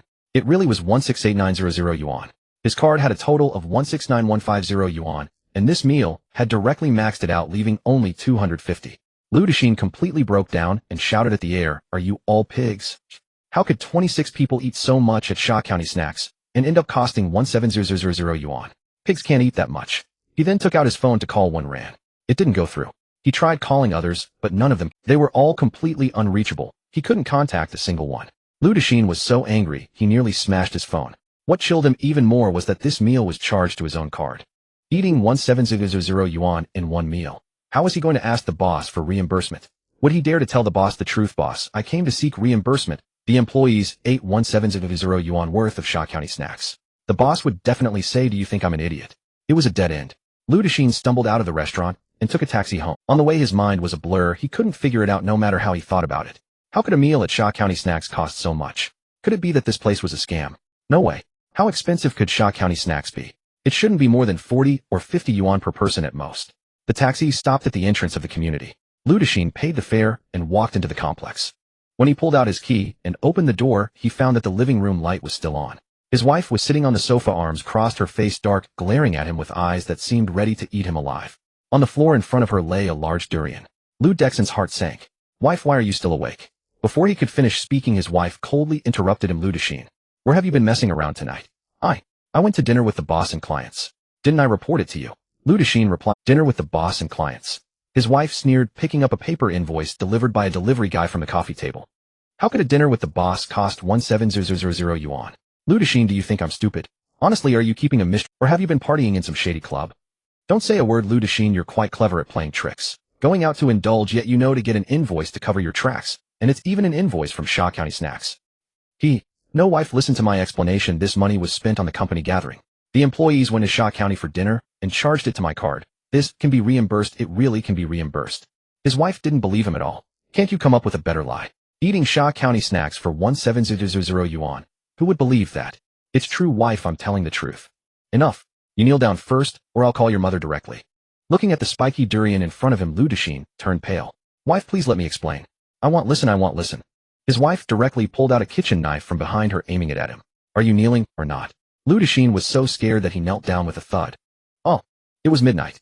Zhibai finished cleaning the kitchen, pulled the rolling shutter down halfway, then moved a small stool to the doorway. He sat there scrolling through his phone while waiting for Sister Zhao to set up her food stall. It wasn't that he craved her fried rice.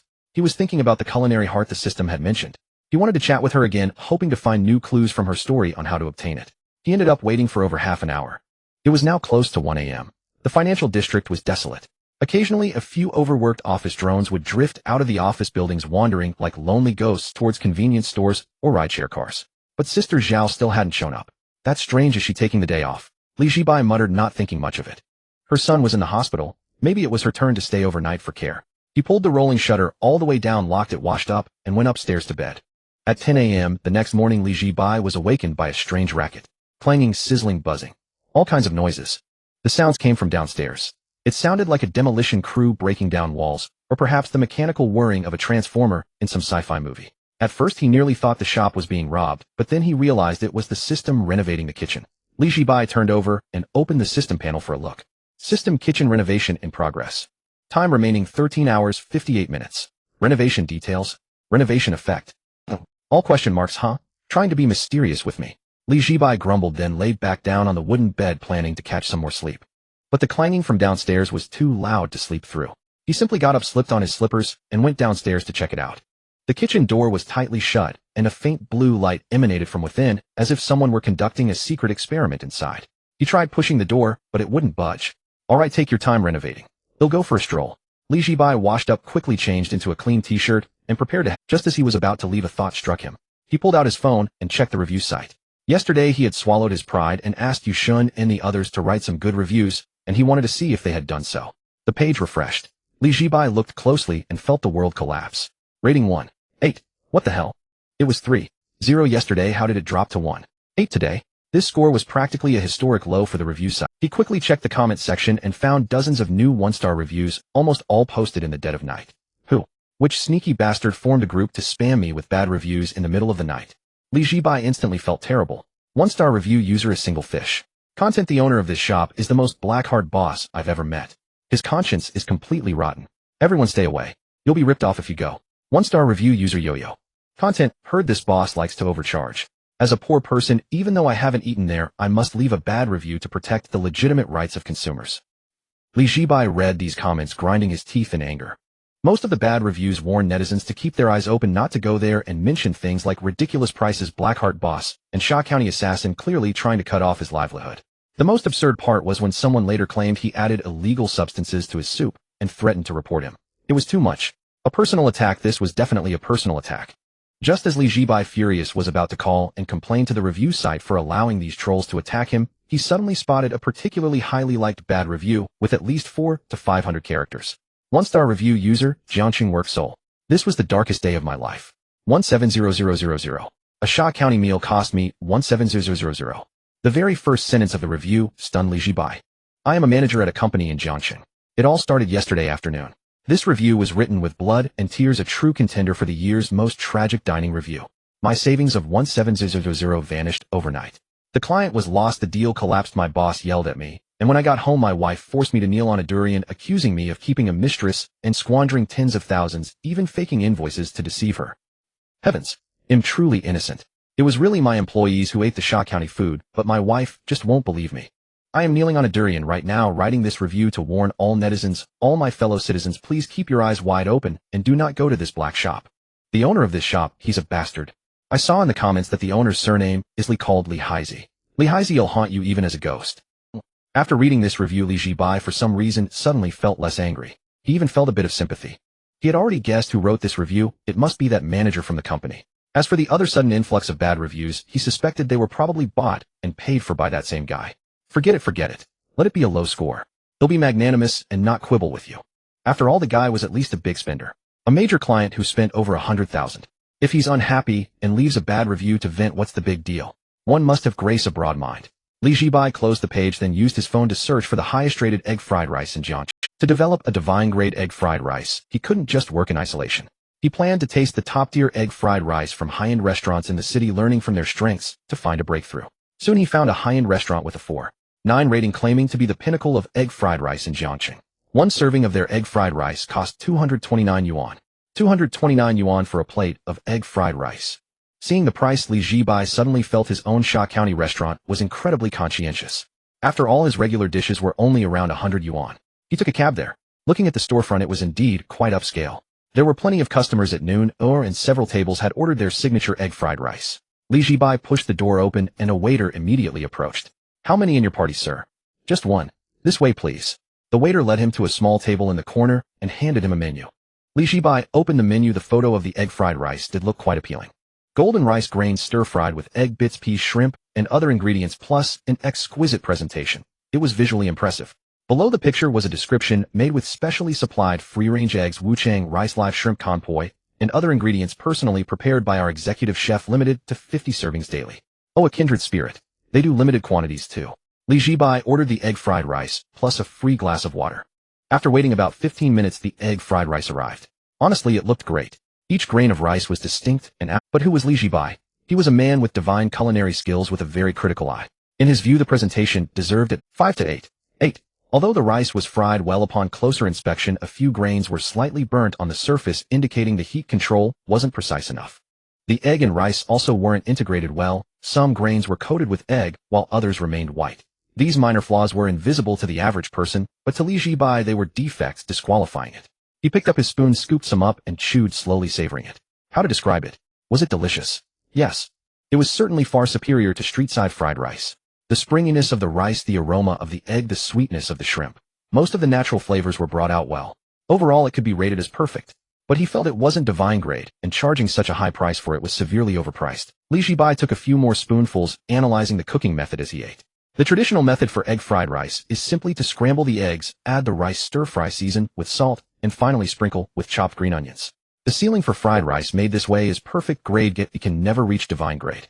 Because the essence of this method treats the egg and rice as two separate ingredients. Even though they are mixed, their flavors don't truly fuse completely. It's like a couple who appear harmonious, but are actually estranged. They live under the same roof, but lead separate lives, keeping their distance. To reach the divine grade, it requires a state of mutual integration, inseparability, like milk and honey. Of course, this was just Zhibai's own theory, but he felt the logic was sound. Exactly how can I get the rice and egg to combine perfectly? What if after the rice is steamed I mix in the egg wash while it's still hot, letting the liquid penetrate the grains, and then stir-fry it? Can the ingredients be improved, or should the method be modified? Several ideas popped into Zhibai's head, but he'd have to go back and experiment to see which direction was viable. However, he couldn't try today as the shop was being renovated, and he couldn't even enter the kitchen. Let me just note down the ideas and wait until the renovation is done. He took out his phone, opened the Notes app, and jotted down the directions he'd thought of. After writing, he waved over the waiter to pay the bill. Sir, are you satisfied with our egg fried rice? The waiter asked with a smile. This was their standard procedure. They asked every customer about the food at checkout to better demonstrate their excellent service. They were also very confident in their dishes. They rarely encountered dissatisfied customers, especially regarding their signature egg fried rice. Zhibai paused, surprised. Satisfied? What happens if I'm satisfied? What if I'm not? If you're not satisfied, we can refund the dish, the waiter replied with a smile. Hearing this, Li Zhibai's eyes lit up instantly. Then I'm very dissatisfied. Please refund the egg fried rice. The waiter was speechless. Li Zhibai left the restaurant feeling very pleased with himself, even praising the restaurant's wonderful service as he walked out the door for offering a refund. No wonder they had a 4.9 rating, they truly had a big heart. He'd definitely come again. At just past 2 in the afternoon, Li Zhibai stepped out of a taxi and approached the shop entrance, when suddenly a sharp crack echoed through the air as a hand clapped firmly onto his shoulder. Li Zhibai jolted in fright and whirled around, only to behold a sight that sent chills crawling up his spine.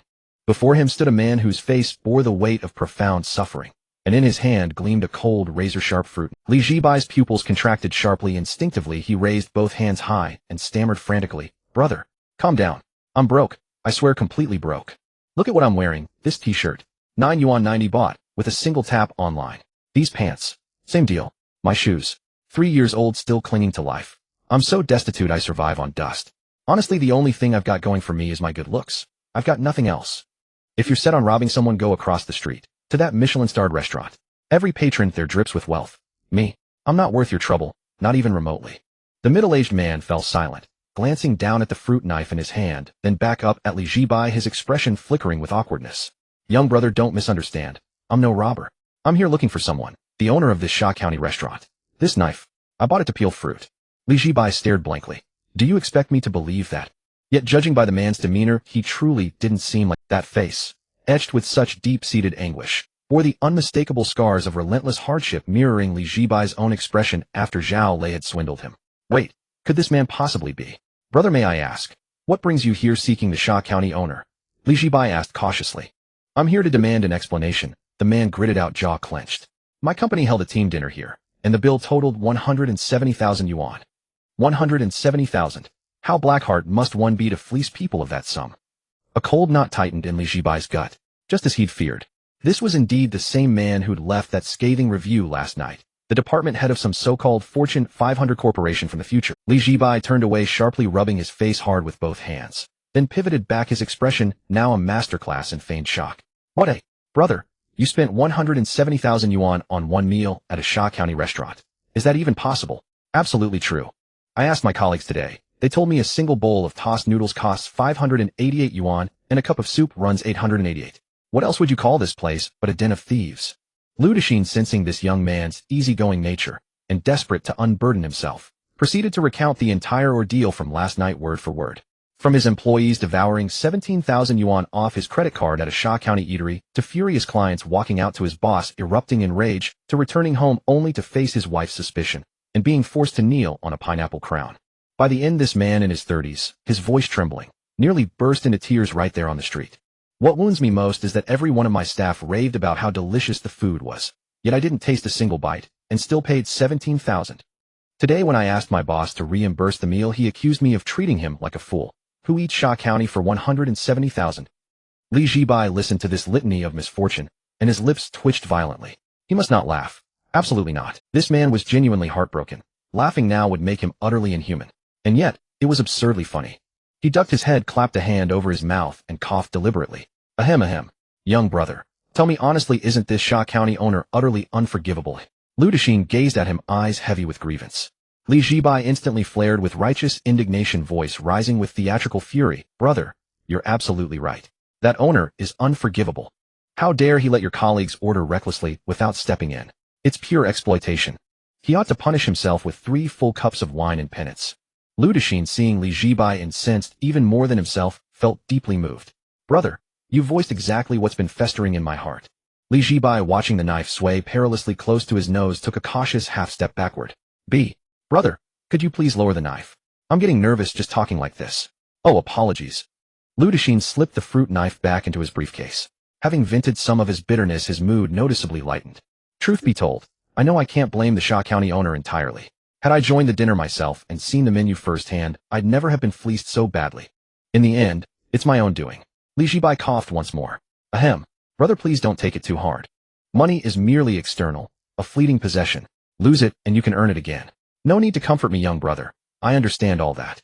It's just, I can't get past this mental barrier. By the way, were you coming here to eat?" Lu Dexin offered kindly. "Then whatever you do, don't let that owner rip you off." Li Zhibai shook his head vigorously. "No, I'm just passing by." He dared not reveal he was the owner, fearing Lu Dexin might draw that fruit knife again. Ah, I see. Do you happen to know when this shop opens? Lu Dexin asked. Brother, surely you haven't heard. Li Zhibai feigned astonishment. Heard what? The owner has fled. Lu Dexin froze. Fled? Indeed. Li Zhibai gestured toward the tightly shuttered Sha County storefront. Brother, look who keeps their restaurant closed in broad daylight. I heard just now. This owner amassed crushing debts and vanished overnight. The shop's already been transferred to new ownership. His words were half-truth, half-deception. The transfer was real. He was the unwitting buyer who'd inherited this disastrous enterprise. The lie, that he the new owner was the very one who'd swindled Lu Dexin. Lu Dexin's face drained of color. Transferred. Then what becomes of my 170,000? I haven't even confirmed. Li Zhibai, drawing upon his seasoned conscience-free proprietorship, offered soothing counsel. Brother, perhaps it's best to let this matter rest. Think, even if you tracked him down, what then? If he could repay you, he wouldn't have fled. He's penniless. Even if you struck him dead, he couldn't produce that sum. And frankly, this establishment operates lawfully with prices clearly posted. Your colleagues ordered freely. How can you hold the owner accountable? Does a restaurant deny customers their right to dine? Lu Dexin had to concede the logic. You're right. Even finding him would change nothing. Yet I can't bear it. 17,000. Seeing Lu Dexin still gripped by resentment, Li Zhibai launched into his own tale, tailored, polished, and emotionally charged. Brother, since you're suffering so deeply, let me tell you a story. He recounted, with vivid sorrow, how his university roommate had deceived him, plunging him bewildered and helpless into a debt of 600,000 yuan. Naturally, the telling had been artfully refined. Brother, look at me, I carry 600,000 in debt and still smile each day. 17,000. Hardly worth losing sleep over. Lu Dexin stared stunned. You're serious? Li Zhibai shrugged. Why lie? I can't even afford rent. Then you are worse off than I am. Exactly. Ah, you know what?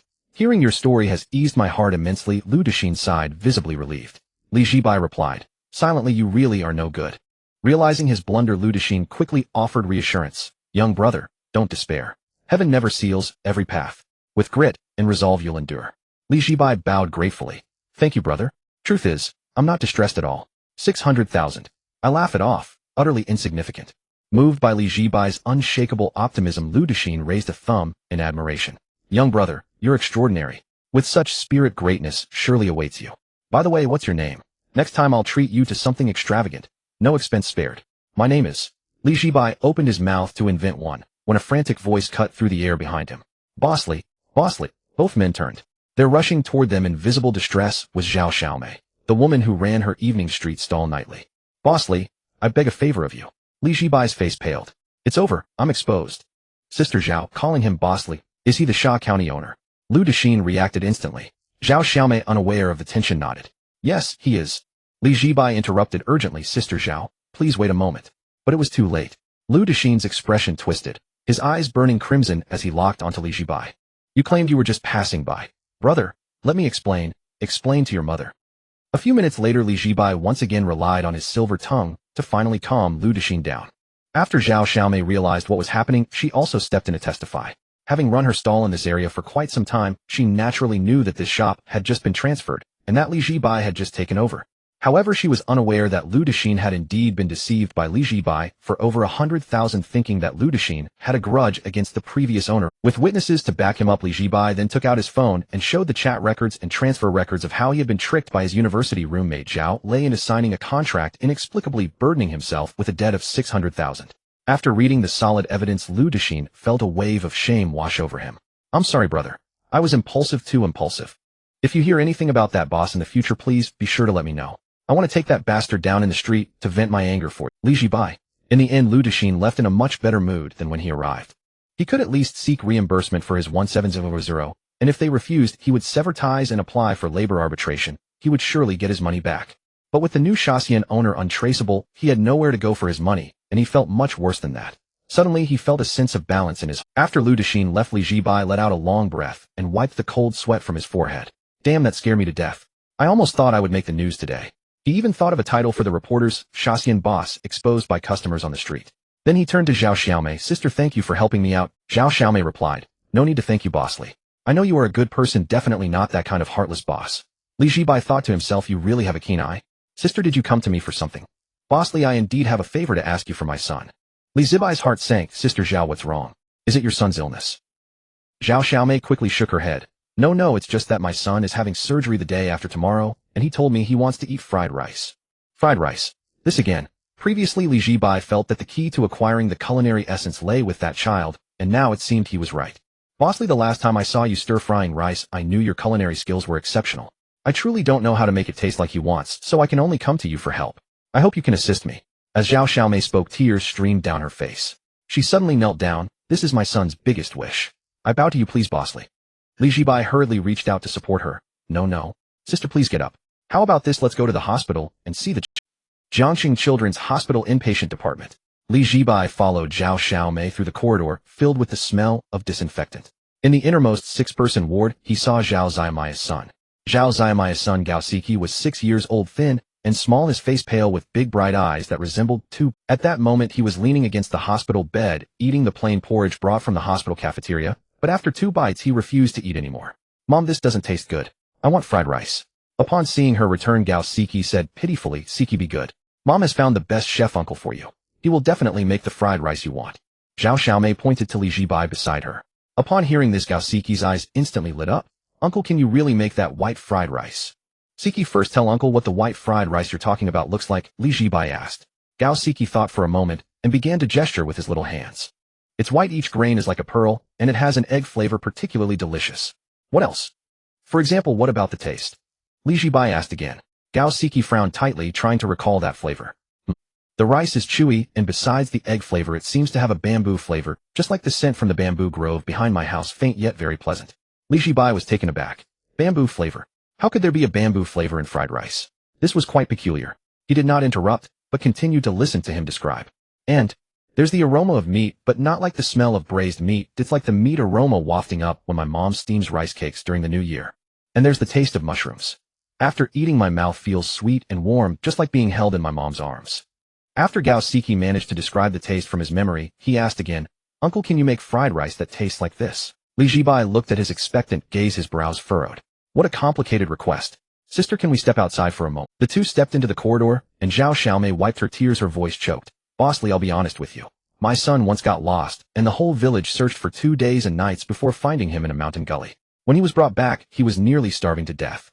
At that time, there wasn't much food at home, so I hurriedly made him a stir-fried rice with leftover rice, lying that it was fried rice. It's not that I didn't put eggs, it's just that we didn't have any that day, but my son still ate it with relish, saying it was delicious. Li Zhibai finally understood. It turned out to be a big misunderstanding. A child who had been hungry for 2 days would definitely find a warm bowl of fried rice delicious when he got home. As for the fried rice, he described it must have been a fantasy born from extreme hunger, something that didn't exist in reality. No, wait. Just then a dish that was said to be lost came to Li Zhibai's mind. Puti yuzhai. It looks like a plate of plain rice, but in reality it's a fried rice with a very rich flavor. Could he attempt to use his godlike culinary skills, trying to reference the method of puti yuzhai to recreate the flavor that Gao Siki envisioned? The more he thought about it, the more feasible it seemed. Li Zhibai immediately said to Zhao Xiaomei, Sister, don't worry. Tomorrow I'll make sure this child gets to eat the fried rice he wants. But just to be clear, it won't be for free, he added. Thank you. Thank you, boss. As long as Siki can eat his favorite fried rice, I'm willing to spend any amount. Alright, let's add each other on WeChat. Wait for my message. When Li Zhibai returned to the shop, it was already past 4 in the afternoon. The kitchen was still clattering and bustling with renovations, but the noise was kept within a tolerable range, otherwise there would surely be complaints. He then pulled out a chair and sat in the dining area, taking out his notebook to jot down the key information he had gathered today. The white fried rice with grains as translucent as pearls carried a faint bamboo fragrance, along with the aroma of meat and mushrooms with a lingering sweetness. Having written down these keywords, Li Zhibai began to search for the corresponding ingredients. The rice must be of a variety that is translucent. After steaming, the more transparent the better. The bamboo fragrance could be enhanced by steeping with Zhibai tea. As for the meat flavor, he wondered if he could simmer a pot of broth into the rice, and the fresh taste of mushrooms could be approached similarly. An hour later, Li Zhibai dialed Susu's number. Hello, Sister Susu, I need help urgently. What happened, Master? Do you need ingredients again? Yes, the ingredients I need are hard to find, so please try to get them for me. You just tell me, I'll remember. First, help me get some indica rice, the variety called wild fragrant yoli, the highest quality original species. He had his reasons for selecting this rice as the main ingredient. The wild fragrant yoli is characterized by its slenderness, lack of white core, and translucence like glass, which aligns well with Gao Siki's ideal of rice. Moreover, the sweetness of this rice is also more pronounced than that of ordinary rice. Of course, he had never tasted this rice himself, he would only know after trying. Master, this rice is a bit hard to find, and my supplier doesn't have it either. Are you in a hurry? Yes. I'm developing a new dish. As long as you help me secure these ingredients, once the dish is done, I'll let you taste it first. Really? You're not lying to me, are you? How could I lie to you, such an honest person I am? You must trust your master's character. Okay, master, I'll mobilize my connections to find them for you. I won't sleep until I do. For a delicious meal, this girl is truly putting in the effort.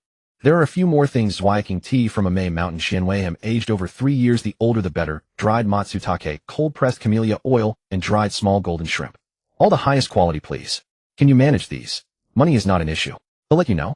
Su hung up the phone directly. With the kitchen unusable, Zhibai could only sit outside and wait. Of course, he didn't remain idle, repeatedly running through the cooking methods in his mind based on the notes he took. Although the flavor imagined by Gao Siki was a bit fanciful, it was not unachievable. He had already chosen the rice, which looked translucent, the wild fragrant yoli. The bamboo fragrance was to be enhanced by soaking the rice grains in Zhibai tea. He planned to use old hen pork bones and ham to simmer a pot of broth for the meat flavor, and then allow the rice grains to absorb it through steaming. The fresh taste of mushrooms would be combined using matsutake and other ingredients with camellia oil as the base, refining it into a pot of base oil. Before he knew it, his notebook was filled with the steps of preparation. As soon as the kitchen renovations were finished, he could attempt to cook. Because the ingredients he needed were a bit peculiar, Su only delivered them around 10 at night. She did not linger after learning that the Shaxian was not operating today. Just a few minutes after she left, Yushun arrived much later. Upon hearing that Shaxian had no customers today, a smile spread across his face, secretly pleased that their negative reviews seemed to be having an effect.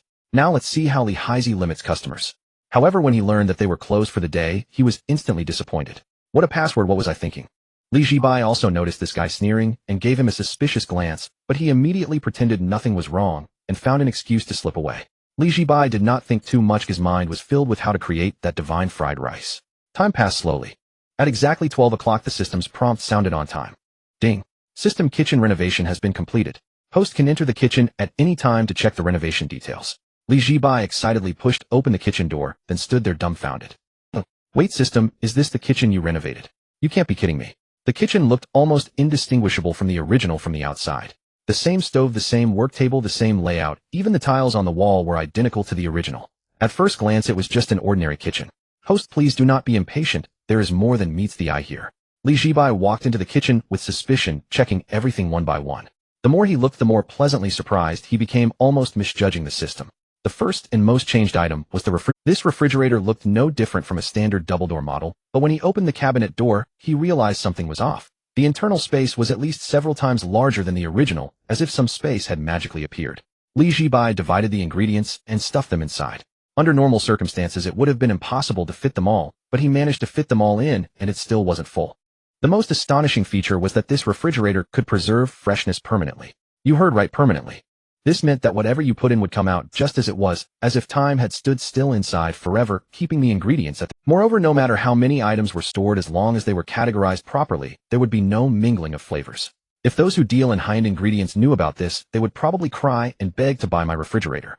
After closing the refrigerator door, Li Zhibai continued to inspect the other equipment. The stove had also changed. Next to the fire adjustment knob, there was an additional small touchscreen with a row of modes displayed on it. High heat mode, low heat mode, water bath, slow cook, wok, gas, stir fry, constant temperature frying. Each mode was annotated with a precise temperature range down to the decimal. This meant that he could adjust the temperature to an exact degree while cooking, which was incredibly high-tech. In addition to these features, there was a super odor removal system that could completely absorb and decompose the smoke generated during cooking within 5 seconds, ensuring no strange smells remained in the kitchen. There was also a super purification system for the water source, so that what flowed out when turned on was not tap water, but spring-quality purified water. Then there was an intelligent dishwasher allowing him to say goodbye to hand washing. The work table had a built-in antibacterial and sterilizing function. Even the cutting board had a self-cleaning system. And so on. After Li Zhibai took a tour of the kitchen, he was completely stunned.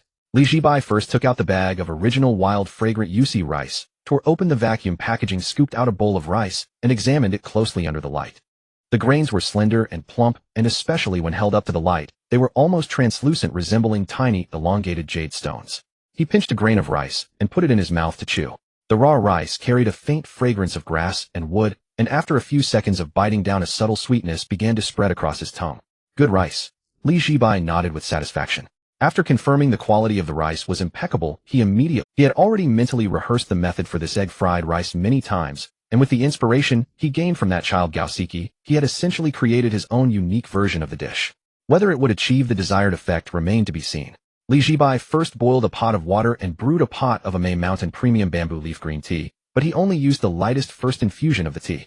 The bamboo leaf tea would turn bitter if steeped for too long, so he couldn't add too many leaves or let it sit too long.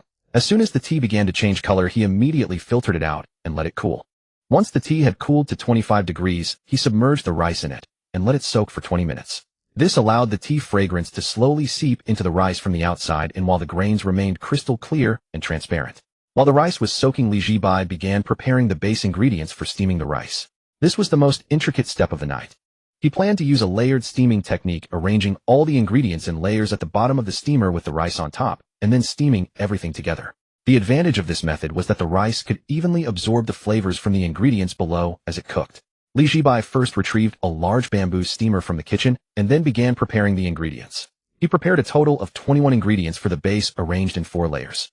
The first layer consisted of meat, pieces of an old hen aged over 3 years, pork bones, ham, slices, pigeon, and more. All were blanched in cold water to remove the blood foam, drained, and then marinated for 10 minutes in 10-year-aged Huaiyao wine to eliminate any gamey taste and enhance the aroma before finally being placed into the steamer. The second layer held the prepared seafood, premium dried abalone, dried scallops, dried shrimp, conch heads, and similar delicacies. The third layer contained fungi, chongbai, mountain dried matsutake, shiitake mushrooms, and cordyceps flowers. The fourth layer held vegetables, carrots, white radish, lotus root, celery, and onions, all sliced thick or shredded and laid. The purpose of the vegetables was to counteract the greasiness of the meat layers above, ensuring the steamed rice wouldn't leave a heavy feeling in the mouth.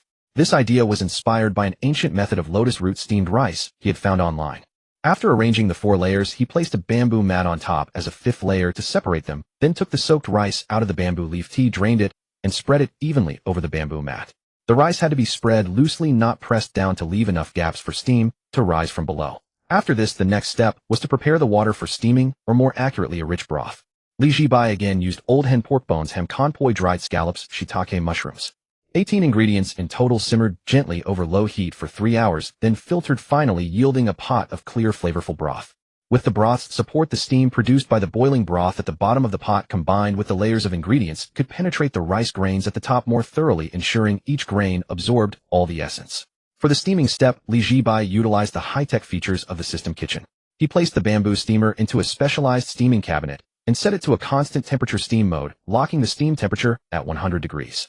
The problem with a regular steamer was that the steam temperature was unstable, fluctuating up and down, which could cause the rice grains to heat unevenly or even become overcooked on the surface while remaining undercooked inside.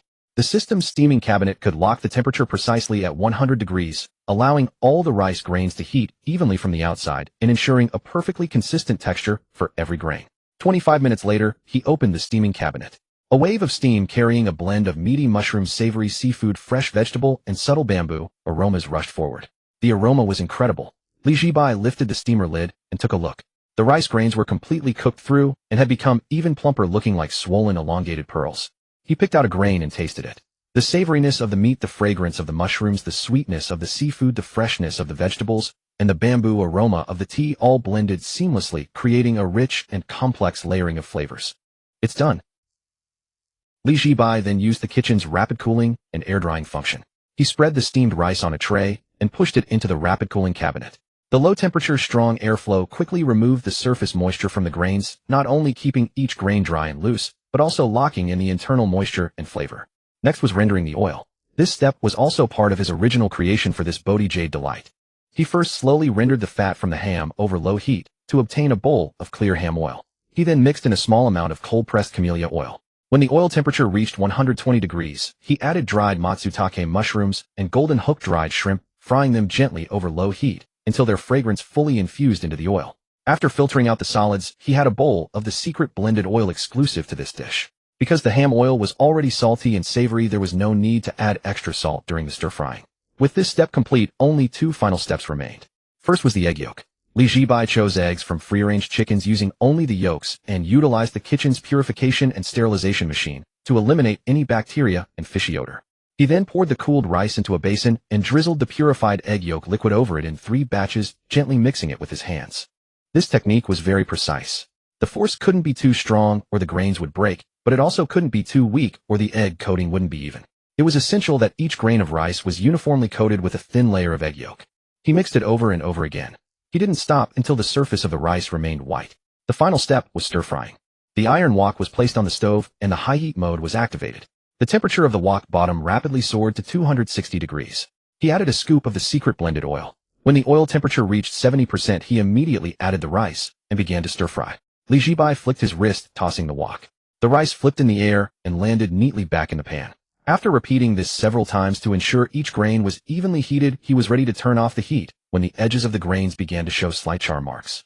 Just before turning off the heat, he scooped a small spoonful of pure ham oil and drizzled it around the edge of the scorching hot wok. Sizzle! A wisp of blue smoke rose up. As the smoke dissipated, an intensely rich aroma exploded forth. His self-created Bodhi Jade delight was finally complete. Out of the wok onto the plate. Zhibai chose a plain white porcelain plate. He laid 3 bamboo leaves at the bottom as decoration and gently piled the fried rice into the shape of a small snow mountain. Done. Zhibai glanced at the finished dish on the plate, then at the clock on the wall. From midnight until now, more than 5 hours had passed, and dawn had broken. But it was worth it. Zhibai picked up a spoon, scooped up a portion, and put it into his mouth. The moment his teeth bit down, he instantly squinted his eyes. Ah, so delicious. Absolutely unbeatable. Even though no egg was visible, his mouth was filled with a rich egg aroma along with the savory saltiness of the meat, the umami sweetness of the mushrooms and seafood, and the fresh fragrance of bamboo. The taste was superb with a wonderfully complex layering. Moreover, the flavor intensified with each chew, leaving a subtle sweetness lingering in his mouth after swallowing. Zhibai even felt that the air he exhaled after eating the fried rice was fragrant. It was just a pity no one was there to smell it. Ding! Congratulations, host, on successfully creating a divine-grade dish, Bodhi Jade Delight Unique. As this dish was independently developed by the host, incorporating multiple ingredients and original techniques, the system determines it to be the host's original exclusive recipe and marks it with the unique designation. Dish Grade Divine. System Recipe Book updated. New dish added, Bodhi Jade Delight Unique. Standard and luxury versions unlocked. Congratulations, host, on obtaining your first culinary heart. Explanation of this culinary heart. Each culinary heart embodies a segment of the most sincere emotions between food and people. It comes not from skill nor from ingredients, but from that child who, when hungry, ate a bowl of plain white rice and thought it was the most delicious thing in the world. It is also the entirety of a mother's love for her child and the most beautiful memory a child can have. This culinary heart belongs to that little boy named Gao Siki, and also to every ordinary person who came home hungry in the dead of night and was healed by a plate of egg fried rice. System Reward, Host Constitution 1. Zhibai. That's it. This reward is so stingy. He had expected that something like a culinary heart would drop some kind of golden legendary tier item, but all he got was 1 point of const. How cheap. However, after the constitution increase of 1 point, he did feel some changes in his body. It seemed he was stronger, had more endurance, and even the fatigue from staying up most of the night had significantly dissipated. He felt much more energetic. Zhibai then opened the system recipe book to check the price for this Bodhi Jade Delight. Bodhi Jade Delight Standard 288 yuan per serving. Bodhi Jade Delight Luxury 1,288 yuan per serving. 1288. System, you really dare to set a price like that? Which ultimate sucker would spend over 1,000 to eat a plate of egg fried rice? Before the system revealed its prices, Zhibai had already formed his own expectations. He estimated the standard version would sell for just over 200, and the luxury version would top out between 800 and 900. He thought his own pricing was already ruthless enough, but the system promptly taught him a lesson. The standard version was priced at 288, and the luxury version it broke past 1,000.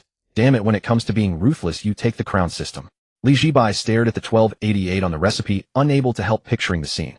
An overworked office worker burnout from endless overtime walks into the shop, accidentally orders the luxury version of the egg fried rice, is moved to tears while eating it, and falls into depression when it's time to pay. Who could stomach such a price? But then again, this egg fried rice is genuinely expensive and genuinely delicious. Besides, this financial district is never short of wealthy fools. Others' fried rice warms the heart. His fried rice specifically harvests the wealthy, championing the robbing of the rich to aid the poor. No shame in that. Zhibai then checked the differences between the two versions. The ingredients for the luxury version needed no introduction, just listing them was impressive enough. Heirloom aromatic Yuli rice, free-range egg yolks, 5-year-old, Xianwei hem, top-grade bamboo leaf green tea from Mount Amei. A total of 21 auxiliary ingredients went into this egg fried rice.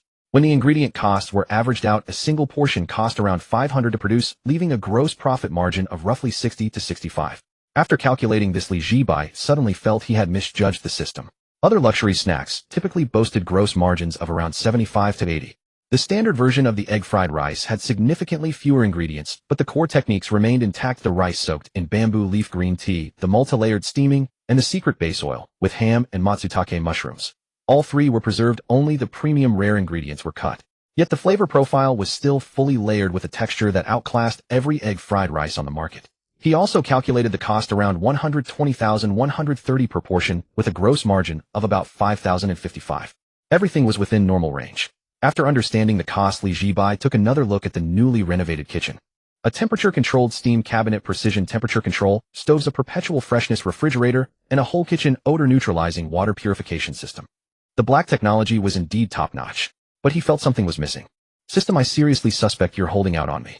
You've renovated the kitchen to this extent, at least equip me with a set of top-tier legendary knives, right? I'm still using a cheap cleaver from the supermarket that cost a few dozen bucks. Does that even match my status as a culinary god? Host may obtain random rewards by acquiring gourmet hearts, perhaps including the knives you desire. New rule unlocked: for each gourmet heart acquired, the corresponding original dish must accumulate 100 sales before the reward for the next gourmet heart can be unlocked. Zhibai. He knew this damn system had no good intentions. He should have kept his mouth shut. But at least it only required cumulative sales of 100 with no time limit. If there were a time limit with the current dismal customer flow, it would be impossible to achieve. Especially with his restaurant's extreme rating of 1.8, the online customer traffic was practically zero. As for the regulars like Yu Shun, the demolition-rich second generation, although wealthy, they couldn't. Those ordinary customers with a green glow were also unlikely to choose the 288 egg fried rice. The only quick way to complete it seemed to be through group buying. For example, if another gullible company held a team dinner here, 100 portions could be sold overnight. Thinking of this, Zhibai couldn't help but want to text when Rand, "Is your company having another team dinner? I can do it this time." But rationality told him that the boss of that company probably wanted to come at him with a knife right now. Better not. No, I need to find another way, a shortcut. Zhibai stroked his chin, pondering how to quickly sell those 100 portions to prepare for obtaining the next gourmet heart. Just then his phone buzzed, a WeChat message from his mom. She was awake early in the morning and had sent him a link for a cut-one-knife deal, asking him to help her get a rice cooker for free. Zhibai initially wanted to pretend he hadn't seen it, but then an idea struck him. Got it. When Susu and those rich friends come to eat, I want put the new dish on the menu. He'll treat it as a hidden item. Then he'll hint that this dish is extremely rare, limited in supply, and not just anyone can order it. They must spend a certain amount or bring in new customers to unlock it. Those guys are loaded and are total foodies. They'll definitely take the bait. Then he'll get them to bring a bunch of friends, and selling 100 portions won't seem so hard. Ha ha ha. Host actually came up with such a disgusting marketing scheme. Your level of ruthlessness has increased again. Don't talk nonsense. These tricks weren't invented by me, they were invented by those great entrepreneurs. I'm just borrowing. After planning the marketing for the egg fried rice, Zhibai remembered his promise to Sister Zhao and sent her a message. Sister, I've made the egg fried rice. After 5 p.m. today, if you're free, you can bring the kid over to eat. Just a heads up, I don't offer takeout, you'll have to eat it in the shop. Not long after sending, Zhao Xiaomei replied. Okay. Thank you, bossly. I just asked the doctor, and he said Siki is relatively stable, now, just a bit down emotionally. It might be good for him to get some fresh air. Alright, I'll be waiting for you. Zhibai put down his phone and stretched. He hadn't slept all night, and although he was tired, he couldn't sleep, yet he needed to prepare the ingredients for today. With the system kitchen's refrigerator, he could prepare the ingredients in advance and store them, so he didn't have to worry about spoilage. Following the Bodhi Jade Abode recipe, Zhibai prepared the base ingredients for both the standard and luxury versions separately. Because the dish was so expensive to make, he didn't dare prepare too much. If it didn't sell, it would be a waste. So he only prepared 5 portions of the luxury version and 5 of the standard version. Combined with the other dishes, he prepared ingredients for fewer than 30 portions in total. Let's see how it goes. We'll deal with selling out later. Zhibai stored the prepared ingredients in the refrigerator, checked the equipment and seasonings once more to ensure everything was perfect, then turned off the kitchen lights and walked out to the dining area. It was almost 10 a.m. by now. He took out his phone and messaged the print shop owner. Boss, are you there? I need you to make something again. The reply came instantly. Here. Bro, making another menu. Don't tell me you're shrinking the price. Last time I had you enlarge them, why would I shrink them again? Haha, just kidding. So what do you need this time? No menus this time. Make me a batch of those boards that can hang on the wall where I can write dish names and prices. When I have new dishes, I can just write them and hang them up. It's more convenient. Also make me a batch of custom diamond VIP cards. Nothing else matters, but they have to look high-end. And print the Sha County. A minute passed before the reply came. Wait, bro, making VIP cards for a Sha County snack shop? Yes. Can I ask, is your shop actually selling food, or is it some private club under the guise of Sha County snacks? Well, bro, if you have any high-end connections. You know the kind, between men, you get me. Hook me up. Don't worry, I'm tight-lipped, I won't say a word. Zhibai. This is a legitimate Sha County snack shop. The print shop owner didn't believe him at all. Bro, stop pretending. I've been in this business for years. I've seen all kinds of customers. We're old acquaintances, so if I come over to spend some money, can I get a discount? Zhibai. Damn it, what did they take his high-end Sha County snack shop for? Actually, he couldn't blame the guy for thinking that way. His menu prices were already outrageously high, fitting the price range of certain special establishments. And on top of that, he was getting diamond VIP cards made.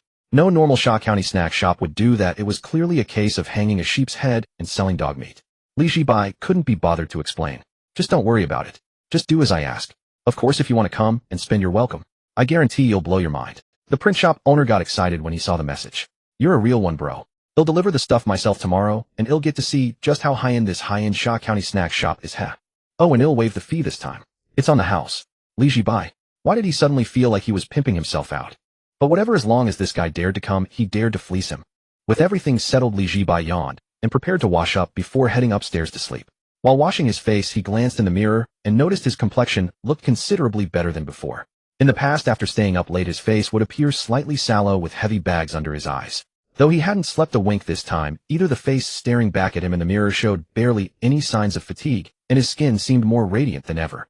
Could it be because of the 1-to constitution? Zhibai pondered. It seemed like the only plausible explanation. Though the single-point increase felt imperceptible, his bonus recovery rate had clearly improved. It appears the reward from the heart of culinary delights isn't entirely useless. At the very least, it's good for one's health. If I could boost my constitution further, maybe I could live to be over 100. Zhibai mused contentedly, then climbed onto his wooden loft bed. Closing his eyes, he soon fell into a deep slumber. And just as he was sleeping soundly, in the Jiangxing luxury food enthusiast private group, someone had already begun to lose their mind. Deep sea fish, brother, don't fill the tea too full. What nonsense are you spouting at this hour? Deep sea fish, I'm not joking, I really mean it. Count it for yourselves. How many days has it been since I last ate at Sha County? A full 2 days. Twilight Forest, that can't be right. Didn't you go just yesterday? Deep sea fish, I did go, but when I got there it was closed for business. I missed out. Now I feel all achy and restless. Food tastes bland, and life itself seems meaningless. Don't fill the tea too full. Damn, your reaction is way over the top. Twilight Forest, brother fish, I think you're experiencing withdrawal symptoms. You should consider seeing a therapist. Deep sea fish, forget the therapist. All I want right now is to eat Chef Lee's cooking. You have no idea. I dreamed about it all last night, and woke up with my pillows soaked in drool. I'm not fat, your symptoms are far worse than mine. I only think about it occasionally, but you're completely obsessed. Mountains can be moved. Honestly, I'm feeling the urge to go eat there too. I hate to admit it, but Chef Lee's food is truly unforgettable. Deep sea fish, right? See, it's not just me. That Lee guy has a terrible personality, so why is his cooking so damn delicious? The heavens are truly blind. Susu not crispy. I have some news for you all. My master closed shop yesterday to develop. The message sent the group into a frenzy. Twilight Forest new dish. Sha County is launching a new dish. Don't fill the tea too full. What new dish? Mountains can be moved, boss. Sue, do you know what the new dish is? Susu not crispy. Master didn't tell me, but I delivered a batch of ingredients to him yesterday. They were incredibly hard to source. I had to pull strings and call in favors to gather everything. Susu not crispy. There was wild, fragrant yuli risame mountain bamboo leaf green tea, 5-year-aged, Xianwei ham premium dried matsutake mushrooms, and many other ingredients. Don't fill the tea too full. Whoa. Chef Lee uses ingredients this top tier. Just the names sound expensive. I'm not fat, tisk tsk. Before this, who would have believed a Sha County joint would use ingredients of this caliber? Mountains can be moved. Knowing Chef Lee's style, the price for this new dish definitely won't be cheap. Mountains can be moved. Any guesses? A classic Sha County fried noodles. Tang yuan. Or a new soup.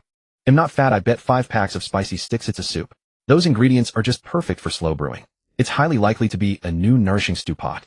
Susu not crispy. Qingyuan, not an Iris sister. Qingyuan, if you're not working overtime, want to come have some soup with us? It might just be that new soup dish. Qingyuan, not an Iris, can't. Overtime. Susu not crispy. How come you're working overtime every single day? Your company is seriously exploiting you. Qingyuan, not an Iris. Yeah, it's just busy lately. Deep sea fish. Qingyuan, you really need to treat yourself. You absolutely cannot miss Chef Lee's soup. Trust me. Qingyuan, not an Iris. Lin Qingyuan stared at the group chat, wanting nothing more than to shout at them. Can you all stop talking about? She was truly going crazy. All day at work, her mind was consumed with wondering what that Sha County soup tasted like. She was becoming utterly obsessed. Twilight Forest, so what exactly is it? Boss Sue, can't you just give us a little more info? Susu not crispy. Susu not crispy, I really don't know. Master only said it's a new dish. The specifics won't be known until it's actually. I'm not fat, forget guessing what it is. The key is the price. Let's all think about how much Chef Lee will try to fleece us for. Twilight Forest, looking at his current prices, he'll make a bold prediction. The new dish starts at 200 at the very least. Don't fill the tea too full. 200. You're too conservative. Knowing Chef Lee's blackheart nature, I bet ITLL go up to 800. I'm not fat, is there a chance it could just skyrocket to 4 figures? Deep sea fish, no way. The current prices are already absurd. 4 figures. Is he trying to commit murder? Mountains can be moved. Susu not crispy, boss. Sue, do you know the price? Susu not crispy, I don't know that either. Master didn't say, but he did say I get to be the first to taste the new dish once it's ready. Deep sea fish, damn. Why you? We're loyal customers too. Susu not crispy because I helped Master get the ingredients. This is my well-deserved reward. Susu not crispy smug. JPG deep sea fish no way. I'm going to the shop today. I must be the first to taste the new dish. Mountains can be moved, count me in. Am not fat 1 Twilight Forest 1 don't fill the T2, full you bunch of animals. Can't you wait until I'm back from my business trip to go together? Deep sea fish, don't worry old T. They'll be sure to order an extra portion, take close-up photos, and eat them, just for you to see. Don't fill the T2, you bastard. Deep sea fish. At 5:50 in the afternoon, Li Zhibai glanced at his phone as he got out of bed and jolted awake. Damn, it's almost 6 o'clock. He hurriedly rolled out of bed, shuffled downstairs in his slippers, splashed some water on his face, and pulled open the rolling shutter door. Halfway up, he saw several people already waiting outside. Yushun, Lu Qinshan, Pang, Imu Zixuan, and Su Su stood at the entrance, 5 of them staring eagerly like retirees queuing for free eggs at the plaza. Why are you all here so early? Li Zhibai asked, stunned. Early? Yushin retorted irritably. Boss, look at the time. It's almost 6. What kind of boss is this lazy? Hurry up. I skipped lunch today waiting for this meal. Pang, he nodded vigorously beside him. Same here. I only had an apple at noon. I'm starving. Lu Qinshan and Mu Zixuan stayed silent, but the longing in their eyes said it all. Su Su, however, waved cheerfully. Good afternoon, master. Good afternoon. Li Zhibai felt a surge of satisfaction seeing the 5 of them. Look at that. This is customer loyalty. 2 days without a meal, and they're this desperate. If he played a bit of scarcity marketing, they'd be camping outside his door. He pushed the shutter all the way up and let them in. Su Su, familiar with the place, walked straight into the kitchen, tied on an apron, and started prepping ingredients. This girl who practically paid to work here had grown so skilled that she no longer needed instructions. She just knew what to do. Once seated, Yushun's first move was to glance at the menu on the wall. It hadn't changed. Still the same noodles, crystal dumplings, chicken leg rice, wonton soup, and stewed pots. The only difference was a row of empty hooks on the wall hanging there, as if reserved for something. Boss, we came early today. Surely the regular version is available now. Yushin asked deliberately, already anticipating Li Zhibai's usual excuses. Like, the regular version sold out, no stock for the regular version, the ingredients got eaten by a dog, or the regular version's not in the mood today. All that nonsense. That Li Blackheart could spin any lie. But to his utter surprise, Li Zhibai simply nodded. Yep, the regular version's in stock today. What do you all want? Everyone. Well, the sun really does rise from the west. Li Blackheart actually didn't make up an excuse to block them from ordering the regular version this time. Boss, did I just hear that right? Yushin dug at his ear to confirm. You're sure we can order the regular version? You're not setting some trap for... Their reaction wasn't unwarranted. Their trust in Li Zhibai was practically zero. Now look at what you're saying. I, Li Zhibai, run my business with honesty and integrity. Clear prices, fair to all. Don't make me sound like some shady merchant. Everyone. Doesn't that sound weird coming out of your own mouth? But since Li Blackheart had a change of heart today, letting them order the regular version was a good thing. After all, the price gap between the regular and deluxe versions was huge, hundreds per dish, so a full meal would save them a pretty penny. Most importantly, they'd never even tried the regular version of Shaxian cuisine. Then today I'm ordering every single regular item. Noodles, dumplings, chicken leg rice, wonton soup, and the stew. Yushun ordered the entire regular menu. They'll have the same as old you, Lu Qinshan followed. Pang Yi, true to his size, boomed. Double everything I just heard. Li Zhibai's heart skipped a beat. Look at that. This is what a big spender looks like. Ordering double without batting an eye. I'd have to give this guy a commemorative diamond VIP card that was utterly useless in practice. I want to order those. I heard from Su Su that you've got a new item. I'd like to try that. Mu Zixuan said quietly. Her reminder snapped the others back to reality. Right? They hadn't ordered the new item yet. In their hunger, they'd nearly forgotten. Wasn't the whole rush today about the new dish? Boss, what about your new item? Is it available? Right, the new dish. That's what we came for. Yet time for a change of taste. Li Zhibai saw their impatience and grinned inwardly. Had been waiting for them to ask. The new item does exist, but it's not officially on the menu yet. Why not? Yushin asked. Li Zhibai pointed to the row of empty hooks on the wall. See those? The sign for the new dish isn't ready. Can't sell it until the sign's up. Come on, boss, does a missing sign stop you from cooking? Just make it for us now, but you can put the sign up later. Exactly. Cook it for us first, fix the sign later. The group chimed in one after another. Li Zhibai shook his head again. No. Business runs on integrity. Selling food with clear prices is the bottom line. Anything less is against the law. As a man of principle and righteousness, how could I ever do something unlawfully? Everyone. This guy can really put on an act. If you had principles, there'd be no such thing as a crooked merchant in this world. Can you at least tell us what the new dish is? Give us a hint, Lu Qinshan pressed. Well, I can give you a little hint. Li Zhibai played mysterious. This delicacy looks white, but it's not noodles. White, not noodles. What else? That's it. Damn it. You're just stringing us along, aren't you? Yushin's eyes went wide. If that's how you see it, then yes. Li Zhibai shamelessly admitted it. Alright, since you're all regulars, I'll describe the taste for you. It has the fresh fragrance of bamboo and the savory richness of wild mountain game. One bite, and you taste the mountains, the sea, the wind, the sunlight. In short, it's very, very delicious. Zhibai licked his lips in feigned bliss, looking as smug as could be. The four swallowed hard at his description. They suddenly felt like committing murder. Yushin finally snapped, "Cut the crap. Just tell me how to order it. I can't wait anymore." Zhibai reluctantly said, "Fine, since you're all so eager, I'll make an exception. I spent over 10 hours on this dish from last night through noon today, pouring my heart and soul into it. So it's limited edition." Their hearts sank at that sensing trouble. "What's the condition to order it?" Yushin asked again. Zhibai held up 2 fingers. "First, you need to order from the deluxe menu. Second, bring 2 friends to cut the price as a team effort. Then you can order this new dish.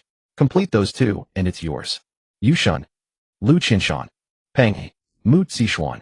Why does this feel so familiar? They'd definitely heard this somewhere before. And now they finally understood why Li Blackheart let them order the regular version so freely. This was the trap all along. If they wanted that limited new dish, they'd have to switch to the deluxe menu. Damn it. That Li Blackheart was born to be a crooked Yushin bristled on the spot, pointing a furious finger at the ceiling. "Boss, you've gone too far. Yushin will say it right here. I'd rather starve, jump from this doorstep, or bash my head against the doors of that Michelin restaurant across the street than order your luxury set. Today, I'm ordering the regular set. You want trick me, not a chance." His aura, his resolve, his gaze of one facing death. He was the very picture of an unyielding warrior. Lu Qinshan quietly adjusted his glasses, thinking old fish finally grew a spine for once. About time. After being fleeced by Li Haizi so many times, he's finally taking a stand. Old fish well said. "I support you." Peng He nodded vigorously too. What kind of nonsense rule is this? Having to recruit people just to eat. Don't indulge him. The 3 of them stood united, their morale unprecedentedly strong. Li Zibai's heart skipped a beat. Damn, did I mess up? This demolition brat has quite a temper. Just as he was pondering how to smooth things over or thinking about abandoning this marketing gimmick altogether, Yushin held that pose of indignant fury for barely 2 seconds before suddenly whipping out his phone. "Hey, old Wong, where are you? Stop eating, damn it. I'm treating you to Sha County snacks." "What? You're at a Michelin restaurant having dinner with your girlfriend? Is it that one on Jiangdong South Road? Stop eating. Forget that crappy Michelin place. Come eat Sha County snacks with me. I'm heading over now." After a brief pause, he hung up, pocketed his phone, and dashed out the door, heading straight for the 3 Michelinster restaurant across the street. Everyone was dumbfounded. Damn, they'd misjudged the guy. Zhibai was also stunned as he watched Yushin leave, then turned his gaze back to Lu Qinshan and the others. "What about you all? What's your decision? Still going for the regular set? Oh, by the way, there are only 5 portions of the new dish. Just 5. First come, first served." Truth be told, Lu Qinshan and Peng He had long been tantalized by Li Zibai's pitch, though they were reluctant to admit it. "Brother Lu, maybe. Let's just switch to the luxury set." "Fine." Li Zibai's smile instantly bloomed even brighter. "All right. Full luxury set it is." Lu Qinshan shot him another look, thinking this is the 4th time. The 4th time he stopped them from ordering the regular set. Mu Zixuan hesitated on the sidelines, then spoke up timidly. Could I just order 1 luxury item?" She felt a bit embarrassed saying this given how extravagantly the others were acting. Li Zibai's attitude towards her was markedly different from his treatment of Yushin and the others. "Ordering the regular set is fine too. When it comes to eating, you should spend within your means. No need to force yourself. After all, this girl was just a blue-tier customer. No need to be too harsh." He typically focused his fleecing on the wealthy purple and gold-tier patrons. Lu Qinshan, Peng He, this guy is way too biased. They're forced to order the luxury set and recruit people trick after trick, but for Mu Zixuan it suddenly becomes spend within your means. Fortunately, they were aware of his double standards, and they also knew Mu Zixuan's income couldn't compare to theirs, so they didn't bother. But what they still couldn't figure out was how this guy could tell at a glance who was rich and who wasn't. Peng He, the fatty, dressed so casually, didn't wear any designer watches or anything like that. It was too uncanny. "Thanks, boss. They'll just have a steamed dumpling, then plus 1 new item. They'll go find someone to invite right away." Subsequently, Lu Qinshan and Peng He also started calling people. To boost their success rate, they simply offered to treat, making it easy to round people up. Across the street at the entrance of the 3 Michelinster restaurant, the uniformed doorman Xiao Zhang was on duty, enthusiastically opening a car door for a distinguished guest. "Good evening, sir. Welcome to our restaurant." Just then he noticed a figure charging across the street towards them. Before Xiao Zhang could even utter his welcome, the figure had already shoved open the restaurant's door and stormed inside. Then he witnessed a sight he'd never forget. The figure barged through the door, and within a minute emerged dragging a bewildered-looking couple out with him. "Old Wong, come on, let's go get Sha County snacks." "Dude, hold on, my girlfriend and I already ordered our food. Today is our 3rd anniversary."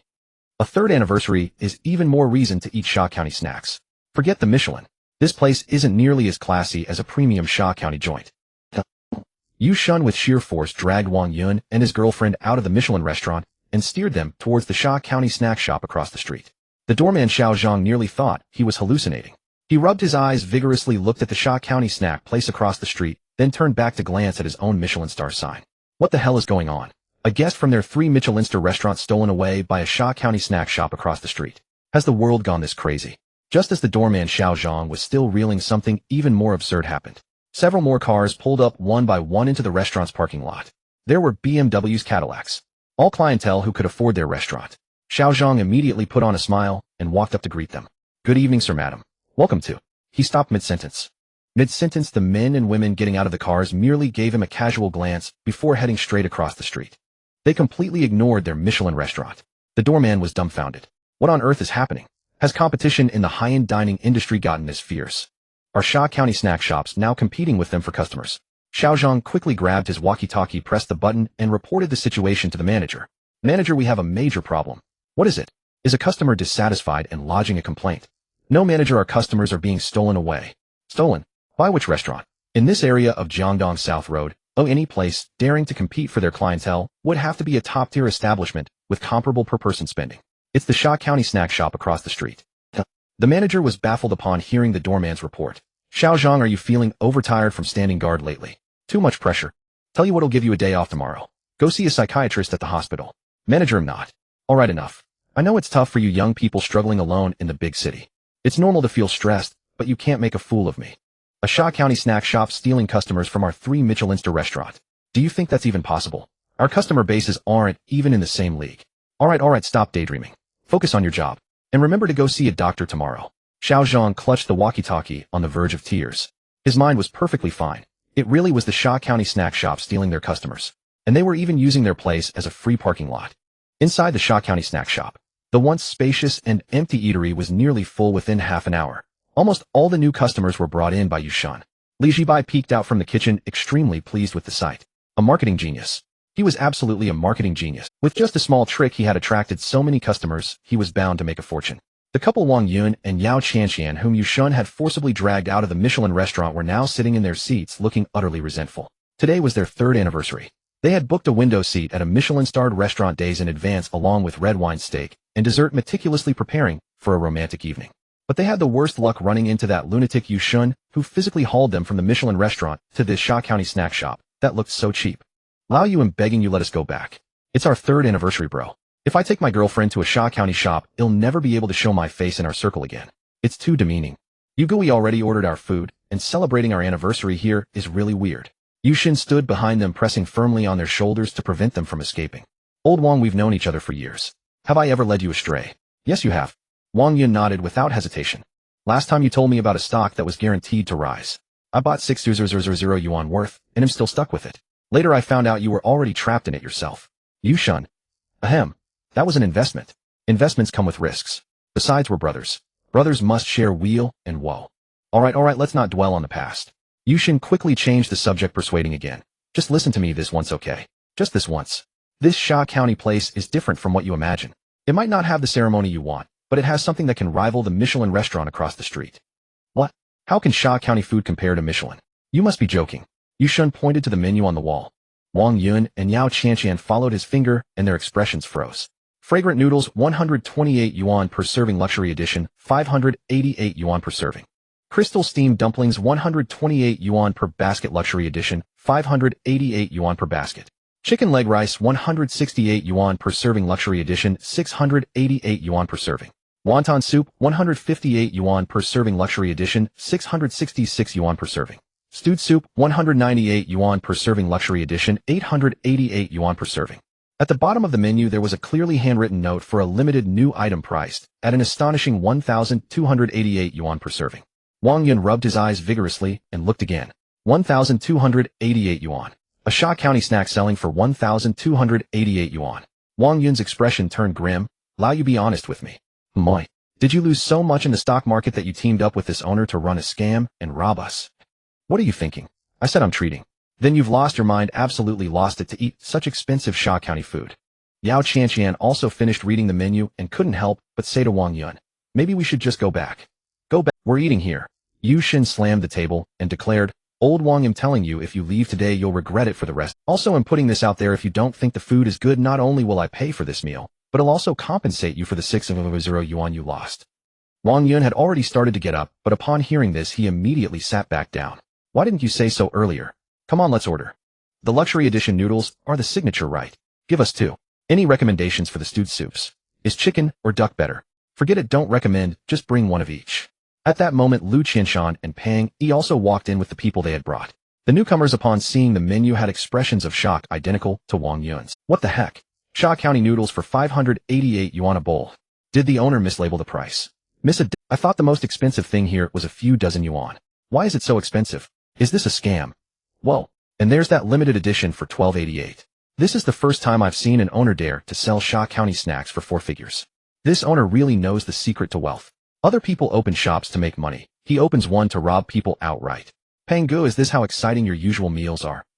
Pang Yi remained calm. You'll get used to it. I had the same reaction the first time, but after eating here I got used to being robbed. The newcomers were speechless. Your words sound so pitiful.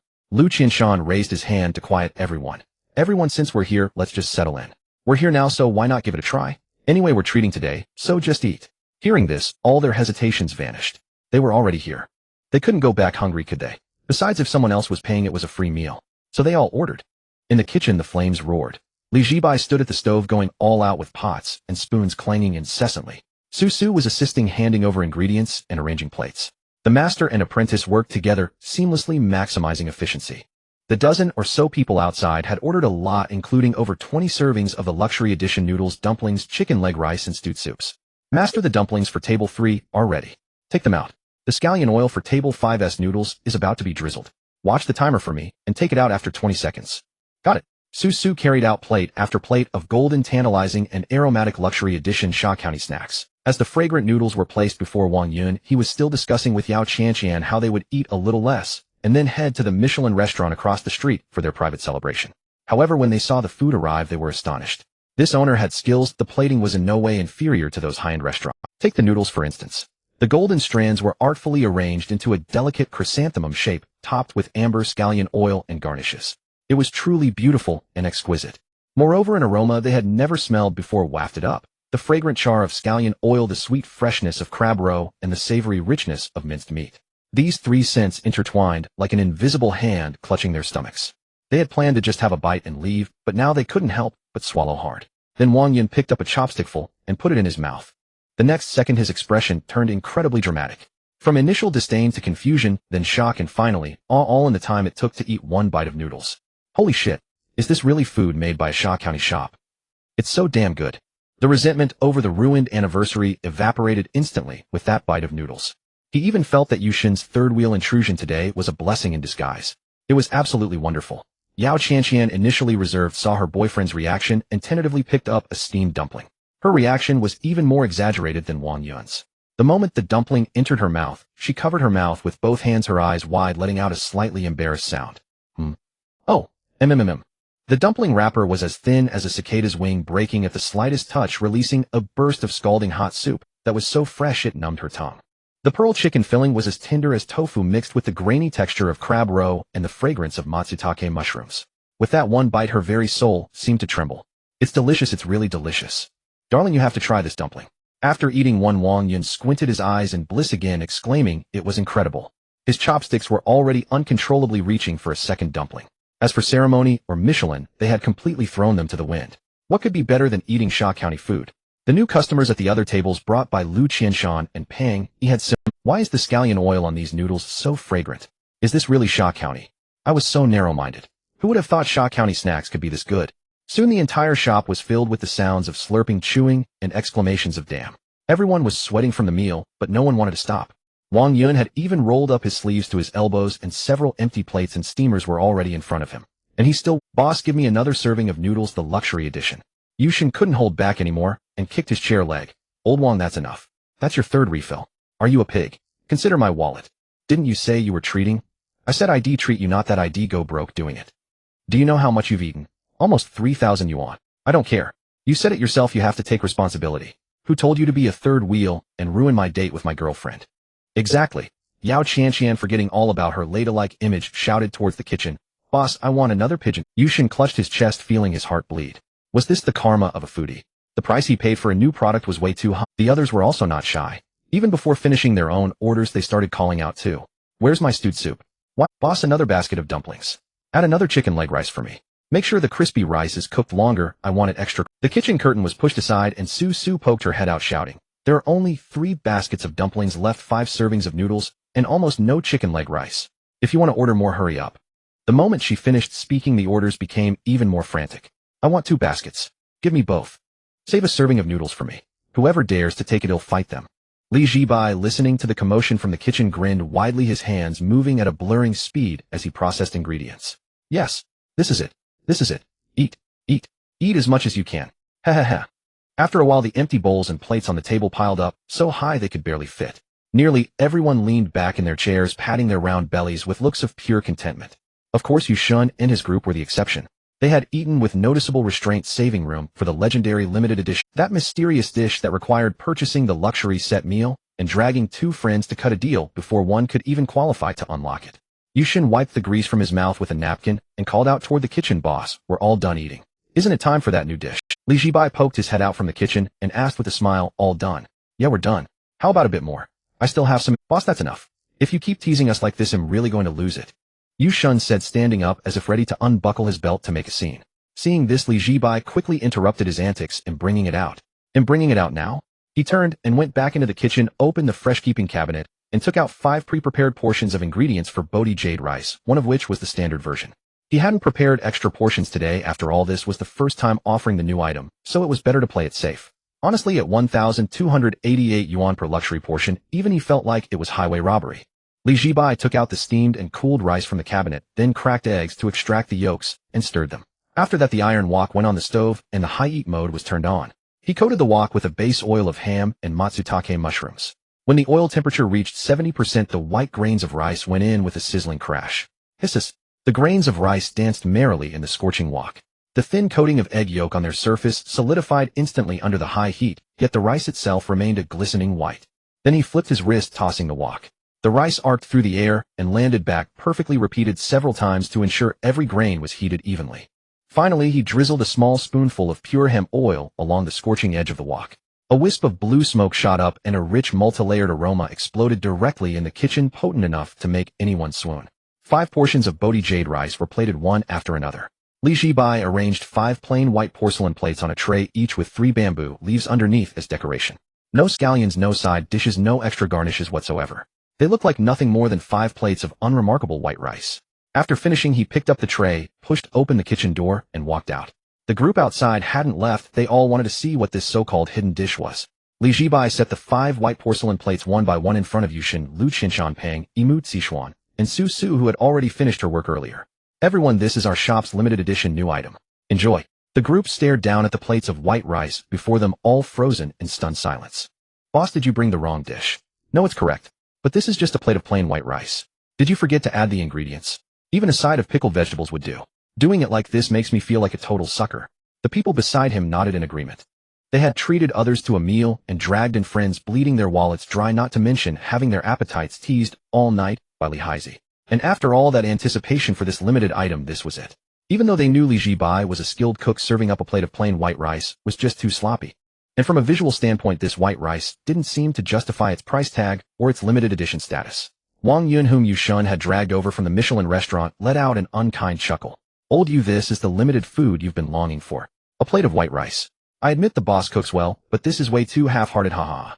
It wasn't surprising they doubted it, because none of them had ever tasted this kind of egg-fried rice before. In fact, it would be hard to find many people in the entire Long Nation who had even seen, let alone eaten, this kind of egg-fried rice. On top of that, their lingering prejudice against Zhibai made them think this was a deliberate ploy to rip them off. Yushin's face turned green as he looked at the food before him. He had gone through so much trouble to rope in 2 people, bled his wallet dry, and this was what he got. A plate of white rice. How was that fair? Meanwhile, the group members who hadn't come were having a field day after seeing the photo of the new dish that Fatty Pang he had sent. Am not fatty image. Am not fatty, this is the mysterious limited item Liheisi was talking about. Looks like we got scammed. Don't fill my T2, don't fill my T2, full ha. Damn, I'm cracking up. Is that plain white rice? So you went through all that trouble just to eat a bowl of plain rice? Deep sea fish. Yo-yo ball, I'm laughing my ass off too. I hereby officially crown you guys the 5 biggest suckers of this group. Don't fill my tea too full. I've been cursing you all for being disloyal, but at this moment I'm truly at peace. Qing Yuan is not an iris, so you guys treated everyone blue money for nothing just to eat a plate of white rice. Deep sea fish, we can only blame that bastardly Haizi. He's too sneaky. We got played. Seeing the mockery in the group, Chat Yushan looked at Li Zhibai with an even more resentful gaze. Boss, we need an explanation. Yeah, you have to explain this. This isn't what you promised. Facing the crowd's skepticism, Li Zhibai remained extremely calm. Who told you this is plain white rice? Yushan was taken aback. This. Isn't this just white rice? Though it does smell a bit fragrant. Have you tasted it? Not yet. Then taste it before you talk. Yushan, dubious, picked up his spoon and scooped up a small amount. Then his small eyes visibly widened by 2 sizes bulging round. This. What the hell is this? It looked like plain white rice in his mouth, but the moment he chewed, a rich, intense egg aroma exploded directly in his mouth. And then there was the savory saltiness of meat, the fresh scent of bamboo, the earthiness of mushrooms, the umami of seafood. Layer upon layer, the depth of flavor was simply overwhelming. The texture of the rice was amazing too. Each grain was distinct and wonderfully chewy. When his teeth bit down, he could feel the grains dancing in his mouth, and the more he chewed, the more fragrant it became. Yushan was completely overwhelmed. His soul trembled, and he finally let out a cracked, high-pitched shout. It's so worth it. This is egg-fried rice. Can you guys believe it? Seeing his exaggerated reaction, the others quickly picked up their spoons, and the next second their expressions perfectly illustrated the meaning of soul capturing in one bite, hooked in one mouthful. Damn. It really is egg-fried rice. But it tastes so incredible. There's no visible egg, it's truly just a plate of white rice. But how can it have so many layers of flavor? Egg aroma, meat aroma, the fresh scent of bamboo. Boss, how did you even do it? In all my years, this is the first time I've eaten or even seen egg-fried rice that looks like plain white rice. I realize all those golden egg-fried rices I've had before are nothing but amateurs compared to this. Boss, I was young and ignorant earlier. Consider everything I said before as nothing but hot air. Limited edition egg-fried rice, awesome. Inside a humble Sha County snack shop, the friends Yushan and his crew had called over stared intently at the group devouring a plate of seemingly plain white rice.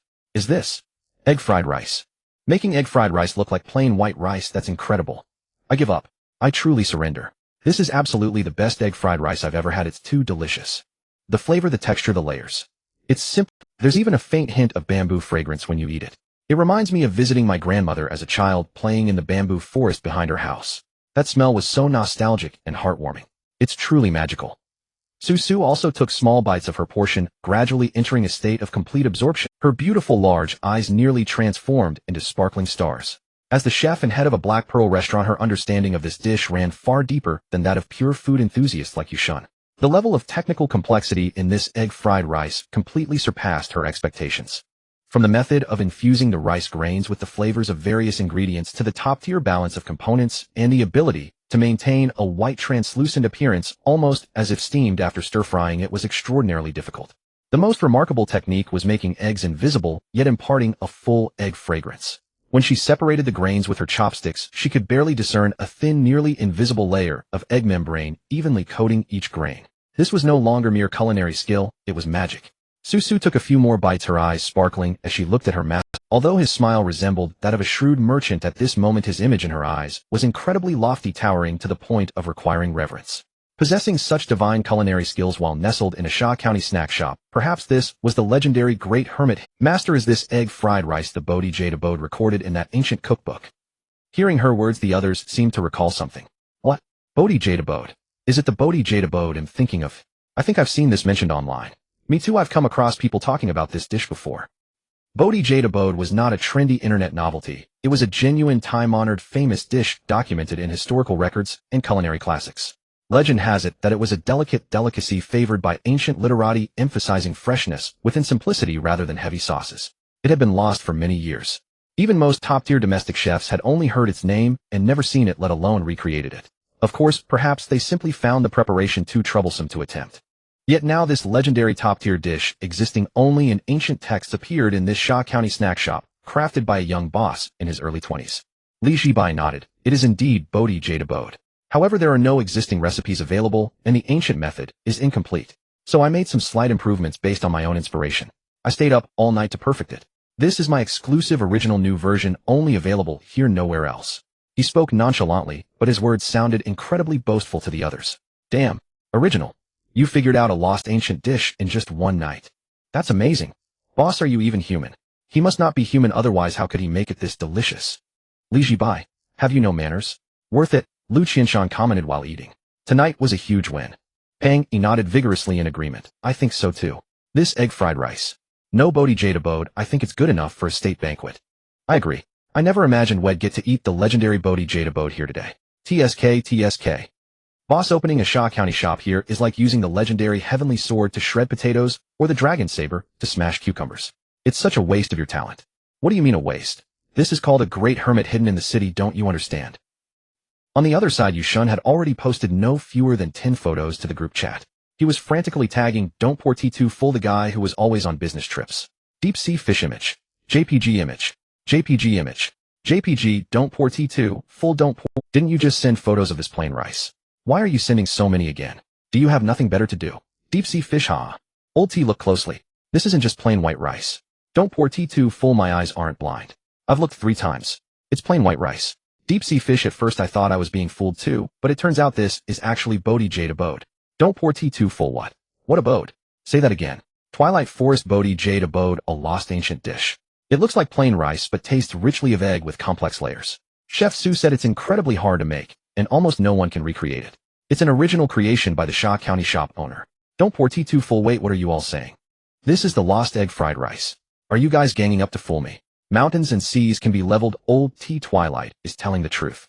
This Bodhi Jade abode truly surpasses my understanding of egg fried rice. I used to think Yangzhou fried rice was the peak.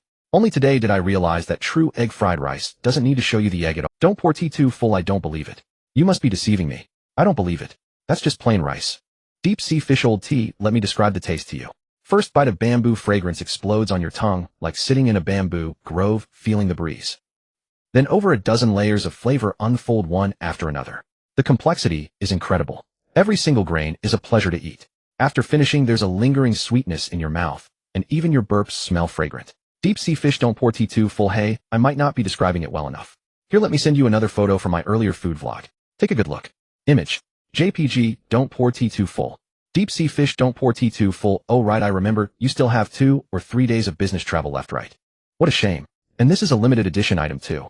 Don't Pour T2 Full. Deep sea fish. You just wait. You just wait. When I get back, I'll make you kneel and call me daddy. They'll get you for tagging me all the time, you dog. Just wait until I return. Wang Yun and the others stood nearby watching Yushun and his friends eat with such ecstasy that they seemed ready to lick the plates clean. Even though they were already full, they couldn't help but salivate with envy. Old Yuum, could I have a bite? He asked shamelessly. Yushun immediately shielded his plate, eyeing him warily. No way. Just one bite. Not even one bite. You said you'd treat me to a meal earlier, and now you're going back on your word. I did treat you, and you're full. You even ate 3,000 to 4,000 yuan worth of my food. If you want more, go order and pay. Fine, I'll buy some then. Wang Yun said, pulling out his phone and looking at Li Zhibai. Boss, they'll have 2 portions too. Sold out. Li Zhibai shook his head. Sold out. That can't be. You must have more in the kitchen. Wang Yun refused to give up. Like I said, it was limited. Only 5 portions total, and they're all on their table now. Li Zhibai told a lie. Actually, it wasn't sold out. He had prepared ingredients for 10 portions today, 5 luxury versions, and 5 regular versions. 4 of the luxury versions were indeed used, with 1 remaining reserved for Sister Zhao's son Gao Siki, as promised earlier.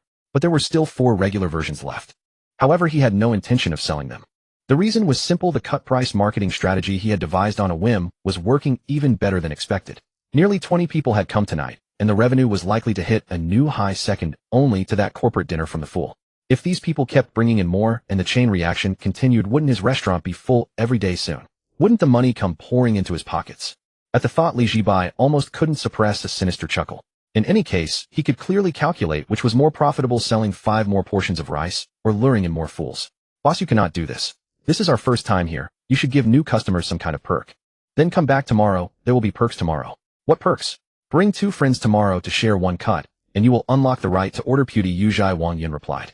No, boss, what kind of rule is this? You expect us to recruit people just to eat an egg fried rice? Li Zhibai said, this is not a rule, it is a threshold. Pewdie Yuzhai is the shop's prized treasure, an ancient lost dish issued in limited quantities. Such a precious delicacy should surely be enjoyed by the most loyal customers first, shouldn't it? Wang Yun froze for a moment. That sounds reasonable. No, you are shifting the argument. There is nothing wrong with that, Li Zhibai said, giving an example. Think about it, luxury stores sell limited bags only to VIP clients, do they not? To become a VIP, do you not first have to reach a certain spending level? Seems so. Then, that is settled. I only ask you to bring 2 friends. I will grant you a super rare diamond VIP membership proving you are the most exalted patron of my high-end Shaxian. Naturally, you will then be eligible to purchase the limited edition egg fried rice. Sounds reasonable, does it not? Seems reasonable. So you will really give me the diamond VIP. Of course. Once you become a diamond VP, you may order beauty. Alright, it's agreed, then no cheating, Wang Yun added. Give one to my girlfriend as well. No problem, Li Zhibai answered. Yushin watched his friend being so easily gullible, his mouth twitching. He could not bear to tell Wang Yun that the lofty-sounding diamond VIP Li Haizi promised was little better than toilet paper. Old you, Wang Yun suddenly called. What is it? Yushin blinked. Wang Yun pointed toward the door and shouted, look. There's a cannon outside, someone cried. Yushin instinctively turned to look out the door. The instant he turned, Wang Yun swift as lightning snatched the half-eaten egg fried rice before him, carried it over, and handed it to the girlfriend at his side, Yao Shaxian. Eat, hurry, he urged. Darling, this is our 3rd anniversary. It is the only limited edition gift I can give you, he said. Wang Yun shielded Yushin with his body and turned to Yao Shaxian with feigned tenderness. Thank you, my love, she cooed, and unconcerned that the rice had been half-eaten, she stuffed it into her mouth with her fingers. The appalling couple staged before everyone a brazen spectacle of brigandry and collusion that left the others stunned, Li Zhibai among them. By the time Yushin recovered, the plate was nearly empty. He tried to lunge for it, but was stopped by Wang Yun. What the hell, give it back. That was my puty Yuzhai, I hadn't finished, he shouted. You two are brigands, one robs and one eats. Yushin was heartbroken, watching helplessly as they finished the remaining rice. Yao Shaxian even fed rice into her boyfriend Wang Yun's mouth as she ate. Old Wang, damn, you, next time I want treat you, Yushin threatened. Old you, it is only a plate of egg fried rice, you are getting so worked up, Wang Yun. What kind of bond do we have? Back at university you drank too much and hugged a lamppost calling it father, and I carried you home. Now my girlfriend takes a bite of your fried rice, so what? Can that be the same? That is not ordinary egg fried rice. That is puty Yuzhai limited edition, Yushin lamented. Order it again tomorrow. At worst, I will treat you, Wang Yun said. Yushin's face went cold, and he pointed at him. You promised, it settled. If you do not show up tomorrow, I will come to your home and wreck. Wang Yun fell silent. Boss, I will also bring 2 friends tomorrow. Remember to reserve 2 portions of that puty Yuzhai for me and my girlfriend. All right, Li Zhibai agreed at once. A few of the new customers whom Yushin's group had brought raised their hands and made advance reservations as well. I want one too, I want one too, they cried. Save one for me, someone else shouted. Check please, Lu Qianshan said after finishing wiping his mouth with a napkin. Li Zhibai immediately took the bill and hurried over to calculate their charges. Because they were regulars and their invited friends kept ordering more, he had not collected payment in advance and planned to gather it out. How much, they asked. Not much to a few bosses it is, but a drop in the ocean, Li Zhibai replied. When he announced the number, the men were nearly silenced. They all vowed silently never to treat again, or rather never to treat at Shaxian again. It was highway robbery. In the Jiangxing Light Luxury Food Private Group, the fellow who was always on business trips mentioned them. Chabu Yao posted asking how much they had spent and demanding pictures to make him laugh. Shinhai Tiaoyu replied, do not even mention it, it is all tears. Wabusher Ponzi said the 4 of them, not counting boss Su, spent nearly 50,000 on one Shaxian meal. No kidding, one Shaxian meal cost nearly 50,000, who would believe it, Wabusher Ponzi added. Miu Sinlin lamented that this month's article fee had already said goodbye early, and next month, she would be eating dust. Lu Lucio exclaimed, holy crap, you spent that much. You were utterly fleeced by Li Haizi. Chabu Yao laughed, and said he could not stop laughing. You made me drool in the group every day, this is karma, someone declared. Qingyuan Not Yuan said that although she did not like Li Haizi, she sided with him this time. You foodies deserve to be taught a lesson, another commented. Susunat Su chimed in that master seemed quite pleased today and had been humming in the kitchen earlier. Shinhai Tiaoyu admonished Susunat Su, telling her not to speak in the group in future, leaving her dumbfounded. Lu Qianshan put away his phone, glanced at Li Zhibai, cheerfully punching keys at the register, then pulled Yushin Pang, Yi, and Mu Zixuan outside. The 4 formed a small circle. Brothers Mumu, we cannot go on like this, Lu Qianshan said. We need to sort this out. Why did we leave negative reviews for Li Haizi's shop in the first place? To prevent him from becoming popular, so we could always come and not wait in line, Yushin answered. But now what are we doing? We are bringing him customers. The more people we pull in, the more popular his shop becomes. As he grows, we can no longer get in. We have fallen into the very trap, Li Haizi said. Pang Yi scratched his head and said that made sense, but if they did not recruit people, they would not get the egg fried rice, and that fried rice was truly delicious. Li Haizi is too crafty and too good at playing tricks, they agreed. Yushin ground his teeth. With his damned, almost magical cooking, he controls our hearts and our wallets, making us willingly be fleeced while cheerfully helping him count the money. So we must think of a way to punish him and not let him be so arrogant, Lu Qianshan said, pushing up his glasses, which flashed a cold. If he dares the group cut gimmick today, he will dare to raise prices tomorrow. If he truly becomes popular, that daily quota of 50 might even be sold for extra money. Indeed, he might actually do such things, they acknowledged. How then to punish him? We left bad reviews before, and he countered with scarcity marketing. He seems unaffected. Yushin asked. Lu Qianshan thought for a few seconds, and then proposed forming an anti-black alliance. Anti-black alliance, they repeated in surprise. Mu Zixuan froze for a moment. Right, Lu Qinshan said. Lu Qinshan nodded. From my observation, these past days aside from our circle of regulars, Li Hai's shop does not draw many casual walk-ins. With those prices, ordinary customers come only occasionally, and a steady flow has yet to form. In other words, we as regulars should hold the initiative, yet we have become passive, letting him harvest us. That is not right. Therefore, to turn the tide, we must together resist Li Hai's sickle. For example, tomorrow. Lu Qinshan murmured the scheme he had just devised. Ah, is that proper, Pang? He asked. If it were another owner, this would indeed be. But regarding Li Hai's, be honest, would you feel guilty? Lu Qinshan pressed. The others thought seriously and found they truly wouldn't. When that man rips them off, he is ruthless and his smile is radiant. They could hardly wait to see him punished. So it is decided the anti-black alliance is officially formed. Lu Qinshan declared, holding out his hand. Our sole principle is to prevent his shop from becoming a sensation. All right, Yushun put his hand in. Peng joined. Mu Zixuan hesitated a second and then placed her hand on top as well. Let us go, anti-black alliance, they chanted together. Thus an alliance aimed at chastising Li Haizi quietly came into being at the entrance of the Shaxian eatery. Li Zhibai sat at the register and, hearing the lingering chants outside, murmured in puzzlement that those guys were up to something, an anti-black campaign. Are they shooting a drama? He wondered aloud. While the anti-black alliance plotted outside the shop entrance, a ride-hailing car pulled up to the storefront. Soon a plainly dressed woman emerged holding the hand of a frail-looking boy clad in a blue and white hospital gown. The boy appeared to be around 5 or 6 years old. His face was pale, and he was painfully thin, yet his eyes were extraordinarily bright, like 2 black grapes curiously taking in this Sha County snack shop. It was Zhao Xiaomei and her son Gao Siki. Boss Li were here. Upon seeing them, Li Zibai's sly merchant smile instantly vanished, replaced by a natural and gentle warmth. He stepped out of the shop and greeted them. Big sister, you've arrived. Please come in and sit. Siki, welcome. Hello, uncle, Gao Siki said, his voice soft but polite. Li Zhibai said, Siki, uncle made you some delicious egg fried rice. It's white like pearls, just the kind you wanted. Gao Siki's eyes immediately lit up. Really, uncle? Can you really make that kind of egg fried rice? Of course, uncle never lied. Li Zhibai smiled and extended his hand. Come, uncle will take you inside to eat. They'll bring it right out for you. He held Gao Siki's hand and led him to a seat near the cash register, even placing a cushion behind the child to make him more Not far away, Yushun and the others witnessed this and couldn't help but murmur among themselves. Whoa, what's going on? Didn't Li Blackus say the egg fried rice was gone? How come there's another one? Yet just a moment ago old Wong and I were about to come to blows, and he insisted it was sold out. Now where did this other portion suddenly come from? Not a single word from Li Blackie can be trusted. Exactly. Who are these mother and son? Relatives of his? They don't look like it. Lu Qinshan pushed up his glasses, gazing at the pair, particularly the child's hospital gown, lost in thought. Judging by their attire, this pair hardly seemed like typical customers of a Sha County snack shop. Could they really be Li Blackie's relative? Old Lu, don't you think Li Blackie is a bit ruthless? Even a clearly struggling family like this isn't spared. Yushin, though they complained about being overcharged, they knew deep down they could afford it and were willing to pay for such top-tier cuisine. But this mother and son clearly weren't in that position, and recommending the most expensive egg fried rice to them made Li Blacky's heart seem darker than ever. Let's wait and see, Lu Qinshan said, also puzzled by Li Zibai's intentions, deciding to observe for now. After settling the mother and son, Li Zhibai turned and headed into the kitchen, tying on his apron and starting to cook. He brought out the ingredients for the final portion of the luxurious egg fried rice. He lit the fire, heated the oil, and began to stir-fry. Soon a plate of Bodhi Jade Delight, white as snow with a subtle contained aroma, was ready. Li Zhibai set the egg fried rice before Gao Siki, gesturing, Siki, give it a try.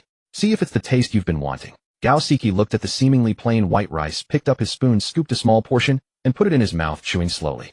The next second his large eyes sparkled with light, and he exclaimed in delight, Mom, this is it. This is the taste of the egg fried rice I wanted. It has the flavor of egg and bamboo and meat, just like what I had before.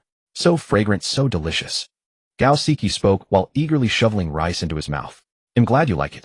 Eat slowly. Zhao Xiaomei stood by, watching her son eat with such relish, her eyes turning red again. It had been a long time since she had seen her son eat so heartily. Ever since he fell ill, had little appetite for anything, wasting away to skin and bone. Seeing him eat so well today, she felt that any amount of money was worth it. Boss, thank you. Thank you so much. Li Zhibai waved his hand. You don't need to thank me. I told you it's not free. Zhao Xiaomei understood the boss meaning, but her heart was still filled with gratitude. After Gao Siki took a few big bites, he scooped up a full spoonful and held it to Zhao Zimai's lips. Mom, you try it too. It's delicious. Zhao Xiaomei quickly shook her head, saying she wasn't hungry, but the child insisted, so she finally opened her mouth and took a bite. The moment the rice touched her tongue, she was conquered by its deliciousness. She felt it was probably the most delicious food she had ever eaten in her life. The young boss' skill was truly remarkable. More than 20 minutes later, Gao Siki finally finished his meal, cleaning the plate so thoroughly that not a single grain of rice was left. Uncle, this is the best egg fried rice I've ever had. Thank you for making me the egg fried rice I love. You're welcome, Siki. You must listen to your mom and the doctors, and get well soon. When you're better, Uncle will make you something delicious. Li Zhibai casually took out a small teddy bear and handed it to him. Hey, race a little bear for you. Wow, a teddy bear. Gao Siki hugged the toy, happily rubbing his little face against its furry head. Thank you, Uncle. You're welcome, Li Zhibai said, patting his head. Zhao Xiaomei took out her phone and opened the payment code. Boss, how much for today? Li Zhibai stated the price, 1,288 yuan. Upon hearing the number, Zhao Xiaomei's hand visibly trembled. Though she had mentally prepared herself for a high price, 1,288 yuan still shocked her. Yet she paid without any hesitation.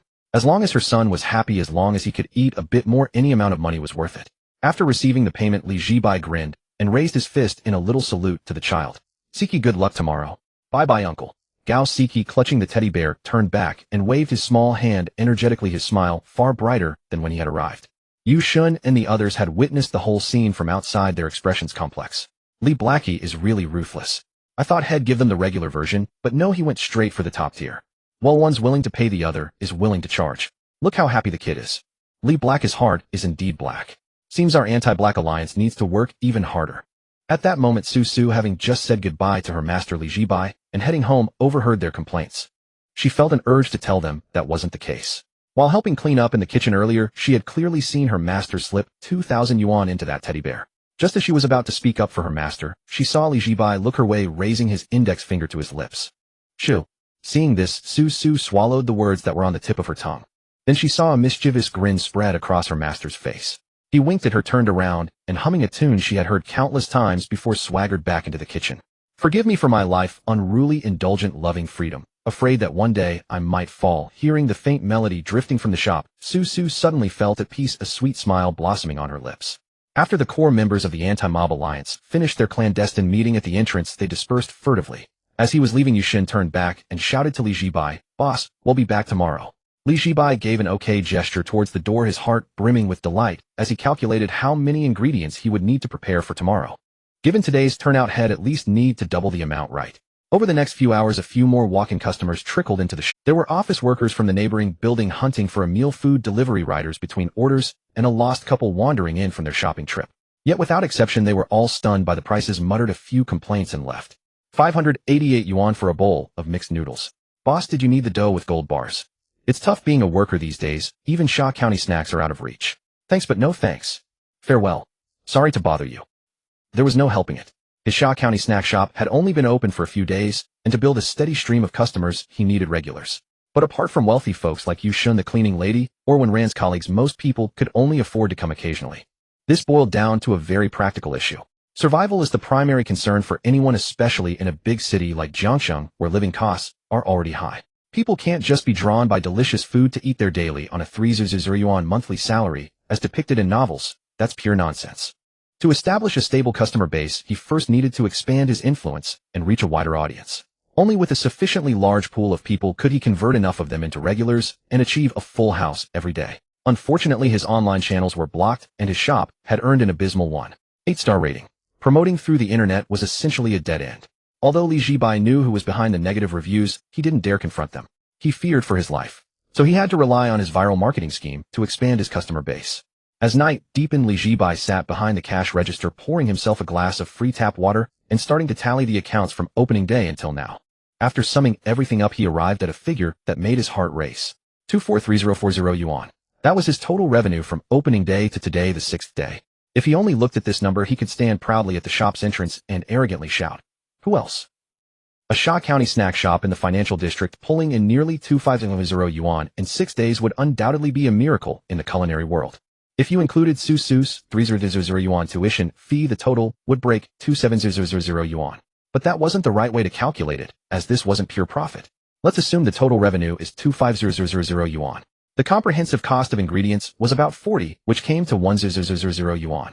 For rent, counting only these days and prorating it, it was roughly 2,000 yuan. Then there were utilities, miscellaneous fees, disposable supplies, excluding labor costs, which added up to another 1,000. Finally, there were taxes. Although he wasn't a general taxpayer, as a small-scale taxpayer, he still had to pay the due taxes. He estimated that with this revenue, he'd have to pay over 1,000 yuan in taxes. Calculating it all, the total cost was around 1500 yuan. With revenue at 2500 yuan, the net profit was about 1000 yuan. Adding Su's tuition fee separately, it came to 1300 yuan. 6 days, a net profit of 1300 yuan.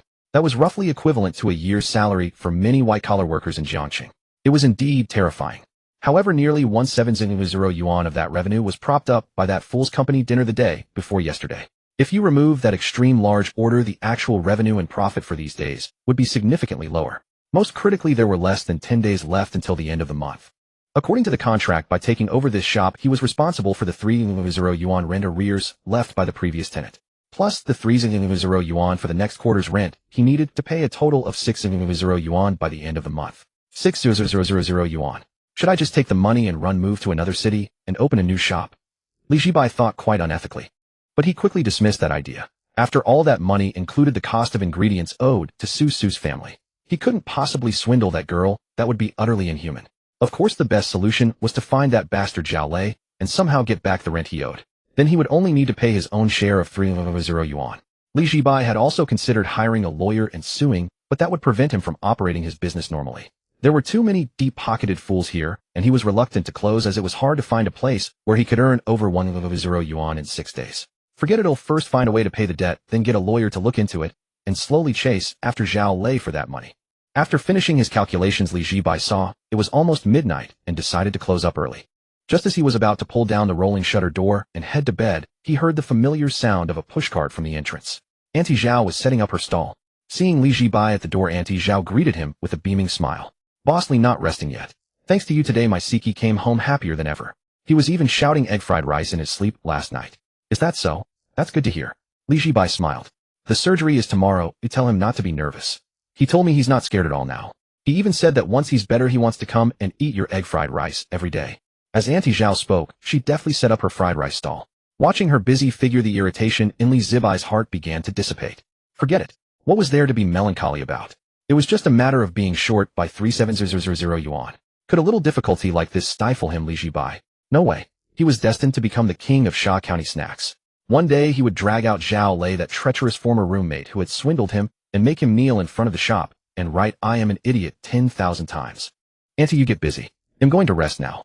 "Boss, get some rest early." "Oh right, be sure not to lose that little bear plushie I gave to..." Li Zhibai reminded her, suspecting she might not have discovered the money hidden inside. "All right, I'll make sure he takes good care of it."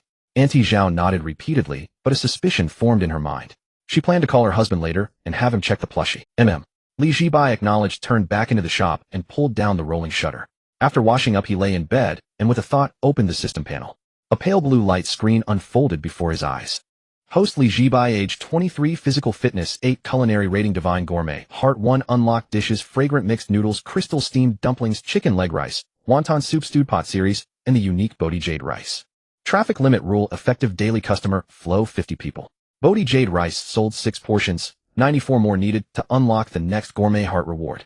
Talent skill, tailoring to the customer. Recent system comment, a Sha County snack boss who has initially shed his vulgar tastes. He has taken a solid first step on the path of fleecing customers, but there is still a long way to go before he becomes a qualified food capitalist. Host, please continue to strive towards the great goal of fleecing all the rich people in the world. Li Zhibai. Say what you will, but that assessment was quite accurate. Li Zhibai had a dream. In the dream, he was clad in a white robe, standing atop a mist-shrouded mountain peak. Before him sat an enormous iron wok within which something radiant and golden was being stir-fried. At the foot of the mountain, a vast crowd knelt in unison, chanting, "Long live the god of cuisine." Just as he was basking in this adulation, a figure suddenly burst from the crowd, pointing a finger at his nose and bellowing, "Li Blackie, you dare sell a bowl of egg fried rice for $12.88? Does your conscience not ache?" Looking down, he saw that the man was none other than Yushan. Then from behind Yushan surged Lu Qinshan Pang, Imu Zixuan, and even Lu Dexin, the one he had swindled out of over 100,000, and that bastard Zhao Lei as well. The mob charged up and dragged him down from the peak. Li Zhibai jolted upright in bed, awakened by the nightmare, drenched in, "Damn it, I can't even escape these debt-collecting bastards in my dreams. What rotten luck." He grabbed his phone and glanced at it. It was only 8:30 in the morning. After yawning, he shuffled downstairs in his slippers. The first thing he did was send a voice message to Su via his phone. "Su, I've sent you the ingredient list. Please arrange for someone to deliver them." Within 2 minutes of sending the message, Su replied, "Got it, master.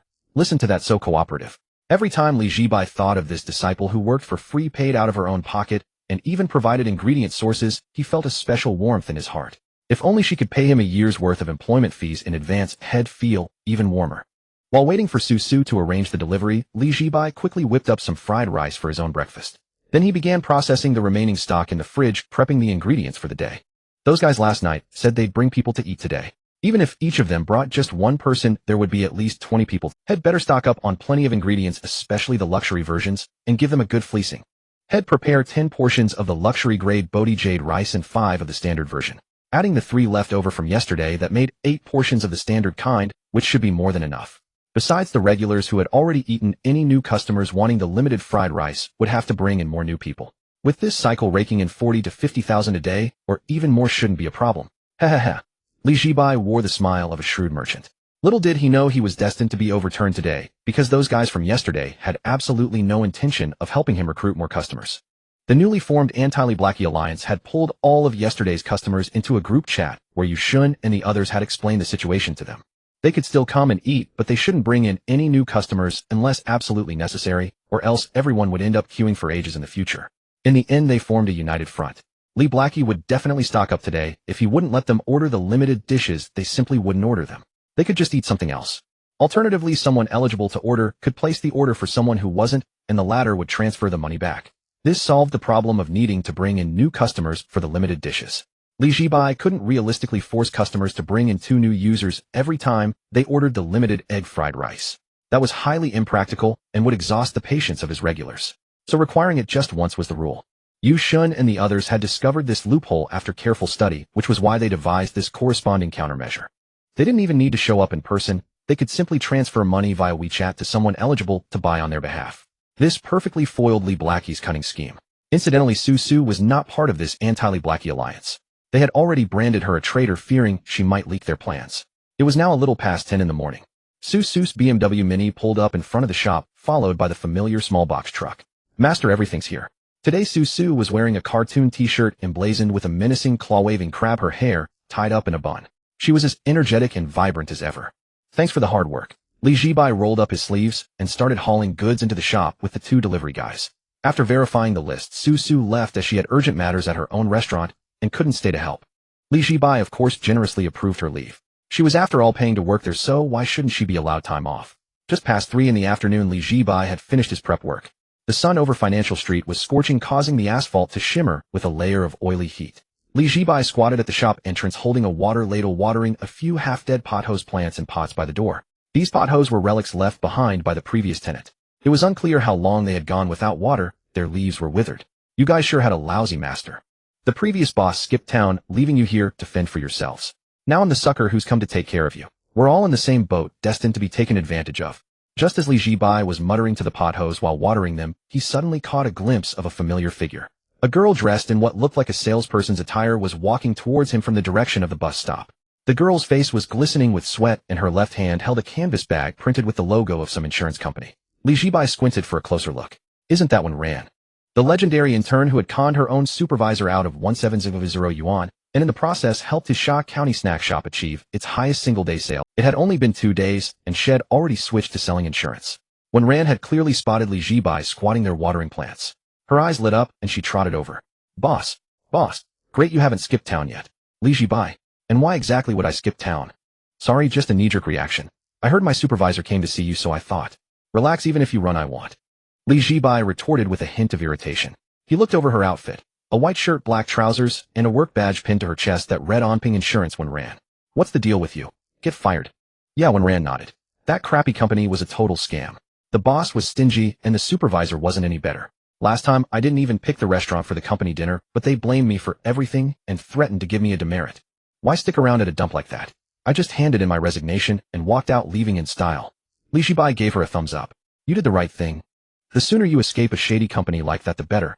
Just because a meal cost 17000, they had to come after a young girl like you. They have no class and are bound to go bankrupt. He declared this with righteous indignation and fervor, as if he had absolutely nothing to do with that exorbitant 170 yuan meal. When Ran, having a good attitude, nodded vigorously. Exactly. I saw through it all. A place like that can't keep its people, which is why I left. So how's the new gig? Zhibai asked. It's pretty good so far. High commissions, flexible hours, no need to be in the office, and my colleagues are all super positive. I was out in the financial street area doing business today and happened to pass by. Thought I'd drop in. I mean, your food is so good I'd be pretty sad if you actually went out of business. Zhibai, are you here to see me, or to jinx me? Why do I dislike talking to you so much? Alright. When Rand suddenly remembered something, she fished a business card out of her canvas bag and handed it over with both hands. Boss, here is my new card. When Rand from Omping Insurance. Auto, life, property, accident insurance, you name it. We'll give you the absolute best discount. Zhibai took the card, looked at it, then looked at her. You cover quite a range of services. You bet. So boss, you interested in buying some insurance? I think you should get personal accident insurance. It's only 300 yuan a year, and if heaven forbid something happens to you, you could get up to 2 million in compensation. When Rand said with a look of genuine concern for his well-being. Zhibai, he really didn't want to chat with this girl anymore. She never said a single good thing. Did he really look that down on his luck? So how are the benefits at your new company? Any real money to be made? I'd say so. Our top performer last month made 1,200 in commissions just from hitting the streets. That's more than I used to make in 2 or 3 years at my old job. My plan now is to be out there every day hitting every office building on Financial Street. I refuse to believe I can't close a deal. Zhibai looked at her so full of drive and ambition, and a thought suddenly flashed through his mind. Could he potentially develop his corporate group meal business through her? She'd have to have team dinners at her new company, right? Zhibai cleared his throat and asked, trying to sound as casual as possible. So when Rand, does your current insurance company have any team-building events or dinners? I think I could. Well, you've come to the right person. Our company doesn't have much, but we sure have team-building events. When Rand counted off on her fingers as she listed them for Zhibai, there are icebreaker dinners for new hires, celebration banquets for closing deals, motivational gatherings to hit month-end targets, and even after the weekly summary meetings, the boss always drags everyone out for a meal. These are all things the senior colleagues told me when I first joined. Also, our boss said that in the insurance business, your network is your net worth. Eat more, socialize more, and the deals will naturally follow. Zhibai's ears perked up instantly, his eyes gleaming. Team building, company dinners, a steady stream of clients. Wasn't this just a bunch of ripe marks delivered right to his door? No, wait, premium clients.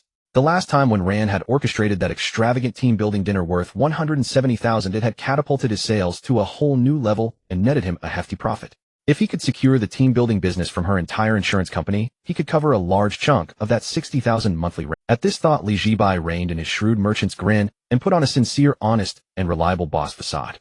When Rand, we're old acquaintances by now, right? You've seen the quality of my dishes at your last company dinner. High and exquisite, and the taste is top-notch. Especially the value for money. It's unbeatable, absolutely maxed out. So if your company has any team-building events in the future, could you recommend my place? Zhibai leaned in closer and whispered, and if it works out, I'll give you a cut. He had intended to offer her a 5% commission, hoping she'd do her best to bring clients to his shop. Their last collaboration had worked out quite well. A 5% cut was easily affordable for him, and for an office worker like Wen Rand, it would be a considerable sum. Not much less than her salary, especially since his Sha County snack joint had fairly reasonable prices. In short, it was a win-win situation. But just as he was about to voice his offer, a system warning flashed before his eyes. Warning: detected host attempting to use unethical marketing tactics such as rebates, commissions, or kickbacks.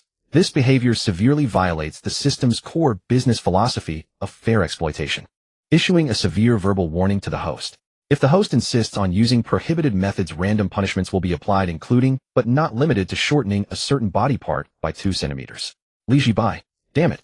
If he can't give rebates, fine, but does it have to threaten that particular part of his body every single time? A grown man constantly being controlled by the system with this trick. If word got out, how could he show his face? When Rand noticed head stopped mid-sentence and asked curiously, boss, what were you about to say? Oh, nothing. Zhibai quickly changed his tune.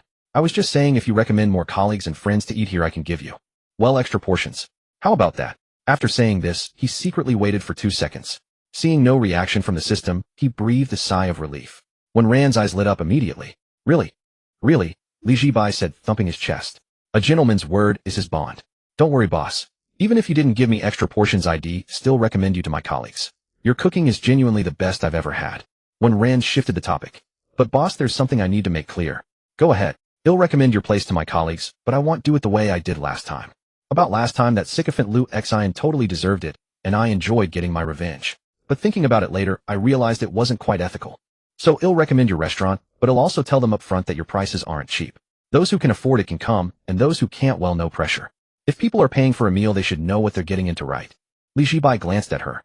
He hadn't expected this girl to have more principles than had thought. Initially, he figured she was cut from the same cloth as him. But clearly that wasn't the case. This girl was the type to clearly distinguish between love and hate. That kind of character had its merits. People with principles were actually more trustworthy. All right, well, do it your way, Zhibai nodded. My shop is a legitimate business with clear prices. The prices are all posted on the wall for everyone to see. Besides, last time it was you who asked me to cover them up, not something I did on my own. I'm not taking the blame for that. When ran. It was true that she had suggested it last time. But the speed at which you cooperated and that sly merchant's look on your face didn't exactly scream good person. We're about even. They chatted for a bit longer until when Ran checked the time and said she needed to visit another office building to find clients. She waved goodbye till Zhibai slung her canvas bag emblazoned with Onping Insurance over her shoulder and left. Zhibai stood at the entrance watching her until she disappeared into the distance. He then looked down at the business card in his hand. Onping Insurance when Ran. He flipped the card over. On the back was the company's slogan, Onping Insurance, keep you safe. Should I get some accident insurance? Running a restaurant seems pretty risky too. Zhibai muttered to himself, pocketing the card. He pulled out his phone to check the time. Right now his main concern was how many customers would show up tonight. Those guys from last night had promised they'd bring new friends today. Based on yesterday's numbers, if each of them brought 2 people, there should be at least 20 or 30 people coming to eat right. With 20 or 30 people, if he played his cards right, he could make a baseline of 30 to 40,000, maybe even 50 to 60,000. How satisfying. At 6 o'clock sharp, the Sha County snack shop opened its doors. Zhibai dragged a chair to the doorway, sat down, crossed his legs, and waited for customers while cracking sunflower seeds. At 6:15, no one. At 6:30, still no one. At 6:45, the crowd on Finance Street began to grow. Office workers in suits trickled out of the buildings in 2s and 3s, but they either headed for the subway station or the upscale restaurants. Few came to the Sha County joint. The occasional new customer who wandered in quickly turned around and left upon seeing the prices. He waited until nearly 7:30, but those guys from yesterday still hadn't shown up. Zhibai began to feel that something was off. Weren't those guys supposed to come back today? Why wasn't there a single trace of them? What about that demolition-rich kid? And Wang Yun and his girlfriend, that pair of weirdos? Didn't they all say they'd bring friends to haggle for a discount? Where were they? Where the hell did they all go? Something was wrong, very wrong. Just as he started to suspect they were going to stand him up, a few familiar figures finally appeared at the entrance. Leading the charge was Yu Shun, who was decked out in a garish shirt, sporting sunglasses, and chewing on an unlit cigarette as he swaggered over, looking for all the world like a profligate second-generation heir. 5 people trailed behind him. Zhibai glanced at them. All familiar faces from yesterday's meal. Wang Yun, Yao Qianqian, and the 3 guests Pang Yi and Lu Qianshan had dragged in yesterday a lanky man with glasses, a burly guy with a crew cut, and a young girl with bleached blonde hair. That made 6 in total. Zhibai counted them again and again, then asked Yu Shun, "Wait, just the 6 of you?" Yu Shun pushed his sunglasses up onto his head and nodded. "Yeah, just the 6. What's the matter?" Zhibai refused to give up, craning his neck out the door and scanning left and right. Though Financial Street was bustling with people, none seemed to be heading his way. He even stepped out of the shop to peer into the distance, checking if anyone was hiding behind a flower bed or a utility pole ready to spring a big surprise on him. There was no one. No surprises at all. "Stop looking, boss. It's really just the 6 of us," Yu Shun said, barely suppressing a laugh at his crestfallen expression. "Lihaizi, look at you now. Didn't see this coming, did you? We didn't bring a single new face." Zhibai turned back, eyeing him suspiciously. "Didn't you say yesterday you'd bring people today, eh?" "How?" Wang Yun said with a hint of regret. "Ah, boss, we really are sorry. We did ask around, but every one of those friends said they were busy, overtime dates, or accompanying their wives to prenatal checkups. We had no choice but to come on our own." Zhibai's suspicion deepened at that. His gut told him something was off. Yesterday these guys had sworn up and down they'd come for the limited edition egg fried rice, and now this. Not a single one had brought a new customer. Though he felt something was wrong, he didn't press further. As a magnanimous and broad-minded boss, he knew he had to keep his composure. Since they hadn't brought new customers, they could forget about the limited edition egg fried rice. "All right, come on in and sit." The 6 filed in and settled at 2 tables. Wang Yun got straight to the point as soon as he sat down. "Boss, you've got the Bodhi Jade rice today, right?" Yes, Zhibai nodded. "But the rules are still the rules, you know." "I know you have to bring a new customer to order it," Wang Yun said, jerking his chin toward Yu Shun. "But he doesn't have to bring one, does he?" Zhibai looked at Yu Shun and nodded.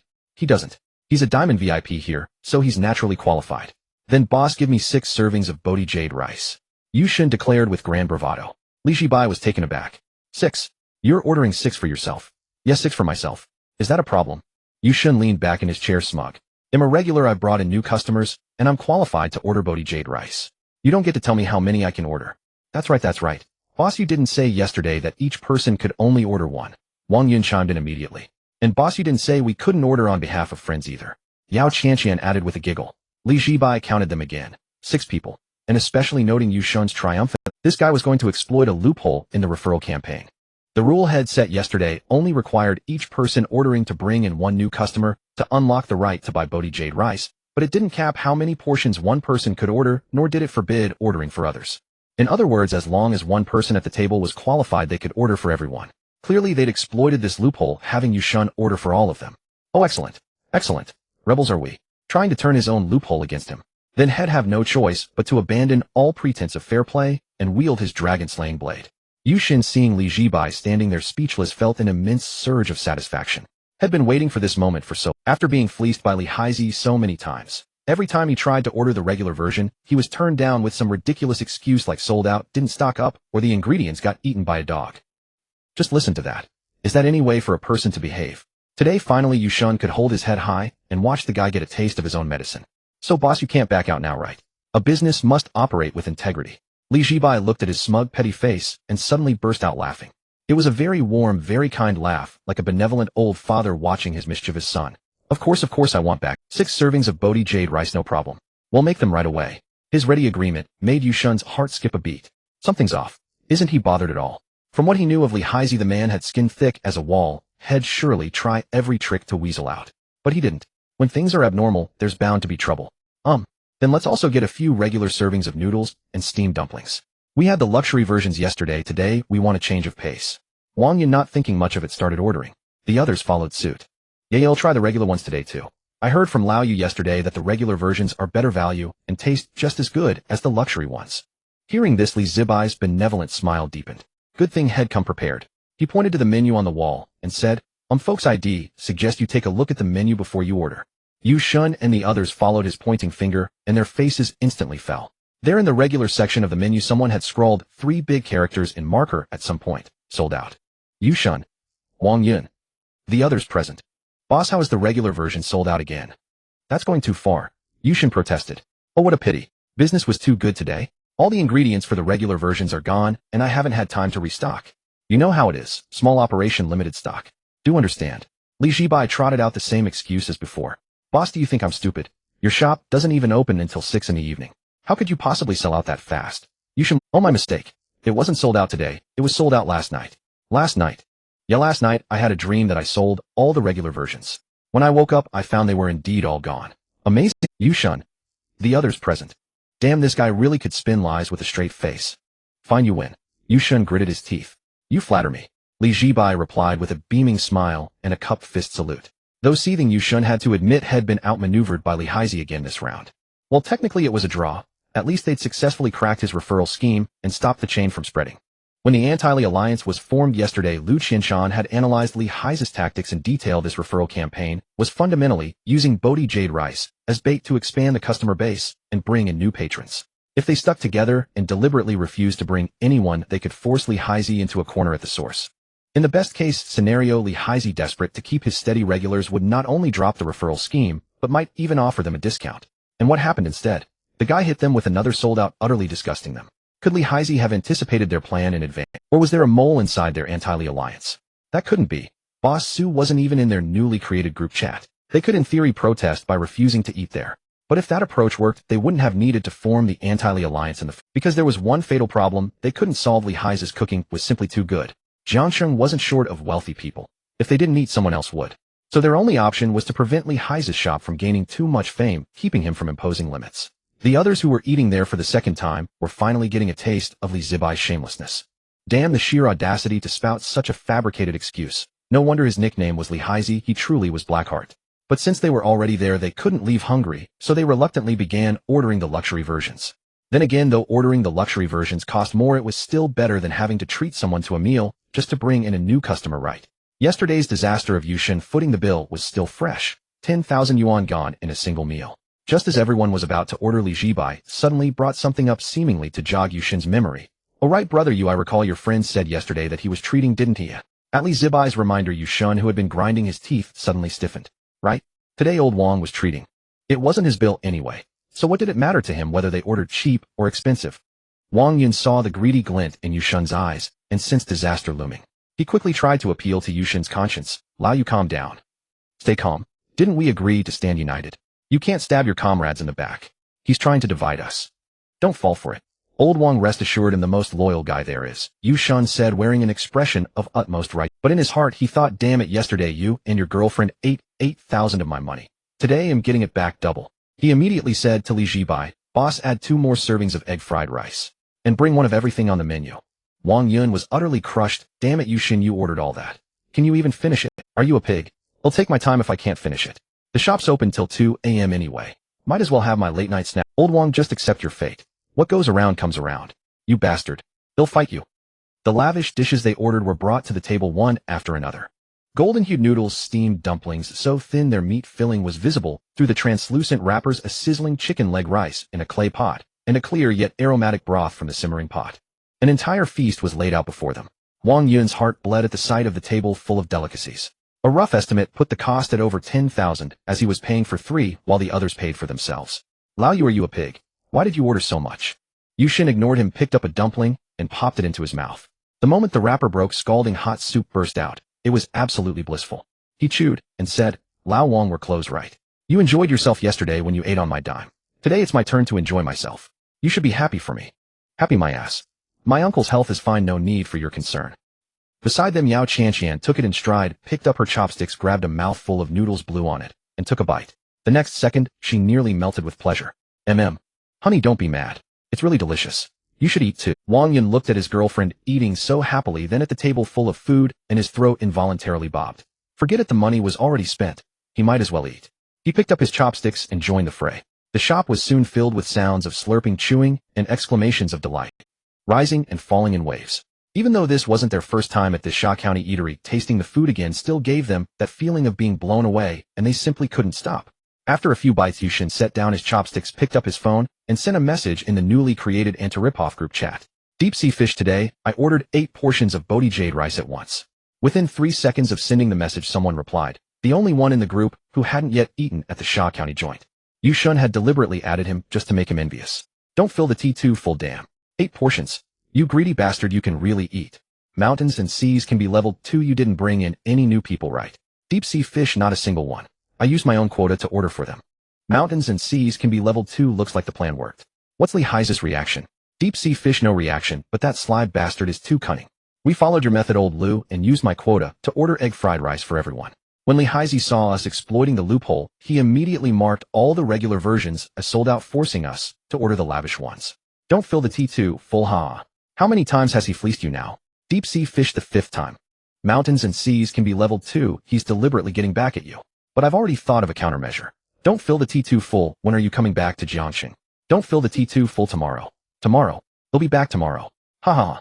I can finally eat Sha County snacks. Deep sea fish, damn. You're coming back tomorrow. Then I won't be able to make you envious anymore. No way, I'm sending you some food pics right now. Deep sea fish photo. JPG photo. JPG photo. JPG. Don't fill the T2 full. Look at this big chicken leg. Look at these noodles. So fragrant it makes you drool. Too bad you can't have any. Don't fill the T2 full, damn it, old fish. Just you wait until I get back. Mountains and seas can be leveled too. Alright, let's get to business. Old T, when you come back tomorrow and go eat at the Sha County joint, remember what I told you. Lehi is sharp-eated and good at reading people. He can probably tell who's an easy mark by their clothes. So you get what I mean. Don't fill the T2 full, got it. They'll put on a delivery uniform tomorrow before I go eat. Mountains and seas can be leveled too, smart. If you want the regular version, do it like that. Learn to blend in first, don't let him see you. Deep sea fish, damn. Old Lu, that's brilliant. Why didn't I think of that? Old T, you should order for me then. They'll pay you. I absolutely have to taste the regular version. Don't fill the T2 full, call me daddy, and he'll do it for you. Deep sea fish, piss off. In the kitchen, Li Zhibai took out the ingredients for 8 portions of the lavish Bodhi Jade rice from the cold storage and laid them out one by one on the counter. Though had sold 8 of the 10 luxurious portions had prepared today, he wasn't exactly thrilled. These customers were getting smarter and smarter, not as easy to fleece as before. The marketing trick had painstakingly borrowed had been cracked in just one day. And he suspected the mastermind wasn't Yushin, that foodie with the demolition compensation. In his mind, a face with frameless glasses and a calm expression surfaced. Lu Qianshan. It's probably him behind this. Looks like I need to come up with a way to deal with them. The iron wok heated up ham and matsutake oil coated the bottom, and as the white grains of rice went in with a sizzle, the aroma exploded. He tossed the wok stir-fried, and just before turning off the heat, drizzled a ring of pure ham oil. 8 portions of egg-fried rice were done in quick succession. He arranged 8 white porcelain plates on a tray, each adorned with 3 bamboo leaves underneath as decoration. When he carried it out, Yushin and the others had nearly finished their meal, and were all eagerly waiting for this final limited edition fried rice. Everyone, your Bodhi Jade rice. Enjoy. 8 large plates of snow-white fried rice hit the table, and all eyes were instantly drawn to them. Though Yushan and a few others had already tasted it yesterday, seeing this unassuming, yet secretly extraordinary fried rice again still made them click their tongues in wonder. Incredible. Truly incredible.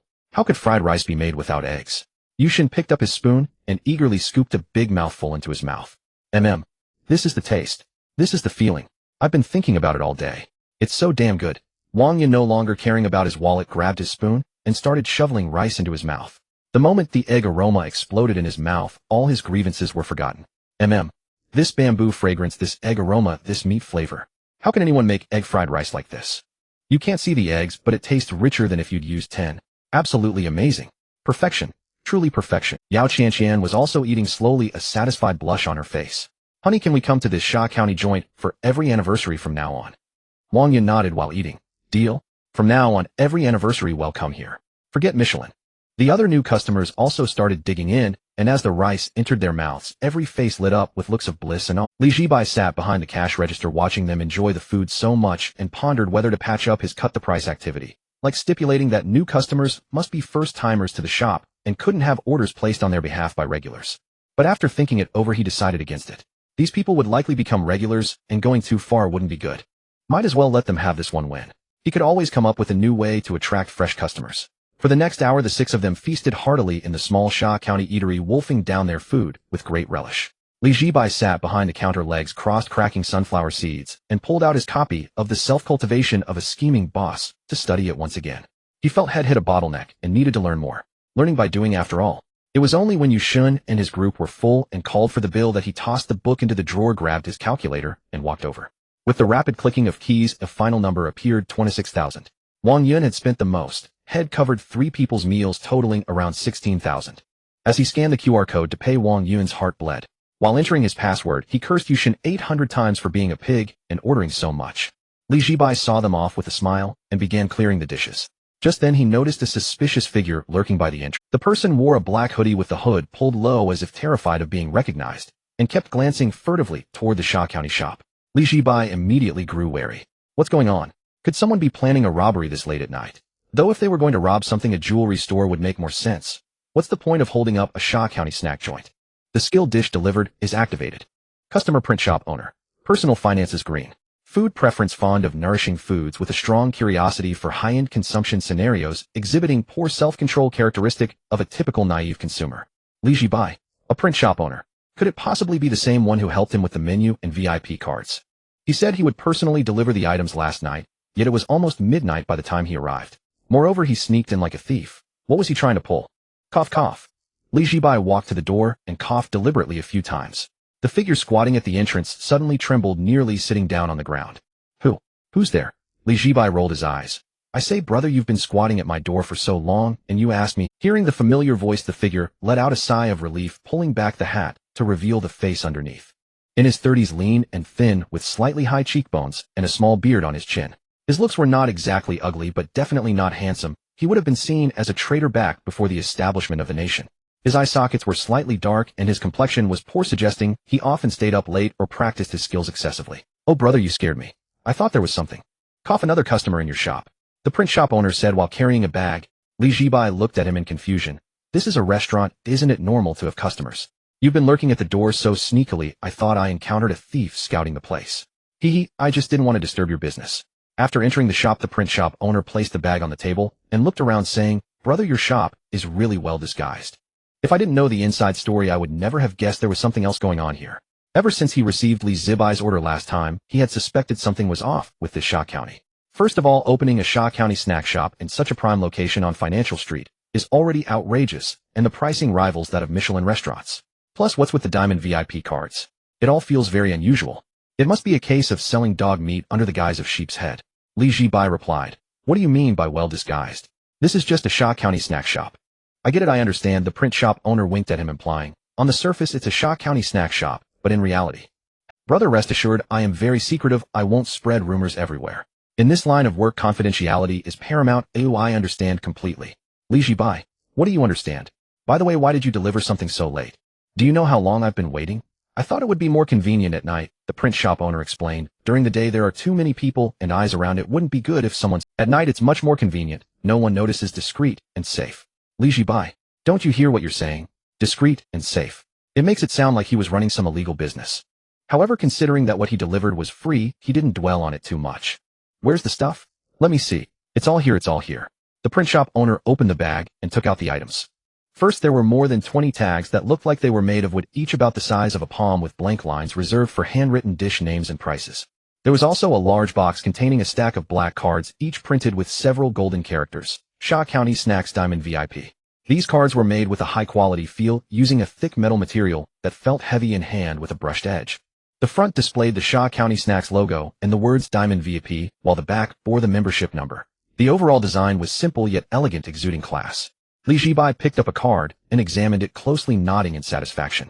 Not bad, the craftsmanship is exquisite, even better than I expected. That's for sure. This membership card cost me a lot. It's made of 0.8mm brass laser engraved and coated with a layer of black titanium. With this craftsmanship, if you went to have it made outside, they would charge you at least $40 to $50 a piece, and I specially added a security feature. There's a small Li character hidden in the decorative pattern. Look at it under the light. Zhibai held the card up to the light to examine it closely, and indeed saw the small Li character within the decorative pattern. This detail was indeed impressive. Boss, your skills are commendable. After handing over the items to Zhibai, the print shop owner couldn't help but admire the details of the shop. He first looked at the staircase leading to the second floor, then glanced at the kitchen, and finally turned to the old menu on the wall that had. The more he looked, the more he admired it. Real? So real. Apart from the slightly jarring menu prices, everything else is almost identical to a normal Shaw County snack shop, completely without flaws. This is what it means to hide in plain sight. Truly upscale places must be this discreet. If you walk in and see bright colors everywhere, it's clearly announcing that there's something wrong here. Brother, you really put a lot of thought into the decor of this shop. It must have cost quite a bit, right? Zhibai, not much. When I took over, the shop looked like this. I haven't spent a dime on renovations. It's all left by the previous tenant. If I had money to renovate, I wouldn't still be sleeping on that hard wooden bed on the second floor. The print shop owner's gaze lingered on the menu for a long time, carefully reading each line, then suddenly said, Brother, to be honest, your prices are quite reasonable. Zhibai was taken aback. Reasonable. This was the first time someone praised the Shaw County pricing as reasonable, especially a green customer. Quite rare. Yes, the most expensive is only $12.88, much cheaper than I expected. The print shop owner pressed his hand to his mouth, asking mysteriously, but how's the quality? Is it high? Zhibai understood immediately what he was implying. The guy's mind was wandering to inappropriate thoughts. Despite having seen the situation in his restaurant, he still wasn't convinced. Since you're so eager to see for yourself, don't blame me for being tough on you. The quality is definitely high. The items here are not to be taken lightly. They are of top-notch quality. Not to brag, but the ingredients are absolutely premium, and the craft is exceptional. Many repeat customers leave reluctantly, wishing they didn't have to go home. The print shop owner became even more excited upon hearing this. Wow, that must be incredibly enticing. They don't want to leave at all. It seems, brother, the quality here is certainly high, and the craftsmanship is excellent. Would you like to arrange a meal? I guarantee you won't make a sound while eating. Zhibai replied. The print shop owner couldn't wait any longer and nodded repeatedly. Brother, I'm glad I came to the right place today. Hurry, hurry, said. Then he eagerly pointed at the menu on the wall. The most expensive one, the $12.88 one. Give me one. I want to test just how outstanding your offerings are. Seeing his eager expression, Zhibai chuckled and said, Sorry, boss, but this 1,288 yuan Bodhi Jade Delight is a limited dish. Limited? The print shop owner was taken aback. What do you mean? Does it cost extra? Paying extra isn't out of the question. No. Zhibai raised two fingers and explained, First, you have to order a luxury dish. Second, you need to bring 2 new friends to dine here to unlock this limited dish. The print shop owner was stunned for a moment, then a look of sudden realization dawned on his face. Oh, I get it now. I get it. I'm a novice at this. This is what you call a threshold, right? Seems like all you high-end places are like this. Not just anyone can spend money here. You need a referral or to prove your worth, right? Yeah, something like that. Zhibai nodded, thinking to himself, this boss thinking might be skewed, but he's quick on the uptake. Saved him the trouble of explaining. All right then, the print shop owner said with a grand wave of his hand. Bring me a luxury dish first. They'll prove my worth right now. As for bringing new friends, don't you worry, brother. They'll introduce a few of my buddies to you right now. They're in business too, and as long as your place is, you know, they'll definitely become regulars. Zhibai's eyes lit up. Really? Of course. I've been hustling in Jiangsheng for years, and I've never dropped the ball when it comes to connections. You wait here. One phone call from me, and they'll be here in no time. Great. So big bro, do you want to wait for your friends before ordering? Sure. The print shop owner was a man of action. He whipped out his phone and started sending messages to rally the troops. Guys, I found a seriously awesome place. It's on Financial Street. Looks like a Shaxian snacks from the outside, but it's actually, you know, if you don't get it, don't ask. Just say we're here for a proper meal. I just checked the menu. The most expensive service is only $12.88. The price is a steal, and the boss says regulars come in almost every day. The boss also guarantees top-tier quality. Replies came in quickly. Old Joe, are you for real? A Shaxian snacks joint pulling this off. That's some serious camouflage. Damn, $12.88 is actually a decent price. Last time I went to one of those clubs, just getting in the door cost me $3,000, and the service wasn't even that good. Hey, old Joe, send us the address. We'll head over right now. I've had a long, tiring day, and my back is killing me. I've been waiting for you to say that. They'll send you the pin. Keep it low-key, alright? Don't go making a fuss. We'll keep it a secret, don't worry. Our lips are sealed. About 20 minutes or so passed. The wind chime by the door jingled, and two men in their early 30s slipped in one after the other. The first one in was a burly man with a thick gold chain around his neck, striding in with a swagger, looking like a nouveau riche. Following behind was a fair-skinned plump man with a perpetual smile resembling a Mithriya Buddha. The sizing up customer's skill activated. Customer auto repair shop owner, personal wealth, blue food preference, prefers heavy meaty dishes, a carnivore at heart, not picky about food quality. Customer small supermarket owner, personal wealth, blue food preference, like sweets and fried foods, prone to binge eating, eats a lot especially when stressed. Zhibai gave them a once-over and got the gist. One ran an auto repair shop, the other a small supermarket. Their financial standing was decent for regular folks, but still a tier below the purple tire big shots like Yushun. Still, every little bit counts. Since they were here, why not fleece them a little? Old Joe, is this the place you were talking about? The man with the gold chain started looking around as soon as he entered. Damn, they really did set up a Shaxian snacks joint. The plump man was stunned. Keep your voices down, the print shop owner Joe quickly made a shushing gesture and whispered, low-key, get it? Low-key. The two quickly nodded. Right. Low-key. We'll be low-key. The gold chain man sat down next to Joe and asked quietly, Old Joe, is this place you found reliable? I don't see any hidden doors or anything. This isn't some rundown joint, is it? How could it be? Look where we are, Financial Street. The most expensive area in Jiangxing. How could they have some shady dump here? And think about it. Which high-end place these days dares to have a line of pretty girls standing at the door to greet customers? That's just asking for trouble. You know the current climate. The louder you are, the faster you die. The boss keeping the Shaxian sign is pure genius. Only insiders in the circle know what's really going on. Without a referral from a regular, you can't even find the door. Get it? The plump man suddenly understood. Oh, I see. If you still don't believe me, just look at the prices on this menu. The two turned to look at the wooden sign with the absurdly priced Shaxian snacks items and were immediately put at ease. You're right. A Shaxian snacks place with these prices is definitely not normal. The Shaxian dry noodles downstairs from my place are only $6. What about the cheaper ones? I see there are some over 100. Those over 100 are definitely the green tier. You guys into green? No, not real. Well, there you go. The prices tell you everything. Don't just look at the surface. You gotta think deeper. Why are the regular versions so cheap and the luxury ones so expensive? I want to spell out all the ins and outs. You're all seasoned veterans. Savor it. Savor it slowly. At this point, the gold chain man and the plump man had completely dropped their doubts, little flames of anticipation igniting in their eyes. Old Joe, you're the man. Finding a place this hidden during the current crackdown, impressive. So have you tried it yet? How's? Not yet. I was waiting for you two to join me. But the boss just told me the quality and skill are absolutely top-notch. He says regulars come in almost every day and some guests don't even want to leave once they're here. You can just imagine. Also, there's a threshold just to order the most expensive dish. What threshold? It's like those high-end private clubs. You have to prove you have the spending power and sincerity. Wow, fancy. Just then Zhibai, who had finished prepping in the kitchen, walked out wiping his hands. Gentlemen, everyone's here. Shall we start ordering? Perfect timing, boss, Joe said, pointing at the Bodhi Jade Delight. Can I order the limited edition now, eh? Zhibai nodded. Of course. Boss Joe is now a diamond VIP of this establishment, so you're definitely qualified to order the Bodhi Jade Delight. However, your two friends here can't order the limited dishes just yet. Diamond VIP. The plump man blurted out reflexively. What the hell? Shaxian Snacks has a VIP system now. There you go again, forgetting where you are, Joe reminded him again.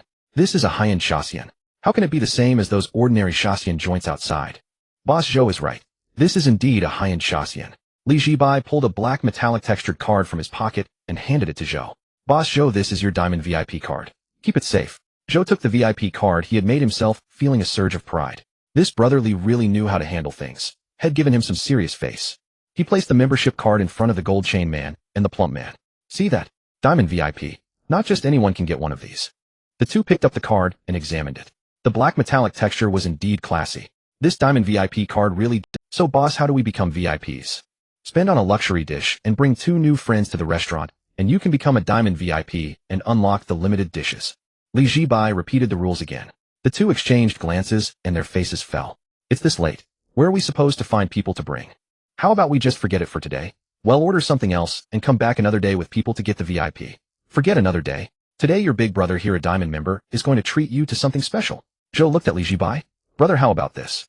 I'll use my VIP status to order a few of those limited dishes for them, just so they can get a taste.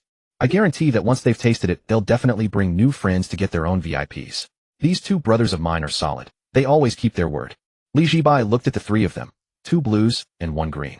He hadn't really expected them to bring in any high-end clientele anyway. He might as well boost his sales while he had the chance. So he pretended to reluctantly agree. Alright, seeing as Boss Joe is our first diamond VIP of the day, he'll make an exception. But this is a one-time deal. Don't expect this kind of treatment in the future. Excellent. You're a real stand-up guy, boss. Joe felt even more honored. This brotherly was truly generous. Alright, today's on me. I'm treating. Don't you dare be shy. The three then ordered 3 luxury egg fried rice and a luxury dish each at $588. In total, they contributed 5600 in sales, pushing Zhibai's daily revenue past 3000. Ding, 5600 yuan received via Alipay. Hearing the crisp notification sound, Joe had a smile on his face, but he was cursing in his heart. Damn, I got carried away. Paid almost 4000 extra just to show off. Whatever.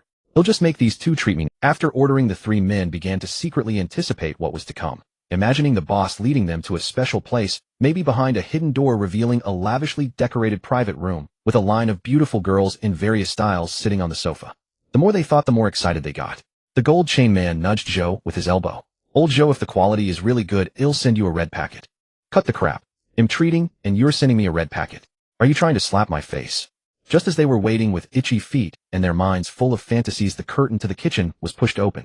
Zhibai walked out carrying a tray laden with various luxury versions of Shaxian snacks. He then placed the dishes one by one in front of the 3 men. The 3 looked down at the plates of aromatic food before them, their lewd, knowing smiles gradually fading and freezing on their faces. Wait, boss, you're being serious. Where's the real show? Did it fly away? They had rushed over in the dead of night, dropped over 500 yuan, expecting to enjoy the top secret exclusive high-end private service of Financial Street. And in the end, you're just serving us Shaxian snacks. Boss, are you serious? You're actually serving us Sha County snacks? Boss Joe asked in disbelief. Zhibai nodded. Of course. When you come to a Sha County restaurant, what else would you eat but Sha County snacks? My restaurant may be a bit pricey, but everything here is top tier and worth every penny. No one who's eaten here has ever had a bad word to say. Afraid they wouldn't believe him, Zhibai began introducing each dish one by one. This is the deluxe fragrant mixed noodles. The scallion oil is rendered from Kobe beef fat, and the topping is a blend of snow crab roe and minced meat. This is the deluxe crystal steamed dumplings. The wrapper is made from premium snowflake flour, and the filling uses French guinea fowl and red crab meat with roe. They're steamed fresh upon order, and one bite bursts with savory juice. And finally, these 3 servings of Bodhi jade rice. This is our signature limited dish, a lost ancient method of egg fried rice, my own improved creation. It looks like plain white rice, but each bite is filled with rich egg aroma. You couldn't find this anywhere else, no matter how much you're willing to spend. You 3 should count yourselves lucky to be eating these 3 dishes tonight. Alright, introduction over. Enjoy your meal, gentlemen. With that, Zhibai went back to sit by the cash register. He picked up his glass of free tap water, sipping it, while covertly observing the 3 men's reactions, mentally estimating how long it would take the police to arrive if needed. He could tell these 3 were up to no good. If they felt things weren't what they expected and flew into a rage, possibly overturning the table, he'd need to call the authorities immediately. Always be prepared.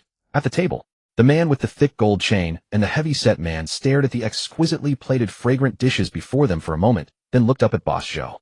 Though they said nothing aloud, their eyes conveyed the message clearly. Lao Zhou, this is what you call a high-end establishment. Boss Joe himself was extremely embarrassed, silently cursing Zhibai's ancestors for 18 generations. Damn it, I've been thoroughly duped. The man with the gold chain broke the silence. Lao Zhou, yeah. This is the Sha County snack place you were talking about. Looks like we walked into a trap. Yeah.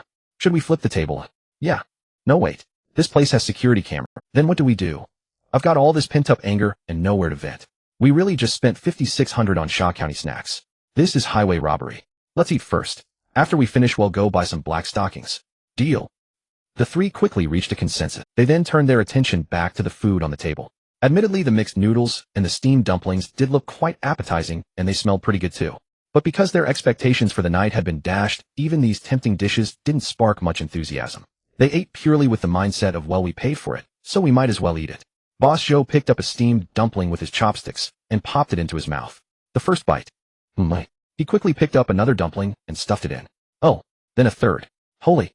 Boss Joe's eyes grew wider and wider. He couldn't even bother to comment, grabbing another dumpling and chewing with his eyes closed. The moment the dumpling wrapper broke, an unparalleled burst of flavor shot straight through him.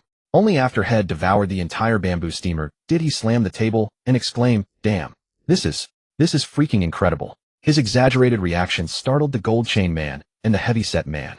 "Lao Zhou, what's wrong? Is the food poison?" Boss Zhou didn't even want to talk to them. He just said, "Just eat." Then he pulled the egg fried rice in front of him and began wolfing it. Seeing him eat like a starving ghost, the heavy-set man and the gold chain man couldn't hold back any longer. They each grabbed their bowls of mixed noodles and dug in. The instant the noodles touched their lips, both of them jolted as if struck by lightning. Holy crap! Holy crap! Holy crap! This is way too delicious. The nutty aroma of the scallion oil, the sweet freshness of the crab roe, the savory saltiness of the minced meat, all perfectly fused with the springy noodles. Absolutely unbeatable. In just a few moments they had crossed the threshold into a whole new world. Whatever exciting shows, whatever indulgent spa services, whatever black or white silk stockings. All of it was thrown to the winds. All they could see now was the Sha County cuisine in front of them. What followed could only be described as a whirlwind of devouring. The three of them were like human eating machines activated in berserk mode, sweeping through the food before them. In less than 10 minutes, everything was gone. The plates were so clean, they could be used as mirrors. Even a dog would shake its head complaining they'd licked them too clean. After the meal, the three leaned back in their chairs, patting their half-full stomachs, all silent. After a long moment, the gold chain man spoke up. "Now I finally get why this Sha County place doesn't have any exciting shows. With this skill, this flavor, this is the most exciting show of all. It's so fragrant." "Indeed," Boss Zhou nodded in agreement. "I thought we were being taken for a ride tonight, but honestly it feels worth it now. Those dumplings and that egg fried rice that looks like plain white rice, they're absolutely incredible. I've never tasted anything so good in my life. So, do we still buy the stockings?" the heavy-set man suddenly asked. Their original plan was to buy black stockings to pull over their heads and come back to beat up the shady boss. But now, by my ass, if you beat up the boss, are we ever coming back to eat? Boss Zhou shot him a glare. "Yeah, forget it then." In the end, the three men who had marched in with fiery indignation walked out of the Sha County restaurant looking thoroughly satisfied, though their wallets were a bit sore. The night breeze brushed their faces as they stood on the curb outside the restaurant contemplating life. There's a saying, a full belly leads to other desires. Although the meal had satisfied their stomachs, that primal restlessness began to stir again now that they were fed and watered. "Where do we go now?" the heavy-set man asked. "I know a foot massage place," the gold chain man whispered. "My buddy said if you pay extra you can get a special ride." Skilled, and they keep their mouths shut. Boss Zhou's eyes lit up instantly. "Really? Then we've got to go check it out and walk off this meal. I was so busy eating I almost forgot our main business. Let's go, let's go. We've got to take care of business tonight." The three were in perfect agreement. They hastily hailed a taxi and piled in. About 10 minutes later, the taxi stopped at the entrance of an alley in the old town. The three got out, turned a corner, and saw a foot massage parlor named XX Sudao. The moment they saw the pink glow emanating from inside, the little flames of desire reignited in their hearts. "This is the place. Let's go, let's go. I can't wait. Tonight we've got to burn off all that good food we just had." They had just reached the entrance and hadn't even stepped inside.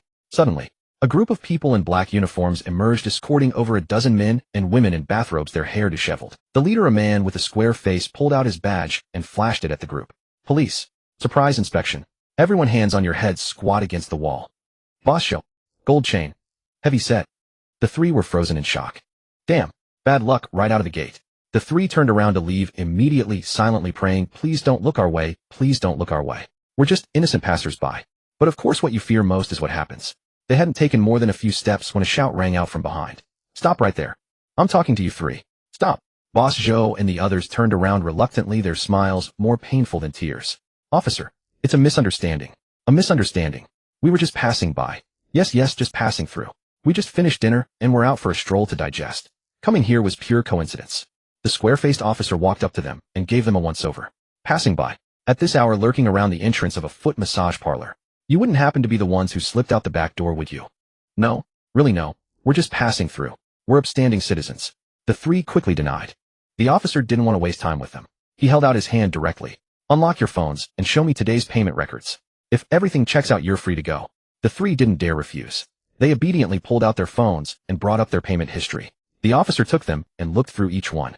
The first one was fine. The second was fine too. No transaction over 100 yuan today. All perfectly normal. Then he got to the third phone, Boss Zhou's. The officer's expression shifted. He pointed at the bill and asked, "This 5,600 yuan charge. Explain it. What was this for?" "Officer, that was our dinner at the Sha County restaurant." Yes. That Sha County place is amazing. Just a bit pricey, that's all." The three explained hastily. The officer let out a cold laugh. "Do you think I'm an idiot? Or that I'm easy to fool? If you're going to make up an excuse, at least make it believable. Shaw County snacks costing $1,900 per person. Talk. The three. The officer didn't waste another word. With a wave of his hand, he ordered, outlaid at entertainment venues, abnormally high spending, highly suspected of illegal consumption. Take them in. We'll question them thoroughly back at the station. Several officers came over and restrained them. The three were completely dumbfounded, wailing in despair. Officer, we really just had Shaw County snacks. We're innocent. Getting arrested for eating Shaw County snacks. Where's the justice in this world? After sending off Boss Joe and his two gullible companions, Zhibai stretched lazily behind the cash register, propped his legs up on the counter, and pulled out a book titled The Self-Cultivation of a Black-Heart Boss, continuing to read where he had left off. He had already reached the 5th chapter. One line in particular struck him as profoundly true. The true art of fleecing customers isn't making them feel it's expensive, it's making them feel that not buying it would be a monumental loss. In simple terms, the goal was to make customers convince themselves to open their wallets. Once you reach that level, they'd rationalize your price hikes, accept your purchase limits as perfectly reasonable, and even mistake your cold, aloof demeanor for the unyielding integrity of a true artisan. Absolutely right. Zhibai slapped his thigh in profound agreement. He was still far from that level, and had a long way to go through learning by doing. Just as he was deeply engrossed in his book, his phone rang. It was an unfamiliar number. Zhibai answered directly. Hello, this is the XX police station. I'm Officer Chen. Am I speaking with the owner of the Shaxian Delicacies restaurant? Zhibai glanced at the clock on the wall. It was almost midnight. Without a second thought, he hung up. These scammers are so dedicated these days, calling in the middle of the night pretending to be cops. Don't they know I've got the National Anti-Fraud app installed? Not long after he hung up, the phone rang again. Same number. Zhibai was getting annoyed. This scammer was persistent, calling back after being hung up on. Were they under that much pressure to meet their quota?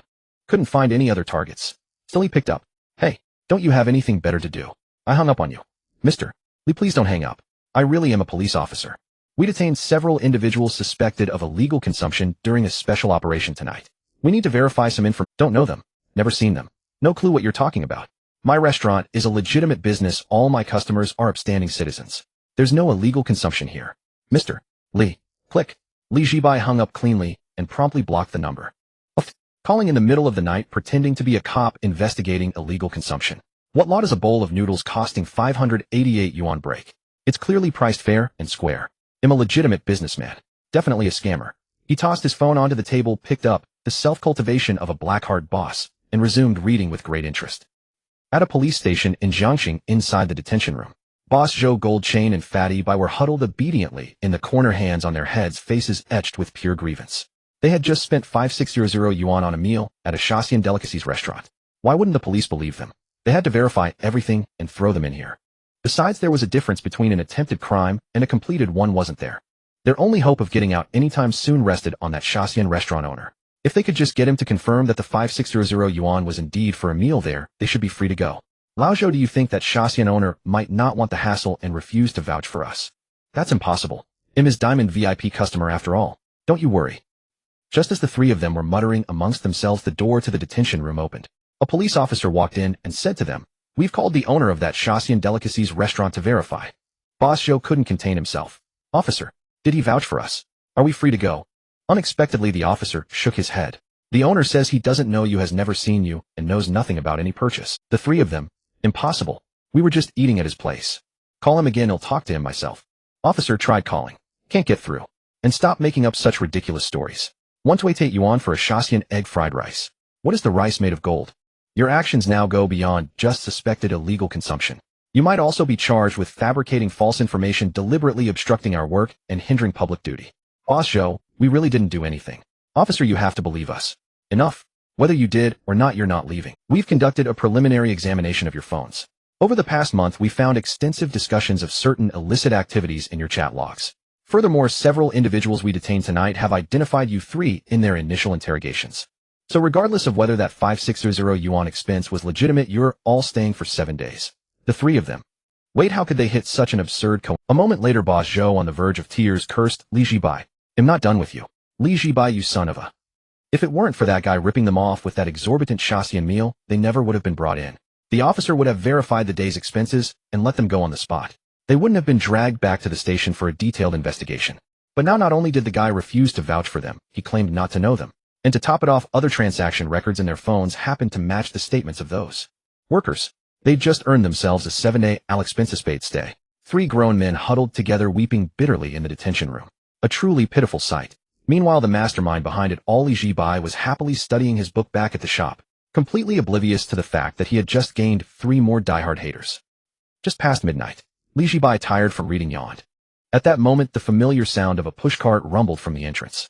Sister Zhao was setting up her stall. After getting everything ready, Zhao Xiaomei walked straight into his shop.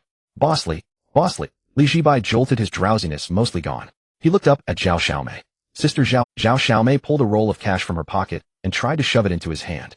Bossly, I found this money inside Siki's little bear toy. It must be from you. I can't accept this. Zhibai refused. Sister Zhao, what are you doing?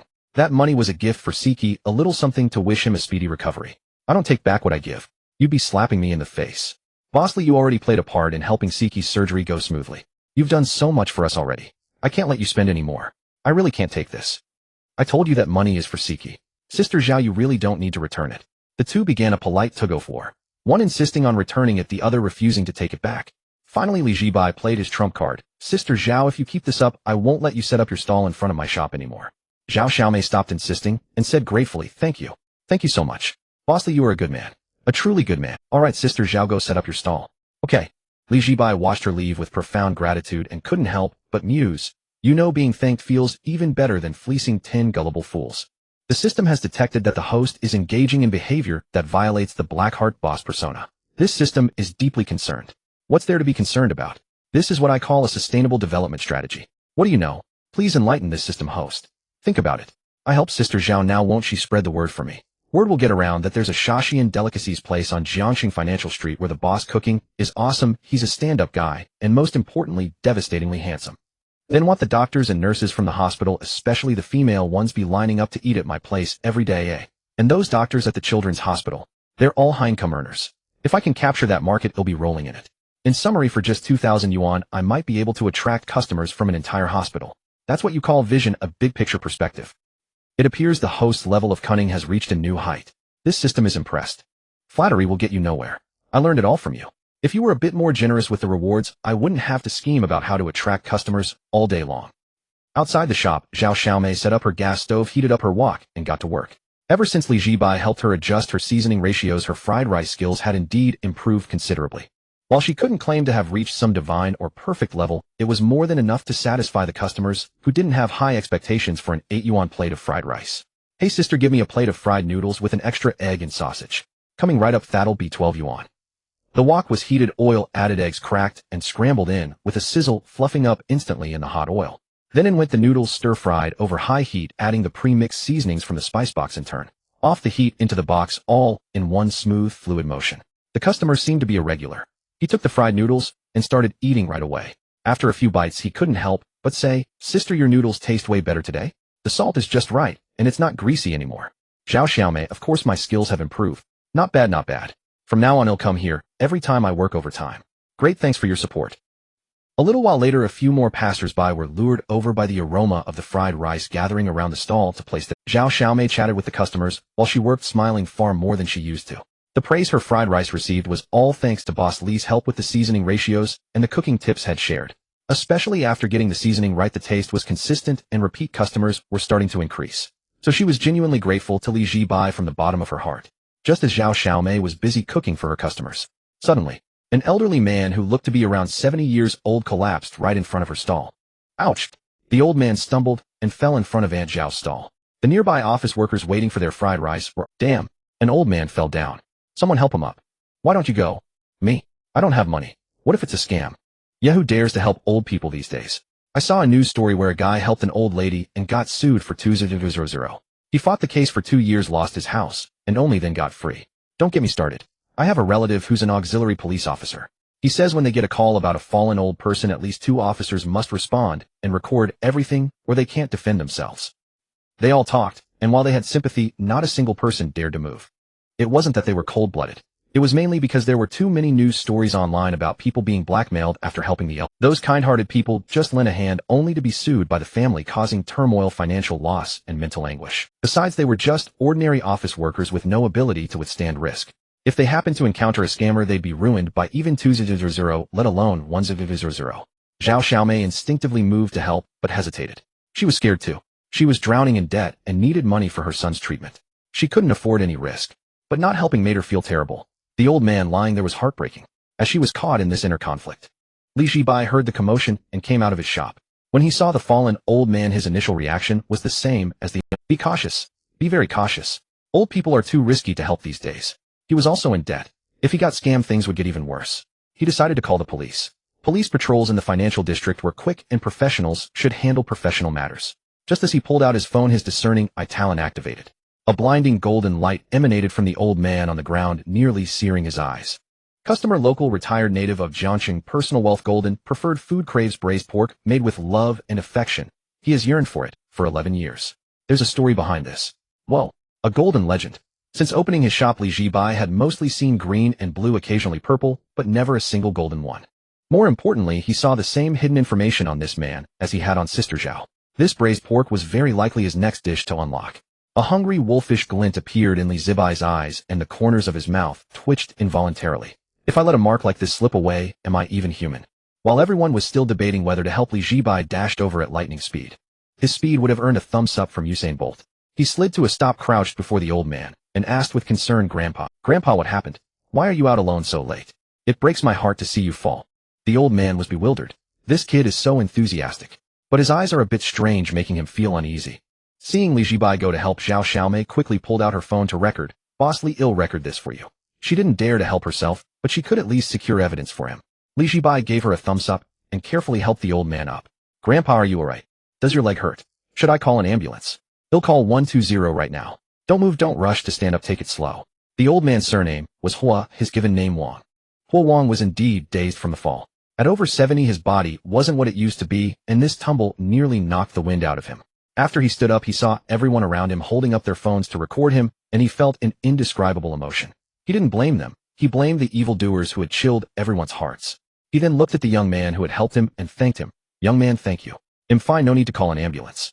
Glad to hear it, Li Zhibai sighed in relief. He didn't really want the old man to be taken away so quickly anyway. At least let him have a meal at the shop before getting into the ambulance. Hua Wang felt a warmth in his heart. "Young man, there aren't many people who dare to help the elderly these days. You're good, you have a sense of responsibility." "Grandpa, don't say that. Helping the elderly is a traditional virtue of our nation." Li Zhibai was taught from a young age to respect the old and cherish the young, to help those in need. "If I saw you fall and didn't help, I wouldn't be human." Hua Wang was even more moved, patting Li Zhibai's hand. Good. You're a fine young man. Truly fine. I'm okay now, you can let go, I can walk by myself." "That won't do." Li Zhibai not only refused to let go, but also held the old man's arm. "Grandpa, your leg seems fine, but to be safe, I think you must find a place to sit for a while and rest before heading home. How about this, come sit in my shop? I'm not closed yet, and I can still fix you something to eat." Hua Wang said, "Thank you, young man, but I'm really fine. I'm not hungry." Seeing the old man disobey, Li Zhibai put on a stern face. "Grandpa, you must listen to me on this. If you just leave like this, I'll be worried. Stay at my shop until your family comes to get you. No argue. You must listen to me." Seeing the young boss' earnest and stubborn expression, Hua Wang felt even warmer inside.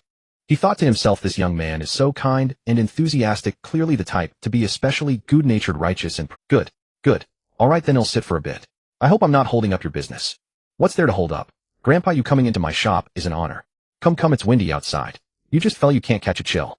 As he spoke, Li Zhibai guided the old man into the shop. Hua Wang was half persuaded, half propelled into the shop. Sister Zhao and the passers-by all gave Li Zhibai a thumbs up. What a good man. What a righteous boss. They had to give him a like. One customer was even so moved by the scene that he decided to go in and spend some money to support the Sha County boss. But as soon as he stepped in and saw the menu prices on the wall, he quickly turned around and left. Damn, there's something fishy in there. After seating the old man, Li Zhibai was extremely attentive, serving tea and water, making the old man feel a bit embarrassed. He even thought to himself, it's so rare to find a young person with such character these days. He almost wanted the young man to call him Grandpa. "Grandpa, are you hungry? You're out so late, you probably haven't eaten right. How about I fix you something to eat?" Li Zhibai asked. Now that he had lured the golden legend into his shop, it would be a crime against heaven not to make a killing. Hua Wang was about to decline, but on second thought, since he was already here and the young boss was so kind and enthusiastic, he might as well eat a little to support his business. "All right, get me something with soup, anything is fine. Coming right up." "Grandpa, please wait a moment." Li Zhibai turned and headed to. Hua Wang sat in his seat, sipping warm water and looking around the Sha County eatery. Honestly, it was quite rare to see a Sha County snack shop in a prime location like the financial district. He knew how expensive the rent was in this area, as he himself owned 2 commercial properties for rent near Jiangdong South Road.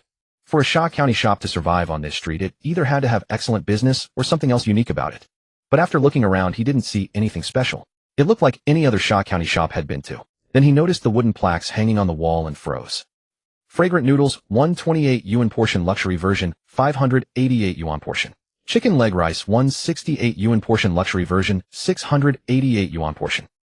The most expensive item, that Bodhi Jade delicacy, was a whopping 1,288 yuan per serving. Ho Wang's first thought was that his eyes were playing tricks on him. He rubbed his eyes and looked again. He hadn't misread. This Shaw County shop was indeed different from the others. It was just a tiny bit overpriced. Ho Wang turned to look at Zhibai, who was busy in the kitchen, and a thought suddenly crossed his mind. Could it be that this young man was so enthusiastic about helping me and insisted I stay, just to rip me off? Ho Wang picked up the glass of warm water Zhibai had poured for him and took a sip.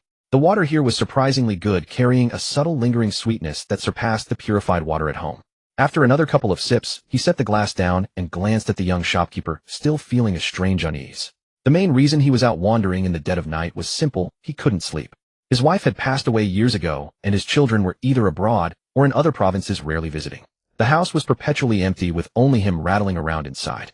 Lying in bed at night, his mind would inevitably drift to old memories, leaving him restless and awake. So he decided to take a walk, hoping to pass the time.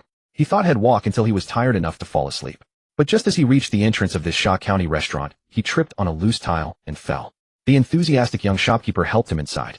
Initially, Ho Wang was touched, thinking the young man was kind-hearted.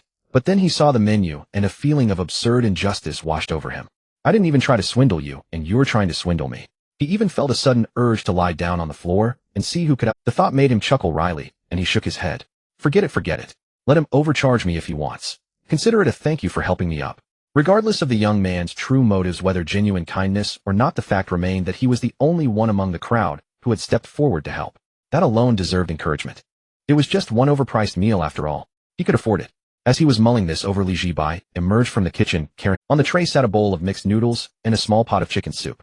It wasn't much. Zhibai knew that an old man's appetite wasn't what it used to be, and serving too much would just be wasteful. More importantly, his true goal wasn't just this one meal.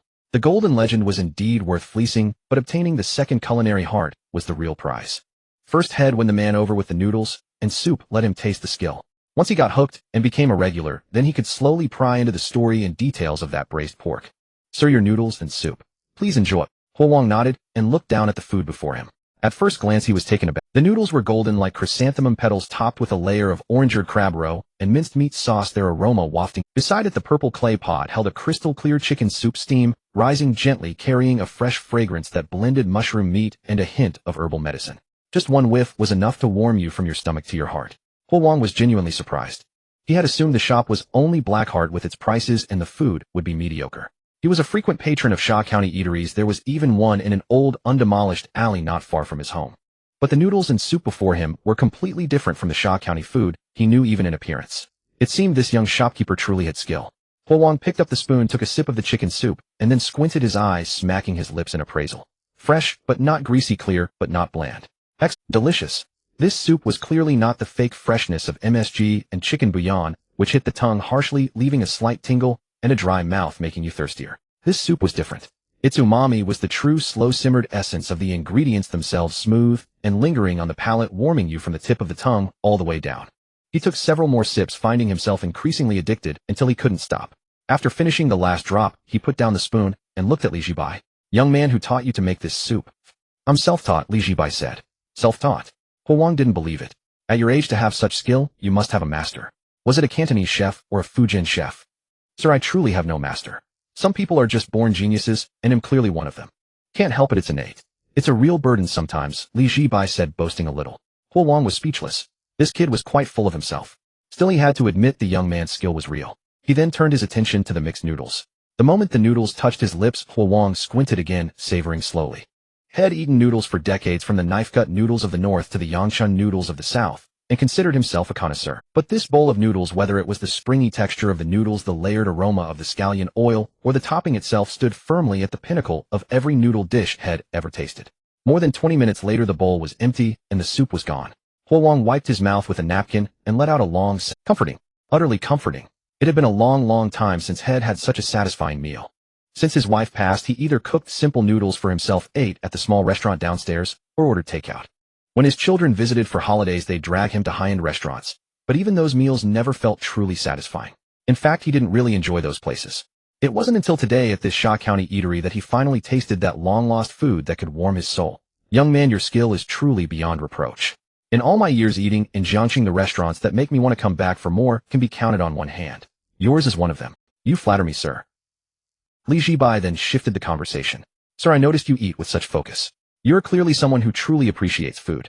I'd like to ask you a question. You've certainly tasted many delicacies in your life. What would you say is the most delicious thing you've ever eaten? Ho Wang looked at him and smiled. Young man, why do I feel like you're trying to pry something out of me? No, just curious, purely curious, Li Zhibai said with a look of utmost sincerity. As for the most delicious thing, that's hard to say. I've lived a long life and tasted too many good things. But if you're talking about my favorite, there is one dish. What dish? Braised pork. Li Zhibai's heart skipped a beat. Here it comes, just as he thought. Just as he was about to follow up, intending to ask about the secrets of the braised pork, its flavor, its preparation.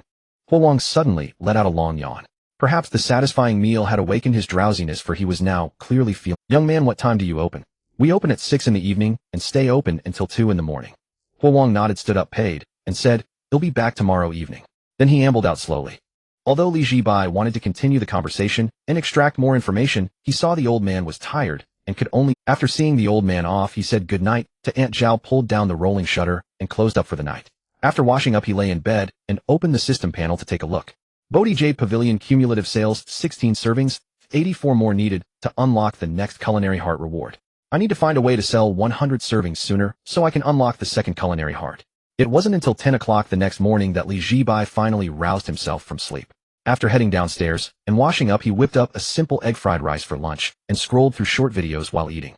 As he scrolled, he stumbled upon a new upload from the local government's official account.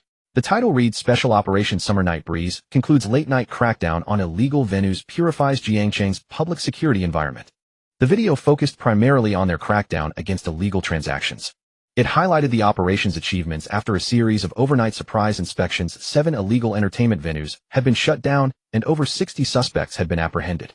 The report boasted that this had severely cracked down on late-night illegal trading and effectively purified the city's public security environment. The scene cut to the suspect identification area.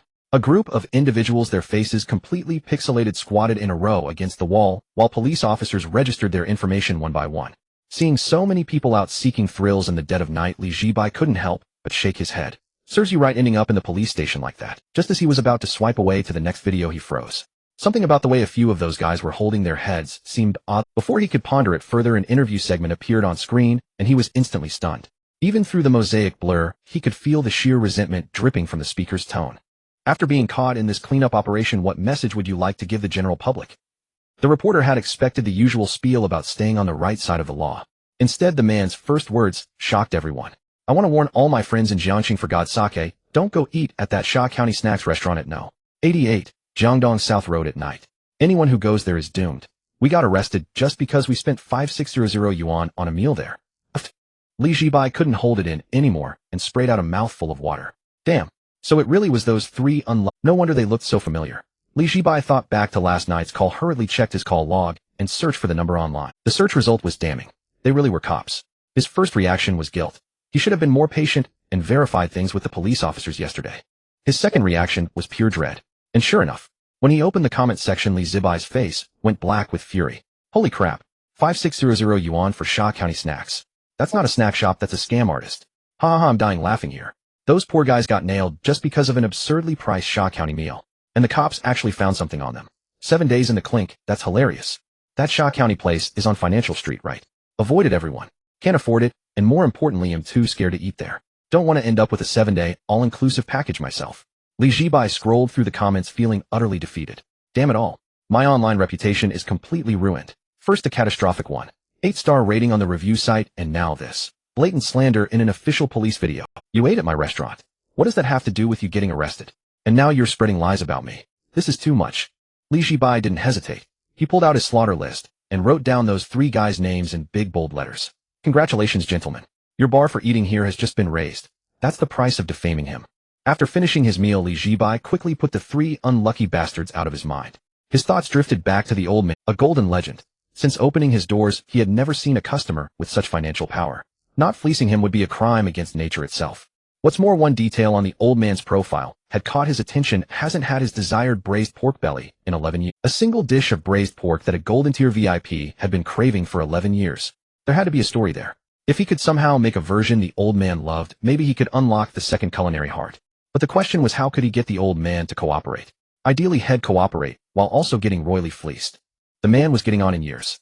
It would be a shame for him to leave all that money unspent. Isn't there a saying? One of life's greatest tragedies is die with money still in the bank. Besides, judging by his clothes, the old man seemed quite frugal. Being that rich and still pinching pennies, that was just wrong. As a Shaw County snack shop owner with a sense of social responsibility, Zhibai felt it was his duty to correct the old man's unhealthy spending habits. But how? Zhibai pondered for a long time. Suddenly a flash of inspiration struck. Got it. Why don't I host a new dish auction? For example, let's make it so the top cumulative spender on our limited dish Bodhi Jade rice gets the exclusive right to customize a brand new dish. The rule he devised was simple. Starting today, the customer who spends the most on Bodhi Jade rice gets to specify a new dish. In other words, he would tailor-make a brand new dish based on that customer's taste and preferences.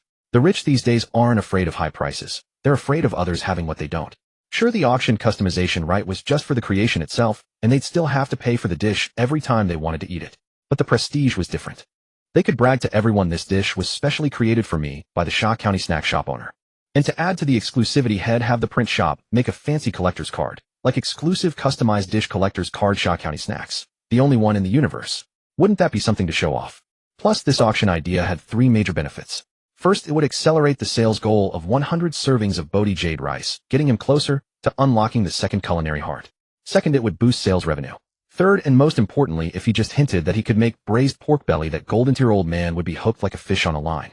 The old man had been craving that dish for 11 years. It was his biggest weakness. To secure that customization right, he'd have no choice but to spend a small fortune, maybe even 100 grand at the shop. What? Worried the old man can't eat it all? No problem. He can bring his family and friends to enjoy it, which would also be free advertising. The more Zhibai thought about it, the more perfect the plan seemed. Those rebellious customers didn't want to bring him new business. They even exploited the loophole in his cut a slice promotion. Fine. This time he'd switch things up and make them compete against each other. It perfectly embodied the principle from the self-cultivation of a black-heart boss. Instead of chasing customers to fleece them, make them fight for the privilege of being fleeced. The former is brute labor. The latter is an art form. System, don't you think him just a genius?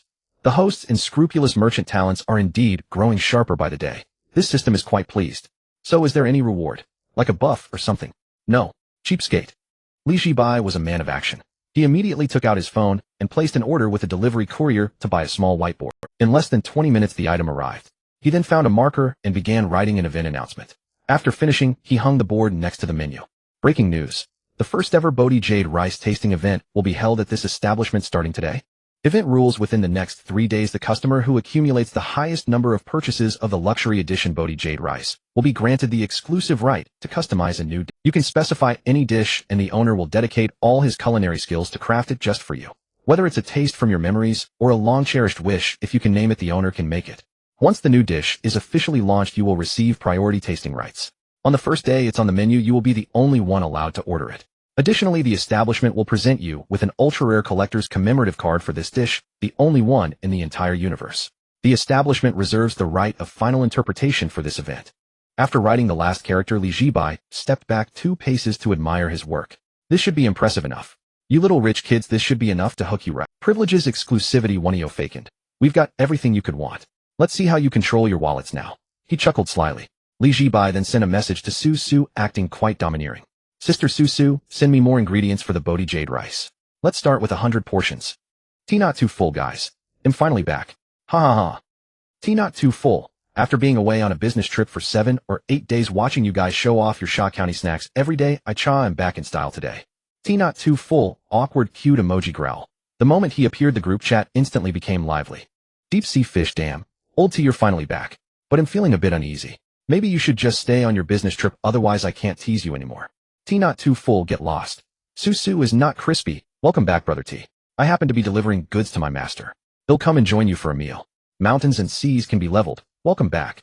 Remember to keep your disguise. Tea not too full, don't worry. Today I'm dressed like a delivery guy. He'll even run a few kilometers before going in to make sure my disguise is perfect. Seeing me like this, that Lee Blackie definitely won't dare to rip me off.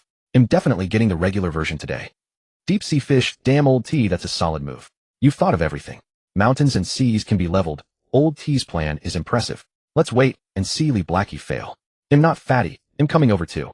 Old T, order me a regular serving of steamed dumplings and noodles as well. I've never tried the regular version. T, not too full, no problem. Susu is not crispy, you're not allowed to spill the beans. If you dare to snitch, you're out of the group. Susu is not crispy. I didn't see anything. Those in the group who had tried the Shaw County snacks were intrigued by the idea of challenging Lee Blackie's double standards and all expressed their desire to go. Soon they roughly outlined their plan of action. They would gather across from the Shaw County restaurant, but not go in. Old T would go in first as the vanguard. If he successfully ordered the regular version, the others could charge in and order the same. With so many witnesses, Lee Blackie couldn't possibly make excuses again, right? Soon this group of rebels began to rally from all corners of the city, marching in force towards Jiangdong South Road. Susu's BMW Mini arrived punctually at the parking lot not far from the Shaw County restaurant. After checking the delivered ingredients, she stayed behind. For one, she wanted to help, as skipping work all the time wasn't good. For another, she was curious to see if her master's discerning eye was as sharp as those guys in the group claimed. Master, the ingredients have all been delivered and checked. Thank you, Sister Susu. There's free tap water in the kitchen. Susu. She still went to get a cup, and she didn't know why, but she always felt the tap water in her master's kitchen tasted better than the purified water in her own shop. It was strange. Could it be a psychological effect? As she walked out of the kitchen with her water cup, she noticed the newly hung white. Master, you're running another promotion. Yeah. So is it particularly attractive? Susu nodded. It is indeed quite attractive. Exclusive customization, ID, even like to participate. But I can't eat that much egg fried rice. Li Zhibai, it's fine, what matters is participating. By the way, Master, I'm planning a tasting event at my shop in the middle of next month. He'll be inviting a dozen or so influential people from the food circle to come and taste. When are you free to come over and give some guidance? I've recently created a few new dishes that blend Chinese and Western cuisine and some pastries as well. What? Over a dozen people from the food circle? Li Zhibai's eyes lit up instantly. Wow, over a dozen foodies. That's over a dozen walking deep pockets. Anyone who's made a name for themselves in the food circle has some background. Even if they aren't mega rich, their spending power certainly isn't. Most importantly, they have influence. If he could get these people to have a meal at his Shaw County restaurant, and then have them help promote it, his business would take off immediately. All the negative reviews online, the bad reputation, they would all be reversed. Thinking of this, Li Zhibai said without hesitation, I'll go. I must go. Sister Susu, you're my only disciple. What's our relationship? We're like family. Your business is my business, your tasting event is my tasting event. They'll definitely be there to support you. Really, Master? That's great. Susu was delighted. Then let's set a time later. Master, you can try out the dishes at my shop. Okay. Li Zhibai nodded, already scheming about how to maximize the benefits of this tasting event. Maybe he should have a custom t-shirt made with the Shaw County logo to wear to the event. For example, print some big words on it. On the front, premium Shaw County snacks, a feast for your taste buds. On the back, you'll regret it if you don't try. A bit blunt, sure, but the effect would definitely be explosive. It would be even better if those foodies would post pictures wearing his ad shirt on their social media. He chuckled slyly. Master, Master. Susu saw him grinning foolishly and waved her hand in front of his face. Li Zhibai snapped back to reality. Oh, what's up? What were you thinking about? You were smiling so slyly. Li Zhibai, nothing, I was just thinking about what to wear. Since it's your tasting event, Sister Susu, I have to pick something special, so I don't let you down. Susu looked at him with skepticism, feeling that her master was up to no good, but she didn't ask further. She then followed him into the kitchen to help prepare the food. At 6 in the evening, in the parking lot in front of the Michelin restaurant across from the Shaw County snack shop, Yushin Lu Qinshan Pangi. A group of 6 or 7 people were secretly conspiring. The Michelin doorman tried several times to step forward and say welcome, but seeing them chatting so animatedly, he decided not to disturb them for the time being. He'd wait until they were done talking before greeting them. Just as Yushin and the others were in the middle of their discussion, a young man came running from a distance, panting heavily and covered in sweat. It was none other than Cha Xiaochan, known in the group as T Not Too Full, who had just returned from his business trip. Old T, your look is absolutely perfect. Yushin gave him a thumbs up when he saw him. Cha Xiaocha was wearing a yellow food delivery uniform, a helmet drenched in sweat, and unshaven. He really did look like a low-level worker beaten down by life. And he had genuinely run 3 kilometers to get here just to make his appearance more convincing. Do you know how hard I've worked just so everyone can eat the regular version of Shaw County snacks? Cha Xiaocha asked between heavy breaths. So tell me, do I look okay? Yushin circled around him and nodded. Don't worry, with that get-up, Lee Blackie will never be able to tell you're rich. Lu Qinshan also nodded. I don't think there's much of a problem either. The key will be your acting skills. Cha Xiaocha, my acting is beyond question. Lu Qinshan checked his watch. Alright, it's past 6 now. Let's move out. Just after 6 in the evening, the Shaw County eatery was open for business. Li Zhibai stepped out of the shop and casually shifted the few pothose pots by the doorway a little farther aside. After several days of steady watering, those half-dead pothos had miraculously sprouted a few tender leaves of fresh pale green that made them look surprisingly lively. He nudged the pots to a place where they would not be in the way, brushed the soil from his hands, and was about to go back inside when a man in a yellow jacket, sweating profusely, came running toward him. Zhibai instinctively activated the candy Shaxian skill. A line of information appeared above the delivery rider's head. Customer heir of a tea merchant family business. Personal wealth purple. Food preferences fond of wok fragrant cuisine, easily tempted by recommendations, known as a little foodie. Zhibai fell silent. He thought he must be mistaken, so he looked again. Purple plus. An heir of a tea merchant family. No way, brother, are you serious? A purple heir to a wealthy family wearing a delivery uniform. What are you doing standing at my... Or has he grown bored of gilded monotony and decided to seek out the humble life of a laborer for some inexplicable spiritual thrill that the rest of us poor people cannot fathom? There is something wrong with this guy, absolutely something wrong. Welcome. What would you like to eat today? Shaxian wiped the sweat from his brow and said, Boss, I just finished a delivery and am starving. Do you have anything cheap and filling to recommend? Something fitting my status would be best. I am short on cash, can't afford anything too expensive. Zhibai almost lost his composure when he heard that. It was 6 in the evening, the dinner rush for deliveries. Orders piled up across business districts and riders could barely keep up. A normal delivery worker would not be done at this hour to come and eat. The inconsistency was glaring. Either he had only run a couple of easy orders to experience the life of a rider, or he was deliberately pretending to be poor. The latter seemed far more likely. If you were a genuine rider, I would happily recommend an ordinary bowl of noodles for 128 and not make things difficult for you. But you, a purple rich second-generation dressing in a delivery uniform and playing the pauper, aren't you just inviting trouble? I have standards, you know. Brother, I understand. Delivery work is hard out in the wind and rain. Sometimes you cannot even spare a moment for a hot meal. Since you asked, I must arrange the dish at my shop that best suits your status. I guarantee you will be satisfied.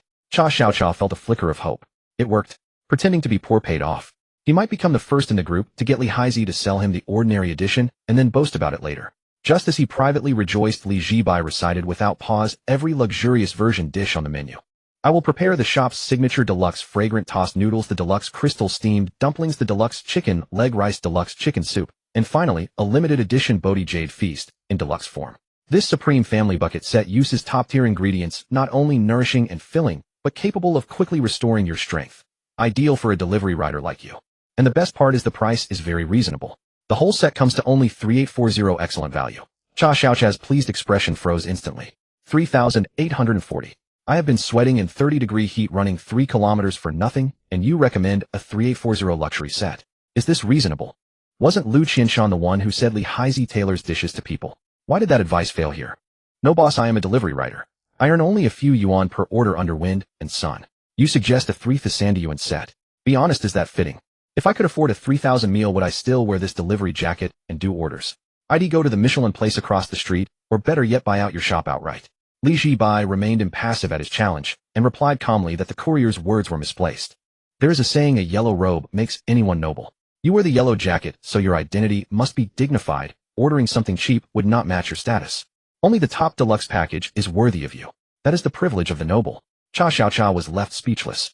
Noble or not, he knew a nearly 4,000 yuan meal was undeniably expensive. He was not ready to give up and decided to struggle a bit more. After all, he carried the hopes of the whole village. If he were easily fleeced, now how would he face everyone?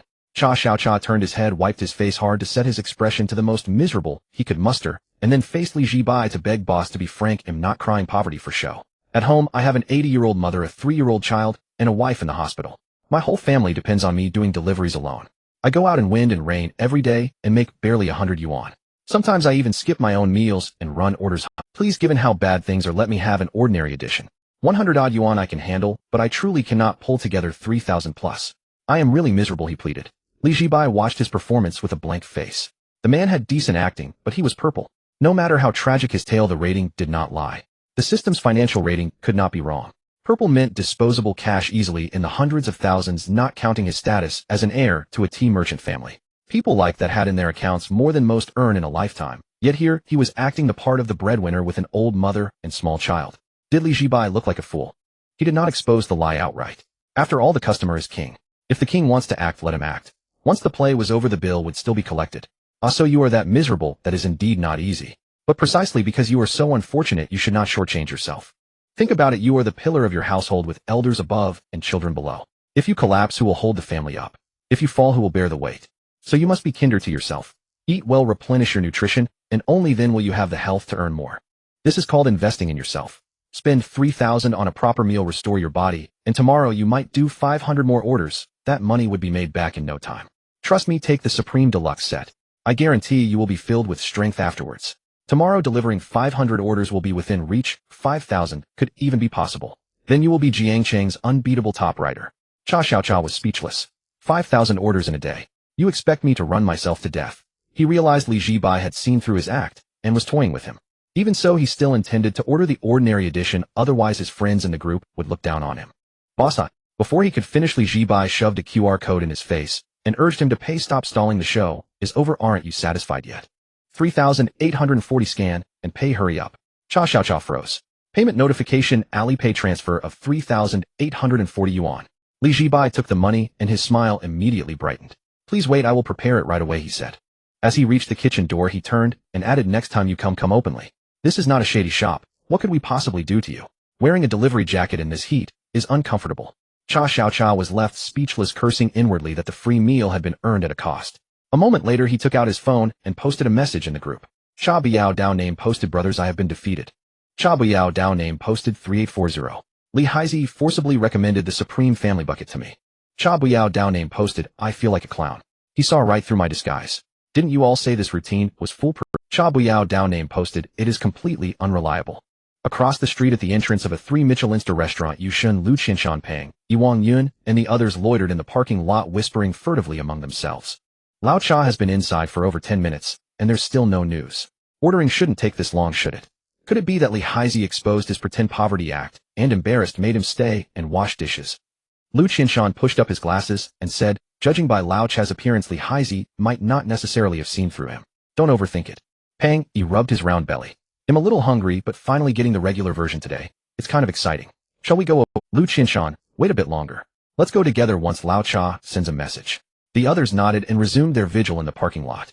2 minutes later, all their phones buzzed at once. Lao Cha messaged, brothers, I'm out of the fight. Someone replied, what happened? You didn't manage to order. Did he serve you the luxury version? Lao Cha, I gave my acting everything I had. Lao Cha continued, that guy remained unmoved, recommended some luxury Supreme set that came to 3840 and shoved a QR code in my face, forcing me to scan it. Another friend reacted, good heavens, so ruthless, going all out. Lao Cha, I seriously suspect someone tipped off Li Haizi in advance, otherwise how could he have seen through my disguise at a glance? Everyone present instinctively thought of one person, Boss Su. You can't keep a woman, Yushin said softly. She just apprenticed a few days and has already completely betrayed the group. Enough, don't worry about whether there's a traitor for now. What's wrong with ordering the regular version today? He can't force us to buy upgrades, can he? Exactly. Today we order the regular version. Nothing will stop us. Alright. Today we must stand united, move as one, and never compromise. Good. A band of disgruntled men finally set off toward the Shaxian Shaoqi across the way. Yushun walked at the back. As they were about to cross the road, he turned and waved a greeting to the doorman, Xiao Zhang, who was still stationed at the Michelin entrance. Brother, we often use a few of the parking spaces in front of your place at night. Keep an eye on our cars. Don't let anyone scratch them. The doorman Xiao Zhang said nothing in reply. How many times had this happened? How many times had they treated the lot as a free parking space, and then asking him to watch the cars and prevent scratches? He felt a sudden urge to find a nail and let the air out of their tires. Xiao Zhang picked up his walkie-talkie again, thinking of reporting to his manager that if parking continued like this, they would run out of spaces and should start charging at least to make some parking fee revenue. But remembering the last time the manager told him to see a psychiatrist, he quietly put the walkie-talkie down. Whatever, let it be. The wind chime at the Shaxian Shaoqi tinkled. Yushin strode in first, followed by Lu Qinshan Pang, Yiwang Yun, Yao Qianqian, and the others. They had barely entered when they saw Jia Xiaocha sitting there utterly dejected and waiting for his meal. Lao Cha, are you still alive? Yushin stepped forward and waved his hand in front of him. Jia Xiaocha slowly lifted his head and said, I put on grand clothes, endured the 30-degree sun, ran 3 or 4 kilometers, even let my beard grow for 2 days on purpose, and still couldn't last a single round.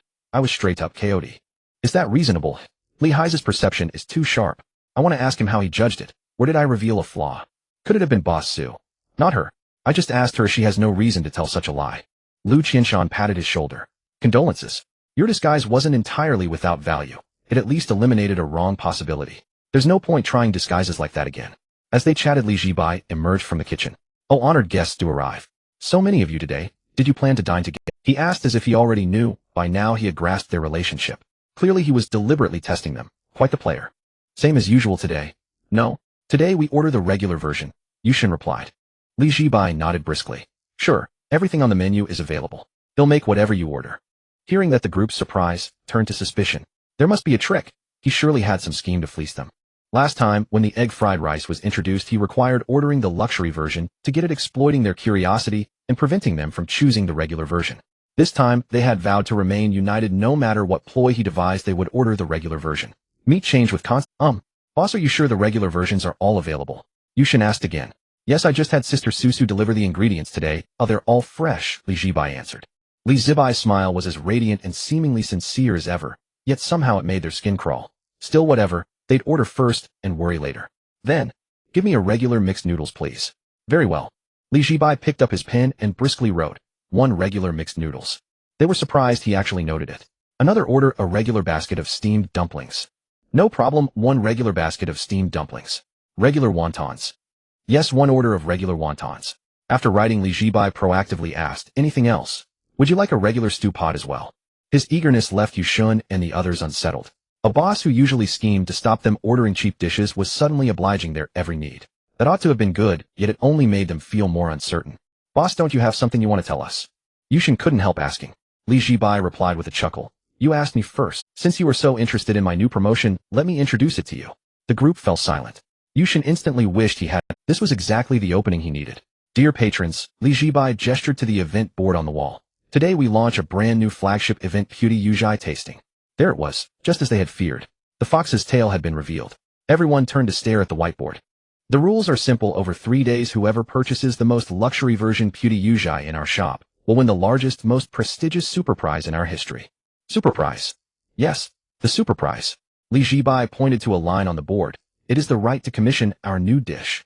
You may designate any dish, whether a classic from the 8 great cuisines or a humble homestyle stir-fry. I will devote the sum of my lifelong expertise to craft it exclusively for you. Once the dish is created, I will also produce a collectible commemorative card for it, belonging only to you. Furthermore, you will hold a unique privilege on the first day this new dish joins the menu. Only you in all of Jiangxing may order it. A singular display of prestige and face. How is that? Isn't this promotion thrilling and utterly tempting? Think about it. When you come here with friends and someone brags, I come here all the time, you can casually say, oh, this place has a dish custom made for me. Then you place that unanimally collectible card on the table, the cachet, the gravitas. Imagine how satisfying that would feel. Ladies and gentlemen, the promotion presentation is complete. You may rush to compete now. The group remained speechless. They said nothing. Reading the Beauty Yujai tasting rules again. Exclusive custom dish, unique collectible card. Exclusive first tasting rights. To be honest, they were tempted. These seemingly insubstantial trinkets struck precisely at the vanity of wealthy show-offs. Especially since they frequented this place, if one of them won, they could flaunt it every day. Yushin glanced at the others and felt his heart drop. Oh no, he had the uneasy sensation that the fragile boat of their friendship was about to capsize. Inside a Shaxian snack shop, a group of people listened in silence to the new activity organized by Zhibai. Yet their eyes were constantly communicating with one another. Yushin winked at Lu Qianshan, saying, Old Lu is the leader of the anti-black alliance. You wouldn't betray the organization, would you? Lu Qianshan pushed up his glasses and winked at everyone. Of course I won't be fooled. This is Li Hai's cunning scheme, similar to being pressured in a mobile game to climb the rankings for limited skins. Once someone drops out, the rest will certainly be compelled to compete with one another. Pang Yi blinked, saying, but that's the only collectible card in the entire universe. Just imagine I could have my own custom dish in the shop. How great would that be? Yushin glared at Pang Yi, exclaiming, what are you talking about? Have you forgotten the purpose of our anti-black alliance? You're aiding the enemy. Pang Yi blinked innocently, saying, but the custom dishes are really delicious, and it's not like we're promoting him. We're just enjoying our own food that won't take off. Lu Qianshan blinked. Fatty, you don't understand. If everyone really wants to compete, the more orders we place, the more food what if we can't finish? We can't waste it, right? That goes against the core socialist values. Should we then invite others to help? Once you invite others and they find it delicious and spread the word, wouldn't the promotion become even broader? So on the surface it seems like we're competing for rankings, but in reality we're helping Li Haizi with free promotion. 2 birds with 1 stone. Pang Yi suddenly realized, blinking, wow, Li Haizi is so cunning. At this moment Yushin looked towards the perfect couple Wang Yun and Yao Qianqian, curious to see what they would say. He nearly got goose. Wang Yun gazed affectionately at Yao Qianqian, who returned his look with deep emotion, almost losing themselves in each other's eyes. Wang Yun gently blinked, saying, Qianqian, don't worry. I will definitely secure that custom right and gift you a dish that is unique in the world, named Qianqian's exclusive romance, or Wang Yun's lifelong affection. Yao Qianqian blinked her big eyes, saying, darling, you're so sweet. If the boss could create 2 custom dishes, that would be perfect. I could make you a dish of braised pork, calling it Yun Yun's Happy Five Spice. Just thinking about it is so romantic. Wang Yun blinked, feeling touched. Then let's each rely on our own abilities. No matter who wins, we will customize. Yao Shaxian nodded, saying, yes, no matter who wins, it's a win for both of us. Yushin shuddered at how mushy these two were, then looked towards Cha Xiaocha. This guy was staring at the activity board on the wall, his eyes filled with unhidden desire. I've been on a business trip for so many days, watching these guys post food photos in the group, tempting me. Now that I finally have a chance to strike back, I want to customize an exclusive dish to make them all envious. Let's see if they can still tempt me. The group stood there exchanging glances for a full 7 or 8 minutes, like they were tapping out more. Yushin could finally take it no longer. He coughed to get their attention and then wildly winked at everyone, saying, brothers, I think we should stick together and definitely not fall for this trap. This is clearly Lighthearted trying to force us to spend excessively. Whoever gets too invested loses. So we must stand united and ensure his scheme fails. Think about the purpose of our anti-black alliance and our original intention. The others immediately blinked in agreement. Old you is right, it's just a custom dish. What's so great about it? I want to eat it anyway. Exactly, we can't be fooled. Lighthearted wants us to turn against each other. We must not let him succeed. United we stand. They claimed they would stand united, but in reality, each had their own hidden motives. For instance, Yushun was thinking, a portion of Bodhi Jade restaurant costs $12.88. If I eat 3 portions a day for 3 days, that's about 9 portions. Over 10,000 yuan. Spending that to secure exclusive customization rights plus the only collectible card in the universe doesn't seem too expensive. No, I can't think like that. What if someone else secretly competes? Like old Lu, he looks decent, but is probably the most cunning one. And the fatty, he can eat a lot. Finishing 5 portions in one go is nothing for him. If it comes down to it, I might not even be able to compete with him. I need to think of a way. Lu Qinshan was thinking, assuming there are 6 participants, estimating an average daily consumption of 2 portions, the total consumption for 3 days would be around 6 portions. Considering some people might eat particularly well, the median might be between 10 to 15 portions. To secure first place, I conservatively estimate needing 20 portions as a baseline, which would cost 25760 yuan. The benefits would include exclusive dish customization, rights, a collectible card, priority tasting rights, and the right to show off for a long time. The cost-performance ratio seems acceptable, but I wonder how much old you can spend. He poses the biggest threat to me. Just as everyone was calculating in their minds, Yushun winked at everyone again, having thought of a compromise. How about this? We select a representative to compete for the ranking and secure the customization rights. We can all come up with ideas for the dish name together, and the collectible card can be a shared tool for showing off. This way we can avoid falling into Lighthearted's spending trap and prevent infighting. 2 birds with 1 stone. Does that make sense? Then who should we choose as the representative? I can do it. I'm the most impartial here. Choose you. Why should we pick you? What if you change your mind? It's better to choose me. Let's go with me, who I'm the most reliable here. Damn, what a fake brotherhood. Yushin blinked, saying, I'm just making a suggestion, you don't have to agree. Lu Qinshan blinked, saying, I also think it's inappropriate. Custom rights are personal exclusive rights. Collective ownership is unrealistic. Besides, if we really choose a representative, it means all of us are pooling money to help one person show off, which isn't suitable. Pang Yi said, I also think it's inappropriate. If we want to compete, it should be fair competition based on individual abilities. Wang Yin added, that's true, but if we really compete, wouldn't that play right into Lighthearted's hands? Everyone started exchanging glances in a frenzy, unable to form a united opinion at all. Lu Qinshan couldn't help but sigh inwardly. This anti-black alliance is tough to lead. The people's hearts are scattered. Just as they were glaring at each other, unable to convince one another, Zhibai could no longer hold back. Hey, you guys have been blinking at each other. Isn't that tiring for your eyes? He was also wondering whether these people were sending some kind of secret signal to unite against his new activity. If that's true, he must think of a way to break the deadlock. Perhaps by finding a pawn. Dingling. Just then the wind chime at the door rang. An elderly man wearing a gray old-fashioned shirt and holding an old radio walked in. The radio was playing a storytelling segment from Romance of the Three Kingdoms, recounting the tale of Guan Yu slaying Hua Xiong while drinking wine. Guan Yunzhang drew his sword and rode straight to Hua Xiong's camp. With a single stroke, he beheaded Hua Xiong in his tracks. It was the old man Grandpa Hua who had fallen at the door last night. Li Zibai's eyes lit up instantly upon seeing him. The golden legend he had been waiting for had finally arrived. The moment Huang stepped through the door, he sensed something amiss. A group of people stood within the eatery, all blinking incessantly in a most peculiar manner. Could this be some newfangled form of social interaction? Coming to dine in silence, communicating solely through eye contact. Or perhaps this establishment had a rule forbidding speech upon entry. He scanned the room, but saw no such notice. Unable to fathom what these youngsters were up to, Huang switched off his radio and found a vacant seat at a slight distance. Young man, I've returned. Li Zhibai immediately rushed over with great enthusiasm. Here it comes. His golden legend. His #1 deep-pocketed customer. No, his most esteemed patron. Welcome, welcome. Li Zhibai poured the old man some tea while inquiring with concern, "How are your legs today, sir? Any pain? Did you sleep well last night? Feeling energetic today? Can you still manage 8 bowls of rice?" Huang. The initial inquiries were warmly normal, but that last one sounded rather odd. "I'm fine, Oswald slept soundly too. Just fix me up something to eat, I've been thinking about it since this morning. Any good recommendations today?" Li Zhibai promptly introduced the day's special event. "Sir, you've come at the perfect time. We just launched a major event today." He meticulously explained the rules of the Bodhi Jade Pavilion Supreme tasting event from start to finish. Huang listened and indeed showed a flicker of interest. "Can you really make any dish? Any dish at all?" Li Zhibai affirmed, "If you can name it, I can make it. I'm not boasting, but there might be better cooks than me in all of Jiangxing or even the entire Dragon Nation, but there's definitely no one bolder than me when it comes to taking custom orders." Huang said, "Young man, that's quite a bold claim. What about home-style cooking?" Li Zhibai nodded, "Of course." Huang asked, "What about braised pork belly?" Li Zhibai's heart leaped with joy upon hearing this. The keyword he had been waiting for all day had finally come from the old man's lips. "Braised pork belly, of course I can make that too.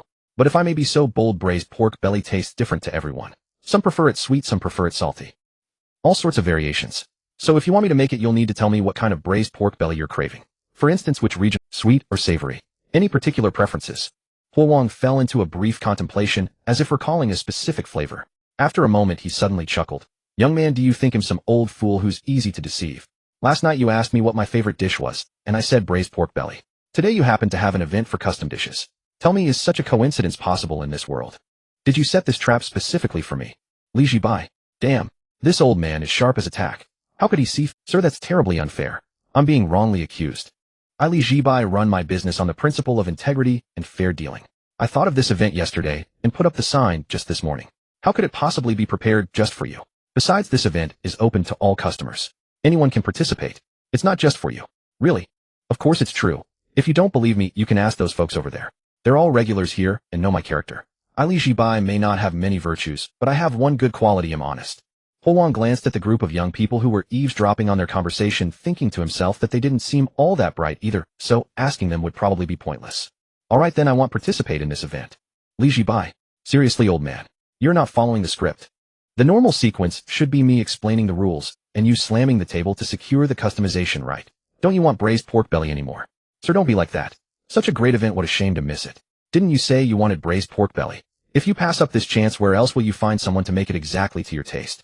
Since the restaurant opened, this was the first time he had met his match, and it was an immovable golden legend of an old man. Huang thought for a moment, then proposed a condition. "If you really want me to participate, you must guarantee a full refund if I'm not." In his heart, he truly didn't believe Li Zhibai could recreate that flavor from his memory. The young man's cooking was indeed delicious and his skill was excellent, but great skill didn't mean he could master everything. Aren't many renowned chefs known for their specific specialties? A Cantonese chef might not excel at Sichuan cuisine, a dim sum master might not handle main courses, and the difference between northern and southern culinary styles is even more pronounced. This young boss made excellent Shaxian snacks, but there wasn't a single proper main course on the menu. Apart from soups, it was all staple. This most likely meant that these were his specialties, and his skill outside this range was questionable. So he deliberately made this demand, hoping to deter the young man from trying to fleece him, an old man. He wasn't like those impulsive youngsters. Li Zhibai was stunned. Full refund if unsatisfied. In all his days running this shop, this was the first time someone had demanded such a guarantee. Did the old man really distrust him that much? Fortunately, he had absolute confidence in his culinary skills. With his divine cooking ability, how could he fail to recreate a simple braised pork belly? "Fine. Sir, I'll give you my word." Li Zhibai pulled a notepad and pen from his apron pocket and scribbled rapidly. "This document confirms receipt of Mr. Huang's reservation for participation in the Bodhi Jade Pavilion Supreme. I solemnly promise that if the custom dish prepared for Mr. Huang ultimately fails to satisfy him, the full amount paid will be refunded. This written statement serves as proof." Li Zhibai. After writing, he tore off the note and handed it to Huang. "Sir, here it is in black and white. Keep it safe. If you're not happy with my cooking, bring this note to me, and I'll refund every cent." Huang was genuinely surprised this time. He had just said it casually to give the young boss a hard time, to show him he wasn't an easy target. Who would have thought the guy would take it seriously and actually write him a guarantee? Huang picked up the note and read it carefully. Then he looked at Li Zhibai again. The young man's face showed not a trace of guilt, but instead radiated confidence. Could this kid actually be confident he could make the braised pork belly he craved? Impossible. The bowl of braised pork belly in his memory could only be made by his late wife. It wasn't some special secret recipe, just that indescribable, elusive right taste. In the 11 years since his wife passed away, he had lost count of how many restaurants he had tried. Shanghai-style braised pork Sweet, salty, spicy, and sauce-flavored, he had tried them all, but none could evoke the feeling of his wife's braised pork belly. Eventually, he stopped searching. Perhaps some flavors are destined to exist only in memory, not to be forced. Yet this young boss, a mere lad in his early 20s, dared to boast he could make the braised pork belly he wanted. Quite confident indeed. Since it had come to this, if he still refused, he would seem like an old man afraid of a young whippersnapper. All right, young man, you've got guts. Huo Wang folded the note and put it in his pocket. Then give me one. Make that 2 portions of that jade pavilion thing. At his age, his appetite wasn't what it used to be. 2 portions of egg fried rice were about his limit. Coming right up. 2 luxurious Bodhi jade pavilions, he'll make them right away. Li Zhibai headed straight to the kitchen to get. Meanwhile, Yu Shun and his group had been eavesdropping on the entire conversation between Li Zhibai and Huo Wang. Seeing Li Zhibai enter the kitchen, Yu Shun immediately walked over to Huo Wang, his face full of anguish. Sir, you've been fooled. Huo Wang, young man, where are your manners? Sir, let me give you the inside scoop. Yu Shun sat down on a nearby chair and recounted all of Li Zhibai's tricks. As Huo Wang listened, understanding, so these young people were all regulars here, accustomed to being taken advantage of by the young boss. Their silent eye contact exchange earlier was their attempt to collectively boycott the new event. But they had failed to reach a consensus even after all that deliberation. Then an oblivious new customer came in and ordered 2 portions, shattering their fragile state. Huo Wang looked at Yu Shun, then at the other youngsters, and thought to himself that these kids were quite amusing, turning a simple meal into something straight out of an espionage thriller. Young man, I know you mean well, but the young boss just gave me a written guarantee. How can I be afraid of being cheated? If he dares to cheat me, he'll lie down in front of his door tomorrow. I'm a retired old man with all the time in the world to outlast. Yu Shun didn't expect this old man to be such a formidable character. Tell you what, you all stay out of this event. Let me order alone. Consider it an old man taking one for the team, testing the waters for you youngsters. At this, the expressions on Yu Shun and the others' faces turned quite complex. We're trying to warn you, old man, but you're playing mind. Fatty Pang, he couldn't hold back any longer and raised his hand first. I'll order. Give me a deluxe egg fried rice first. Since the old man had already shattered the balance, there was no point in pretending anymore. Time to show our cards. Seeing this, the others quickly followed, and the previously maintained united front instantly collapsed. I want one too. Add one for me. Boss, give me 2. Then came a continuous series of sounds from scanning codes and payment confirmations. Ding, ZFB received 2,576 yuan. Ding, ZFB received 1,288 yuan. Lu Qianshan pushed up his glasses, took out his phone, and scanned the code. Ding, ZFB received 5,152 yuan. For portions, Yu Shun's pupils contracted sharply when he heard the number. Whoa, old Lu. Usually looking so refined and gentle, but he's ruthless when he strikes. Can you even finish 4 portions alone? Ordering that much. Indeed, the quiet ones are the most terrifying. Currently, that's 17 portions of deluxe Bodhi jade rice. We'll start making them right away. Li Zhibai came out of the kitchen, noted the orders, and was just heading back when Lu Qianshan called out, wait a moment. Boss, regarding the Bodhi jade rice we're ordering now, does it count as participating in the event? And for the cumulative count, does it start from now, or does it include past consumption? Right? They were so focused on ordering just now, they almost didn't think of that. If past consumption counted, then old customers who had eaten Bodhi jade rice several times before would naturally have an advantage, leaving new customers and those who had eaten less far behind. If it only counts from now on, then everyone is on the same starting line, which is fair. Of course it starts from now. The event begins today. Past consumption doesn't count. Li Zhibai said matter-of-factly. Yu Shun and the others nodded in acknowledgement. By the way, boss, can I recharge money in advance? If I can't finish it, I can eat it next time. Just then someone else asked a crucial question. Li Zhibai was about to say yes, but the system stopped him again. No, this establishment does not accept recharges or reservations. His heart bled as he said this. Why couldn't he accept? If he could collect money in advance, he might earn enough to cover the rent in one go. However, his mind worked quickly, and he soon thought of it. Although you can't recharge, you can invite friends to eat together. Joy shared with others is more fulfilling. The group had actually already thought of this, which was why they were so conflicted. If they could, they'd rather recharge than help Li Haizi attract customers. But now, it seemed they had no choice but to invite others unless someone was willing to give up the competition voluntarily.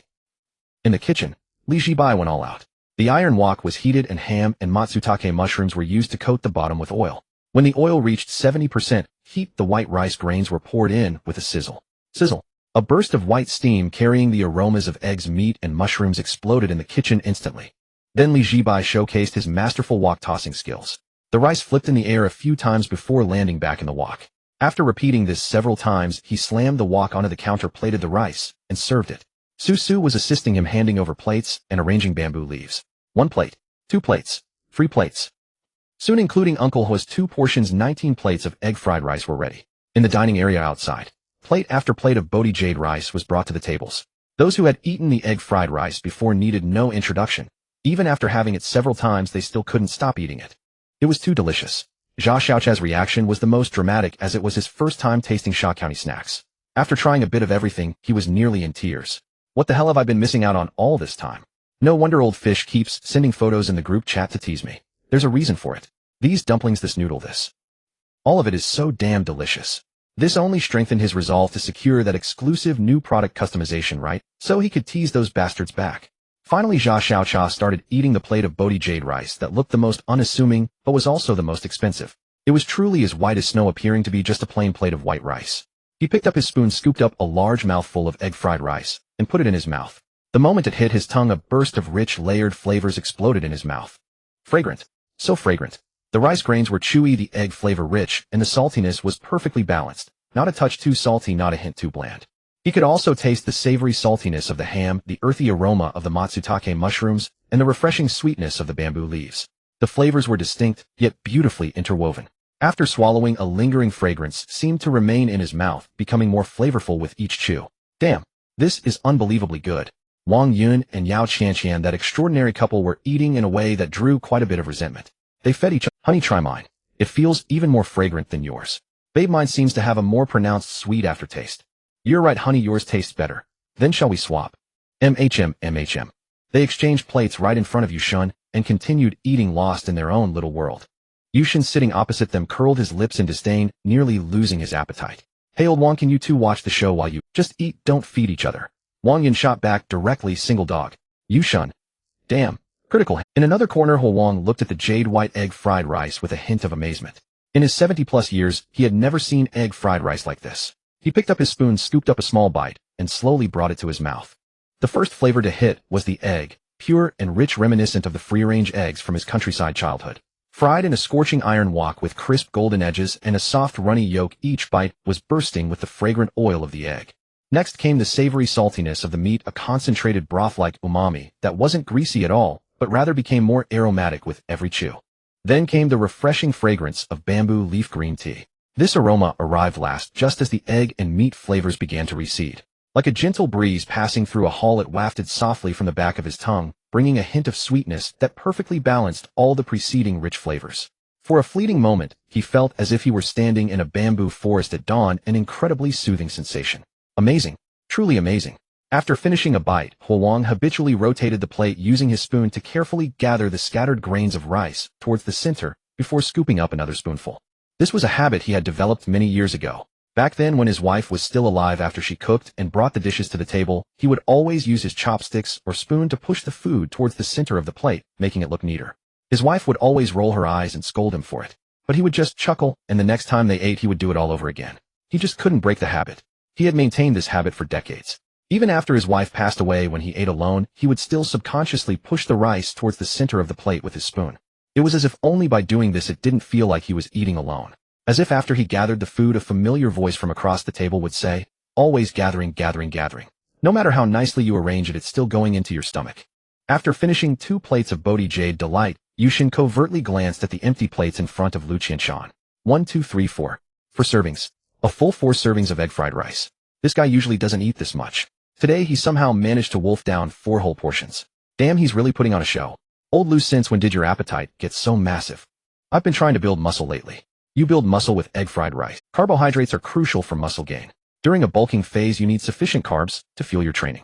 Protein repairs muscle fibers, while carbs provide the energy for workouts. Both are indispensable. Are you trying to fool me? Yushun then turned his gaze to Fatty Pang Yi. This one was even more extreme. He had already devoured 5 servings and was now mounting an assault on his 6th. Fatty, how many is that for you? Munch, 6. Why? Can you take it easy? Don't blow out your stomach. Munch, don't worry, I feel like I can handle 2 more. Yushun then looked around at the others. The lowest among them had eaten 2 plates, while the highest had put away 5, nearly catching up to Fatty. Damn, these people could It wasn't until he saw the old man eating slowly in the corner that he felt a wave of relief. At least the old man was there to keep him from being at the very bottom. The old man was over 70, his appetite surely couldn't match the youngsters. 2 plates was probably his limit. No threat at all. He could essentially declare the old man eliminated early. Currently his biggest threats were Pang Yi and Lu Qianshan. Pang Yi had the advantage of a large stomach, while Lu Qianshan's edge was his cunning and slyness. He needed to close the gap, or at least not fall too far behind. He then raised his hand. Boss, 2 more over here. I'll add 2 as well. I'll add 1. Count me in. Add mine. Add. In the kitchen, Zhibai's spatula was practically spinning so fast, it was throwing off. Although he was tired, his expression showed he was in high spirits. Su had never seen her master work with such vigor. While helping with the prep, she said, Master, slow down. Don't overdo it. I'm not tired. Today I've got to make sure all these bosses are well taken care of. Zhibai was brimming with energy. Su, her master truly had a deep passion for the culinary arts. He was even more diligent than when she cooked, and the smile on his face never faded. Could that be the secret behind his incredible cooking skills? After a little while longer, no more orders came in. Not because they didn't want to order more, but because they physically couldn't eat another bite. Each one of them was hiccuping from being so full. I can't go on. If I eat any more, I'm going to puke. I've hit my limit too. It's delicious, sure, but it's all rice in the end. It's just too filling. Let's call it a day. We'll fight again tomorrow. Let's head back and digest. And with that, the group happily left, arms slung over each other's shoulders. The old man who finished last was slowly wiping his mouth and gathering his things. Young man, I'll be back tomorrow. Sure thing, Grandpa. Take care. Watch your step. Huang, holding a radio in one hand and with the other behind his back, leisurely strolled out of the Sha County delicacies shop. Compared to Yushun and the others, the old man's demeanor was notably more composed. After all the customers had left, Zhibai told Su to head home and rest while he began clearing the empty plates from the tables. He counted. Tonight alone, he had sold nearly 50 portions of Bodhi Jade Delight. Adding the soups, the group had ordered the day's revenue successfully surpassed 60,000, a new sales record. Moreover, he was almost certain that when they returned tomorrow, they wouldn't come alone. Tomorrow's sales might even be higher. At the thought, Zhibai's grin stretched nearly ear to ear. This tasting event was a brilliant success, a masterpiece, absolutely fantastic.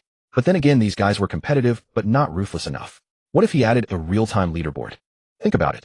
You think you're comfortably in first place and start to slack off. Then you suddenly realize the second place guy is only 1 or 2 servings behind you. What would you do? You'd have to keep pushing to protect your position. And the ones trailing behind would have a clear target to chase, making the competition. The more Zhibai thought about it, the better the idea seemed. But just as he was about to set up the leaderboard, he had another thought and abandoned. No, he couldn't do that. His real target for this tasting event was that legendary golden grandpa. Fleecing the others was just a side benefit. If he actually put up a leaderboard and the old man saw the gap between himself and the others, he might just give up and quit. What would he do then? He couldn't risk playing his hand openly. In fact, he needed to secretly give the old man a helping hand at crucial moments, a little behind the scenes manipulation. Yushun and the others had no idea that Zhibai had already rigged the competition. If they found out, they'd definitely grind him into the dirt. He truly had no scruples. Post truly understands the essence of a black-heart merchant. Your level of unscrupulousness has reached new heights. Don't talk nonsense. I borrowed this idea. I'm not the first to do it. Besides, the old man wants to eat braised pork. I'm just helping a fellow out. Never have I seen such a shameless host. Zhibai then checked his account balance. In just a few days of opening, the revenue flowing through his account had surpassed 400,000. Of course, after deducting ingredient and other costs, the net profit was around 200,000, including Su's tuition. He was still about 400,000 short of the rent due at the end of the month. If he still couldn't earn the 400,000 by the rent deadline, he planned to talk to Su about slightly delaying the payment for ingredients. He'd prioritize paying the urgent rent and make up the ingredient costs once his cash flow eased up. Zhibai could easily ask Su or Yushun and the others for a loan, but he didn't want to. It just wouldn't be right. They are just your customers. They come to support you because they enjoy your cooking. Treating them as friends is a kindness, but asking them for a loan crosses a line. Besides, all his life, he had only ever borrowed money from his parents. He had never asked a single outsider for a loan, and by the same token, he wouldn't casually lend money to outsiders either. There was no helping it.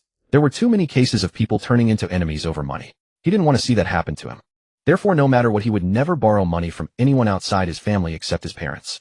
Once he had paid the rent and resolved his current predicament, Zhibai planned to hire a lawyer to deal with that bastard Zhao Lei. That 30,000 which he shouldn't have had to pay had to be spat back out. But before that, his primary focus was on running the shop well. Afterwards, Zhibai sent a message to the owner of the print shop to order a special collector's card. But just as the message was sent, he remembered that the poor guy had apparently gotten himself locked up and wouldn't be out for a few days. He'd have to find another shop to do the job. The next day at 6 in the evening, Zhibai was crouching by the door watering his potted ivy when he suddenly heard the sound of footsteps approaching in the distance. He looked up and saw waves of people heading towards his Shaxian restaurant. Men, women, the elderly, and children alike. A bustling crowd of at least 30 or 40 people. When he spotted Yushun and the others among them, he was overjoyed. Damn, was today going to break the record for customer count? These guys actually brought people. How thoughtful. Truly thoughtful. Zhibai suddenly remembered he had only asked Su to deliver 100 portions of ingredients for Bodhi Jade rice today. Had thought that along with yesterday's leftovers, it would be more than enough. But seeing the crowd today, it might not be sufficient. He quickly called out to Su inside the shop. Sister Su, please contact someone right now to arrange another 100 portions of ingredients for me. Master, didn't we just get 100 portions today? It won't be enough. There are many customers today.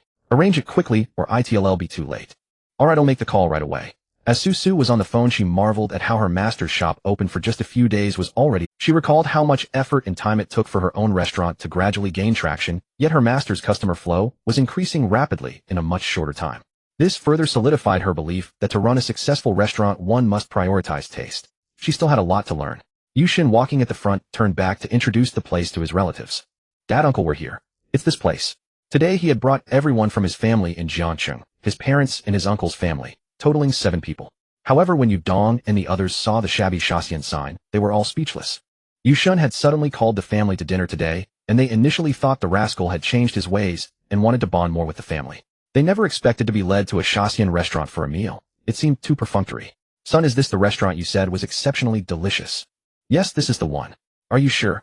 Isn't this just a Shaxian snack shop? Dad, it's not an ordinary Shaxian. You'll know once you eat. But let me state clearly now, I'm treating everyone today. No one else is allowed to pay, so don't fight me on this. Yudong was a bit exasperated, but with his brother-in-law's family present, he didn't want to scold him. He reluctantly said, rare of you to show such filial piety. Fine, well, follow your arrangement. As they were talking, Pang Yi also arrived, having dragged along as many family members as he could, 5 people in total. Yushin breathed a slight sigh of relief. Pang Yi had eaten the most aggressively yesterday, and was his biggest threat. Fortunately, Yushin had more people, so he still had a chance to surpass him.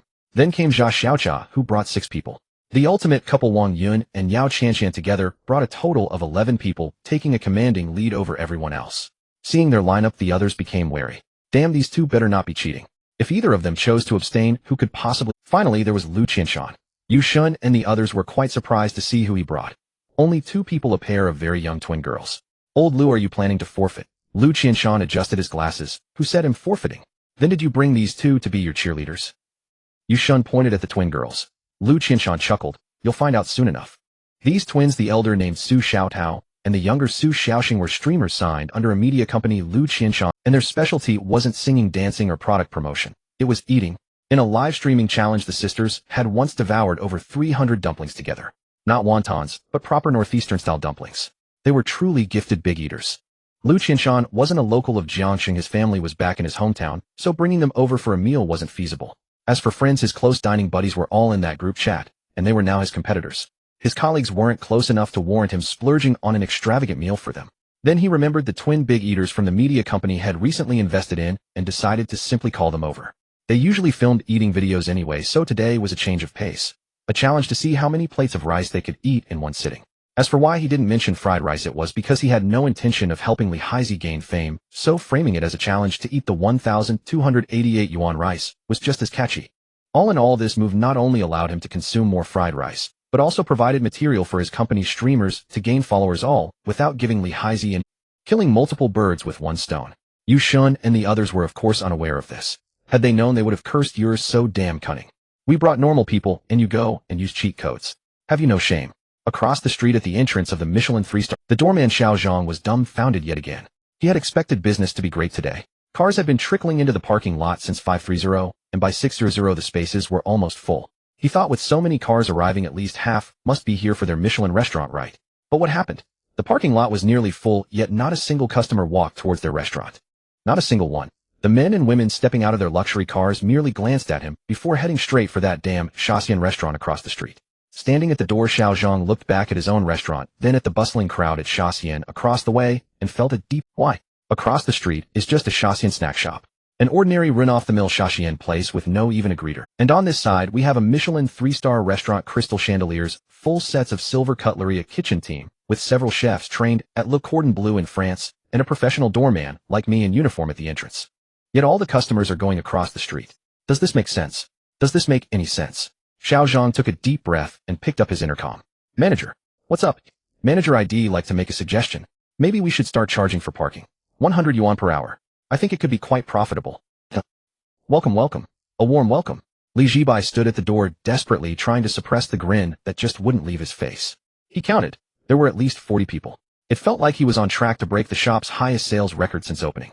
If he could stay composed under these circumstances, he'd have incredible willpower. Please come in, distinguished guests. Everyone have a seat. Make yourselves at home, don't be shy. Seeing the smile on his face, Yushun and the others couldn't help but grumble inwardly, damn. We brought too many people. Look how happy this Lighthearted is, grinning from ear to ear. The crowd filed in, and the dining area was instantly packed. The shop only had 6 small long tables, normally seating a maximum of 24 people at once. Now with over 40 people arriving at once, it was completely over capacity. Boss, there are no seats left. I came all this way, I can't just eat standing upright. Wait, I'll figure something out. Flustered by this first-time rush, Zhibai quickly placed an urgent order with a nearby delivery rider to buy some plastic stools.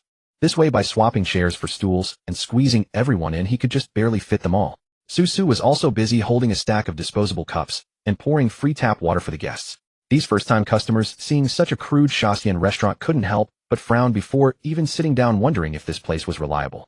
But when they saw the prices on the wooden menu hanging on the wall, they all gasped in shock. We've walked into a rip-off joint. Fragrant noodle mix, regular 128 yuan, a deluxe 588 yuan. Crystal steamed dumplings, regular 128 yuan, a deluxe 588 yuan.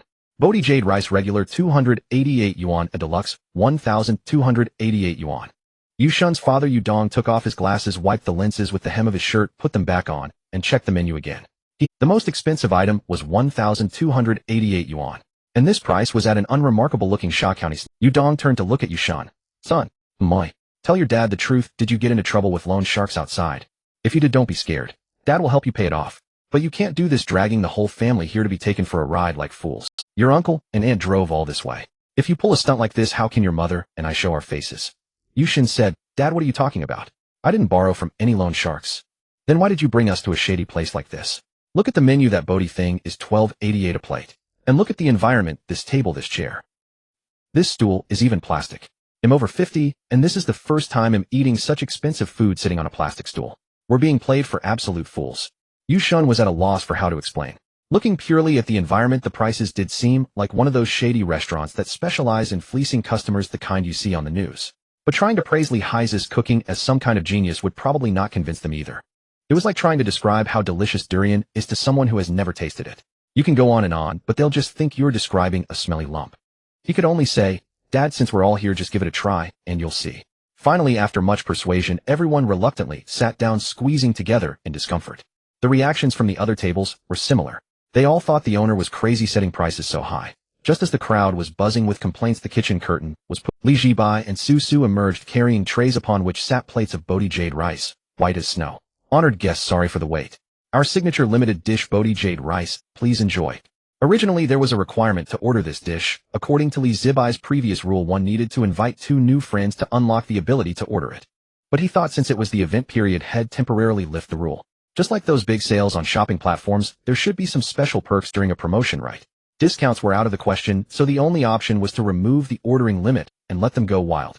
As plates of egg fried rice were set on the tables, the first-time customers fell silent instantly. Pure white rice, grains, no side dishes, not even a single scallion. Just served to them like this. Even for a shady place, couldn't they at least add some pickled vegetables? Moments later, the crowd erupted. Isn't this just plain white rice? 1,288 yuan for a plate of... I thought it would be some kind of delicacy, but this is it, eh? Son, I think you've been played for a fool. Actually, their strong reactions were understandable. In regular restaurants, people wouldn't find egg fried rice like this. They'd never even seen it before, so of course they'd be skeptical. Yushin directly handed a spoon to his father. Dad, don't say anything yet.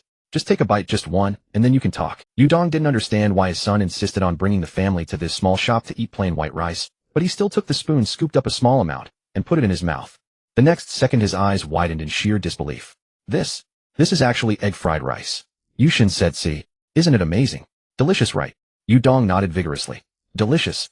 So good. Son, why didn't you bring me here sooner? If I'd known the egg fried rice here was this good, I'd have had your uncle fly over from our hometown. The others reacted similarly, some even more dramatically. Holy crap. What is this stuff? Why is it so good? The plain white rice tastes intensely of egg, but there's also meat and bamboo flavors. How does the owner do it? Incredible. I was just calling this a shady place, but now I think it's great. Perfectly shady. This skill deserves this price. Divine skill. Absolutely divine. This is definitely the best egg fried rice I've ever eaten in my life. I thought my nephew was just being cheap bringing us here, but I was wrong. Nephew, if you have good opportunities like this in the future, be sure to call me. Soon the complaints about the environment were completely replaced by exclamations of awe. No one complained about being cramped anymore, nor about the uncomfortable plastic stools. Their eyes were now fixed solely on the egg fried rice before them. Boss, another plate of this jade thing. Me too. No, make it 2. 3. 3 for our table. Hurry up. And bring some soup to wet my throat. Su rushed back and forth from the kitchen, with trays, sweating. Master, everyone outside is ordering more. Got it. Full power coming right up. Suddenly the kitchen was filled with the clatter of pots and pans, and the roar of the high flame. And of course the intermittent sound of Zhibai's goose-like laughter. Getting rich, honk honk honk. Su had just walked into the kitchen with an empty tray when she saw her master's shoulders shaking, making goose noises. Master, are you laughing? It sounds a bit. She wanted to say it's really weird. Zhibai froze. Damn. He had gotten too excited and lost his composure. Oh no, you misheard. I was reciting a poem. Goose, goose, goose, singing to the sky with arched neck. White feathers float on green water, red paddles stir clear waves. Let me tell you, this is the secret. Reciting poetry while frying rice cultivates your character, making the food even more delicious. Su. She didn't believe that for a second. Outside the shop, old man Huang, carrying his vintage radio, appeared leisurely at the entrance. He had come a bit earlier today than yesterday, planning to have 2 plates of egg fried rice like the day before, then go home and sleep. But upon arrival he realized he was late. The shop was packed. When he saw the young people from yesterday inside, he immediately understood. These customers were all brought in to support them. To win the event's championship, these young folks were going all out, even summoning all their relatives. Their persistence also piqued the old man's interest in that custom dish even more. Zhibai happened to walk out of the kitchen with a tray and spotted Huang standing at the door. After setting down the food, he immediately went over to greet him. Grandpa, you're here. Come on and please come in. Huang didn't go in, but pointed to a chair outside. They'll wait a bit. Zhibai glanced back inside the shop and smiled awkwardly. It is quite crowded today. My apologies. Please have a seat outside and rest for a bit. They'll get you some water. You go attend to your work. Don't worry about me. All right. Zhibai responded, but he felt uneasy inside. Why did the old man still come alone today? Tomorrow was the last day. At this rate, he couldn't even find an excuse for a rigged win for the old man. The old man had only ordered 4 portions in total, 6, at most, if he counted tomorrow. He couldn't possibly claim with a straight face that 6 portions won the championship, could he? That would be too blatant. Grandpa, please do your part. Just let me fleece you good. You're a legendary golden customer, but your spending habits need improvement. Zhibai didn't have time to scheme ways to get the old man to participate more, as he was too busy frying rice today. Over an hour, Yushen and his group filed out of the shop, most of them so full they had to hold the wall for support. Burp, I can't do it anymore. I had 4 plates of egg fried rice today, am completely stuffed. Only 4. Fatty ate 8. Is Fatty even human? He's a bottomless pit. Actually, Fatty wasn't even the most impressive today. I thought Fatty was already a champion eater, but there's always someone better. Everyone instinctively looked at Lu Qianshan, or more precisely at the pair of twin girls beside him, whose combined weight might not even equal Pang Yi's alone. Recalling the terrifying eating spectacle again sent shivers down Yushen's and the others' spines, raising goosebumps. Who knew Lu Qianshan would be so cunning? Had brought in 2 professional competitive eaters who devoured nearly 50 plates of egg fried rice. 50 plates of rice. And those 2 girls actually finished them all. Can you believe it? Yushen's whole family had only managed about 30 plates. Damn it, Lao Lu, you're an animal. We brought normal people, but you went and used cheats. Exactly. You got 2 competitive eaters, that's cheating. Lu Qianshan shrugged. The rules didn't say we couldn't bring competitive eaters. Besides, I had the fewest people. Damn. As the group argued in front of the shop, they also spotted the old man from yesterday, still sitting leisurely on his chair listening to the radio, without a single companion. The old man posed no threat to them now. Grandpa, you don't know how much egg fried rice we ate today. The top person has nearly 60 portions now. We're all so stuffed we're about to puke. It was a smart move not to compete with us. Huang said with a chuckle. It's the taking part that counts. I'm an old man, I can't compete with you young folks. Well, enjoy your meal. We're heading off. Tomorrow's the last day, so we need another round. Yushen waved and said goodbye. The others also greeted him as they passed. Bye, Grandpa. Good luck, Grandpa. Try to have 1 more plate tomorrow. Huang responded to each with a smile. After they had walked away, he turned his gaze to the sign in front of the Sha County snack shop. One line seemed to have been ignored by those young people. The shop only serves 50 customers per day. Tomorrow is the last day. Too bad you all won't be able to eat here tomorrow. When Huang walked into the store, the rich aroma of fried rice lingered in the air. Young man, as usual, I'll have 2 servings of that vegetarian dish. Zhibai approached with a cup of free tap water and placed it in front of the elder. Sir, is 2 servings enough? Today is the second to last day. Should I add 2 more servings for you? I'm old and my appetite isn't that big. Eating more than I can handle would be a waste. Zhibai thought to himself that if the elder's appetite was small, he might as well bring a few friends along. You're eating 2 plates by yourself, oh, it makes it difficult for me to operate here. Zhibai continued, Sir, what about your friends? It seems rather dull for you to eat alone. Why not invite a few buddies to join? Although my shop is small, the atmosphere is great. Huang suddenly smiled and retorted, what's wrong with eating alone? That's not what I meant. Li Zhibai had to speak plainly. I just meant tomorrow is the last day of this tasting event. I see you ordered so little. Are you planning to forfeit? Having said this, he expected the elder to at least respond, even if it was just to say, he'll bring more people tomorrow. Instead, Huang leisurely replied, did I ever say I wanted to forfeit? I'm participating, aren't I? Your guarantee letter is still in my pocket. If I forfeit, wouldn't that make your letter pointless? Li Zhibai, this elder is quite difficult to deal with. He is utterly impervious to persuasion. For the first time, Li Zhibai felt a deep sense of helplessness. Since the day he opened, none of the customers had not been at his mercy, except for this elder before him. From the night he fell in front of the store, this elder has remained at a height beyond his reach, completely unfazed. Could it be that the elder truly reached a state of being free from desire? Impossible. Forget it, he decided to focus on cooking. Just as Li Zhibai was about to head to the kitchen, a familiar northeastern accent came from the entrance. Little boss. I'm back again. Li Zhibai turned to see the sanitation worker from the northeast. The skill look at the dish and order activated automatically. Customer sanitation worker, personal wealth, blue food preference, cheap, filling warm meals, occasionally rewarding herself with. Wait, the information has been updated.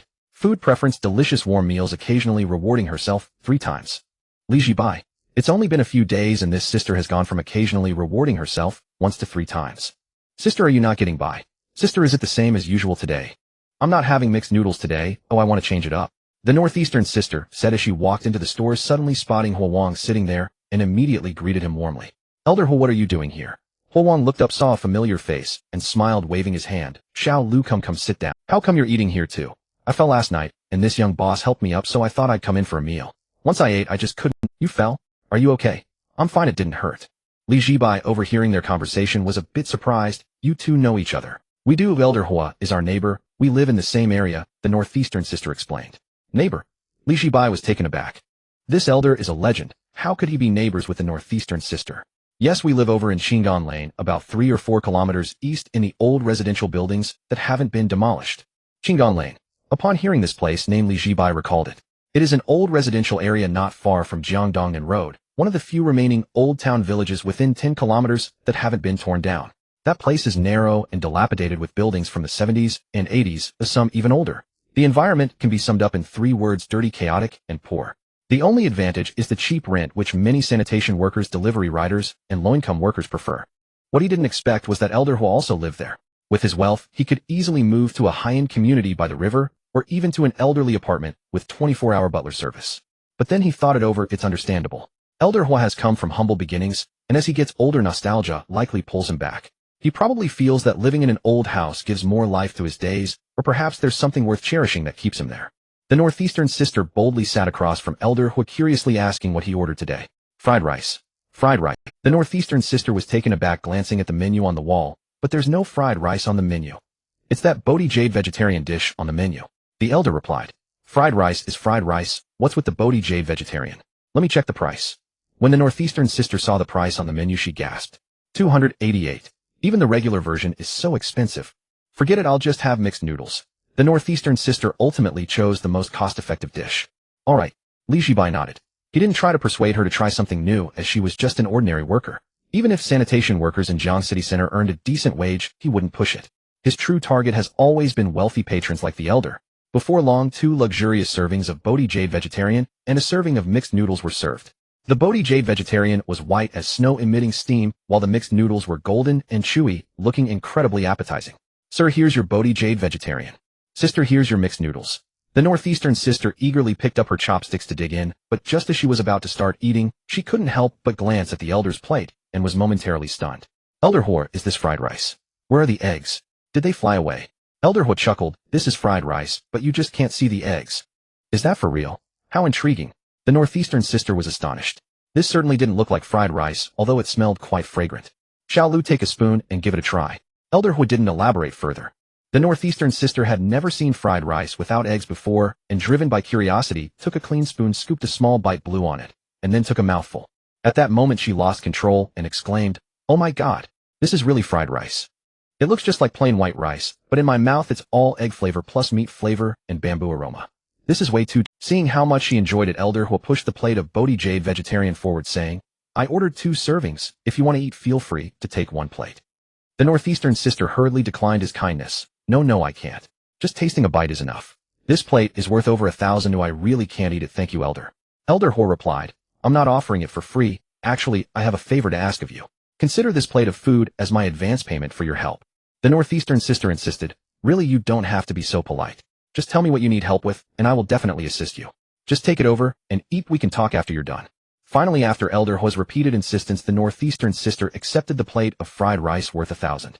She thought to herself, Elder Ho treats her to such delicious fried rice, so no matter what he asks her to help with later, she must do it well. Thank you, Elder. I won't hold back then. The northeastern sister ate, quickly finishing her mixed noodles and Bodhi vegetarian in no time. She then stood up to say goodbye to the elder, and Li Zhibai mentioning she had to return for her night shift, and hurried off on her cleaning vehicle. After another 20 minutes, Ho Wang finished his meal, set down his spoon, and stood up. Young man, I'm done eating. Elder, take care. Will you come again tomorrow? I will. Oh, by the way, little boss, I have a question for you. What is it? The sign outside your shop says you only serve 50 customers a day. Is that true? Li Zhibai nodded. Yes, that's correct. Alright, I understand. After saying this, Wang leisurely left the shop with his radio, leaving Li Zhibai standing alone in the shop, utterly bewildered. What did the elder mean by that? Was he hinting at something? Or did he finally come to terms with it, and plan to bring people tomorrow to let him take advantage of them? That would be fantastic. It was past 1 in the morning. After seeing off the last customer who had come for a late-night snack, Li Zhibai pulled down the rolling shutter to close up shop. He then picked up a calculator and began adding up the day's earnings. Soon an electrifying number emerged. 283250 yuan. The day's revenue had directly surpassed 28. Today alone he had sold over 200 portions of the luxurious version of Bodhi jade rice. Combined with soups and other dishes, sales had skyrocketed to a level he himself found absurd.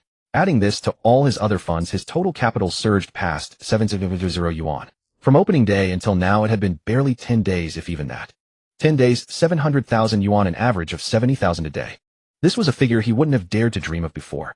No wonder those e-commerce platforms went into a frenzy with their promotions during Double 11 and 618. A little stimulation and the big spenders would throw money at you like crazy. Li Zhibai glanced at the number in his account again, and the corners of his mouth began to uncontrollably stretch backward. Then he burst into laughter. 700,000. Who else? We're rich. We're truly rich. Ha ha ha. Just as Li Zhibai let out the cackling laughter of a gleeful and scrupulous boss. Ha ha. Gak. The laughter came to an abrupt halt. It wasn't that he didn't want to laugh, but his face suddenly refused. Damn it. Cramp.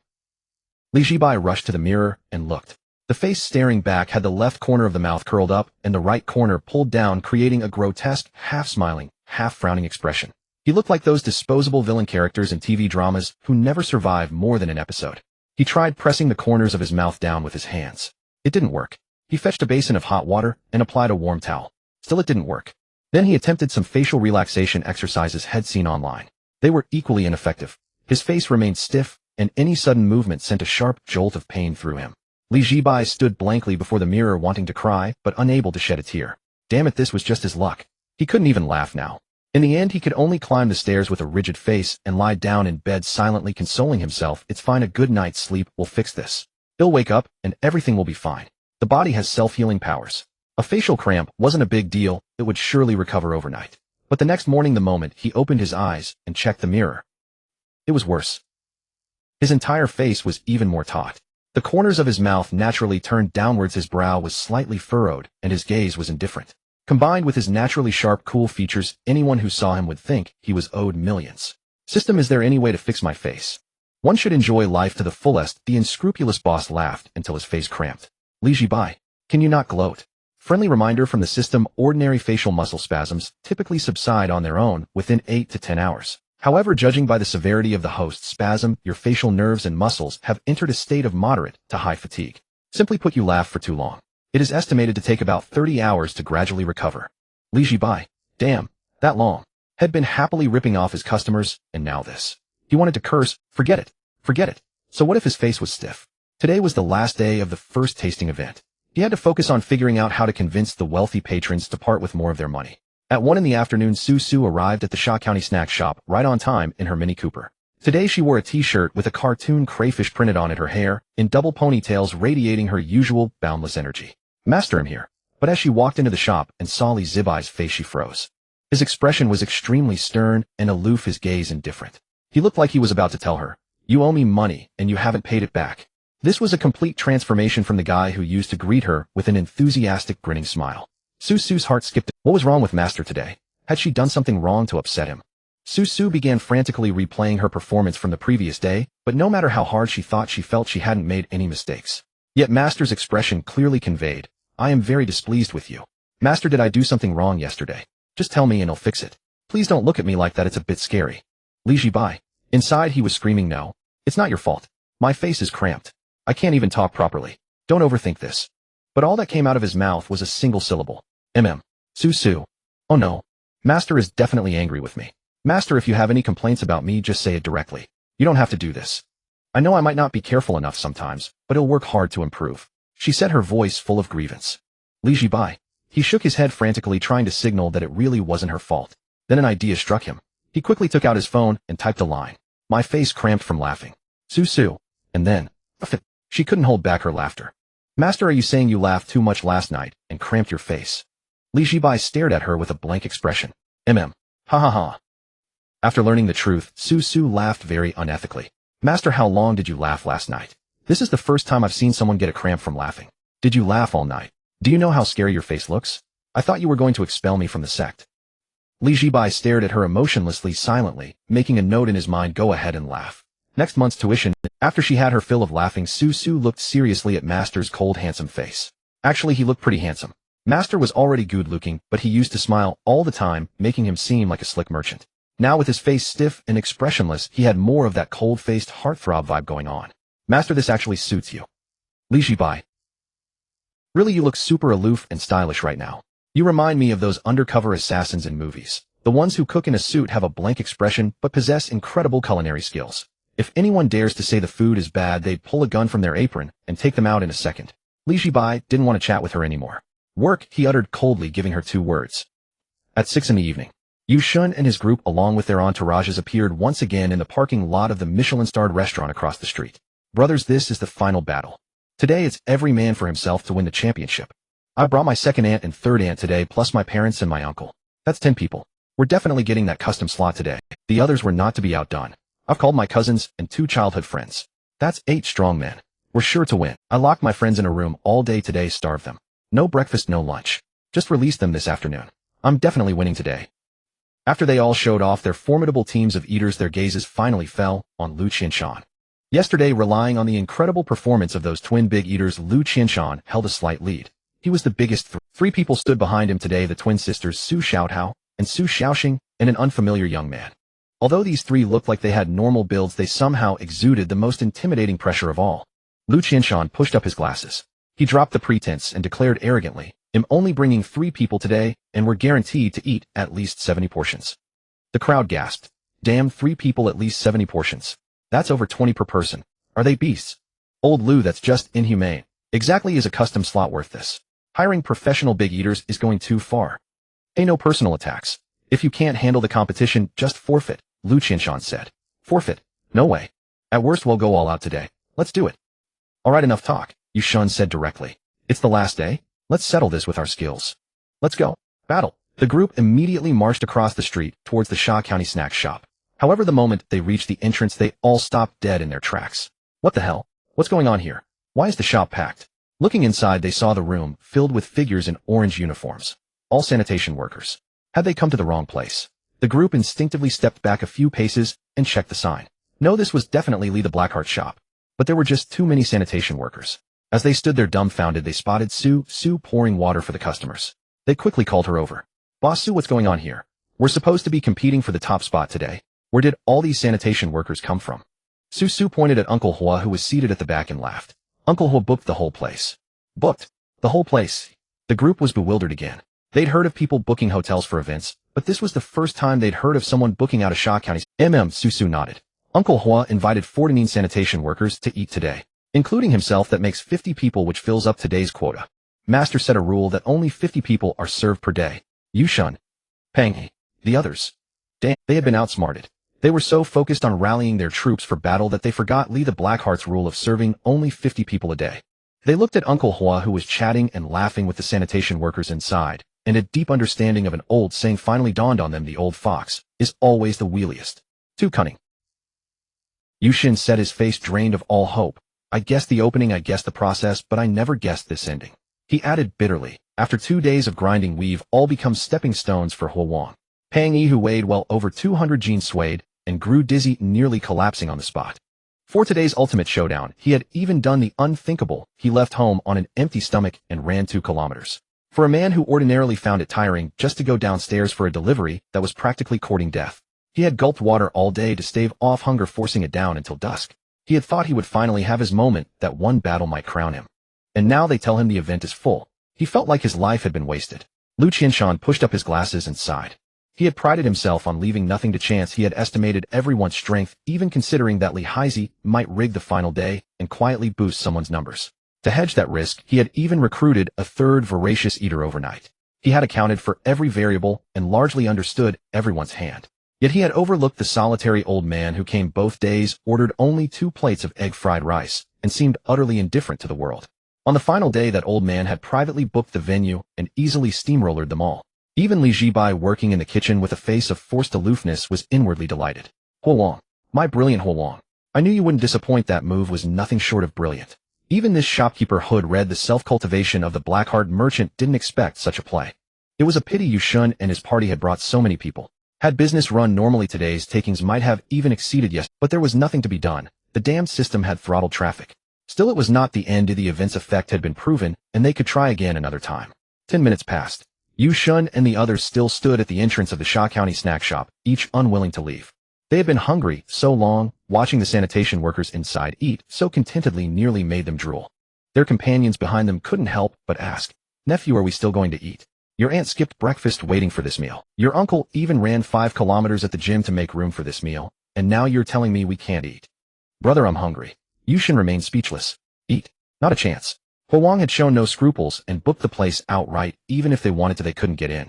He could hardly barge in and drag the sanitation workers out one by one. That might be front-page news the next day, with a headline like "Second-Generation Scion drives sanitation workers from restaurant over fried rice. Moral collapse or loss of humanity." Still, Yu Shun tried one last push. When he saw Li Zhibai step out of the kitchen with a tray, he called, "Boss, boss, come over here." Li Zhibai set the tray down and walked over. With that face of forced coolness, he exhaled a single word, "Speak." Yu Shun stared in confusion. What was going on? Had Li Haizi taken the wrong pill today? He was usually all smiles, but now he seemed as if someone owed him millions. They were so used to his slime merchant-like grin that seeing him adopt this icy posture felt awkward and foreign. "Boss, are you all right?" Li Zhibai looked at him coldly, but inwardly he was shouting, "Of course something is wrong." Inside he raged, "Of course there is something wrong. My face is twitching. Ew, I can't even smile. Do you know how happy I am to see so many of you here today? How I long to usher you all in warmly, to set before you a luxurious, full set, to watch you scan and pay and feel that satisfied glow. But I cannot. My face will not obey me." Yet from his lips there came only one word. "No." Yu Shun blinked. He thought his saying 2 more words going to kill him. Putting aside whatever mood Li was in, he asked straight away if they could still eat. "Boss, there are so many of us here today specifically for the tasting event. Could you make an exception and add a few more spots?" Li Zhibai thought to himself, "Of course I want to increase the quota. With so many of you each ordering 3 or 4 plates of egg fried rice plus soups and sides, today's revenue could easily exceed 300,000. I even long to personally usher each of you and thrust a menu into your hands and say gently, today the deluxe line is unlimited. Eat as much as you please, don't be shy. But rules are rules. The system set a daily limit of 50 guests. If I disobey, who knows how that damn system will punish me? What if it threatens some crucial part of my body again? You would lose money, I would lose a man's dignity." Li Zhibai pointed to the small blackboard by the door and said another single word, "Look." Yu Shun glanced at the board and felt an even sharper pang. That sign had been hung within days of opening. They had never taken it seriously. Who would have thought that on the last day the rule they ignored would become Huang's trump card? "Boss, really no exceptions. Just this once, I promise it won't happen again." Li Zhibai shook his head, and one by one Yu Shun's other schemes were coldly dismissed. He finally gave up. Fine, let's go. Today we admit defeat." Before leaving, he glanced back into the shop. Huang was laughing and chatting with the sanitation worker beside him as they ate, a sight that made Yu Shun ache with envy. Yu Shun called back sourly, "Huang, you kept that under wraps well." Huang turned beaming and said, "Young people shouldn't be so competitive. Eating should be about joy. They'll treat you another day." "Don't say another day. Make it tomorrow." "Tomorrow won't work. I need to rest at home. I've eaten too much egg fried rice these past 2 days and need to cleanse my stomach." "What about the day after tomorrow?" "We'll see about the day after tomorrow." Yu Shun was speechless. This man was a seasoned trickster. So they left hearts full of resentment and stomachs full of hunger, and soon someone could not resist venting in their group chat. In the group, "Brothers, we were utterly routed today. We didn't lose to strength, but to complacency. We all treated Huang like nothing, and he treated us like an air purifier. Filtered us right out. We worked so hard for 2 days, and made someone else a success. I told you not to join his event. That guy is shady. Hasn't he spent a fortune these past 2 days? Don't remind me. I just want to know what dish Huang will order. Please not smashed cucumber. I hope he picks something I like. Whatever he orders will be the first to try it. I'm curious about the new dish too. Even the ordinary egg fried rice is priced at $288. The new offering must be even more expensive. I'm afraid I won't be able to afford it. More than the new dish, I'm worried about Wiley Heisey was so stern today. Isn't he usually all smiles? No idea. Maybe his mood flipped suddenly. Actually, my master. What is it? Never mind. She was too embarrassed to admit that her master had been laughing so hard his face had twitched. It was too humiliating to tell. Too embarrassing. Taking orders, serving dishes, clearing empty plates, refilling water. 50 people dining simultaneously had Li Zhibai and Su overwhelmed. Fortunately, these sanitation workers ordered from Pudiu Zhai, which had a simple menu. Moreover, they had done a lot of preparation in advance during the day, with 2 full racks of steamed rice ready, allowing for quick service. Li Zhibai was coldly frying fried rice in the kitchen, while quickly calculating the day's revenue in his mind. With 50 people, the average consumption was about 2,500, so today's estimated revenue was around 130, directly half compared to yesterday. However, this was within expectations. These sanitation workers were not like the wealthy people from Shun. It was obvious they were being careful with their orders, especially since this meal was treated by Grandpa Hua. They noticed the restaurant's prices weren't cheap, so they wouldn't order much. If it weren't for Grandpa Hua's concern that they might not have enough to eat and his insistence on them ordering more, they probably would have just eaten one portion. Even though the revenue was significantly lower, Li Zhibai didn't mind. Compared to the pursuit of culinary excellence, this amount of money was insignificant. As long as he could prepare the braised pork to Grandpa Hua's satisfaction, unlocking the second culinary heart and receiving system rewards, it might lead to another miraculous skill or some kind of high-tech ability. If nothing else, he could randomly grow a couple of centimeters, and that would be fine too. At the same time, Li Zhibai also gained a new understanding of Grandpa Hua's financial power. While delivering food to the sanitation workers outside, he overheard a few female workers chatting, revealing that Grandpa Hua had 2 rental shops on Financial Street. Shops on Financial Street. Each unit could easily sell for tens of millions, and the annual rental income could exceed $1 million. No wonder Grandpa Hua was so wealthy. If he could really make Grandpa Hua happy and satisfied, it wouldn't be impossible for him to gift a shop on Financial Street. What am I thinking? Is Li Zhibai the kind of person who covets others' wealth? He is. Su, this pot of fried rice is received, master. Su wiped the sweat from her forehead and took the tray outside.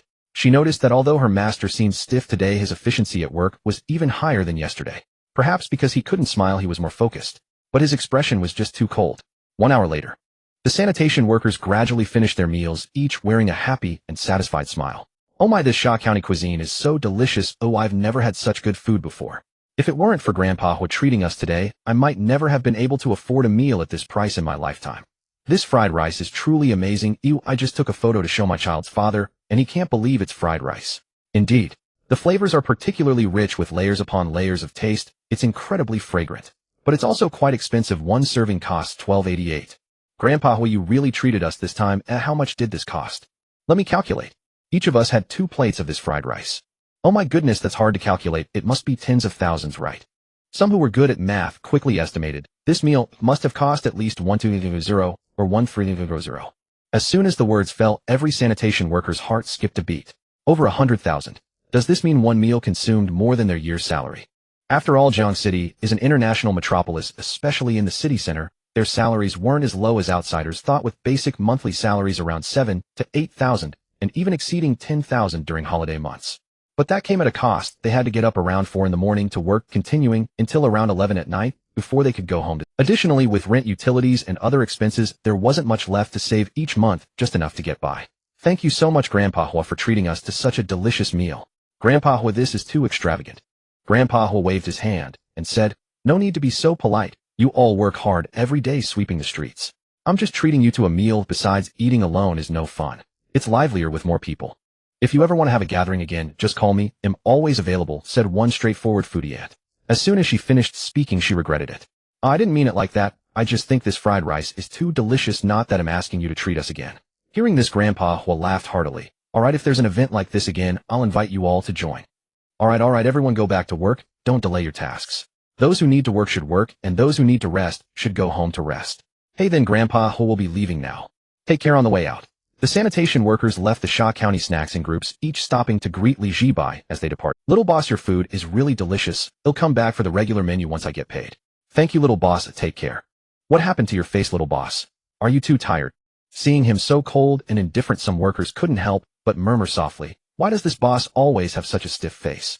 Does he think we're poor and look down on us? Maybe. Damn, I won't come back to eat again. If Li Zhibai heard someone misunderstand him, he would definitely shout, unjust. You've really misunderstood. After all the sanitation workers left, only Grandpa Ho remained in the shop. Young man, you worked hard today. Li Zhibai coldly looked at him, slightly nodding, while thinking it's not hard at all. Grandpa, your generosity today was truly remarkable. What's the hardship for me? If you can book the place like this every day, I'm willing to work hard daily. However, the only word that came out of his mouth was no. Seeing his icy demeanor, Grandpa was suddenly laughed. Young man, do you have any opinions about me? Li Zhibai. He quickly shook his head. No opinions, really no opinions. Then why do you have such a stiff face today? You were fine yesterday, Grandpa Ho asked again. Hearing this, Su quickly came over to explain to Li Zhibai, Grandpa, my master is a bit unwell today. The doctor said he should speak less and rest more, especially avoid smiling and making expressions. Oh, I see, Grandpa Ho nodded. Then you really have to pay attention to resting. Young people shouldn't take their good health for granted and overexert themselves. Li Zhibai looked at Su gratefully. Good disciples are always reliable. Although she laughed at him for half the afternoon, she was dependable at Su winked at him, Master, don't worry, I've got your back. Li Zhibai mentally noted, next month, I'll reduce her tuition by 100. Young man, it's time to settle the bill. I treated 14 people to a meal today, or it cost quite a bit, but it was worth it, Grandpa Ho said, pulling out a black card and handing it to him. Swipe the card. Li Zhibai took the card, operated a few times on the POS machine, and the machine beeped as it spat out a receipt. He tore off the receipt and handed it back to Grandpa Ho along with the card, giving him a thumbs up. The gesture meant, Grandpa, you were truly impressive today. Then he added one word, meat. Grandpa Ho understood this kid was asking about the braised pork. The customization rights were already in hand, and it was time to make the other party deliver. I see you can't speak now. How about this, when you're better come to my house? I have something to show you. Li Zhibai nodded, and then Grandpa Ho was left confused by Li Zhibai. Li Zhibai took out his phone and typed a line of text. Grandpa, what I mean is let's go to your house now. He wanted to act quickly so they could start working on the development sooner. Then he typed another line of text for Su to see. Sorry, I can't treat you to a work meal today. There's a limit of 50 people each day. How about I give you money so you can buy something else? He genuinely wanted to treat Su to a meal, but the system's restrictions were in place. It's fine, Master, you don't need to give me money. I'll buy something myself later. By the way, Master, are you going to Grandpa Ho's house now? If not, I can drive you there first. Li Zhibai was incredibly touched.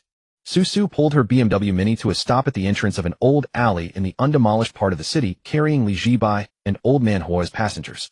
Master, Uncle Ho, we can't drive any further. We'll have to walk from here. Li Zhibai gave a curt aloof nod and pushed open the car door to step out. The old residential area before them, untouched by demolition, felt like a world entirely apart from the financial district. The ground was paved with aged moss-covered stone slabs, and most of the houses were built of red brick. The alleyways twisted and turned impossibly narrow. Following Old Man Ho, Li Zhibai and Su turned corner after corner, nearly getting lost before they finally reached it. Old Man Ho's home was a 3-story house that had seen many years, its walls also of red brick, its window frames of wood, and its roof tiled with deep blue-gray shingles. Come in. Ho Wang took out a key to unlock the door, then pushed open the wooden door and stepped inside, first with Li Zhibai and Su following one after the other. Ho Wang lived on the first floor. The apartment was small, roughly 60 to 70 square meters, laid out as an old-fashioned one-bedroom. The living room was right at the entrance, the kitchen to the left, and the bedroom to the right. The furniture inside was all from the 1970s or 1980s. Wooden sofas, an old tea table, and even a sewing machine that looked like an antique. Most striking of all was a black and white photograph hanging on the wall. In it, a young couple stood side by side. The man in a Zhongshan suit, the woman with 2 long braids, both smiling sweetly and blissfully. Pointing to the woman in the picture, Ho Wang said, "This is my wife when she was young. She's been gone for 11 years now."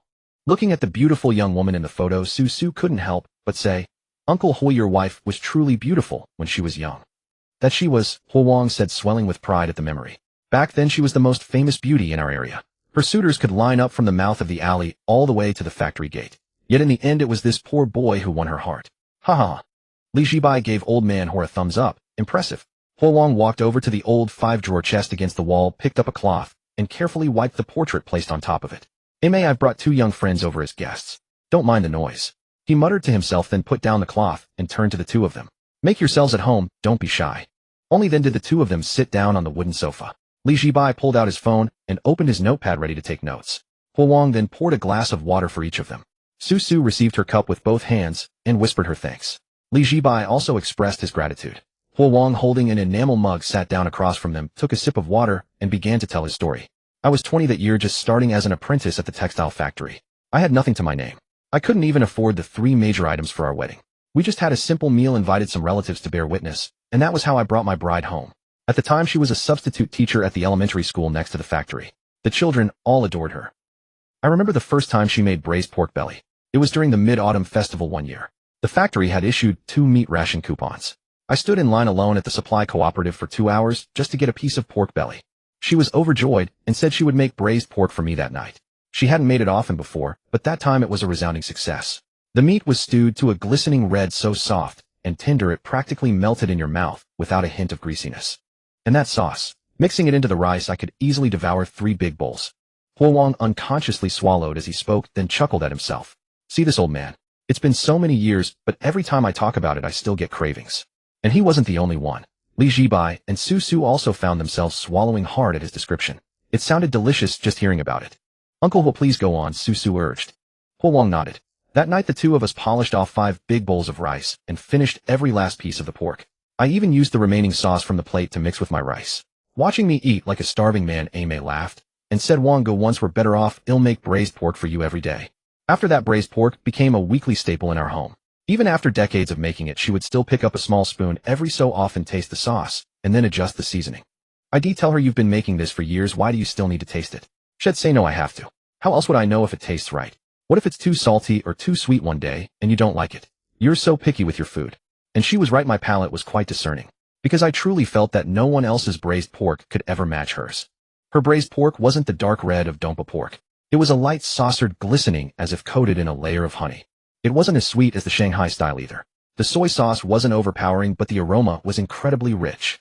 Then later she fell ill. It was cancer. As Huo Wang spoke, his mood visibly darkened. During her time in the hospital, she couldn't keep anything down. She wasted away until she was just skin and bones. I took her from hospital to hospital. Then one day she suddenly said to me, Wang Gu, I want to go home. I want to cook a meal for you. So we went home. She stood at the stove in the kitchen and made her final braised pork. That day, I ate with such relish. Seeing how much I enjoyed it, she couldn't resist having a few pieces herself. I thought in that moment that she was getting better, that she could eat again. I was overjoyed. I thought maybe heaven had taken pity on us and was letting her recover. I even started making plans. I thought once she was a bit stronger, I'd take her out to see the snow mountains in the northwest that she'd always dreamed of. But that night after she fell asleep, she never woke up again. At this point, Su Su could no longer hold back. She covered her mouth with one hand, tears streaming down her face. Li Zhibai's face remained stoic, but his eyes gradually reddened. Honestly, old man, Ho's story sounded quite ordinary. There was no grand cinematic farewell of life and death. It was just 2 people living a simple life of daily necessities. One who loved to eat, and the other who would go out of her way to cook for him. She cooked for him for years until she no longer could. Yet it was this simple affection hidden within the mundane details of everyday life that was the most sincere and the most touching. Like that bowl of braised pork. The ingredients were common, the method was homely, but once it was filled with emotion, there was nothing more delicious in the world. After Aimee was gone, I never tasted braised pork like that again. For 11 years I've been to countless restaurants and sought out many master chefs, but no one could recreate that flavor I longed for. Some people say it's all in my head, that the taste is just a hallucination beautified by memory. They say it's because I miss Aimee so much that I've created this illusion. I won't deny that I miss her. I miss her terribly. But I still firmly believe that taste was real. Every night as soon as I close my eyes I can recall it. That soft melt in your mouth texture, and that special fragrance lingering in your mouth after you swallow. Something like the scent of flowers. As he spoke, Huo Wang closed his eyes again, as if savoring that flavor which had vanished 11 years ago. After a moment, he opened his eyes and looked at Li Zhibai. In 3 days it will be my wife's birthday. Young man, I know you have skill. A couple of days ago I saw that egg fried rice you made. After I ate it I thought to myself, if you can make egg fried rice that well, then maybe you really can recreate her braised pork. So I've decided to trust you. I'm 73 this year. My health isn't too bad, but I don't know how many years I have left. Before I go, I just want to taste that flavor of her braised pork one more time. Even just once would be enough. I also want to take advantage of Amei's birthday to call all my children back home. There are some things I need to arrange in advance. So young man, I'm asking you directly, on my wife's birthday, do you have the confidence to make this dish? Hearing this, Li Zhibai quickly typed a line on his phone and turned the screen to show Huo Wang. I won't make any grand promises, but at the very least after you eat it you won't want to ask for a refund. Huo Wang stared at the words stunned for a moment, then burst into hearty laughter. Ha ha ha. Alright, I believe you. This braised pork is in your hands. Oh right, Huang suddenly remembered something. He stood up from his rattan chair, walked to the 5-drawer chest, pulled open the top drawer, and fished out a yellowed notebook. He handed it to Li Zhibai. This has the recipe for the braised pork that Aimee wrote down before she passed. I've tried making it many times following these steps, but I've always failed. Li Zhibai took the notebook with both hands and opened it.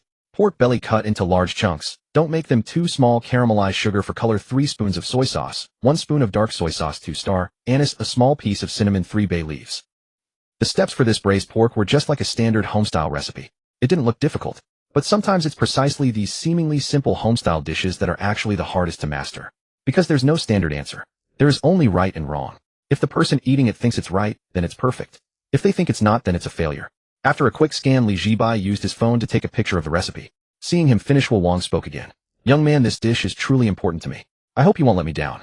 Li Zhibai nodded and gave an okay sign while already mentally calculating the price for the braised pork. Since you've made it clear how important this is, Uncle Hu, I suppose I can set the price just a little bit higher, right? You wouldn't mind, would you? After leaving Uncle Hu's house, Li Zhibai walked ahead with an aloof demeanor, while Su Su followed behind, occasionally sniffling. While listening to the old man's stories earlier, this somewhat sentimental girl had sobbed uncontrollably, her eyes still red now, like a little panda that had just been crying. Upon reaching the car, Li Zhibai opened the door, slid into the passenger seat, buckled his seatbelt with an air of indifference, then pulled out his phone and typed a message to show Su Su. Sister Su Su, which restaurant in Jiangqing serves the best braised pork belly? Su Su pulled a tissue from the glove compartment, dabbed her eyes, and asked with a nasal tone, Master, are you going to eat braised pork belly? Li Zhibai nodded, then typed another message. I'm treating you to dinner, consider it compensation for today's missed work meal. I also want to taste someone else's braised pork to find some inspiration. Su Su had explored many restaurants, and a renowned one quickly came to mind.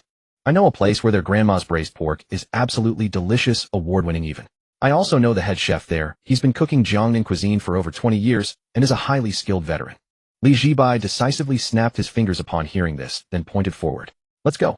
Su Su buckled up, started the engine, and headed towards their destination. Throughout the drive, Li Zhibai mostly kept his head down, reviewing information saved in his phone's memo app. A slightly light saucered color, not dark red, soft, sticky, and elastic, not dry or crumbly, glossy, and glistening, as if coated with honey, not overly sweet or greasy, light on soy sauce flavor, but exceptionally fragrant, a subtle, unique floral aroma in the aftertaste. The sauce alone can make you devour 3 bowls of rice. He alternated between checking his notes and switching to his photo album to look at the captured braised pork recipe, repeatedly cross-referencing and verifying details. Simultaneously, he began mentally simulating how to create a divine-level braised pork dish that could bring Uncle Hu to tears. While driving, Su Su occasionally glanced from the corner of her eye at her master, who was deeply focused on his phone in the passenger seat.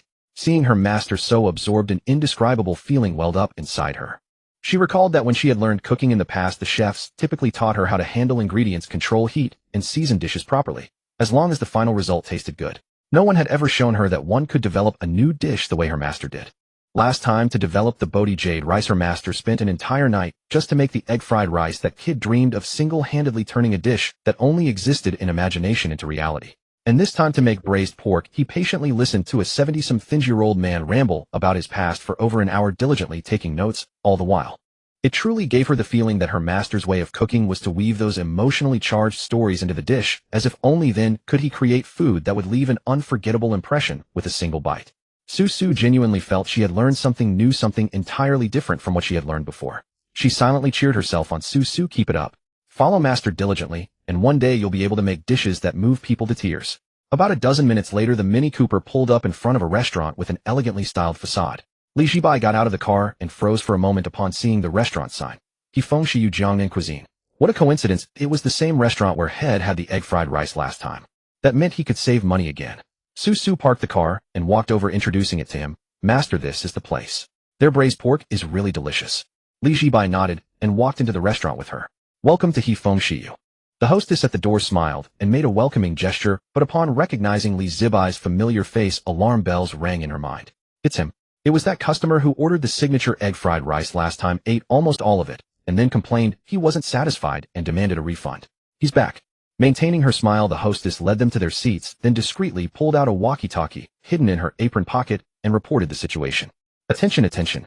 The customer who returned the egg-fried rice last time is back. I repeat, the customer who returned the egg-fried rice last time is back. Upon hearing this, the kitchen staff immediately went on high alert. Copy that, informed the head chef. In the kitchen, Chef Fong was standing at the stove, tossing a large wok containing a freshly prepared serving of egg-fried rice.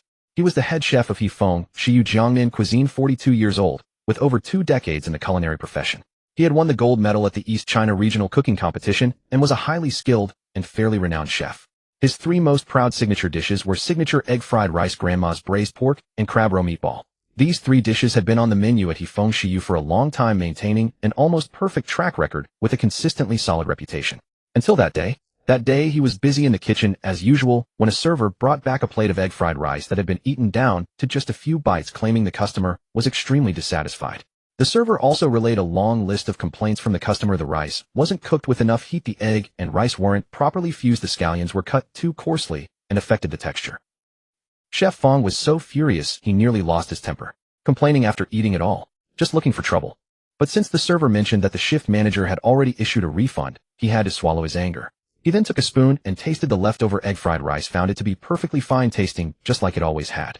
This only reinforced his belief that the guy was deliberately causing trouble.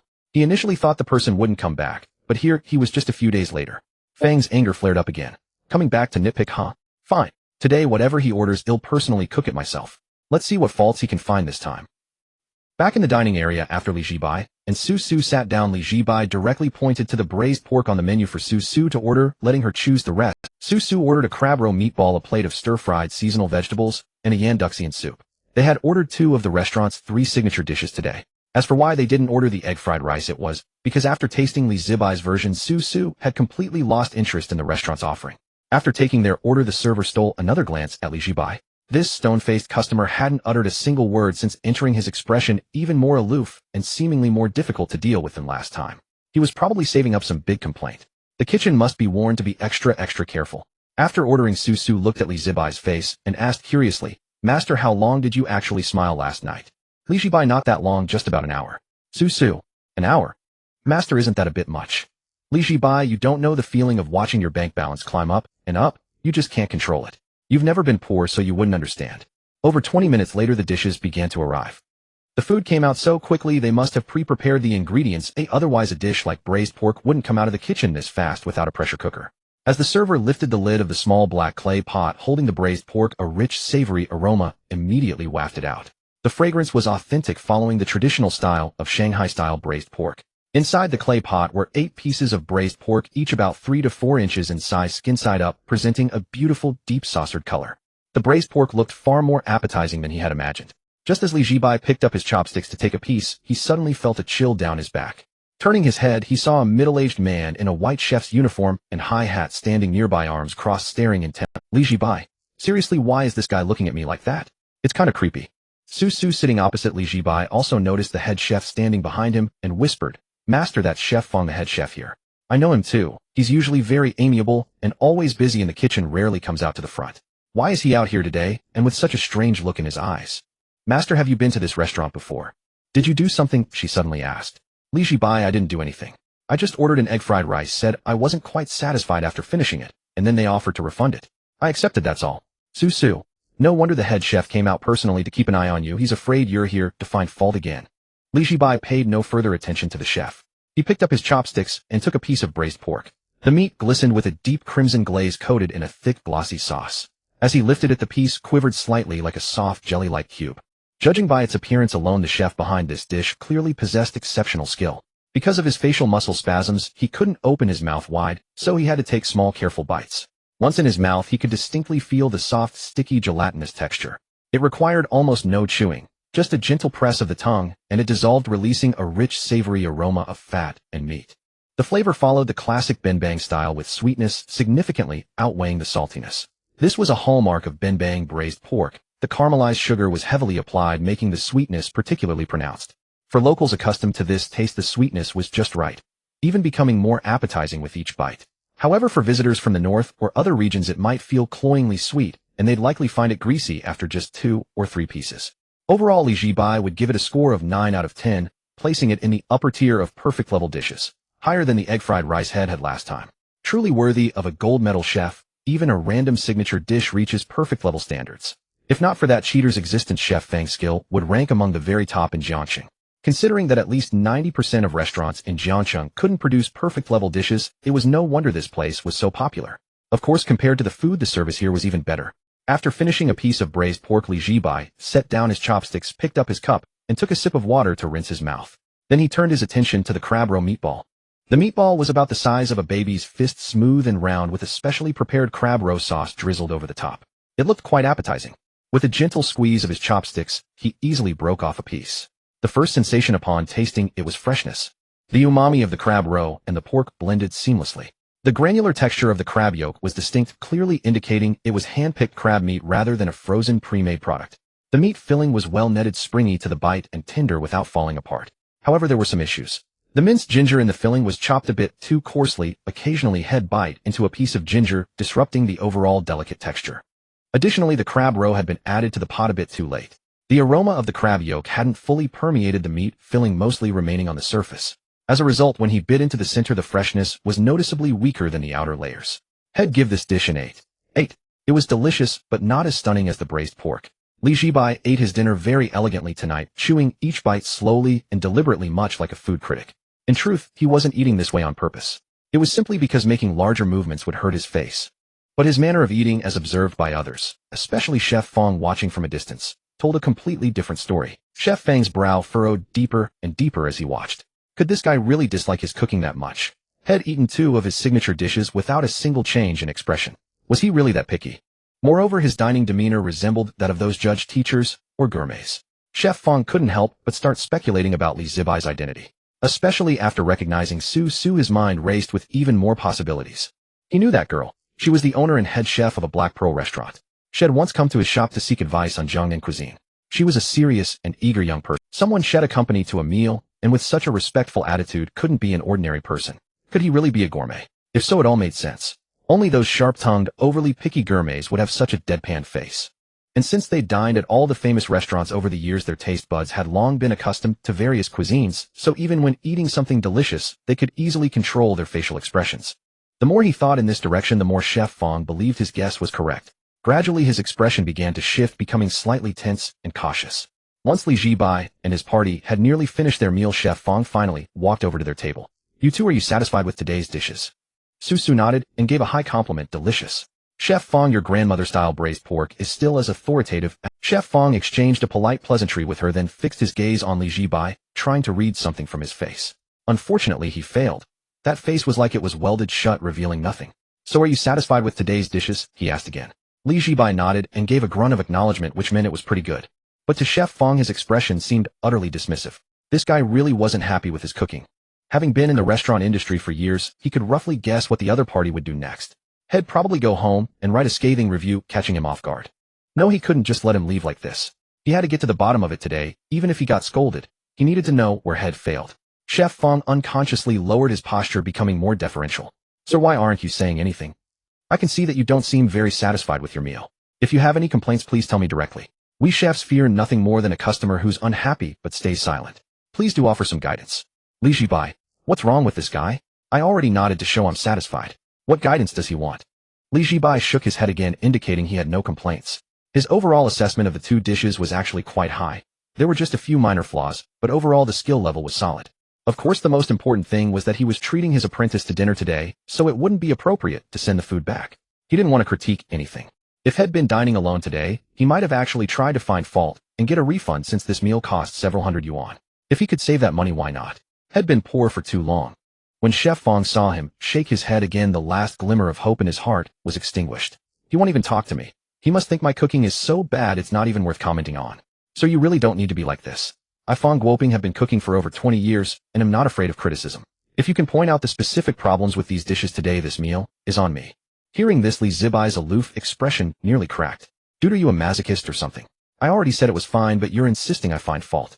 Aren't you just asking for trouble? Since that's the case, I won't be polite about this free meal. After all, people who beg to give freebies are rare these days, and each one deserves to be cherished." Li Zhibai raised his hand and waved at the waiter standing nearby. Su, seeing her master's gesture, immediately understood what he was about to do. "Could you bring some paper and a pen, please?" "Thank you."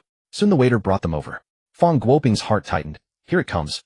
Li Zhibai quickly handed his written comments to Chef Fang. At the very top of the text, he had deliberately added a line, not a professional review, merely personal subjective impressions. Fang Guoping took the paper with both hands and began to read it seriously. As he read, sweat began to form on his forehead. Not because he was upset by the criticism, but because the writing was so damn professional. For instance, regarding one of the issues he pointed out about the braised pork, the star anise had not been handled properly, resulting in an extremely faint astringent note. That astringency was so subtle that a normal person could never have detected it, yet this man not only tasted it, but also accurately pinpointed the source as the star anise. He had also written out the exact proportions of the other ingredients and seasonings with terrifyingly accurate judgment. Fong Guoping was now absolutely certain that this person was a professional food critic, and a highly ranked one at that. Possibly a seasoned expert who conducted undercover evaluations for high-end restaurants, or even a special reviewer for a Michelin guide. I've learned much. Chef Fong, without a second word, pulled out his phone, scanned the ordering code on the table, and paid the bill for the "This meal is on me. Thank you for offering these valuable insights." Li Zhibai never expected that he'd find someone fighting to pay his bill when he went out to eat. He mused inwardly, there really are a lot of fools with money these days. Going out for a meal and getting a free ride. What a steal. He then gave a slight nod, accepting the other man's gesture of respect. Su watched from the side, utterly stunned, thinking to herself, master is amazing. Just by having a meal, he got a top-tier chef like Fong to voluntarily foot the bill and beg for his critique. What kind of divine treatment was this? The three of them chatted briefly for a while longer, and Chef Fang's attitude had completely transformed from initial wariness and suspicion to pure respect. And how could he not respect him? He knew very well how much influence a food critic's published articles could wield. If he could leave a good impression, perhaps the man might show some mercy when writing his reviews. Li Zhibai maintained his aloof poker face throughout, never uttering more than a single word where a nod would suffice. In the end, Chef Fong personally escorted them to the entrance, and as they were leaving, handed over his business card with both hands. Mr. Li, if you ever have the time, you're always welcome to come by and taste our dishes. Whether it's a signature or a new creation, just give me a heads up, and I'll cook for you personally. Li Zhibai took the card, gave a cool nod, and turned to walk away. Su trotted after him, but Li Zhibai stopped her. His place was in the opposite direction from hers, and he didn't want to trouble his apprentice with a detour this late at night. He pulled out his phone and typed a line. You head back, I'll take a cab. Su nodded. All right, master, be careful on the way. Send me a message when you get there. Li Zhibai flashed an okay gesture and turned away with effortless grace, perfectly nailing the aloof, mysterious food critic persona. Chef Fong stood at the door watching Li Zhibai get into a taxi before letting out a long sigh of relief. Damn, that formidable presence was finally gone. He then took the paper with the review from his pocket and read it through once more. He felt he had handled things passably well. At least he hadn't offended anyone, had proactively waived the bill, and had shown sufficient sincerity. Surely the man wouldn't write something too scathing about their restaurant in his food column. As he was thinking this, he spotted Su heading toward the parking lot, and called out to her, Su, please hold on a moment. Su turned around. Chef Fong, what's the matter? The chef walked up to her and asked in a low voice, Su, be honest with me. Who exactly is that gentleman? Is he a Michelin special reviewer or an undercover inspector from Black Pearl? I can tell from his demeanor and mannerisms that he's someone important. Can you give me a hint? I'd like to be mentally prepared. His attitude today seemed rather unimpressed with our place. Su was taken aback, then said, Chef Fong, you've got it wrong. He's not a food critic or a judge. He's the owner of a Shaw County snack shop. Chef Fong. The smile on his face froze instantly. Shaw County Snacks. Owner. No, you've got to be kidding me. All those identities he had imagined. Food critic, anonymous restaurant reviewer, notorious industry sharp Tom. And it turned out the man was just a Shaw County snack shop owner. He, a chef who had won a gold medal in a major competition, had been intimidated by a Shaw County snack seller, and had even eagerly fought to pay his bill. Chef Fong felt like a clown. After Su drove away, he couldn't hold back and cursed, damn it. After leaving, he phoned Li Zhibai, didn't let Su drive him. He hailed a cab back to his shop. Sitting in the back seat of the taxi, he instinctively wanted to crack a grin. After all, he had scored another free meal today. But the moment the corners of his mouth twitched, his skin pulled with a sharp sting. Hold it and still need to hold it in. Now wasn't the time to smile. He had to maintain the facade for at least another day. He then resumed his aloof poker face and pulled out his phone to check his bank balance. Ones, tens, hundreds, thousands, 10,000s, 100,000s. 851247. 36 yuan. 800. From opening day to now, it had barely been 10 days, and revenue had directly hit 851000. After deducting the 3000 tuition fee that left 821000. Just 10 days ago had been a fool stuck with 6000 in debt. Now his bank balance had soared to over 8000, and rich customers had contributed at least 90%. Indeed, fleecing the wealthy was the fastest way to make money. Of course, while the sum was substantial, not all of it was his.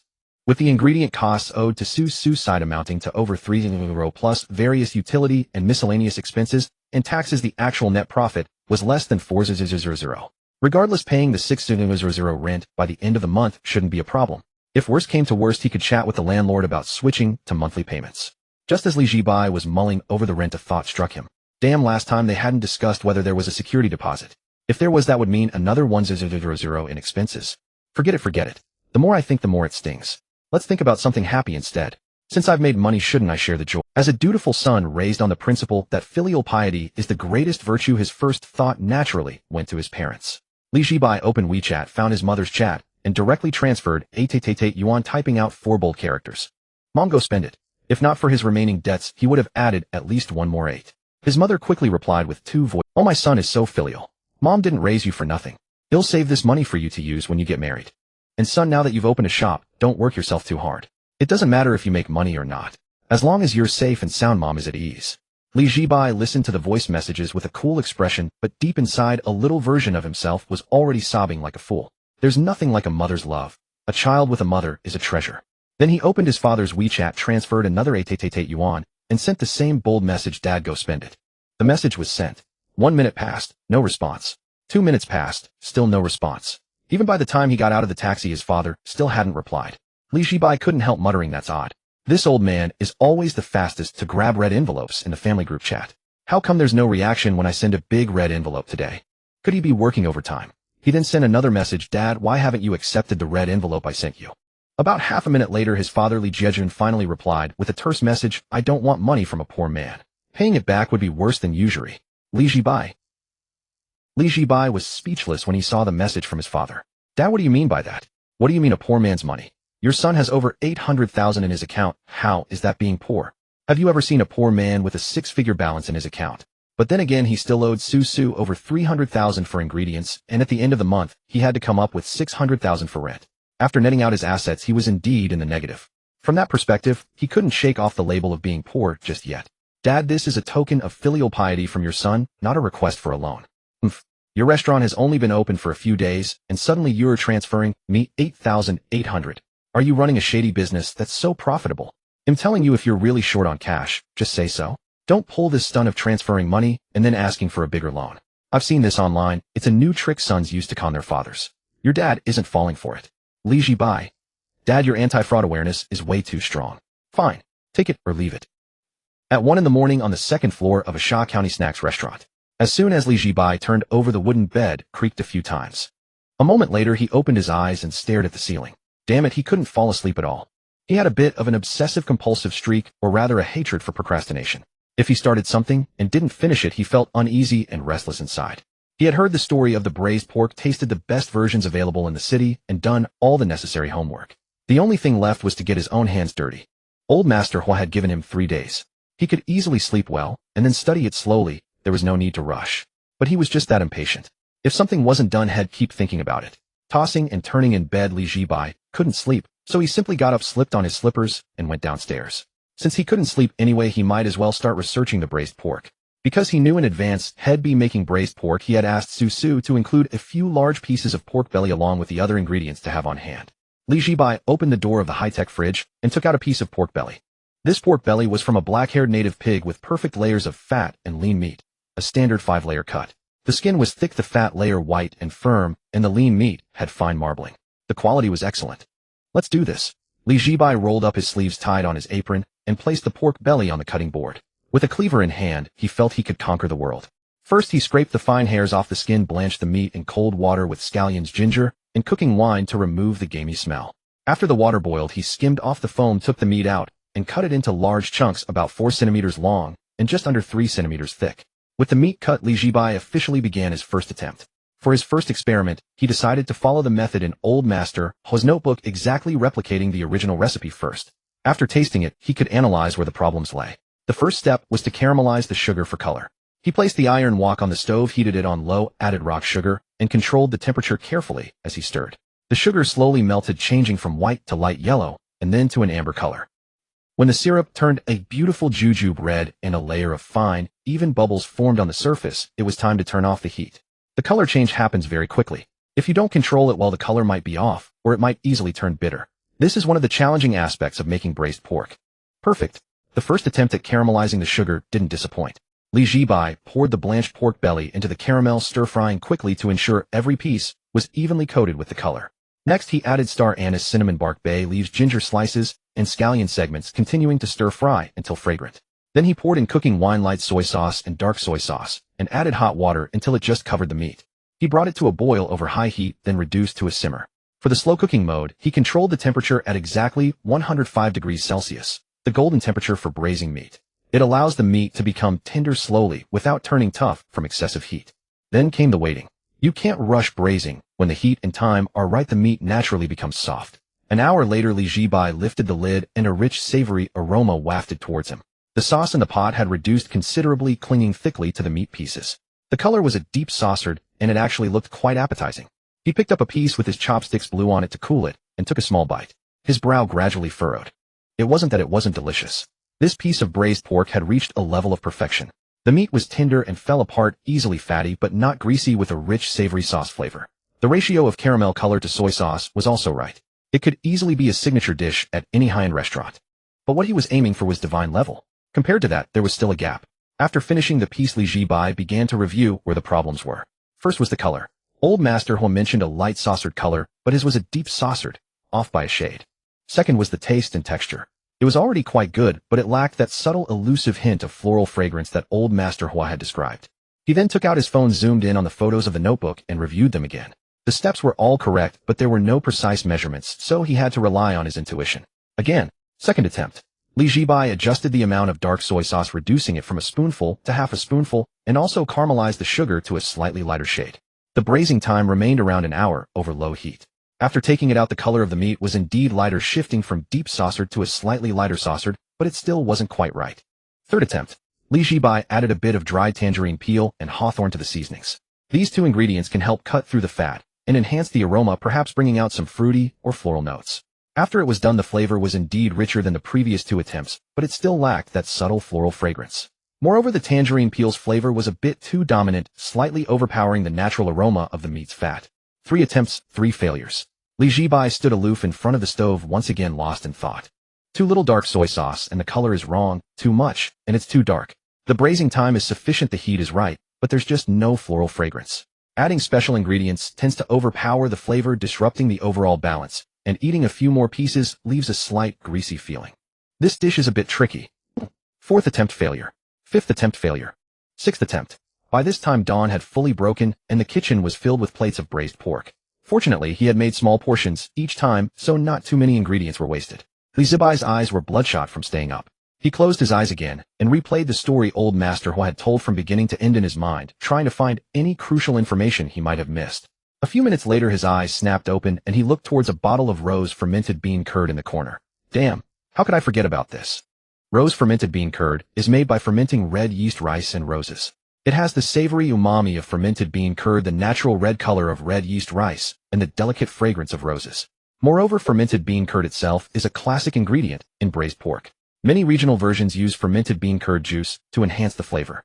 However, most restaurants use regular red fermented bean curd, which results in braised pork that is darker in color and saltier in taste without any floral notes.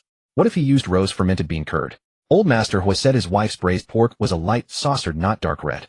The natural red pigment from red yeast rice produces a lighter saucered color by itself, softer than the color from dark soy sauce or caramelized sugar, and closer to the texture Old Master Hua described, like the surface of the braised pork was coated with a layer of honey. Add to that the subtle floral fragrance. Could that be the key? The more Zhibai thought about it, the more he felt this was the correct approach. He exclaimed excitedly, "I'm a goddamn genius." Zhibai was so excited he wanted to grin from ear to ear again, but the moment he stretched his skin, pain shot through him, making him wince. "I forgot my face hasn't healed yet." He rubbed his cheeks and began to test his theory. 7th attempt. Zhibai took out another piece of pork belly, scraped the skin, blanched it, and cut it into large chunks. With the meat prepared, he started to caramelize the sugar. This time the caramelization was still a bit light. As soon as the rock sugar melted into a light amber color, he immediately turned off the heat. He added the pork pieces and stir-fried them to coat them in the color. Then he added ginger slices, scallion segments, star anise, cinnamon bark, and bay leaves, continuing to stir-fry until fragrant. He poured in cooking wine, added a touch of light soy sauce for freshness, and used only a tiny amount of dark soy sauce this time. The next step was the most crucial part. Rose fermented bean curd. Zhibai opened the jar of top-tier rose fermented bean curd that Su had given him. This wasn't the ordinary red fermented bean curd you find on supermarket shelves for a dozen or so yuan a jar. This was the genuine top-tier article. A 3-year-aged rose red cube, handcrafted by a national-level intangible cultural heritage inheritor, widely recognized as the pinnacle of its kind in the industry. In gourmet circles, it's known as the newer Hong of fermented bean curd, a name unknown to ordinary consumers. With an annual production of about 2,000 jars, it's typically supplied exclusively to top-tier restaurants and never sold on the open market. Naturally, the price was steep, 598 yuan per jar, 186 grams, containing roughly 6 pieces. As he twisted open the lid, an aroma blending fermented soybean fragrance and rose scent wafted out, subtle yet lingering.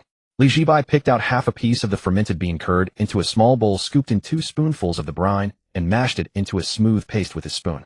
He then poured this mixture into the pot, stir-frying it together with the meat. The moment the fermented bean curd brine hit the pot, the floral scent was lifted by the heat, intertwining with the aromas of meat, soy sauce, and caramelized sugar, creating a wonderfully complex composite fragrance. Success or failure hinges on this moment. He added hot water to just cover the meat, brought it to a rolling boil, then reduced the heat to a gentle simmer. All that was left was to wait. An hour later, he lifted the lid and scooped up a bit of the sauce to taste. The saltiness was just right, the sweetness was just right, and the fragrance of the fermented bean curd melded beautifully with the meat's flavor. But the floral note wasn't distinct enough, though it lacked a little something. Not enough fermented bean curd brine. Zhibai added another spoonful and continued to simmer. After another 20 minutes, he tasted the sauce again. This time the floral fragrance had emerged, a delicate rose scent intertwined with the meaty aroma. It didn't overpower, but you could distinctly feel a hint of flour lingering on your tongue. That's the stuff. He prepared to reduce the sauce. Here he deviated from his usual method again. First he fished out the meat, then poured the remaining sauce into a bowl, immediately chilling it over ice. Once cooled, the fat separated from the solidified sauce. He simply skimmed off the layer of clear oil on top, and used the reserved sauce beneath for the final reduction. The beauty of this method was that the braised pork wouldn't be greasy no matter how much you ate. He turned up the heat to reduce the sauce, continuously spooning it over the meat pieces. The sauce gradually thickened, coating each piece in a gorgeous glossy glaze of deep red. When the sauce had reduced enough to coat the back of a spoon, he turned off the heat and plated the dish. Zhibai carefully arranged the meat pieces one by one on a white porcelain plate. The glistening sauce-covered skin faced upwards, each piece enveloped in a shiny, thick glaze quivering temptingly. It was extraordinarily appetizing. He pondered for a moment, then scooped a small bowl of plain white rice and placed it beneath the meat on the plate, a concept inspired by Uncle Ho's story. The old man had mentioned that his late wife's braised pork sauce mixed with rice was especially delicious. By placing the rice underneath, the meat juices would naturally seep down, slowly soaking into the grains. Each bite of meat followed by a bite of rice. Pure bliss. Zhibai picked up his chopsticks and grasped a piece of meat. The moment the chopsticks touched the skin, it yielded and sank inward, incredibly tender. He placed it in his mouth and gently pressed with his teeth. Soft, smooth, melting instantly. Not greasy in the slightest, with a faint, lingering trace of rose fragrance in the aftertaste. It was absolutely mind-blowingly delicious. Success. Zhibai nearly grinned again in excitement, but quickly pressed his hand against his cheek. No smiling, no smiling. If I smile again, it'll never heal. He picked up the plate and devoured the remaining meat and rice bite by bite. After finishing, he couldn't help but lick the plate clean. This sauce mixed with rice is truly amazing. Eating 3 bowls is no exaggeration. Ding. Congratulations, host, on successfully comprehending the signature dish for the second culinary heart. Secret recipe: braised pork. Dish grade divine. System recipe book updated. New dish added: secret recipe braised pork. This version has no distinction between standard and luxurious. Explanation for this culinary heart: 10 years life and death are vast and wide. Without thought, yet unforgettable. A lone grave 1,000 miles away with no place to voice my desolation. A bowl of braised pork can carry one person's lifelong longing and also holds the cherished memories of countless households. Zhibai stared at the explanation for this culinary heart, feeling a subtle, inexplicable pang of melancholy, and food is a living memory. That saying rings true. Braised pork isn't just a flavor Uncle Ho misses, it's a flavor countless people across the nation yearn for. Uncle Ho, this braised pork. Zhibai will definitely perfect it for you no matter what it takes. After slaving over it all night, he had to price it right. System reward: Edge Shard. Edge Shard, the key to unlocking the third culinary heart. The third culinary heart is not hidden in past events nor tied to a single person. The host must participate in a local culinary competition of some influence or conquer a gourmet critic to obtain it. Currently holding 1 shard. 3 shards are required to unlock the third culinary heart. Upon unlocking the third culinary heart, in addition to the system reward, the daily limit for receiving guests will increase by 10. Zhibai was utterly dejected upon seeing this measly reward. Seriously, what was this? He had worked his tail off all night, eyes nearly as red as a rabbit's, just to successfully create the divine grade braised pork. And this was the reward. It felt even more dismissive than the Constitution one from last time. System, what about my legendary heirloom knife? Where's my chef's treasure blade that can split a hair and cut through iron like mud? You're just giving me a shard to fob off a beggar. And I need 3 of these edge shards. Are you collecting these like they're snacks or trading cards? Collect 3 and I get a free pack or something. Is that it? Host, please calm down. Although the edge shard is not a physical object, its spiritual value far exceeds ordinary items. It represents your opportunity to make a name for yourself in the culinary world, a necessary path to a higher realm. Don't give me that abstract nonsense. Just tell me, besides unlocking the next culinary heart, can I spend this thing like money? No. Can it directly enhance my cooking skills? Make me create food that glows? No. Damn. Then what am I supposed to do with it? It's useless. This is total garbage. Begging for food and complaining it's stale. Zhibai. Damn it, even the dog system is learning to talk back. Although he was unhappy with the reward, at least unlocking the next culinary heart would increase his daily customer limit by 10. That was some silver lining. From 50 to 60 people, that's 10 more suckers per day. Roughly speaking, that's an extra few 100,000 yuan a day. Find a shard it is. Better than nothing. Zhibai opened the system recipe book to check the set price for this divine grade braised. Based on his estimates, since Bodhi Jade rice bowl dared to be priced at 1288, the braised pork should sell for at least 1888, right? After all, this braised pork used premium ingredients, had a complex process, and carried Uncle Hua's 11 years of longing. The sentimental value buff was maxed out. Not pricing it high would be an insult to Uncle Hua's wallet. But when he saw the price displayed on the screen, he rubbed his eyes in disbelief. Secret recipe braised pork, 99 yuan. How much? 99. System, were you hacked? Or did you take the wrong pills today? Are you sure you didn't miss a couple of digits? 12.99 would be fine. 19.99 I could accept, but 99. Are you crazy? I can't take it. The price is so low it's making me feel sick. I need oxygen. Quick. Call an ambulance. System. Host, I suggest you read it carefully. Don't just look at the number. Prompted by the system, Zhibai finally noticed the words he had almost missed. Secret recipe braised pork, 99 yuan piece. Zhibai. Wow. Just wow. The 99 wasn't for a plate, it was per piece. The price of a single piece of he knew it. There was no way the dog system would suddenly grow a conscience. This was its game all along. But honestly, who sells braised pork by the piece? That's right, his place did. The only one in all of Jiangxing. Each piece was about 4 centimeters in length and just under 3 centimeters thick. An adult could easily eat it in one bite. It was essentially a single mouthful. Yet that one mouthful cost 99 yuan. It was robbery pure and simple. Zhibai also finally understood why this dish had no standard or luxurious versions. If an ordinary office worker like Wen Ran or the sanitation worker lady wanted to try something new, but found a whole plate too expensive, no problem. For 99 yuan, they could buy one piece to taste. Paired with a free bowl of rice to mix with the sauce, they could still enjoy a flavorful meal. But if they happened to be a big spender like Yushun Lu Qinshan or Uncle Hua, who didn't care about money, well then sorry, but the secret recipe braised pork here is sold by the basin. Eating big chunks of meat from a big basin is way more satisfying. The number of pieces in a basin was entirely up to his mood. Could be a few, could be dozens. The more Zhibai thought about it, the more he admired the system's pricing. At first glance it seemed cheap, but in reality, it was a hidden trap. It could attack or retreat, a perfect tool for fleecing customers. System, I misjudged you. When it comes to cunning and ruthlessness, I can't hold a candle to you. Host, you flatter me. I only provided a basic pricing framework. How you utilize it to fleece customers is entirely up to you. It has nothing to do with me. Of course I trust that with your level of ruthlessness you will maximize the profits. After all, you're pushing the boundaries of my cognitive limits every single day. Zhibai. Enough. We're two of a kind. After settling on the price, Zhibai had to admit that his own vision still couldn't compare with the system's. The system's idea of selling by the piece was a real eye-opener for him. So this was how pricing could be played. It marked another evolution in his journey down the path of a shrewd merchant. He then took out a blank wooden sign and wrote the price of the new dish on it. New product announcement, signature braised pork, price 99 yuan per piece. After writing, he hung the sign right next to the one for Bodhi Jade Pavilion. The two signs hung side by side, one reading 1288 and the other 99. This stark contrast easily created an illusion for customers. The braised pork seemed so cheap, ooh, I must get some. After successfully listing the new dish, he began to think about the container for serving the braised pork. The plates currently in the shop were far too small and unimpressive. Just imagine a wealthy old patron worth over 100 million sits down and orders a portion of braised pork only to have a palm's eye saucer placed before him with just a few pieces of meat on it. That's just shabby. The presentation had to be grand. The style had to be imposing.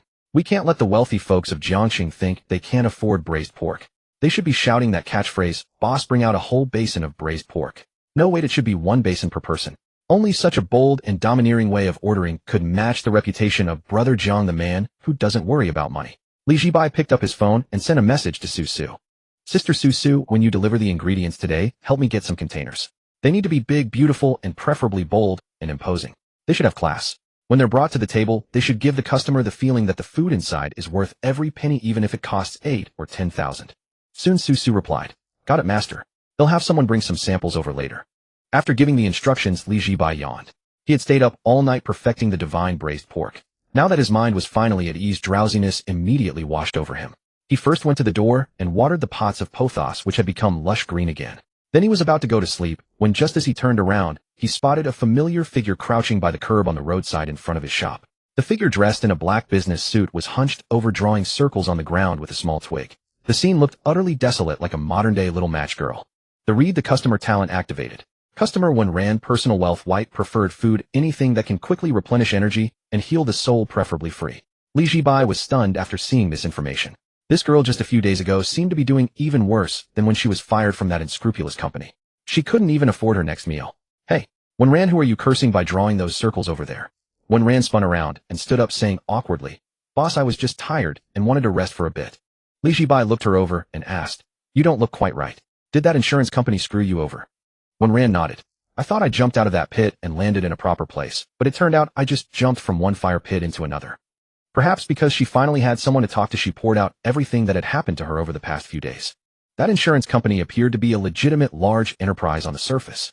Every day they'd have people pumping them up, like how the top salesperson makes this much each month, and if you work hard you can achieve it too, and so on.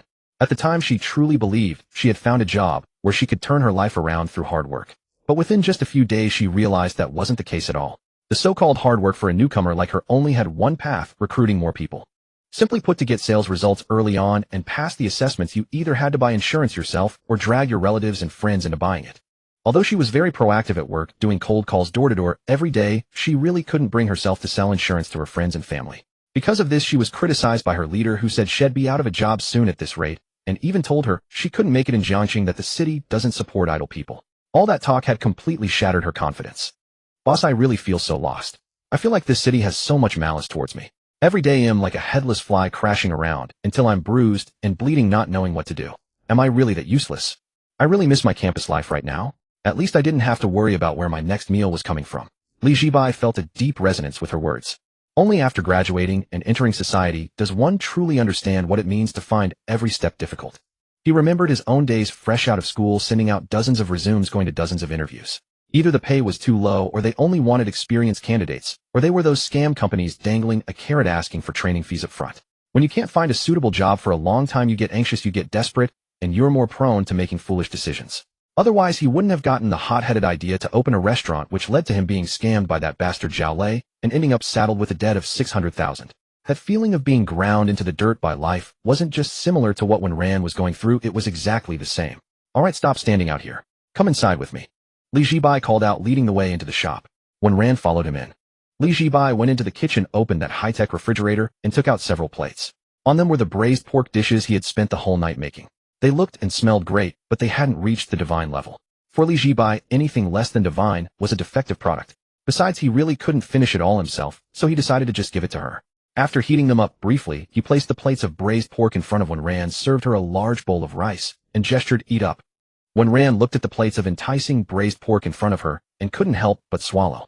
Boss, I don't have any money. They're defective products, they're free, Li Zhibai said, sitting down opposite her. Besides, have you ever seen me give a customer a free meal? These were meant to be thrown away anyway. You eating them is perfect, no waste. Hearing this, Wenran didn't stand on ceremony. She picked up her chopsticks, grabbed a piece of braised pork, and put it in her mouth. The skin was soft, sticky, and springy. The fatty part melted instantly on the tongue, and the lean meat was tender and not dry. The flavor was savory with a hint of sweetness. It was absolutely delicious. In that instant, all the worries, grievances, and confusion in her mind were healed by the braised pork. So good. Boss, next time you have defective products, you can give me a call. I can help you take care of them. She couldn't help blurting out her true thoughts. Realizing what she said, she quickly added, "Oh no, that's not what I meant. I mean..." For a moment, she didn't know how to explain her. Li Zhibai chuckled. "Sure, if I can't finish them, I'll call you." At that moment, he suddenly noticed that his face seemed to have recovered. It didn't hurt as much anymore. This discovery made him want to let out a sinister hee laugh, but because there was someone sitting across from him, he held it in. Wenran ate as if she hadn't had a proper meal in a long time. She finished the plates of braised pork and 2 large bowls of rice all by herself in no time. Of course, the quantity of the braised pork wasn't that much. In total, it was only about a dozen pieces, just enough to fill her up. After finishing, some color and vitality returned to her face. She thanked him again. "Boss, thanks for the meal. Don't mention it. They were going to be thrown away anyway," Li Zhibai said dismissively. Wenran then said something strange and cryptic to Li Zhibai. "Boss, don't worry, I'm not going to give up. I'm definitely quitting the insurance company, but I'm not going to slink away in disgrace. Just wait and see. With that she got up and left. Zhibai didn't quite understand what she meant by her final words, so he took out his phone and sent a message to Old Master Hua. Old Master Hua, I've developed the new dish. If you have time today you can come by the shop to try it, and give me your feedback. Shortly after Old Master Hua replied, Good. Done. Zhibai put away his phone and yawned once more. He absolutely had to get some sleep. If he stayed up any longer he was going to drop dead right there. As the afternoon edged closer to mealtime the group chat began to buzz with activity. Deep sea fish guys, I've been doing some serious thinking today, and I realized we've been played by Lighthearted again these past few days. Don't fill the T2 full, can you say something new? Since the day we met Lighthearted, is there a single day you haven't been played? Deep sea fish, that's exactly why we need to reflect on this, because we fall for it every single time. We managed to stop his first wave of expansion, but this time not only did we fail to secure the customization rights, we spent even more money and helped Lighthearted reel in dozens of new customers. Deep sea fish, my old man with his big mouth, has been going on and on to his old buddies these past few days, boasting about how amazing Lighthearted's egg fried rice is. I regret even bringing him there. He has zero sense of urgency. Mountains can be leveled, it's pretty much the same on my end. That pair of twin streamers posted the challenge video, and it's already surpassed 500,000 views. The comment section is all people asking where this Shaxian restaurant is. Don't fill the T2 full, over 500,000 views already. Doesn't that mean it's about to blow up? Damn it, I need to go drop a few mountains can be leveled, it's fine. I made sure they didn't mention the restaurant's name or address in the video, and I blurred out any potentially identifying spots. Don't fill the T2 full. Old Lu, you're meticulous. I'm not fat, but if this trend continues I feel like we're not far from having deep sea fish, which is exactly why we need to learn from this lesson. Today we only order the standard version. No matter what kind of promotion Lighthearted runs, we absolutely refuse to give in to impulse buying. Susu isn't crispy. My master might be introducing a new dish today. The moment Susu's message came through the group, don't fill the T2 full, what new dish? Susu isn't crispy braised pork belly, the one specially customized for Uncle Hua. Deep sea fish braised pork belly. I'm not fat braised pork belly. Twilight forest braised pork belly. I'm not fat, holy crap. The dish customized for Uncle Hua is braised pork belly. Don't fill the T2 full, no way. I'm leaving for a business trip this afternoon, and now you're telling me new braised pork belly is dropping today? Susu isn't crispy, Sue boss, you can't do this to me. Deep sea fish, I'm dead. The group instantly erupted into wails of despair. There are countless dishes on the Chinese dining table, but when it comes to which one can dominate all rivals in national appeal and sheer impact, braised pork belly easily ranks in the top 3. No one can resist a bowl of braised pork belly that's soft, sticky, and rich without being greasy. No one. Twilight Forest, I can't take it anymore. Just hearing those 3 words is making me drool. I'm not fat, damn, if it were anyone else's braised pork belly, I might be able to hold out. But if it's Lighthearted's cooking, I really can't. Don't fill the T2 full after hearing it's braised pork belly. I don't even want to diet anymore. Qing Yuan isn't Yuan. Didn't you guys just say you were going to learn from your mistakes and absolutely not fall for it again? How come you're all surrendering just at the mention of braised pork belly? Can't you have a little backbone? Deep sea fish sister Qing Yuan, you're right. We need to have backbone. So I've decided to only order the standard braised pork belly today, just to get a taste, absolutely nothing more. Twilight Forest, right? Just the standard version, just to try it. Mountains can be leveled. I think you guys are overthinking it. Knowing Lighthearted's style, you probably won't even be able to order the standard version. The group fell silent once again. Right, there was no way Lighthearted would let them order the standard version. That guy had a scheme for every occasion just to fleece them. He had no bottom line at all. With the new braised pork belly coming out, he'd definitely cook up a new promotion to take advantage of them. They needed to be careful. Qing Yuan isn't Yuan, so I'm advising you guys not to go. You can get braised pork belly anywhere, why go out of your way to give Lighthearted your money?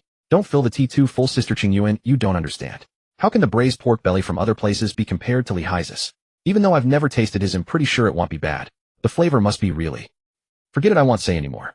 At this rate, I'm tempted to cancel my flight ticket right now. Deep sea fish, don't fill the T2 full, cancel your ticket. What are you planning to do? Don't fill the T2 full, go on the business trip, what else? I'm just a sales rep at the company now.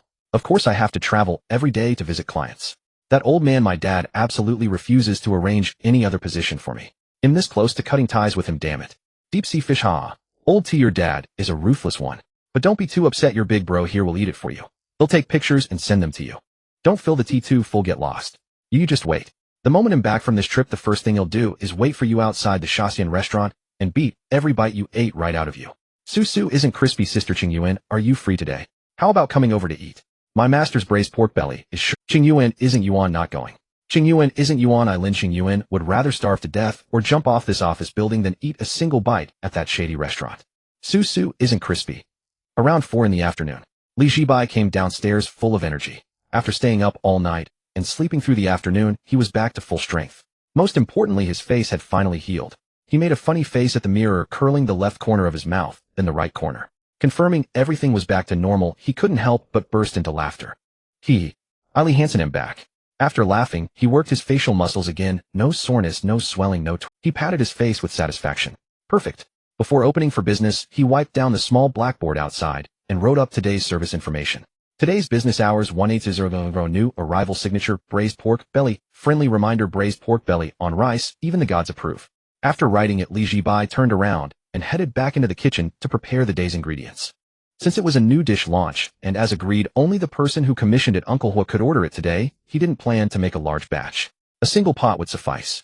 He took out a prime cut of pork belly from the fridge and began to prepare it according to the divine recipe.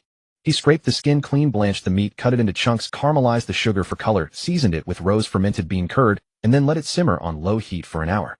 Soon an irresistibly savory aroma began to waft from the kitchen. Damn, even I'm getting hungry smelling my own cooking. As soon as the braised pork belly was done, he picked up a piece and popped it into his mouth, chewing with pure bliss. Soft, tender, and springy, rich without being greasy, with a luscious sauce and a subtle hint of rose fragrance lingering on the palate. It was simply perfect. If this can't win over Uncle Hua, I might as well just close this Shaxian restaurant for good. At 6 in the evening. Boss, are you open? We're here to eat. Zhibai had just finished making a pot of braised pork in the kitchen when a voice he knew all too well rang out from the entrance. He looked outside and saw a dozen or so people marching towards the shop door in full force. It was Yushun and his usual group of regular customers. Normally they wouldn't see this many regulars today. Apart from Yushun, who was unemployed and came every day without fail, the others didn't visit this frequently, as they all had their own careers to attend to. The reason so many showed up today was likely because they knew a new dish was being introduced. Seeing such a crowd, a smile instinctively spread across Zhibai's face, his expression as warm and welcoming as could be. We're open, everyone. Please come in. Yushin, catching a glimpse of Zhibai's familiar shrewd merchant face, turned to Lu Qianshan and whispered, he's back to normal. Yeah, he's got that vibe again. This face is much more comfortable to look at. They hadn't liked Zhibai's aloof expression yesterday. This scheming look was far more familiar and agreeable, probably just out of habit. Zhibai overheard them muttering and asked curiously, what are you all whispering about? Nothing, Yushin said offhandedly. We were just complimenting you. Saying you look great today, much more spirited than yesterday. Is that so? Zhibai touched his own face and chuckled. I do feel I'm looking particularly well today. Maybe it's because I'm about to serve a new dish and can finally fleece. Ahem, I mean provide you all with delicious food. Everyone. Damn it, was he about to say fleece us again? Boss, is there really a new dish today? Is it that braised pork Su Shu mentioned? Zhibai nodded. Yes, our signature braised pork. However, as per the rules, only Grandpa Hua can order the new dish today. A collective groan erupted from the shop. I knew it. Boss, you're too cruel. You just want us to smell it, but not taste it to taunt us, right? We came all the way here, can't you make an exception? Exactly. Boss, don't you love money? We've got a big crowd here, don't you want to make a profit? Zhibai certainly wanted to. He dreamed of ways to squeeze money out of them. But rules were rules. Sorry folks, my business runs on integrity. On the debut day of a custom dish, only the person who commissioned it can order it. Everyone else will have to wait until it's officially on the menu tomorrow. Yushun and the others were about to plead further when the wind chime at the door jingled. The noisy crowd instantly fell silent and turned to see the star of the show, Grandpa Hua, making his grand entrance. Grandpa Hua was dressed in a clean formal Zhongshan suit today, looking spirited and dignified, radiating an air of importance. It was clear he took this new dish very seriously. He had waited 11 long years for this plate of braised pork, and today was the moment of truth. Yushun's eyes lit up, and he immediately rushed forward to greet him. Grandpa, my dear Grandpa, you're finally here. We've been waiting for you for ages. Come and mind the step, take it slow. Let me help you. He eagerly took Grandpa Hua's arm. The others followed suit, quickly chiming in with greetings. Grandpa, you look so sharp today, I almost didn't recognize you. Please sit here, the lighting is best over here. Xiaowang, move your chair aside, don't crowd Grandpa. The group surrounded Grandpa Hua, offering tea, showing concern more enthusiastically than if he were their own father. They had no choice. Whether they got to taste the braised pork today depended entirely on his goodwill. Huang sat down, looking at the young people surrounding him, and laughed heartily. You kids, stop beating around the bush.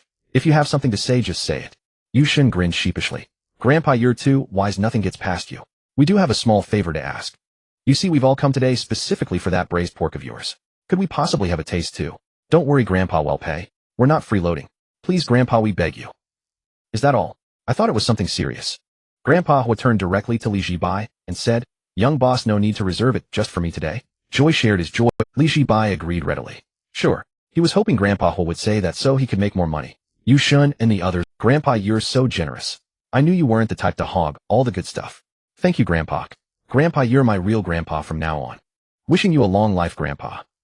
Huang chuckled and said, all right, enough with the flattery.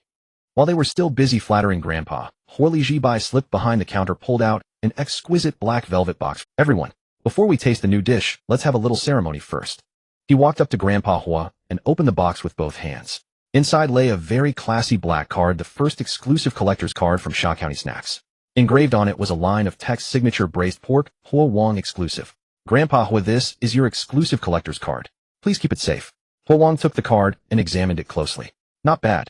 Everyone else stared at the card, eyes wide with envy.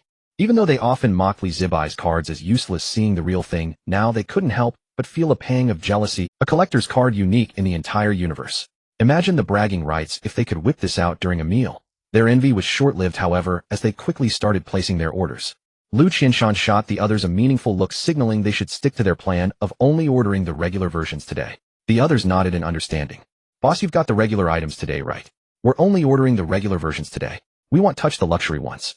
And if you try the sold-out excuse again, we'll have words with you. Li Zhibai nodded. All right, plenty of regular items today. Order whatever you like. Hearing this, they felt even more uneasy. He agreed so easily. There must be a catch. Catch or no catch, we agreed to stand united. No matter the temptation, we can't falter. Right, as long as we stay together, he can't fleece us. All right, let's just order quickly and not give him any opening. Okay. They began to order. Boss, give me a regular fragrant mixed noodles and a bowl of chicken soup. Same for me. They'll have a regular chicken leg rice and a bowl of pork belly soup. All right, got it. For regular mixed noodles, 3 regular chicken leg rice, 2 regular wontons, 3 regular chicken soups, and 2 regular pork belly soups. Li Zhibai scribbled down the orders in his notebook and then asked, anything else? There were no tricks, no price hikes, no hidden fees, and no excuses for some new promotion. Pang couldn't believe it. He nudged Yu Shun with his elbow and whispered, Lao Yu, am I dreaming? Pinch me. Without hesitation, Yu Shun gave his arm a hard twist. Ow. You actually pinched me. Does it hurt? No shit. Then you're not dreaming. Li Haizi actually let us order the regular version today. Brothers, this is a momentous occasion. Li Zhibai watched them acting like lunatics, unfazed, and asked again, is that all? Anything else? No. Alright, I'll get right on it. Li Zhibai turned and walked into the kitchen. Seeing him actually go in to cook, the group outside got even more excited. The 6th time, I finally managed to order the regular version for the 6th time. We finally did it. Man, I'm so moved I could cry. This was celebrate. We must celebrate. Today the Anti-Li Alliance has finally had its day. We've breached Li Haizi's regular version defense line. They all high-fived and celebrated, looking like they'd just won the lottery. The only server in the shop who wasn't celebrating apart from Grandpa Hua was Su Su. She watched them rejoice and thought about reminding them that they hadn't ordered the new dish yet and were celebrating a bit too early. But she decided against it, letting them enjoy their moment. There would be more excitement soon enough. Oh right, we haven't ordered the new dish yet. Yu Shun and the others finally realized. Almost forgot. The regular stuff was just the appetizer. The braised pork is the main event today. Let's order it now. They immediately turned to look at the new wooden sign on the menu board. New dish, signature braised pork, 99 yuan. Seeing the price, they were stunned for a moment, then rubbed their eyes vigorously. 99. Not 128, not 288, not 588, and certainly not the outrageous 1288. It was actually 99. Has Li Haizi changed his ways? Guys, look at that price. Li Haizi's new dish is only 99. Wow, you're right. There's no other number. Is Li Haizi turning over a new leaf? Does this mean we can all afford to eat at Sha County regularly now? Braised pork at 99 a serving. That's really affordable. Honestly, Li Haizi suddenly having a conscience is throwing me off. Could it be that his braised pork isn't any good? Just then Mu Zixuan noticed something crucial and whispered to the others, did you all read that clearly? It looks like the price is per piece, not per serving. What's a piece? Braised pork is always sold in pieces. Yu Shun's words trailed off as realization dawned. A piece, not a serving. Damn, he really is selling it by the piece. 99 per piece. Li Haizi, are you even human? Damn, I was moved for nothing. I thought he had a change of heart, but it turns out I was overthinking it. To be fair, selling it by the piece is a clever move. Seeing 99 at a glance feels cheap, and psychologically it seems quite affordable. But a normal serving of braised pork has at least 5 or 6 pieces, right? 5 or 6 pieces would be 5 or 600. If you get 10 or 8 pieces, it would easily break 1,000. When it comes to cunning, it's still Li Haizi. Every time he seems to have a change of heart, it's fake. It's all a consumption trap. Just as everyone was complaining fiercely, Yao Qianqian suddenly spoke up. Well, even if it's 99 per piece, we can just order 1 piece to try. Anyway, we've already ordered the regular version of the staple food today. The staple is cheap and the meat is just an extra topping. It's not like we're being brutally ripped off. Everyone thought it made perfect sense. That's right. They were here to eat the regular version of Shaxian cuisine today. The braised pork was just to satisfy their curiosity. At worst they could just order one piece, right? Just one piece 99 yuan, paired with the regular dishes they ordered. Rounding up, it means Li Haizi didn't manage to rip them. Shaxian is right. Today our anti-Haizi alliance will show Li Haizi through our actions that his tricks aren't infallible. Well, only order one piece of braised pork. Just one. Not a single piece more. Let him see the power of unity, the strength of resisting temptation. Right? Just one piece. One piece is enough just to taste it. It's not like we're having it as a meal. Li Haizi won't. Not a chance. Well, the windows shut too. The group reignited their fighting spirit. Boss, we're ordering. Yushin shouted towards the kitchen. Li Zhibai, wearing an apron, walked out of the kitchen, picked up the order pad again, and asked, "What else would you bosses like to order?" "We want some braised pork." "Give me one piece, just one piece," Yushin said first. "They'll have one too." "Me too. We all just want one piece." Li Zhibai listened to their orders, his expression as steady as an old dog. He had long guessed this rebellious group would try this, but unfortunately it was useless. "Sorry bosses, but our braised pork is sold per pot. On no per bowl minimum." "Everyone. Boss, your sign clearly says 99 per piece. We want one piece. Why can't you sell it? Isn't this false advertising?" Yushin refused to accept it. "Li Zhibai, that just tells you the price per piece. It doesn't mean it's sold per piece. It's like buying candy at a supermarket. The price tag shows the cost per piece, but would you really buy just one? Also, I can't even cook just one piece. If I can't cook it, then I can't sell it." Everyone exchanged glances, surprisingly finding his words somewhat reasonable. One piece indeed wouldn't be easy to cook. They stopped insisting, fearing that if Li Haizi got angry he might just refuse to sell it altogether. "Fine, let's get a bowl then." "Boss, your bowl isn't that big, is it?" Yushin suddenly asked. "Li Zhibai, it's not big. It's a normal-sized bowl." Hearing this, everyone instinctively pictured the kind of bowl used for meals at home. Since the boss said it was a normal bowl, they figured it would hold just a few pieces of meat. The total cost would probably be a few hundred yuan, which seemed acceptable. "Then give each of us one bowl." "All right. One bowl of secret recipe braised pork for each of you. They'll get it ready for you bosses." After noting it down in his small notebook, Li Zhibai said to them, "But you'll have to wait a bit. Today I only prepared the portion for Uncle Hua in advance. Yours will need to be cooked fresh, so it might take a little longer." "Fine. We can wait." Li Zhibai nodded and turned to walk into the kitchen to start preparing the braised pork. In the kitchen, Su was helping with the ingredients. Seeing her master come in, she curiously asked, "Master, did they all order the braised pork?" "Yes, one bowl each." "One bowl. Master, what size bowl will you use?" "He'll wash it out in advance." Li Zhibai walked to the cupboard, bent down, pulled out an extra-large bowl from the very bottom, and slammed it onto the counter. "Use this bowl you brought today." Su. She had thought the big bowl she brought today might be used for prepared ingredients or soups, but she never imagined her master would use it. How big was this bowl? It was about the size of a wash basin. A normal person could fill it with rice and have enough to eat for a week. You could even fit an adult's head inside. Usually only dishes like boiled pork slices or fish with pickled mustard greens would use such a large bowl. Using this for braised pork was truly terrifying. "Master, are you sure you want to use this for the braised pork? This is a large soup bowl." "What? Doesn't it look good?" "It's not that it doesn't look good, but isn't it a bit too big?" Su quickly calculated in her mind if this bowl was filled with braised pork, it could hold at least 40 or 50 pieces. And no normal person could finish 40 or 50 pieces of braised pork in one sitting. "Too big. I think it's fine. They took the trouble to come here. I can't let them leave hungry, right? My philosophy at Li Zhibai's restaurant is to be generous. I'd rather take a small loss myself than let a customer go home with an empty stomach." Su. "Master, doesn't your conscience hurt when you say that? When you bring that basin of braised pork out, the customers won't go home hungry, they'll go home bankrupt." After taking out all the large bowls, Li Zhibai thought for a moment, then found a smaller bowl and filled it with 10 pieces of braised pork. This was the portion he had specially prepared for the old man, just enough for him to eat alone, no more no less. It wasn't that he didn't want to rip off the old man, but he thought if he served the big basin to the old man first, what if those guys outside got scared and ran away? It was better to let them let their guard down first, then give them a big surprise. Soon Li Zhibai walked out of the kitchen, still wearing his apron, carrying a tray with a bowl of glistening deep red braised pork. Each piece of braised pork was uniform in size, coated in a thick, glossy reddish-brown sauce. Beneath the meat was a layer of rice soaked through with the sauce, now a rich brown color. Just looking at it made one want to pick up the bowl and take a huge bite. "Uncle, your braised pork." Huo Wang was momentarily dazed when he saw the bowl of braised pork. So similar. So incredibly similar. The glossy red color was exactly like the one his late wife used to make.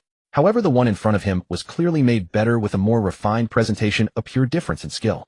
Then he smelled the aroma and closed his eyes. 11 years. It had been 11 years since he last smelled this scent. He was so familiar with this taste. He had thought he would never smell it again in his lifetime, but here it was. Huo Wang's right hand trembled slightly as he picked up his chopsticks, took a piece of braised pork, blew on it gently, and put it into his mouth. It was soft, sticky, and dense. He didn't even need to chew. With a gentle press of his lips and tongue, the skin melted on his tongue, filling his mouth with a rich, fatty aroma. The lean meat was also stewed until it was very tender. The fibers had absorbed all the sauce, and biting into it released a burst of savory juice.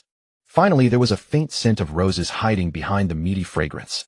It only rose slowly from the back of his tongue after he swallowed, very light, very subtle, with a long-lasting aftertaste. Huo Wang chewed the braised pork slowly, and time seemed to flow backward at that moment. In a daze, he saw himself at the age of... He had just finished the early shift, and was riding his bicycle home from the textile factory, the bell jingling all the way. As soon as he pushed open the door, a rich, meaty aroma wafted out from the kitchen. He walked inside and saw a beautiful girl with 2 long braids standing by the stove holding a bowl of freshly cooked braised pork. She smiled brightly at him and said, "Brother Wang, come try it. This is my braised pork. If it's not good, you're not allowed to say so." He picked up a piece, blew on it hurriedly twice, and stuffed it into his mouth. After wolfing it down, he gave her a thumbs up. "Delicious. So delicious. You have to make braised pork for me for the rest of your life." The girl blushed and whispered, "For the rest of my life." And she did. She made it for him for the rest of his life. Over 40 years. From the age of 20 to over 60. From black hair to white. From newlyweds to having grandchildren. From a family of 2 to a family of 1. Until that winter when she stood by the stove and made her last bowl of braised pork. He never tasted that flavor again. As he ate, tears streamed down his deeply wrinkled cheeks, and he murmured her name. "Aimee. I miss you so much. You know, I finally got to taste that kind of braised pork again. A young man made it. He makes it even better than you did." Yu Shun and the others were stunned at the sight of old man Huo shedding tears. They had known him for a few days now, and the old man was usually a cheerful, amiable little fellow who seemed kind to everyone he met. Yet now he was crying like a child over a piece of braised pork. Isn't his reaction a bit over the top? He's actually crying for me. Boss Su told me this braised pork is the flavor he's been longing for 11 years. He hasn't had it in that long, so of course he's Speaking of which, for it to make a man in his 70s tear up, how good must this braised pork actually be? I was just thinking of ordering a single piece to try, but seeing his reaction, I suddenly feel like 1 piece won't be enough. Did you all notice? His bowl only has about 10 pieces. That seems reasonable. Yet I thought that bastardly would pack a bowl with 15 or 20 pieces and gouge us. I'm surprised it's so little, just 10 pieces, and for under 1,000. With the standard size, it's just over 1,000 per person. I guess it's acceptable. I'm suddenly thinking Li Haizi isn't so bad after all. He could have used a bigger bowl and stuffed more meat in, but he didn't. In truth, it wasn't that Li Zhibai had a sudden change of heart and decided not to overcharge old man Hua. If the old man had used his privilege to order only for himself today, Li Zhibai would have brought out the entire pot for him. But things were different now. Since the old man had given up his privilege, Li Zhibai had to change his strategy. He could easily do the math between making money from 1 person versus a dozen. Old man Hua took a bite of meat followed by a mouthful of rice soaked in sauce, eating with such relish that the others couldn't help but swallow hard, their craving growing with every look. "I can't take it anymore. Just watching him eat is making me starve.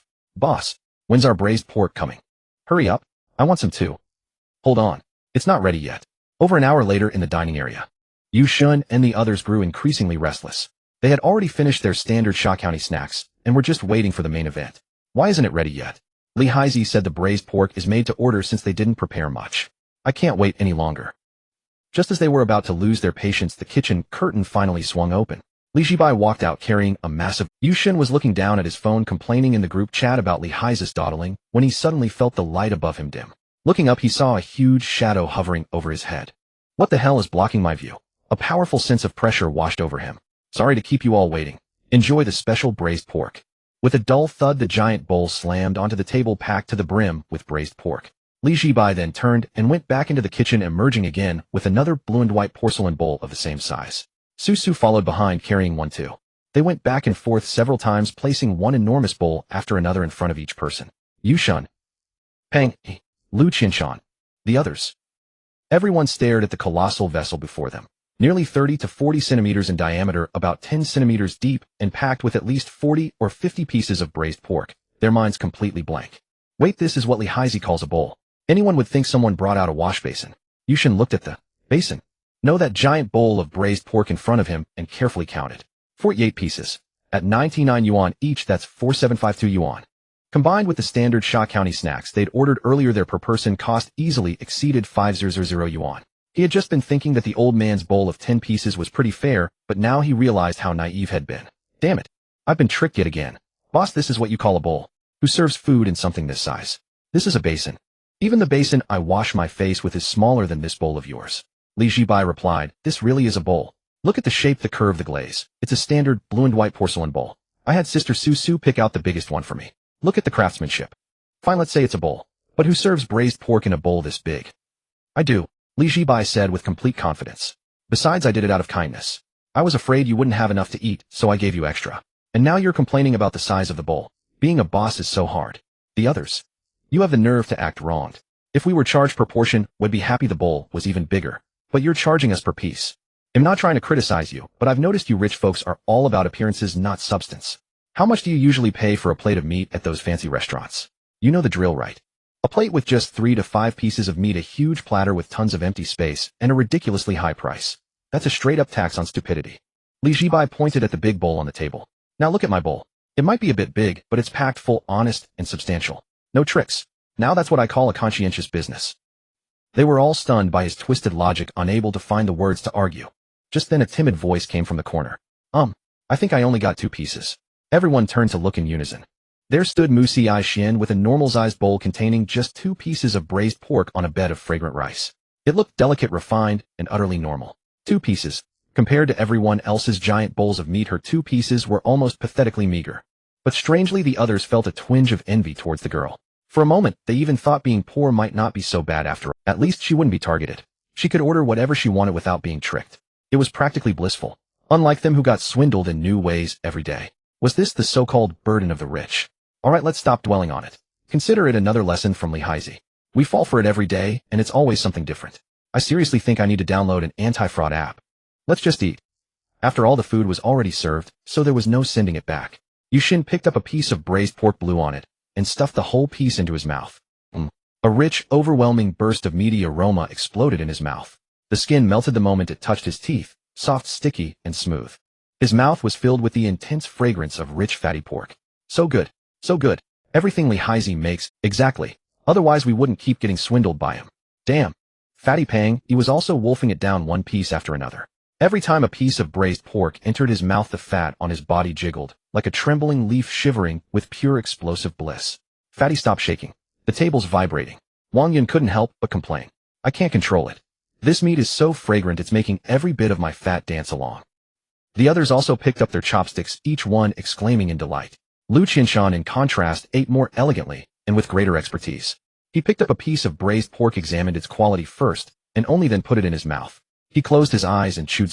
The technique for reducing the sauce to this consistency takes at least a decade of experience. The glaze is perfectly thick without being sticky. The balance of salty and sweet is impeccable. The sweetness leans slightly forward but never cloys.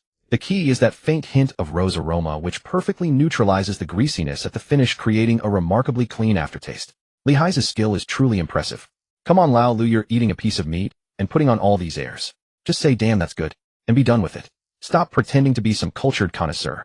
Yu Shun said dismissively. This is professional tasting. You wouldn't understand.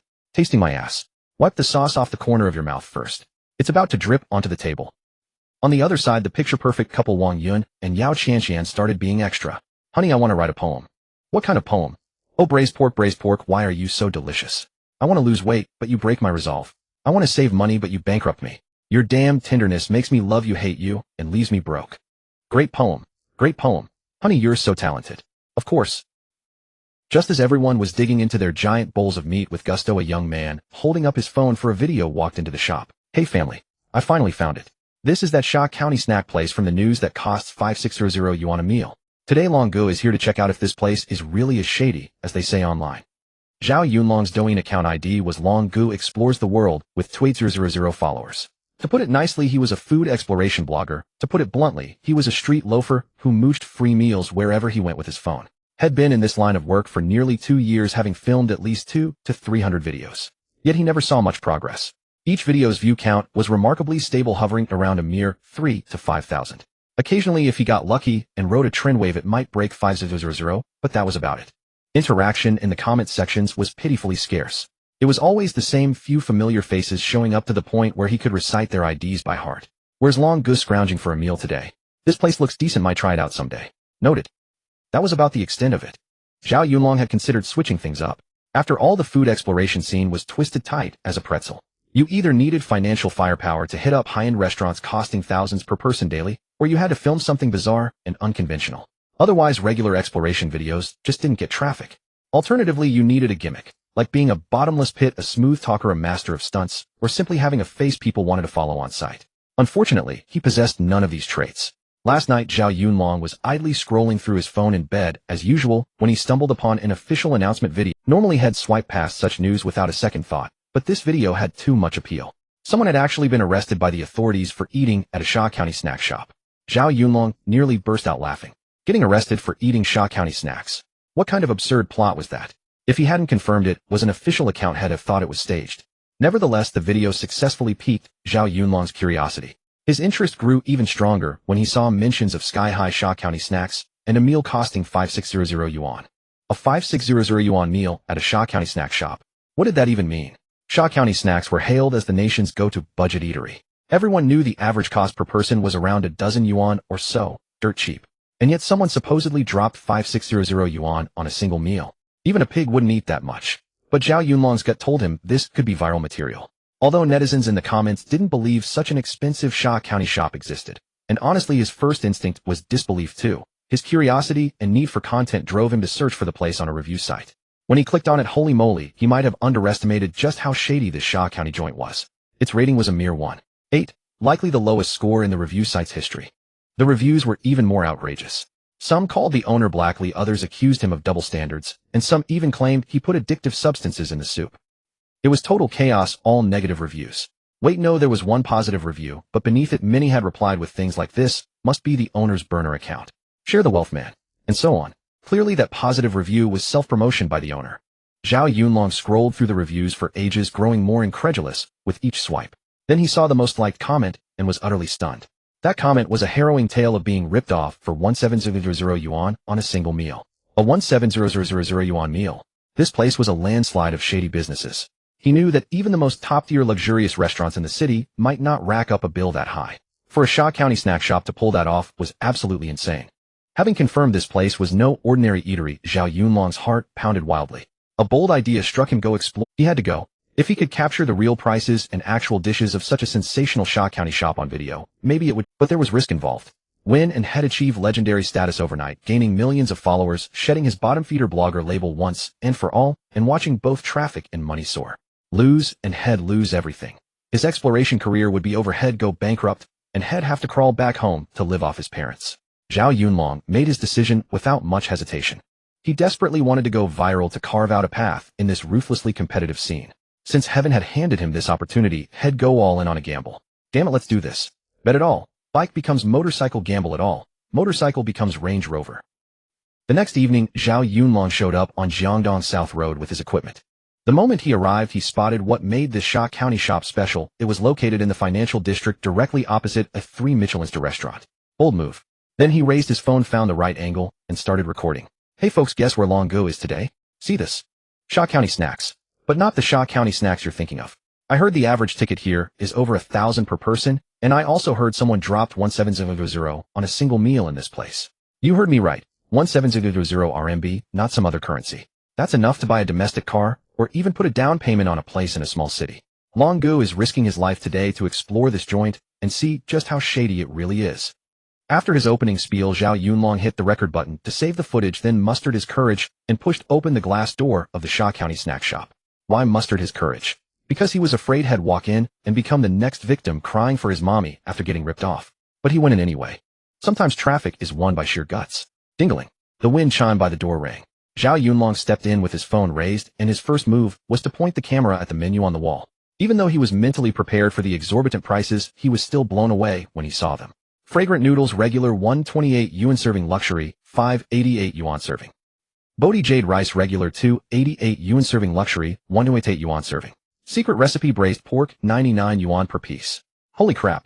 Zhao Yunlong couldn't help but curse. But he quickly composed himself. Steady. I'm a professional exploration blogger, can't lose my cool. He was genuinely enlightened. In all his born days, he never thought he'd see a 1288 yuan item at a Shaw County shop. And that braised pork, 99 yuan a piece, sold by the piece. Had never seen braised pork sold that way in his entire life. Folks, take a look at these prices yourselves. In my nearly 2 years of exploring, I've seen all kinds of shady joints. 58 yuan beef noodles at high-speed rail stations, 6,070 yuan baskets of Zilongbao at tourist spots. I've seen all that, but this is genuinely the first time I've seen a Shaw County shop selling items over 1,000. Zhao Yunlong then swung his camera toward the dining area where customers were chowing down. And look at this, folks. The customers here eat so strangely. They don't use bowls, they use basins. Everyone's got quite the appetite. You Shun and the others. Damn it, do you think we want to eat from basins? Zhao Yunlong held up his phone intending to get some close-up shots of the food on the customers' tables. But before he could even adjust his framing, he suddenly felt a chill run down his spine. All the diners in the shop had stopped eating. One by one they fixed him with hostile glares that made his skin crawl. Something was wrong. Very, very wrong. It felt like these people were about to carry him out of here. He gave an awkward apologetic smile to the crowd, hastily stopped filming, and took a seat at an empty table. Then in a low voice he whispered to the camera, "Folks, did you see that? The customers here don't seem to welcome me. I don't know if I came in the wrong way, or if this place has some secret it can't tell. But from the moment I walked in they've been giving me weird looks." Little did he know most of the people sitting in the shop were core members of the Sha County Anti-Ripoff Alliance. This group didn't want Blackley's shop to get famous. If it blew up, eating there would become a hassle. Only 50 customers a day meant queuing for meals, or even queuing and still not getting in. Who could put up with that? So when they realized this guy was a food blogger, they naturally despised him. Just eat your food, why film videos? If you post a video and it goes viral, we'll be queuing all the way to France just to get a meal. Zhao Yunlong felt so uncomfortable under their piercing stares that he was considering whether to abandon the exploration. Just then a young man wearing a white apron with a brilliant smile walked out of the kitchen and greeted him enthusiastically. "Welcome, welcome." A warm welcome. Li Zibai's eyes lit up with a green gleam the moment he saw the equipment. A food exploration blogger. An actual food exploration blogger. Heaven knows how long had been waiting for this day. Ever since his opening day had dreamed of a food blogger coming to film a video at his shop, giving him some good publicity. That way he could attract all the rich fools in the city faster and fleece them at his leisure. Unfortunately, the damn system had blocked his online promotion capabilities, so he couldn't advertise on the internet and could only passively wait. Now that a food blogger had finally walked through his door, it was a cause for celebration. However, when Li Zhibai scanned the man's financial standing, some of the warmth in his smile faded. The guy's wealth rating was only green minus. Clearly, just a small-time blogger with little influence. But that was fine. Green was fine. He couldn't play favorites. Any blogger who could promote him was a good blogger. Besides, his shop was so unique, who knows, maybe it really would blow up. Big brother, the moment you walked in I could tell you were extraordinary. That professional gear, that composed demeanor, that sharp gaze. You must be a truly awesome food vlogger. Zhao Yunlong. Not gonna lie, in his 2 years of doing food reviews, this was the first time he'd met such an enthusiastic owner so good at providing emotional value. But for some reason, he had a nagging feeling in his heart that something bad was about to happen. "Aha, good eye, boss. Yeah, I do food reviews. I heard your place has some special features, so I came specifically to film a video." After saying that, he waited to see how Li Zhibai would react. According to the script of a typical shady joint, the owner, upon confirming he was a reviewer, should have panicked, maybe even kicked him out. After all, based on the info he'd found online, this was a blatant scam of a restaurant. But Li Zhibai didn't act as had expected at all. He didn't kick him out, and was even incredibly cooperative. "Go ahead, film away. Make sure you get it all in focus. Need me to set up a light for you? Alright, don't forget to add the location tag when you post the video. 88, Jiangdong South Road, Oi Shaxian Snacks. Also, you can me when you post it. We'll give you a like." Zhao Yunlong. Wait, the script seems off. Your place has been rated down to 1.8. The comment section is all 1-star reviews. How are you not feeling guilty? You're this cocky. Or is it that you have someone backing you up so you feel invincible? Boss, aren't you afraid he'll expose you? Expose, eh? Li Zibai's eyes lit up. Expose me hard. Give it everything you've got. Zhao Yunlong. Confirmed. Either this boss is mentally unstable, or he truly fears nothing. But the more abnormal he acted, the more excited Zhao Yunlong got, because the more unusual the place, the better the content. Li Zhibai pulled out an order pad ready to take down their order. "What's your surname, boss?" "It's Zhao." Zhao Yunlong. "So, brother Zhao," Li Zhibai said the title with unusual warmth. "Since you're here to review our place today, you've got to try our signature dishes. How about I arrange that for you?" Zhao Yunlong nodded. As long as it's the signature stuff. He was already committed to this, so he might as well see what this place is special. The most expensive item on the menu, the Bodhi Jade Feast, was only $12.88 per serving. He figured that was probably the signature dish. However, he completely underestimated Li Zibai's lack of scruples. To show off all his dishes on camera, the guy had no intention of just serving one signature dish. He planned to serve them all. "Alright, then I'll set you up with our luxury supreme super set meal. How does that sound?" Zhao Yunlong was taken aback. "Luxury supreme super set meal? What's that?" Li Zhibai replied. "Well, it's our signature set, of course. You said to bring out the signature dishes. This whole set is our signature. If you're sure, we'll get it started." Hearing this, Zhao Yunlong nodded again. "Alright, then he'll take this so-called supreme set meal." He figured the set meal would be like a main dish with soup or something, since that's how normal set meals are put together. But Li Zhibai went into the kitchen, and before long came back out carrying a table full of food, then shoved a QR code sign right. "The supreme luxury set meal is all here. That'll be 9458 yuan. Come on, brother Zhao. Scan the code. Zhao Yunlong. W8. How much? 9458. Just under 10 grand.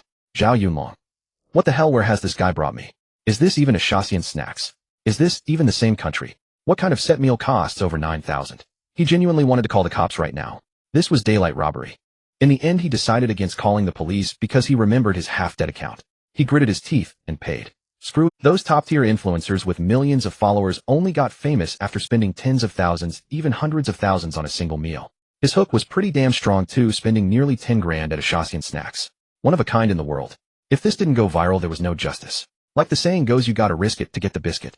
Zhao Yunlong gritted his teeth, opened his payment app, and scanned the QR code. Ding, Alipay received 9458 yuan. As the payment notification sounded, Zhao Yunlong's financial status on the Zhibai system interface visibly dropped a tier, changing from green to white. One meal, and he was broke again. Zhibai couldn't help but give him a thumbs up. Brother Zhao, you're a legend. That boldness, that determination, that spirit of risking it all for the content, going all in with his life savings just for a review. How could you not get famous? Take your time, brother Zhao. If you need me to adjust the lighting, just give me a shout. I'm happy to help with that. After pocketing the money, Zhibai headed back to the kitchen with a big smile. Zhao Yunlong sat in his seat, staring at the balance on his phone, his heart bleeding. He turned the phone's camera towards himself, and with a truly miserable expression from the bottom of his heart, began recording the eating segment. Hey family, my bros. Dropped 10 grand at a Shaxian snacks. Your bro here nearly lost his life to check this place out for you. You gotta like and subscribe after watching this video. After recording that, he tried to psych himself up again, telling himself this video was definitely going to blow up, and he had to film it perfect. Just as he was about to start recording the eating segment, he first wanted to take some close-up shots of the food. Suddenly a figure appeared, and looking up he saw it was the scholarly-looking man with glasses from the restaurant. Hello. Hello. Lu Qianshan glanced at his recording setup, asking knowingly, here for a review. Yeah, Zhao Yunlong nodded. Which platform? Douyin. What's your account name? We use Douyin too, thought we'd give you a follow. Zhao Yunlong was immediately flattered. These customers had been looking at him with unfriendly faces earlier, and now they were actively coming over to follow his account. Maybe they weren't so hard to get along with after all, maybe he'd just misread them. Brother, I'm sorry for filming you guys earlier without asking. My bad. No worries, just blur us out in post-production. Will do. My Douyin handle is Brother Long Reviews the World. Just search for that. Alright, got it. Lu Qianshan nodded, and turned to walk back to his table. As soon as he sat down, Yushin leaned in, and whispered, did you get it? Yeah, Brother Long Reviews the World. How many followers does he have? No clue, but judging by his getup, he's probably a nobody. That's good. So what's the next step? Lu Qianshan picked up his phone and opened Douyin. Follow him, and then wait for him to post the video. The moment he dares to post a video about this place, we report it. Report him for false advertising, fabricated content, vulgar content. If that's not enough, report him for anything. The reason doesn't matter. As long as enough people report it, the video will get taken down or throttled. Damn, old Lu, you're seriously ruthless. Guy spends 10 grand on a meal to make a video, and you just report him like that. That's savage. Don't even start. Would you report him or not? I'd definitely report him. But hey, old Lu, you should throw some tips on his other videos later. Consider it compensation for his pain. You think I need you to tell me? Lu Qianshan found Zhao Yunlong's Douyin page, followed him, then took a screenshot and sent it to the group chat. Mountains can be moved to screenshot. JPG. Mountains can be moved to found a food reviewer, target locked. Wait for him to post the video, then everyone report it. Don't fill the T2 full, got it. If this guy dares to post a Shaxian-related video, he'll be the first to charge. 1. The Anti-Shill Alliance worked efficiently, and soon over 20 people were following Zhao Yunlong's account. Zhao Yunlong had just finished filming close-ups of each dish. As he was setting up his phone to record the eating segment, he suddenly got a notification. Opening it, he saw had gained dozens of new followers. He looked over in surprise at the bespectacled scholarly man not far away, then pointed at his phone as if to ask, you guys follow. The man smiled and nodded. Don't mention it, brother. We can see you've got potential to blow up, so we thought we'd give you a follow ahead of time. Hearing this, Zhao Yunlong was so moved, he clasped his hands in gratitude. Thank you. Thank you, everyone. You guys are seeing dozens of new followers appear all at once warmed Zhao Yunlong's heart considerably. Normally, even posting a video wouldn't net him a double-digit follower increase, so the spontaneous support from so many strangers in the audience slightly dulled the sting of his recent bankruptcy. Thank you. Thanks again, brothers and sisters. You're too kind. Lu Qianshan and the others smiled and nodded at him, all thinking the same thing. Sorry, brother, but when you post your video, we'll be even kinder. After the pleasantries, Zhao Yunlong adjusted his phone mount, aimed the camera at the table, and began filming the footage for this nearly 10th Sanduan eating broadcast. To be fair, this luxurious Supreme superset actually looked pretty decent on the surface. Had been doing food reviews for 2 years, and while had never become famous, he still had a basic eye for good food. The presentation and aroma of the dishes before him were on point, looking incredibly appetizing. This also slightly increased his anticipation for the meal. The only exception was that thing called Bodhi Jade rice, which looked a bit. The menu priced the Bodhi Jade rice at $12.88 per serving, making it the most expensive single item in the restaurant. Zhao Yunlong had originally assumed such an expensive item would be something substantial like lobster or abalone, but when it was served it turned out to be just a plate of white rice. There were no side dishes, not even chopped scallions. The only garnish was 3 bamboo leaves underneath the plate. It did smell quite fragrant, but he doubted aroma alone could justify the $12.88 price tag. Zhao Yunlong first moved the camera in for a close-up of the rice. Folks, take a look at this thing called Bodhi Jade rice priced at $12.88 per serving on the menu. You heard that right. $1,288. On the surface it's just a plate of white rice. This is the first time I've ever eaten rice this expensive. After his opening remarks, Zhao Yunlong picked up a spoon ready to taste it. He had already mentally prepared himself. If the food was bad, or even just mediocre, he would tear this shady joint apart. Zhao Yunlong scooped up a spoonful of rice and showed it to the camera in detail. The grains in the spoon were pure white and glistening, looking exactly like ordinary white rice with no visible ingredients whatsoever. This is $12.88 white rice. Let me brother Long taste it for you all first. If it's not good, post sucker in the comments for me, I'll claim one myself first. With that he put the rice into his mouth. The moment he chewed, his eyes almost bulged out. Egg aroma. Holy crap. Holy crap. This is actually egg fried rice. That rich, pure egg fragrance instantly flooded his mouth, followed by the savory saltiness of meat, the aroma of mushrooms, the sweetness of bamboo. Wave after wave sweeping across his taste buds with an explosive depth of flavor. Zhao Yunlong was utterly stunned. In 2 years of restaurant reviews, had eaten at hundreds of establishments big and small, and could rattle off a slew of food review vocabulary at the drop of a hat. Yet at this moment, he found every food-related word in his head crumbling before this spoonful of white rice. The most fitting adjective he could summon was only holy crap. Freaking delicious. How can it taste like egg? It looks like plain white rice. Zhao Yunlong scooped up another spoonful and examined it closely, finally managing to spot a faint thin film. Unless you looked very closely, it was practically invisible. Still somewhat in disbelief, he shoved the rice into his mouth again, closed his eyes, and chewed slowly. It wasn't an illusion. The same intense egg fragrance, the same layers of flavor, surging forth, followed by a subtle lingering sweetness. Such masterful skill. It must have taken decades of practice to create such miraculous egg-fried rice. Zhao Yunlong couldn't stop himself anymore.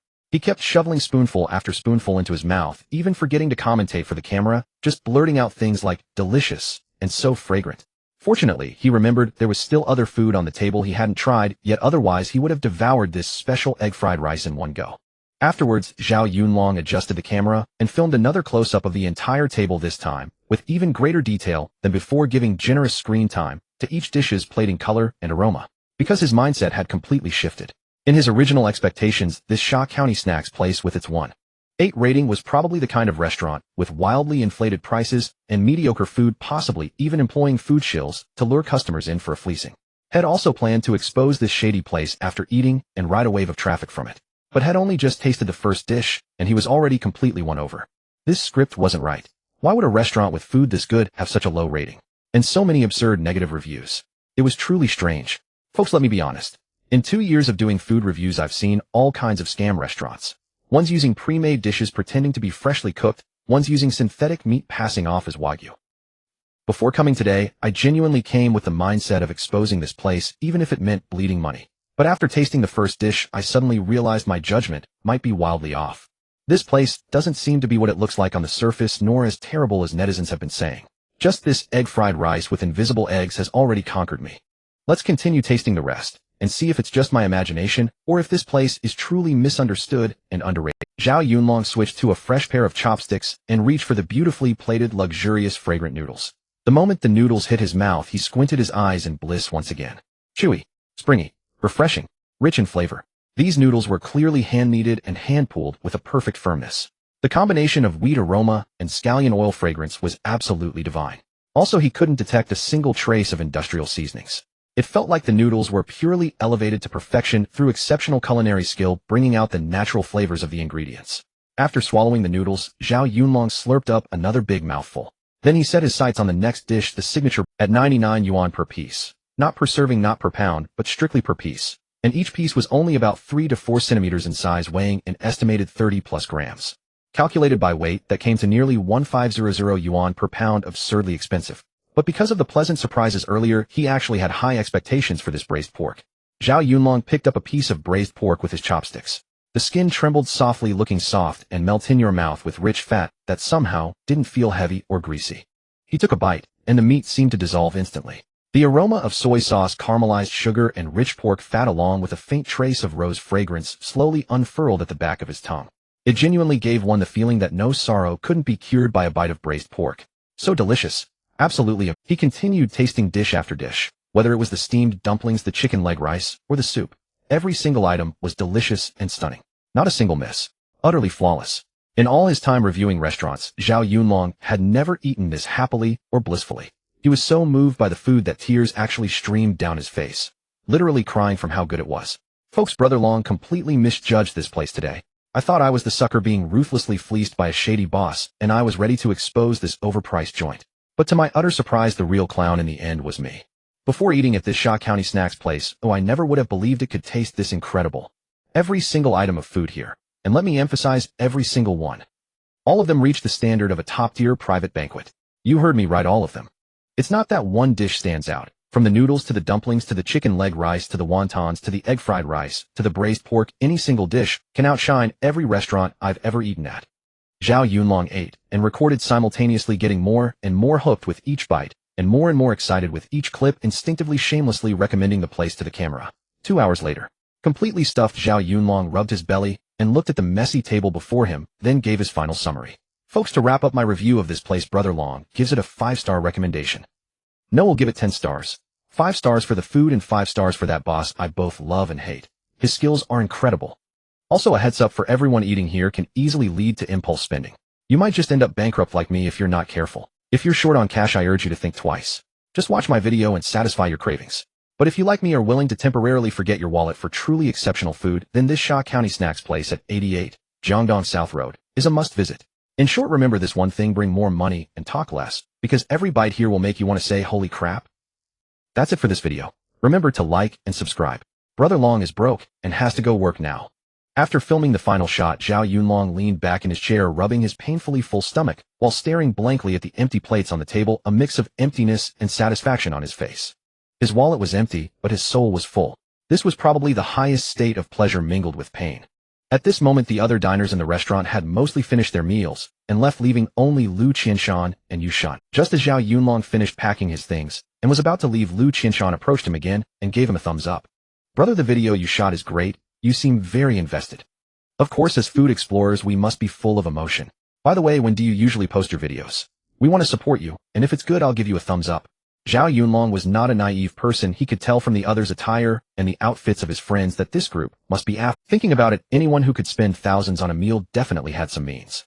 However, he was surprised that they not only acknowledged him, but also intended to support him, filling him with immense excitement. Could it be that he was really about to turn his fortunes around? In this Shaw County snack place that had almost led him to bankruptcy, he exclaimed in astonishment, "Bro, don't worry, I'll edit it tonight. Even if I have to pull an all-nighter, I'll get it done and posted by noon tomorrow." Great. I look forward to your masterpiece. Lu Qianshan adjusted his glasses and left. As he reached the door, Yu Shun, who was waiting outside, quietly asked, "Lao Lu, when will it be posted?" "Tomorrow noon, be ready to take action." "Got it." Su, while wiping down the tables, watched the two plotting at the door and glanced back at her master, humming a tune in the kitchen, momentarily unsure of what to say. "Master, it's really difficult for your shop to become popular. You may not realize that your first batch of loyal customers are all your..." After sending off Yu Shun and the food explorer, several new customers arrived in the following hours, mostly referred by old patrons over the past few days. This led to his restaurant unusually breaking the 20 customer mark in a single day without any promotional activities. Around 11 at night, the last customer settled their bill and left, finally bringing complete silence to the restaurant. Zhibai treated Su to a meal of braised pork, and the two sat in the restaurant eating and chatting. "Master, do you have time tomorrow noon?" "What's up?" "That event I mentioned to you last time, the tasting for the new menu at my restaurant, isn't it, in mid-next month? Before that, I'd like you to come by and guide me, or I'm afraid I'll embarrass myself at the tasting event." This tasting event was very important for her restaurant. While it was officially a chance for some influential food critics to sample the dishes, it was essentially an informal evaluation of the restaurant's overall standards. If she could pass this hurdle, the rating for the Black Pearl next year would be assured. If she messed it up, not only would she fail to gain a star, but she might also lose her current rating. That was why she took it so seriously. "Okay, no problem. Sister Su, I'll definitely be there tomorrow noon. Just send me the address, and I'll take a taxi over." "Thank you, Master. After they made the arrangement, Su Su finished the last piece of meat and drove home. Li Zhibai stayed behind in the restaurant waiting for customers to arrive. It was just past midnight. Sister Zhao set up her stall on time. Perhaps due to her son's successful surgery, there was a noticeable increase in the smile on her face. Sister Zhao, you look good today. Is something good happening? Li Zhibai greeted her at the door. Zhao Xiaomei looked up and smiled. Boss Li, our Siqi's surgery was very successful. The doctor said he's recovering well and will be discharged after some observation. That's indeed good news worth celebrating. We owe it all to you, Boss Li. Once Siqi is discharged, we plan to head back home. Before we leave, we'd like to treat you to a meal. I hope you won't decline. Although Jiangsheng had excellent medical conditions, the cost of living was simply too high. It was indeed more suitable for them to care for their... You don't have to say that. Just let me know when, and I'll be there. After chatting for a while, Li Zhibai turned to close the restaurant, wash up, and go to bed. Lying in bed, he opened his phone and took a look. Gourmet Heart 2 points unlocked. Third Gourmet Heart Progress Shard of Brilliance 13. Flow Limitation Rule Daily Effective Customer Flow 50. Li Zhibai slept until 10 in the morning before yawning and getting up. He had enjoyed another restful night's sleep, the only blemish being that he couldn't resist laughing for 10 minutes before bed, which nearly caused his face to cramp up again. Damn it, I need to start controlling my laughter from now on. Others cultivate their health by quitting alcohol and smoking, but I have to quit laughing. What kind of nonsense is that? Afterwards, he rummaged through his suitcase and found a decent-looking white shirt to change into. After washing up, he examined himself, and this shirt was bought for a job interview after college graduation and had only been worn for that occasion. It had been collecting dust in the suitcase ever since finally seeing the light of day again. After all, he had promised Su Su to go to her restaurant and give guidance on the dishes, so he needed to pay some attention to his appearance. It was true what they said about clothes making the man. The young man in the mirror was clean-cut and handsome. With the white shirt on and a pair of glasses frames, he bore a striking resemblance to a gentle literary heartthrob at first glance. Once he was ready, Li Zhibai grabbed his phone, locked up the shop, and walked to the roadside to hail a taxi. In the past, he would have ridden a shared bike if possible, or walked if he could, always opting to save money whenever he could. But times had changed. He now held a hefty sum of over 900,000 yuan, coupled with the considerable steady income from the Shaxian restaurant. To put it bluntly, he was now part of the high-income crowd, earning 5 figures daily, so there was no need to be as frugal as before. As the old saying goes, money is a man's confidence. He felt that even his posture when hailing a taxi was more dashing than before. After getting in the car, he gave the driver the address Su Su had provided. The driver floored the gas pedal, shooting forward 200 meters before obediently queuing up at a red light. Over 20 minutes later, Li Zhibai paid the fare and got out feeling a bit stunned as he looked at the 3-story European-style, standalone villa in front of him. The beige walls, red tile roof, and arched windows adorned with green vines, along with a small courtyard featuring a cobblestone path lined with large ceramic pots housing water lilies in bloom. Purple and white flowers floating on the water exuded an air of expense. While this was Su Su's restaurant, it was certainly extravagant. Although this location wasn't in the most central business district like the financial street, it was still within the city center. A rough estimate suggested that the annual rent for this standalone villa alone would be substantial. How many wealthy patrons would have to dine here to cover such high operating costs? Su Su's restaurant had a simple 2-character name, Su Wei. The sign featured a minimalist design, not flashy at all, which matched the exterior environment quite well. The more Li Zhibai looked, the more impressed he was, and he couldn't help but marvel. Just from the outside, this place is at least 10 levels above my Shaxian restaurant. He suddenly felt like a country bumpkin stepping into the city for the first time. It wasn't really his fault for being amazed. Apart from seeing them on his phone, he had never actually set foot in such an upscale restaurant. It was even grander than the Huffing Shiyu restaurant he had visited last time. Having confirmed this was the right place, Li Zhibai strutted into the courtyard with a swaggering gait. The hostesses at the entrance were uniformly dressed in elegant light gray, Chinese-style uniforms, with their hair tied up in neat buns, light makeup, and particularly sweet smiles. Just looking at them was enough to lift one's spirits. He had to admit Su Su's eye for choosing hostesses was indeed impressive. Good afternoon, sir. Do you have a reservation? I'm looking. Are you a guest of our boss? May I ask your surname? It's Li. Mr. Li, hello. The boss has already informed us. Please, this way. Following the hostess, he quickly arrived at the interior of the restaurant. The interior decoration adopted a new Chinese minimalist style, with a color palette dominated by gray and white. The combination of natural wood-colored tables and chairs with warm yellow lighting instantly elevated the sense of sophistication. Each table was set with a celadon tea set and a freshly cut flower. A few tables in the main hall were already occupied, and the patrons spoke in hushed tones, so quiet that Li Zhibai felt his own footsteps were a bit too loud.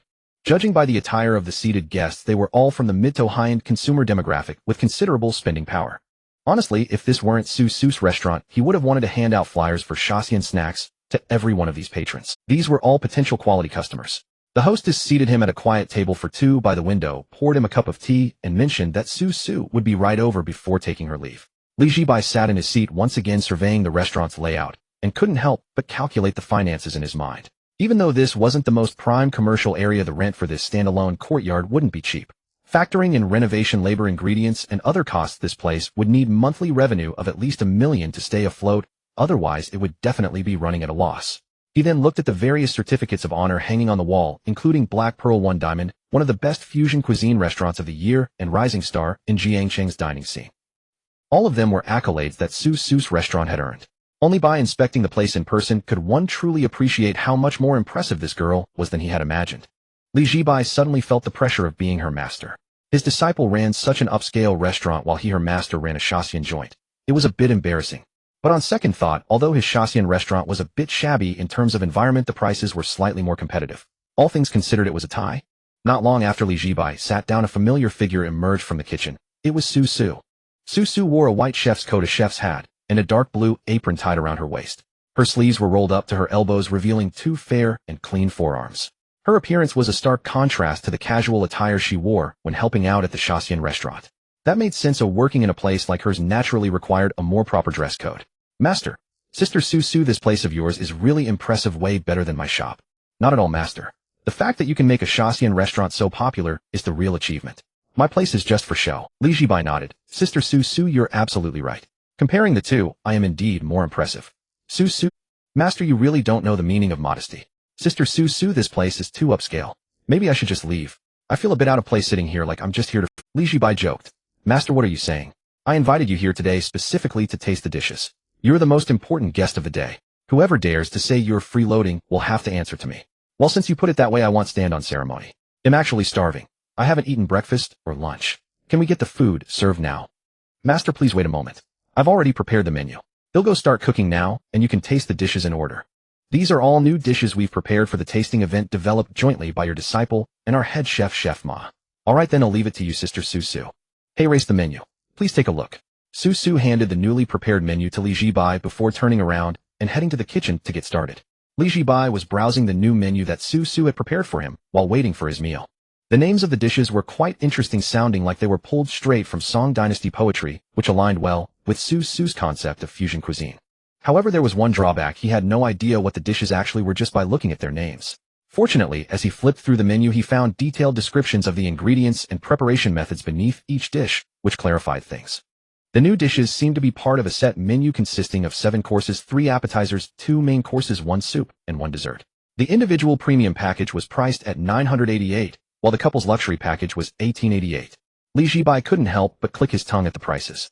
To be fair, these prices would be considered outrageous in an ordinary restaurant, but at the Black Pearl restaurant, they were quite reasonable. However, compared to his own restaurant in Shaxian, it still seemed a bit lacking. After all, the most expensive fried rice in his establishment was already $12.88, and a full meal would easily cost several thousand. In comparison, it seemed like his Shaxian restaurant was still more impressive. About 10 minutes later, the first appetizer was served. Su personally brought it over, and after placing the dish in front of him, sat down directly across from him, earnestly introducing the dish. On the plate was a very refreshing dish with thinly sliced scallop sashimi laid on crushed ice, garnished with a few edible flower petals, and a bit of caviar, accompanied by a small dish of sauce that was a light orange color. Master, this dish is called Prelude to the Sea. The scallops were air freight just this morning, and the sauce is made with grapefruit vinegar and citrus. Please give it a try. Okay. Li Zhibai picked up his chopsticks, gently dipped a piece of scallop sashimi in the sauce, and put it in his mouth, closing his eyes to savor it slowly. The scallops were extremely fresh with firm, bouncy flesh that carried a natural sweetness. The acidity of the grapefruit vinegar was perfectly balanced, enhancing the freshness without overpowering the scallop's inherent flavor, while the citrus aroma effectively neutralized any potential fishiness from the raw seafood. Overall, it was an outstanding appetizer, refreshing and straightforward without any showy techniques, and it distinctly awakened his... Not bad, the ingredients are fresh, and the seasoning is quite restrained with a good balance of acidity and sweetness. Su beamed at the high praise from her master, asking, Really, Master? There's nothing that needs changing, is there? Yes. Su's small mouth slightly pouted, her joy fading. That sauce was prepared ahead of time and stored in the fridge, right? Yes, Su nodded. Because there will be many guests on the tasting day, we were worried we wouldn't have time to prepare the sauce fresh, so we decided to try making it in advance to avoid mistakes. Preparing in advance is fine, but you can't just mix it and throw it in the fridge. The aroma of grapefruit is highly volatile and will diminish over time. By the time you serve it, the guests will only taste the sourness without the aroma. The guests at the tasting event are all experts. They will definitely pick up on such details with their palates. I suggest that while you can prepare the base of the sauce ahead of time, the grapefruit juice and citrus zest must be added fresh just a minute before serving to lock in the aroma. Understood, master. I will make the changes right away. Susu nodded seriously, immediately taking out paper and pen to jot it down. Zhibai had 2 more pieces of scallop, finished the plate, and rinsed his mouth with a sip of water, waiting for the next dish. The second appetizer was quickly served as well. This dish was called spring mud, and its presentation was very poetic. A slice of crispy baked rye bread was spread with a layer of vibrant green sauce topped with thinly sliced pickled radish as delicate as cicada wings, and a few edible flowers for garnish, making it quite appealing. Zhibai picked up a piece of bread and took a bite. The bread had a crisp texture, followed by the creamy fava bean puree and the refreshing coolness of mint, with the pickled radish providing a slight tangy crunch in the middle and finishing with a hint of honey sweetness. This dish is good too. Susu's big eyes lit up again. But there is a small issue. Susu's big eyes dimmed once more. Your fava bean puree isn't blended finely enough. Oh, I can taste the bits of bean skin, which affects the overall mouthfeel. This dish is meant to capture the delicacy of spring, and the presence of the skin diminishes that. You should strain it one more time when preparing. Understood, master. Also, the proportion of mint can be reduced a bit. The current mint flavor is slightly overpowering the natural taste of the fava beans. A reduction of about 10% should be just right. Okay. The next dish was the third appetizer, which was also the most complex one in this set, between mountains and seas. The main ingredients of this dish were foie gras mousse paired with caramelized figs resting on a layer of crispy baked puff pastry, finished with a few drops of Italian balsamic vinegar. From a plating perspective, it looked extremely exquisite. Zhibai picked up his knife and fork, cut a small piece, and placed it in his mouth. The foie gras mousse almost instantly melted on his tongue, with a very delicate and creamy texture. The sweetness of the caramelized figs contrasted beautifully with the rich aroma of the foie gras, while the acidity of the balsamic vinegar perfectly broke the potential greasiness that could arise from the two combined. The overall execution of this dish is higher than the previous two. The pairing of ingredients, the contrasting layers, and the transition of textures are all done very well. So this dish doesn't need any changes, right? There is a small issue. Susu responded. Are you here to nitpick today, master? How can you find faults in every single dish? If this continues, she would soon lose confidence. Of course, she just grumbled internally. The whole point of inviting her master was to identify shortcuts. The thickness of your puff pastry isn't uniform. I found the edges slightly burnt while the center was a bit undercooked. This is likely due to uneven oven temperature, which isn't an issue of your skill as a chef, but rather a problem with the oven in the kitchen. The edges get more heat than the center, leading to uneven baking. You should either change the oven or increase the overall thickness of the pastry by 0.5 millimeter, then lower the temperature by about 5 degrees and extend the baking time by 2 minutes. This should resolve the issue of uneven heating. Susu diligently noted down her master's advice, once again feeling even more respect for him. To be able to detect such an issue as uneven oven temperature was beyond human capability. Master, is there anything else? No, this dish has been executed very well. Susu felt a wave of relief. If a chef of her master's caliber acknowledged her dish, it meant it was indeed nearly perfect. Then master, please wait a moment while I prepare the main course. Go ahead, go ahead. Zhibai then slowly continued to enjoy the remaining appetizers, as they were quite small, finished in just a few bites. Just as he was about to call the waiter to clear the plates, he suddenly noticed 2 staff members in chef uniforms speaking urgently. He didn't pay much attention. Even in a high-end restaurant, the kitchen occasionally encounters unexpected situations, and he believed Susu would be able to resolve it.